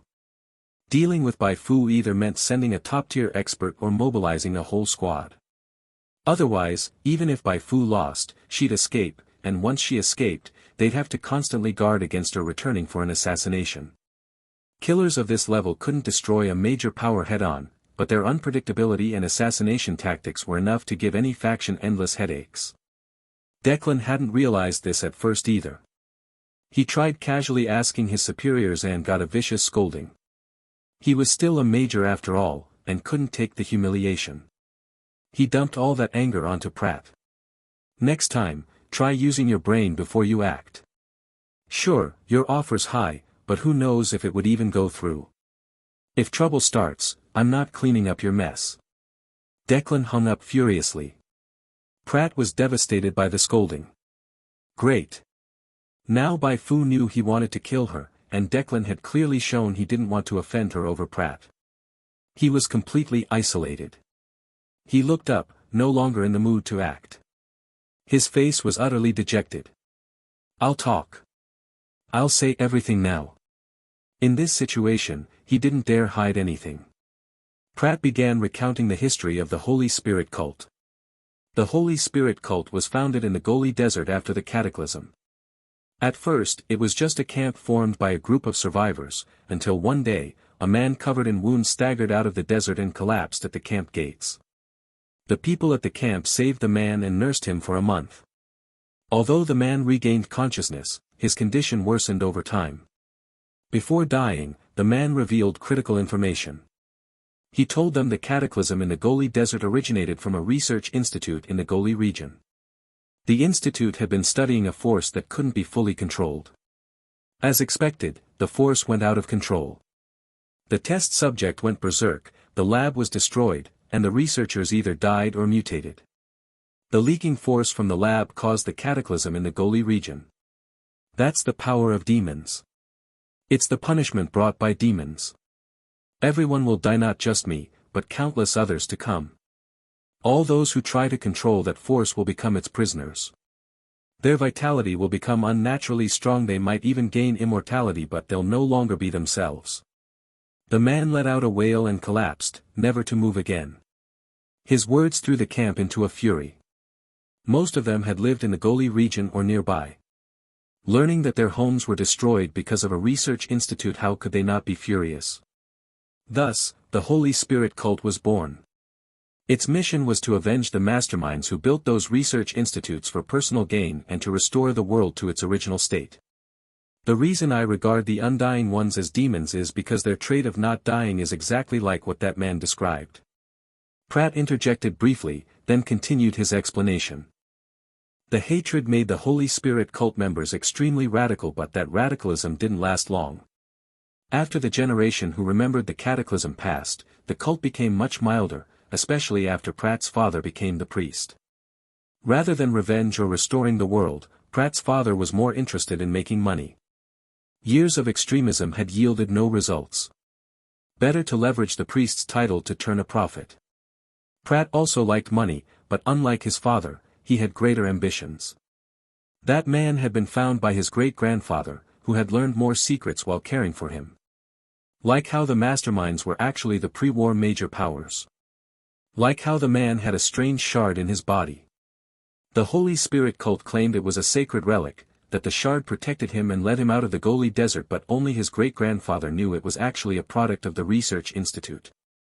Pratt didn't want to remain a minor priest in a backwater camp. He craved the greater world. After learning these secrets from his father, he started plotting. He played the good guy, gaining favor with the camp, while secretly contacting the Old Republic, which had once funded the Holy Spirit cult, hoping to trade the cult secrets for a grand future. But during the contact, he deliberately withheld the fact that he already possessed one piece of the sacred relic. I planned to use the Old Republic. Once I gathered all the sacred relics, I'd fuse their power. You're not afraid of losing control? Pratt shook his head.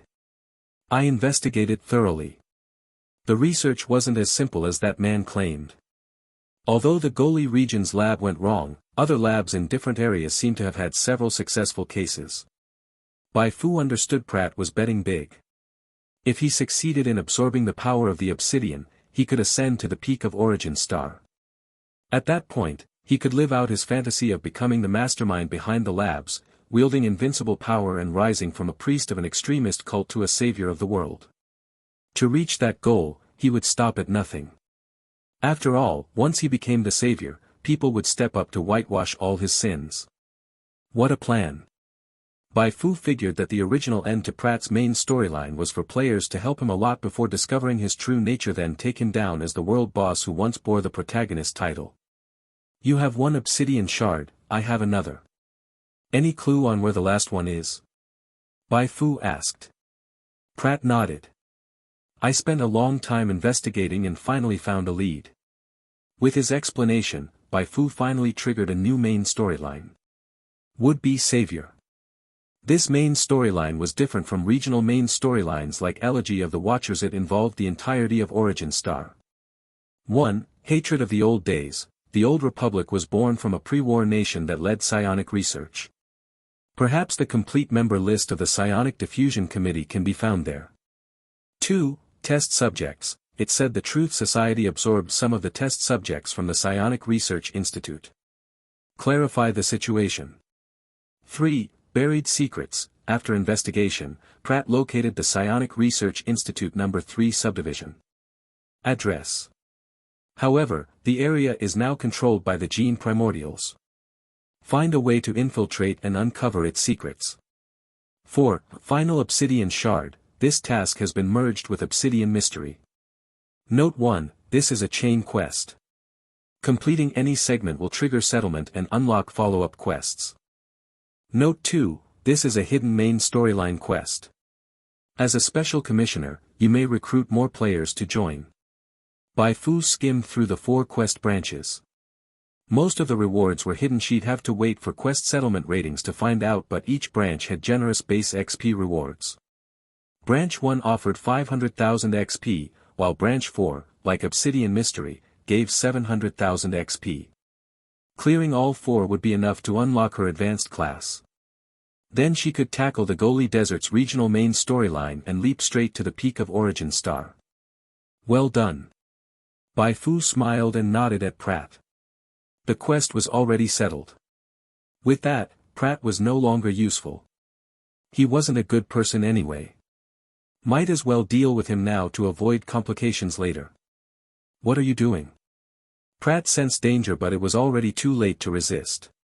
Bai Fu opened with a battle etiquette, then swiftly drew her electric knife and slashed toward Pratt. 107, exploding the protagonist's gold, comprehensive power boost. Pratt was a psionic-type Esper power user, and one major characteristic of such users was high attack and low defense. This low defense had multiple layers of meaning. Firstly, low HP, secondly, all resistances except for psionic resistance were extremely poor, and thirdly, he lacked any passive skills or talents that could serve as life-saving measures.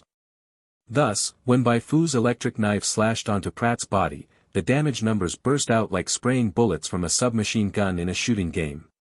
31, -17, -29.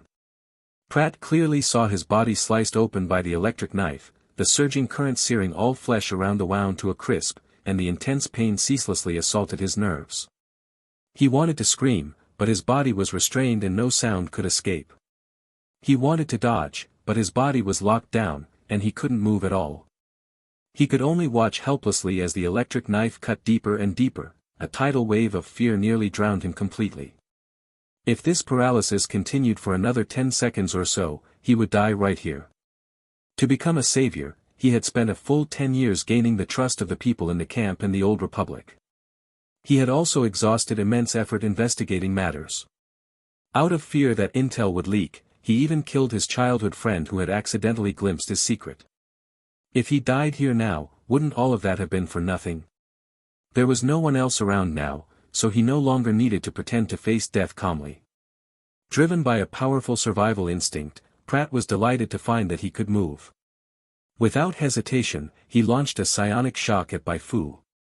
He had assumed this attack would make Bai Fu loosen her grip so that he could seize the opportunity to escape. But unexpectedly, Bai Fu's body didn't even flinch. "You're a bit stronger than Rattlesnake, whom I took down when I first arrived in the Goli Desert," but only slightly. Back then, I could already tank Rattlesnake's psionic shock. And now, to think this level of attack could leave me dizzy is pure fantasy. Bai Fu increased her strength. She didn't care what kind of identity Pratt had. The official site made it clear that Beyond the Stars emphasized freedom and storyline autonomy. As long as players were willing, not to mention a protagonist of a hidden main storyline, even a designated fated one of an entire planet could be taken down. From how she was gradually powered up from a passerby to a regional boss, it was evident that the site's promise of storyline autonomy was real. Just kill, that's all. Pratt endured the excruciating pain and rolled backward. Just as he was about to flee, a pair of feet suddenly appeared in front of him. He looked up abruptly and saw that the owner of those feet was a woman who looked exactly like Bai Fu. You dash. Bai Fu punched Pratt squarely in the forehead without saying a word. Pratt was sent flying.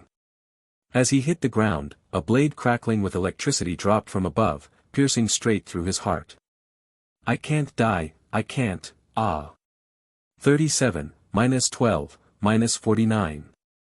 Black-colored critical damage numbers floated up. Pratt's body convulsed a few times, and then all went silent.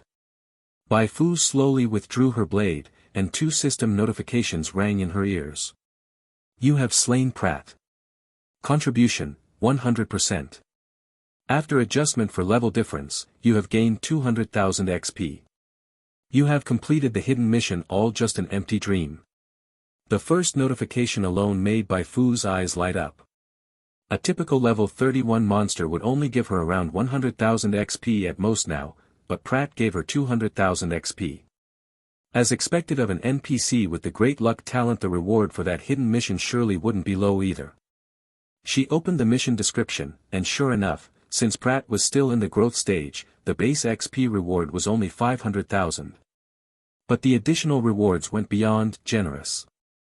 She gained a new talent, Death Immunity, a special title, Fate Hunter, and a rare skill, Psionic Burst.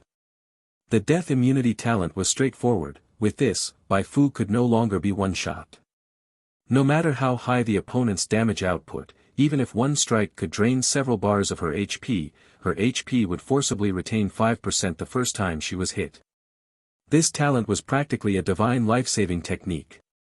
And with it, she could proudly call herself a high-end boss, unlike those field bosses she previously took down whose only notable trait was their higher level. The Fate Hunter title wasn't something to scoff at either. It granted Bai Fu plus 5% success rate in determinations. For Bai Fu, who lived off card creation, this title's effect combined with her lucky talent granted a total plus 15% success rate in card, making a truly game-breaking boost. As for the rare skill Psionic Burst, it was also an excellent ability. It was a close-range, active attack skill that focused psionic energy into her hand and released it as a shockwave. When used, it consumed 50 psionic value per second and dealt 50 plus inspiration *0.5 psionic damage to targets directly in front. Cooldown, 1 second. While the damage multiplier of Psionic Burst was far less than extradimensional erosion or tiny Bai Fu, its advantage lay in its ability to be continuously cast. Bai Fu's current psionic value cap was 1080, and her inspiration was 105. This meant that if she went all out, she could deal over 2,100 psionic damage within 21 seconds, which was effectively like wielding a magic shotgun. Of course, since opponents usually had some psionic resistance and wouldn't just stand there taking hits, it was actually very hard for her to instantly kill a strong enemy using a full combo of Psionic Burst. But if she couldn't get 21 seconds in, she could let Bai Fu use battle etiquette to control the enemy, and then force-feed them 2 seconds of Psionic Burst. 2 seconds of shockwave bombardment was enough to stack 5 layers of the extradimensional erosion buff. By that calculation, this combo could deal at least 15% of the opponent's max HP plus 310 points of raw panel damage, not accounting for resistance reductions. Oh, and if the opponent happened to be immune to battle etiquette control, then this whole combo would be for nothing. But regardless, with the Psionic Burst skill, both she and Bai Fu, especially Bai Fu, would see a substantial boost in combat power. This gold drop was. Looking at Pratt's corpse lying on the ground, Bai Fu couldn't help but feel like lighting a stick of incense for him. You were right, bro. The wannabe savior was part of a hidden main storyline in the game Beyond the Stars, with its plot set on the beginner planet Origin Star. Now I'll be taking over your role, guiding players through quests, defeating powerful foes with them, and gradually uncovering the truth behind the cataclysm of Origin Star. Bai Fu tossed Pratt's corpse into the sandworm pile. Once the sandworms had gnawed him down to the bones, she chased them off, then buried the skeleton deep in the desert. Now no one knows where he went. Bai Fu clapped the fine sand off her hands with satisfaction. If players found out she had taken out Pratt, they'd most likely praise her and send her a little red flower. After all, she had indirectly improved the players' game experience. They were both issuing main storyline quests, but while she just wanted the players' money, Pratt was trying to toy with their sense of justice. Come on, let's go back. Bai Fu called to He Fu. Task complete, she dusted her sleeves and left, hiding her achievements and fame. Back at the Research Institute, she acted like nothing had happened as she opened her stats panel. After killing Pratt, she now had 1.22 million XP, enough to level up again. She used the XP to raise the level of Apprentice Psionic Illustrator to LV18. Upon leveling up, her constitution automatically increased by 1 due to the effect of psionic enhancement, reaching 89. Even without the attribute boost from He Fu, her HP cap had officially broken the 2000 threshold, now at 2010. With He Fu on the field, she'd get an extra 60 HP. Got tankiness, got a substitute, got control, got scouting, got percentage damage, got a close-range active attack skill. Now all I lack is a stable long-range attack method, and I'll basically have no real weaknesses. Considering the upcoming hidden main storyline quests would involve the Truth Society, Old Republic, and Gene Primordials, Bai Fu decided to patch this gap. She went and took a bath, then warmed her hands with a few breaths before beginning her card-pulling journey based on face luck. She still had 620,000 XP left. Even if her luck was horrible, she should still be able to craft a practical long-range attack-type prayer card, right? My turn, draw a card. Synthesis failed. Synthesis failed. Because Bai Fu had imposed very strict limitations on the type of prayer card she wanted, she heard the failure prompt over 20 times before she finally received a success message. That single success had cost over 200,000 XP, but the result was worth it. The prayer card Piercing Spear could attack targets up to 2,000 units away, with a range comparable to a sniper rifle and equally impressive damage. Depending on the remaining psionic value, it could deal 50 to 100 points of base psionic damage. The only downside was its relatively high crafting cost. But for Bai Fu, who already had nearly 1,500 players in her leak field, this wasn't a problem at all. Now everything was set. The next day, news of Pratt's disappearance spread. Bai Fu silently walked out of the Research Institute. Players and members of the Holy Spirit cult followed her, their expressions grave. Under the scorching sun, they headed west and finally arrived at the spawn box. The good news was that the sacred relic was still there. The bad news was that the white-robed men of the Holy Spirit cult had discovered traces of battle left by the sandworms on the road. They were starting to have a bad feeling. Pratt had very likely snuck out of the Research Institute alone the previous night, aiming to steal the sacred relic. But luck wasn't on his side. He encountered a sandworm attack on the way. Can anyone tell me what the hell is going on here? Bai Fu started off by accusing them, staring coldly at the white-robed men. Her beautiful eyes were filled with frost. This. None of the white-robed men dared to speak first. It was Fragrant Fried Fish who broke the silence. I've long thought that Pratt was no good. He definitely tried to steal Fu Fu's obsidian shard and got killed by a sandworm. The white-robed men all lowered their heads in shame. They were panicking now. Thanks to Pratt's stunt, Bai Fu's favorability toward the Holy Spirit cult was likely going to drop straight into hostile territory. If that happened, how were they supposed to borrow the sacred relic to save the sick people in the camp? They would die. Those sick people would die.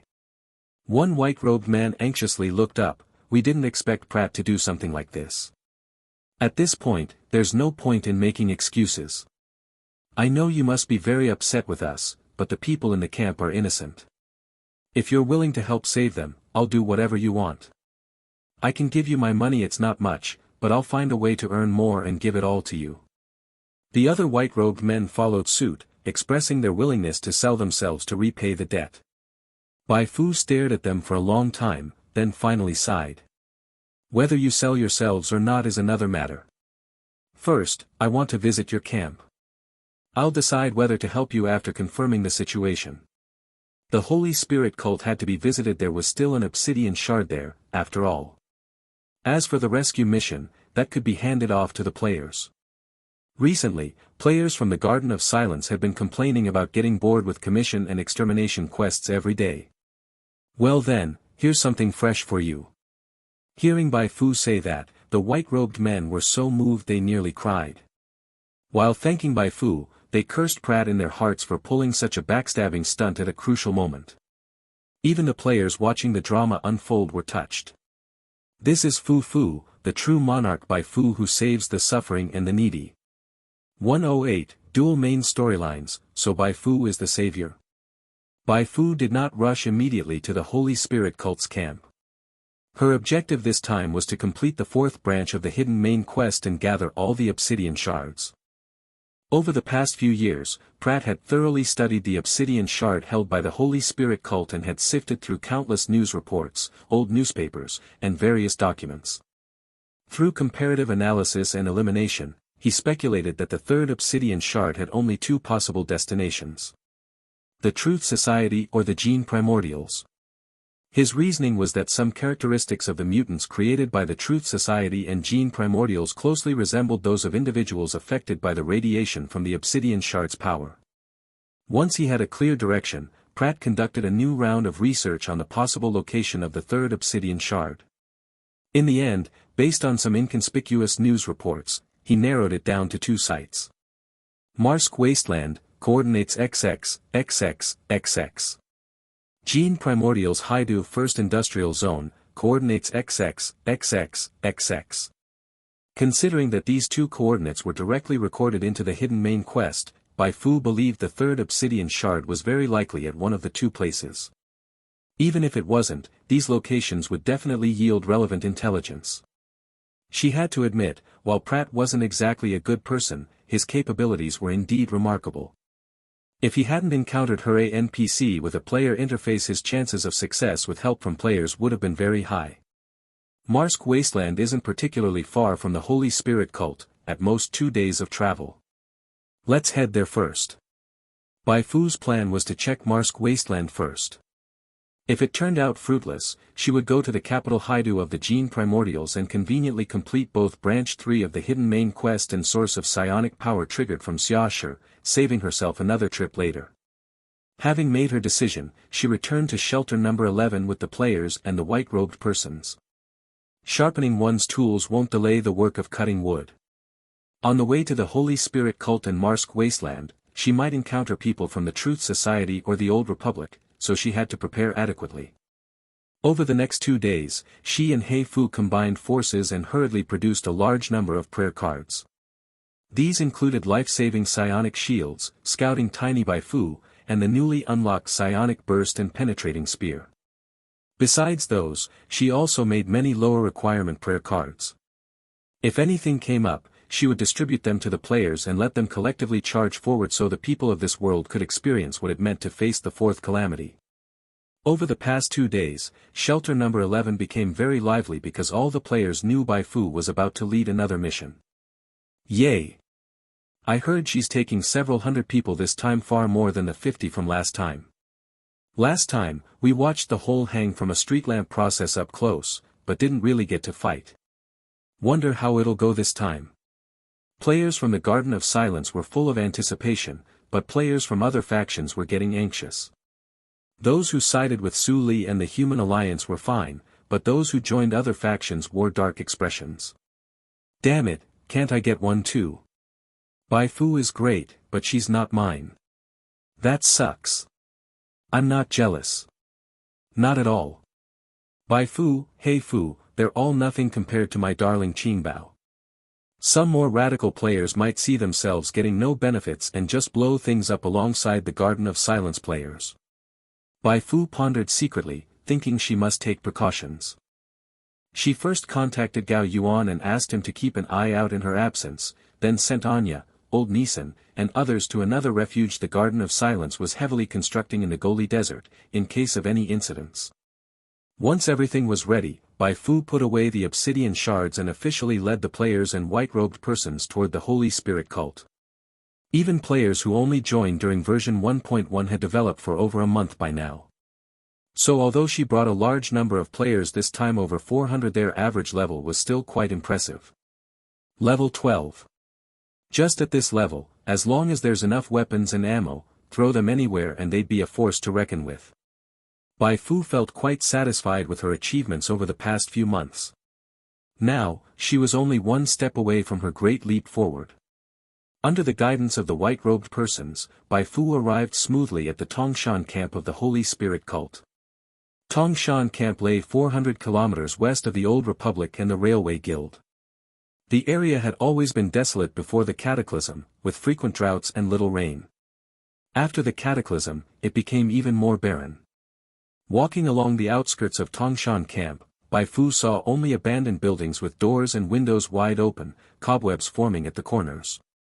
A white-robed person explained, a few years ago, a strange infectious disease suddenly broke out in the camp. At first, the infected just had high fevers, but after a few days, black spots would appear on their skin. If not suppressed with a very expensive medicine at that point, their whole body would be covered in black spots within a month. Once that stage is reached, their muscles stiffen, they can't breathe, and they suffocate to death. That place, that one, and over there too, all used to have people living in them, but now. He shook his head and sighed, face full of sorrow, and his emotion infected the other white-robed persons as well. Indeed, the Holy Spirit cult used to be quite radical. Even after Pratt's money-obsessed father became a priest of the Holy Spirit cult, things only improved a little. But ever since the outbreak, the people of the Holy Spirit cult had been tormented to the point that they had no energy left to care about anything else. They just wanted to survive, but surviving wasn't so simple. The medicine sold by the Old Republic is too expensive for ordinary people to afford. Even if used, it only suppresses the virus's spread, it doesn't cure it. Those infected can't get out of bed and need constant care. While they spoke, the group arrived at the main entrance of Tongshan camp. With several hundred people arriving all at once, the people inside the camp grew extremely tense.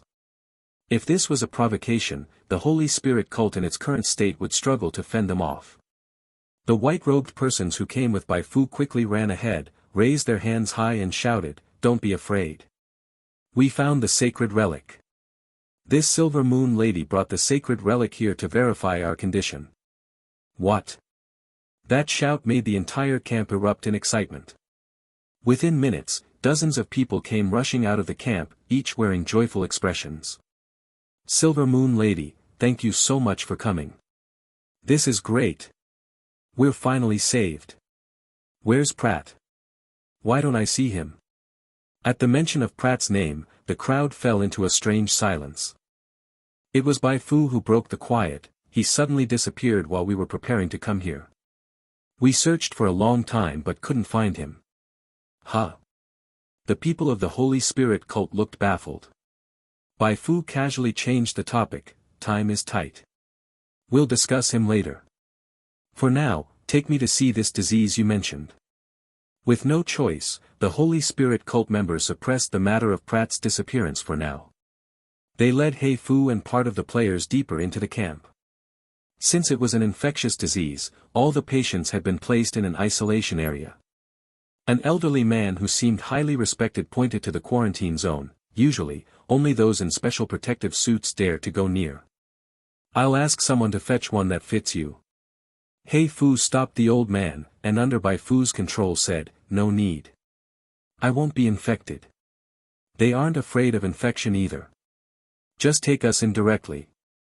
After repeated insistence from He Fu, the old man had no choice but to order someone to lead her in. After entering the quarantine zone, all that could be heard were painful groans and wheezing breaths like a bellows. "The camp is too small, we can't isolate too many people. Sometimes, we have to kill some of the severely infected." The guide wore a gloomy expression.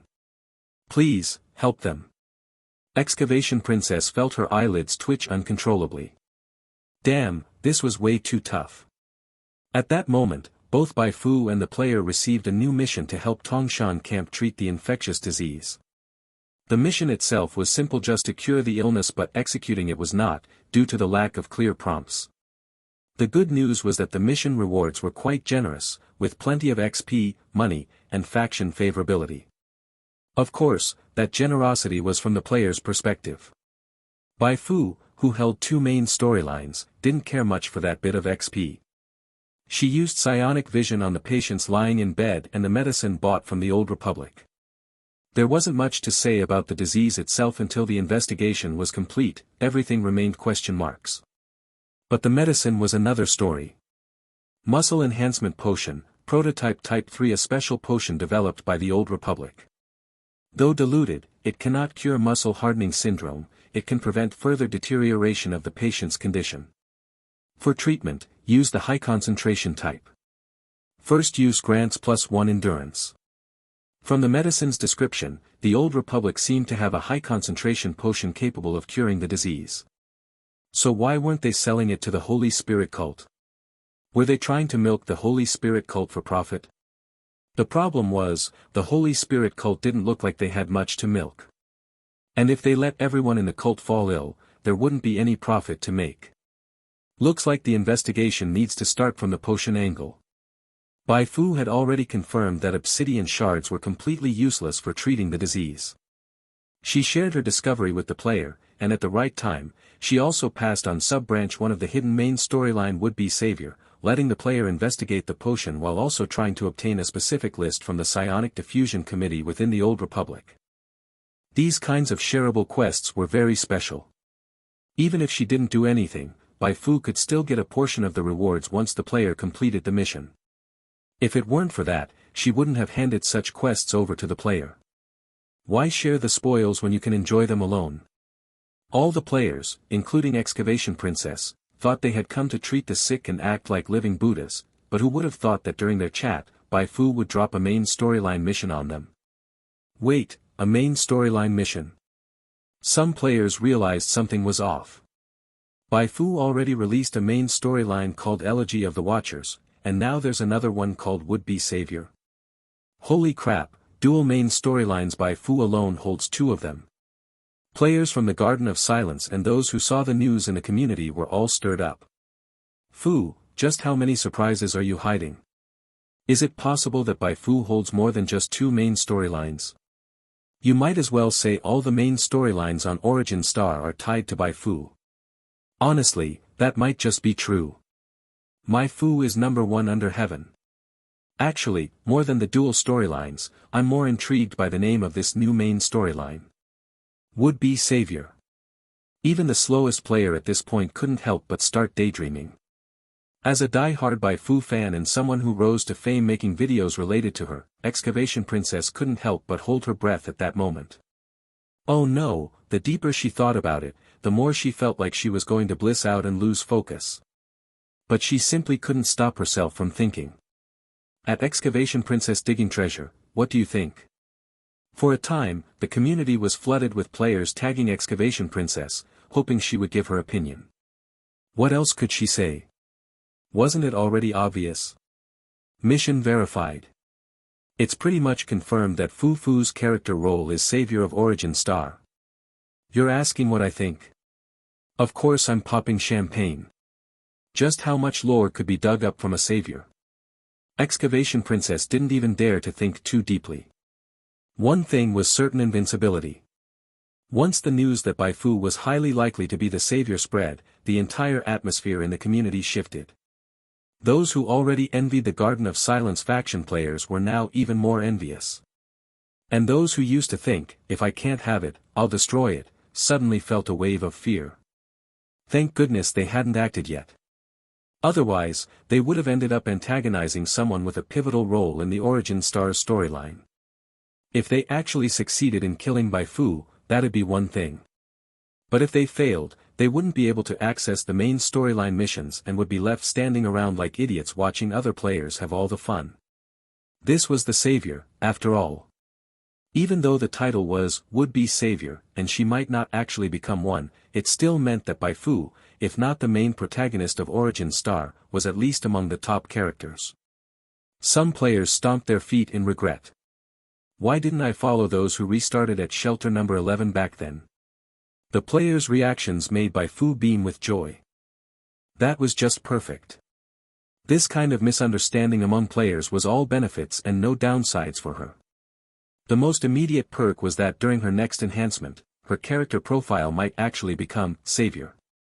The lesser benefit was that many players might now be hesitant to cause trouble for her due to her Savior status. While Bai Fu was smiling, so was Excavation Princess. She had to find a way to deeply investigate Fu Fu's storyline, to uncover her true identity.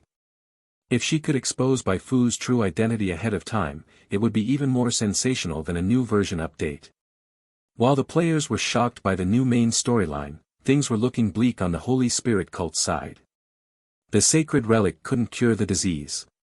What were they supposed to do now? Bai Fu said, "Don't worry, the illness isn't completely incurable.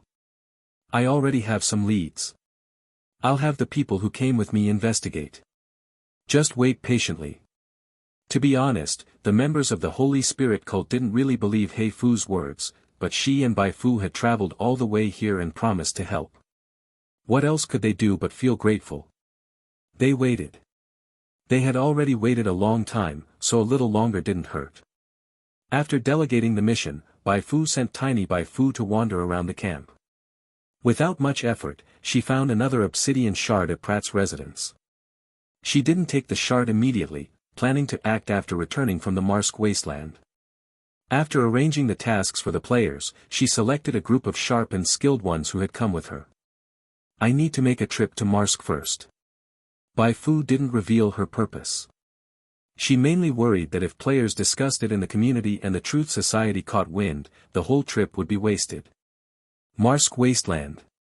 At the bottom of a relatively flat valley, a helicopter roared in and steadily landed on a helipad in the valley.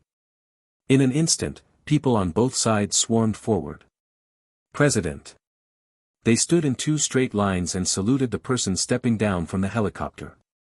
The Truth Society president glanced around, feeling fairly pleased. This visit was to inspect the progress of the mutant project, which would determine whether the Truth Society could eliminate the other four major factions. "Take me to the lab." Led by the guards, the Truth Society president entered the underground lab beneath Marsk. 109, the spear that pierced the Truth Society, Bai Fu's DPS limit. The terrain of the Marsk wasteland was unlike any other place Bai Fu had been to before. There were puddles and mud pits scattered throughout, only noticeable when approached closely. Occasionally, there were some good paths, but even those might suddenly be blocked by a pollution source. Vehicles couldn't traverse this kind of terrain at all. So upon arriving at Marsk, Bai Fu took the initiative to abandon the vehicle and led the players on foot. Fortunately, the players she brought along didn't have low agility. After nearly 3 hours, she finally brought every single one of them to the mission area marked by Pratt. Traveling long distances was typically tedious, but because elite mobs occasionally jumped out along the way, and Bai Fu helped in fighting them, none of the players felt bored during those 2 hours. Sexy Fu Fu, online and boosting. Ah, is it over already? I feel like I could go on for 3 more hours. This run netted me over 9,000 XP, way more efficient than farming sandworms. TCH, I only made a bit over 4,000. How the hell did you steal so much damage, you bastard? The players gathered around Bai Fu were beaming. After Bai Fu stopped, their eyes all fixed on her, filled with eagerness. "Just a little more, autumn pear syrup, I want more." Bai Fu was very pleased with their reactions. After all this time training them, she couldn't vouch for the players in other places, but the ones in the Garden of Silence had been thoroughly tamed by her. Like heroines in certain yellow-haired conquests, they likely couldn't adapt to any other NPC strength. Ahem. Bai Fu gave a slight cough and issued a new quest to the players. "This time we're here because I received a special intel. There might be some hidden things in this area. During your investigation, make sure to carefully observe the terrain, animals, and plants. Look for anything unusual. You have triggered a hidden main quest. The player's eyes immediately lit up at the prompt. Good, good, that's exactly what we wanted. Sword Chi Soaring and Black Bastard exchanged glances. Recently, the Iron Rain Guild and the Hall of Loyalty and Righteousness have been fighting tooth and nail over potential players newly joined to the Garden of Silence faction. Whether it was grinding mobs or completing quests, both guilds were doing their best to outshine the other. Starfish Bro, want to team up with us? Sword Chi Soaring approached Starfish Bro, who was with Digging Treasure, Convert to Bai Fu, and the others. Hello everyone! As we wrap up this video, I want to share a quick note. I have a Patreon account. If you'd like to support me and enjoy on-demand audiobooks, you can become a Patreon member. Alternatively, you can check out my Google Drive link, which has 500+ novel audiobooks available through my Ko-fi or Patreon shop. I appreciate your support.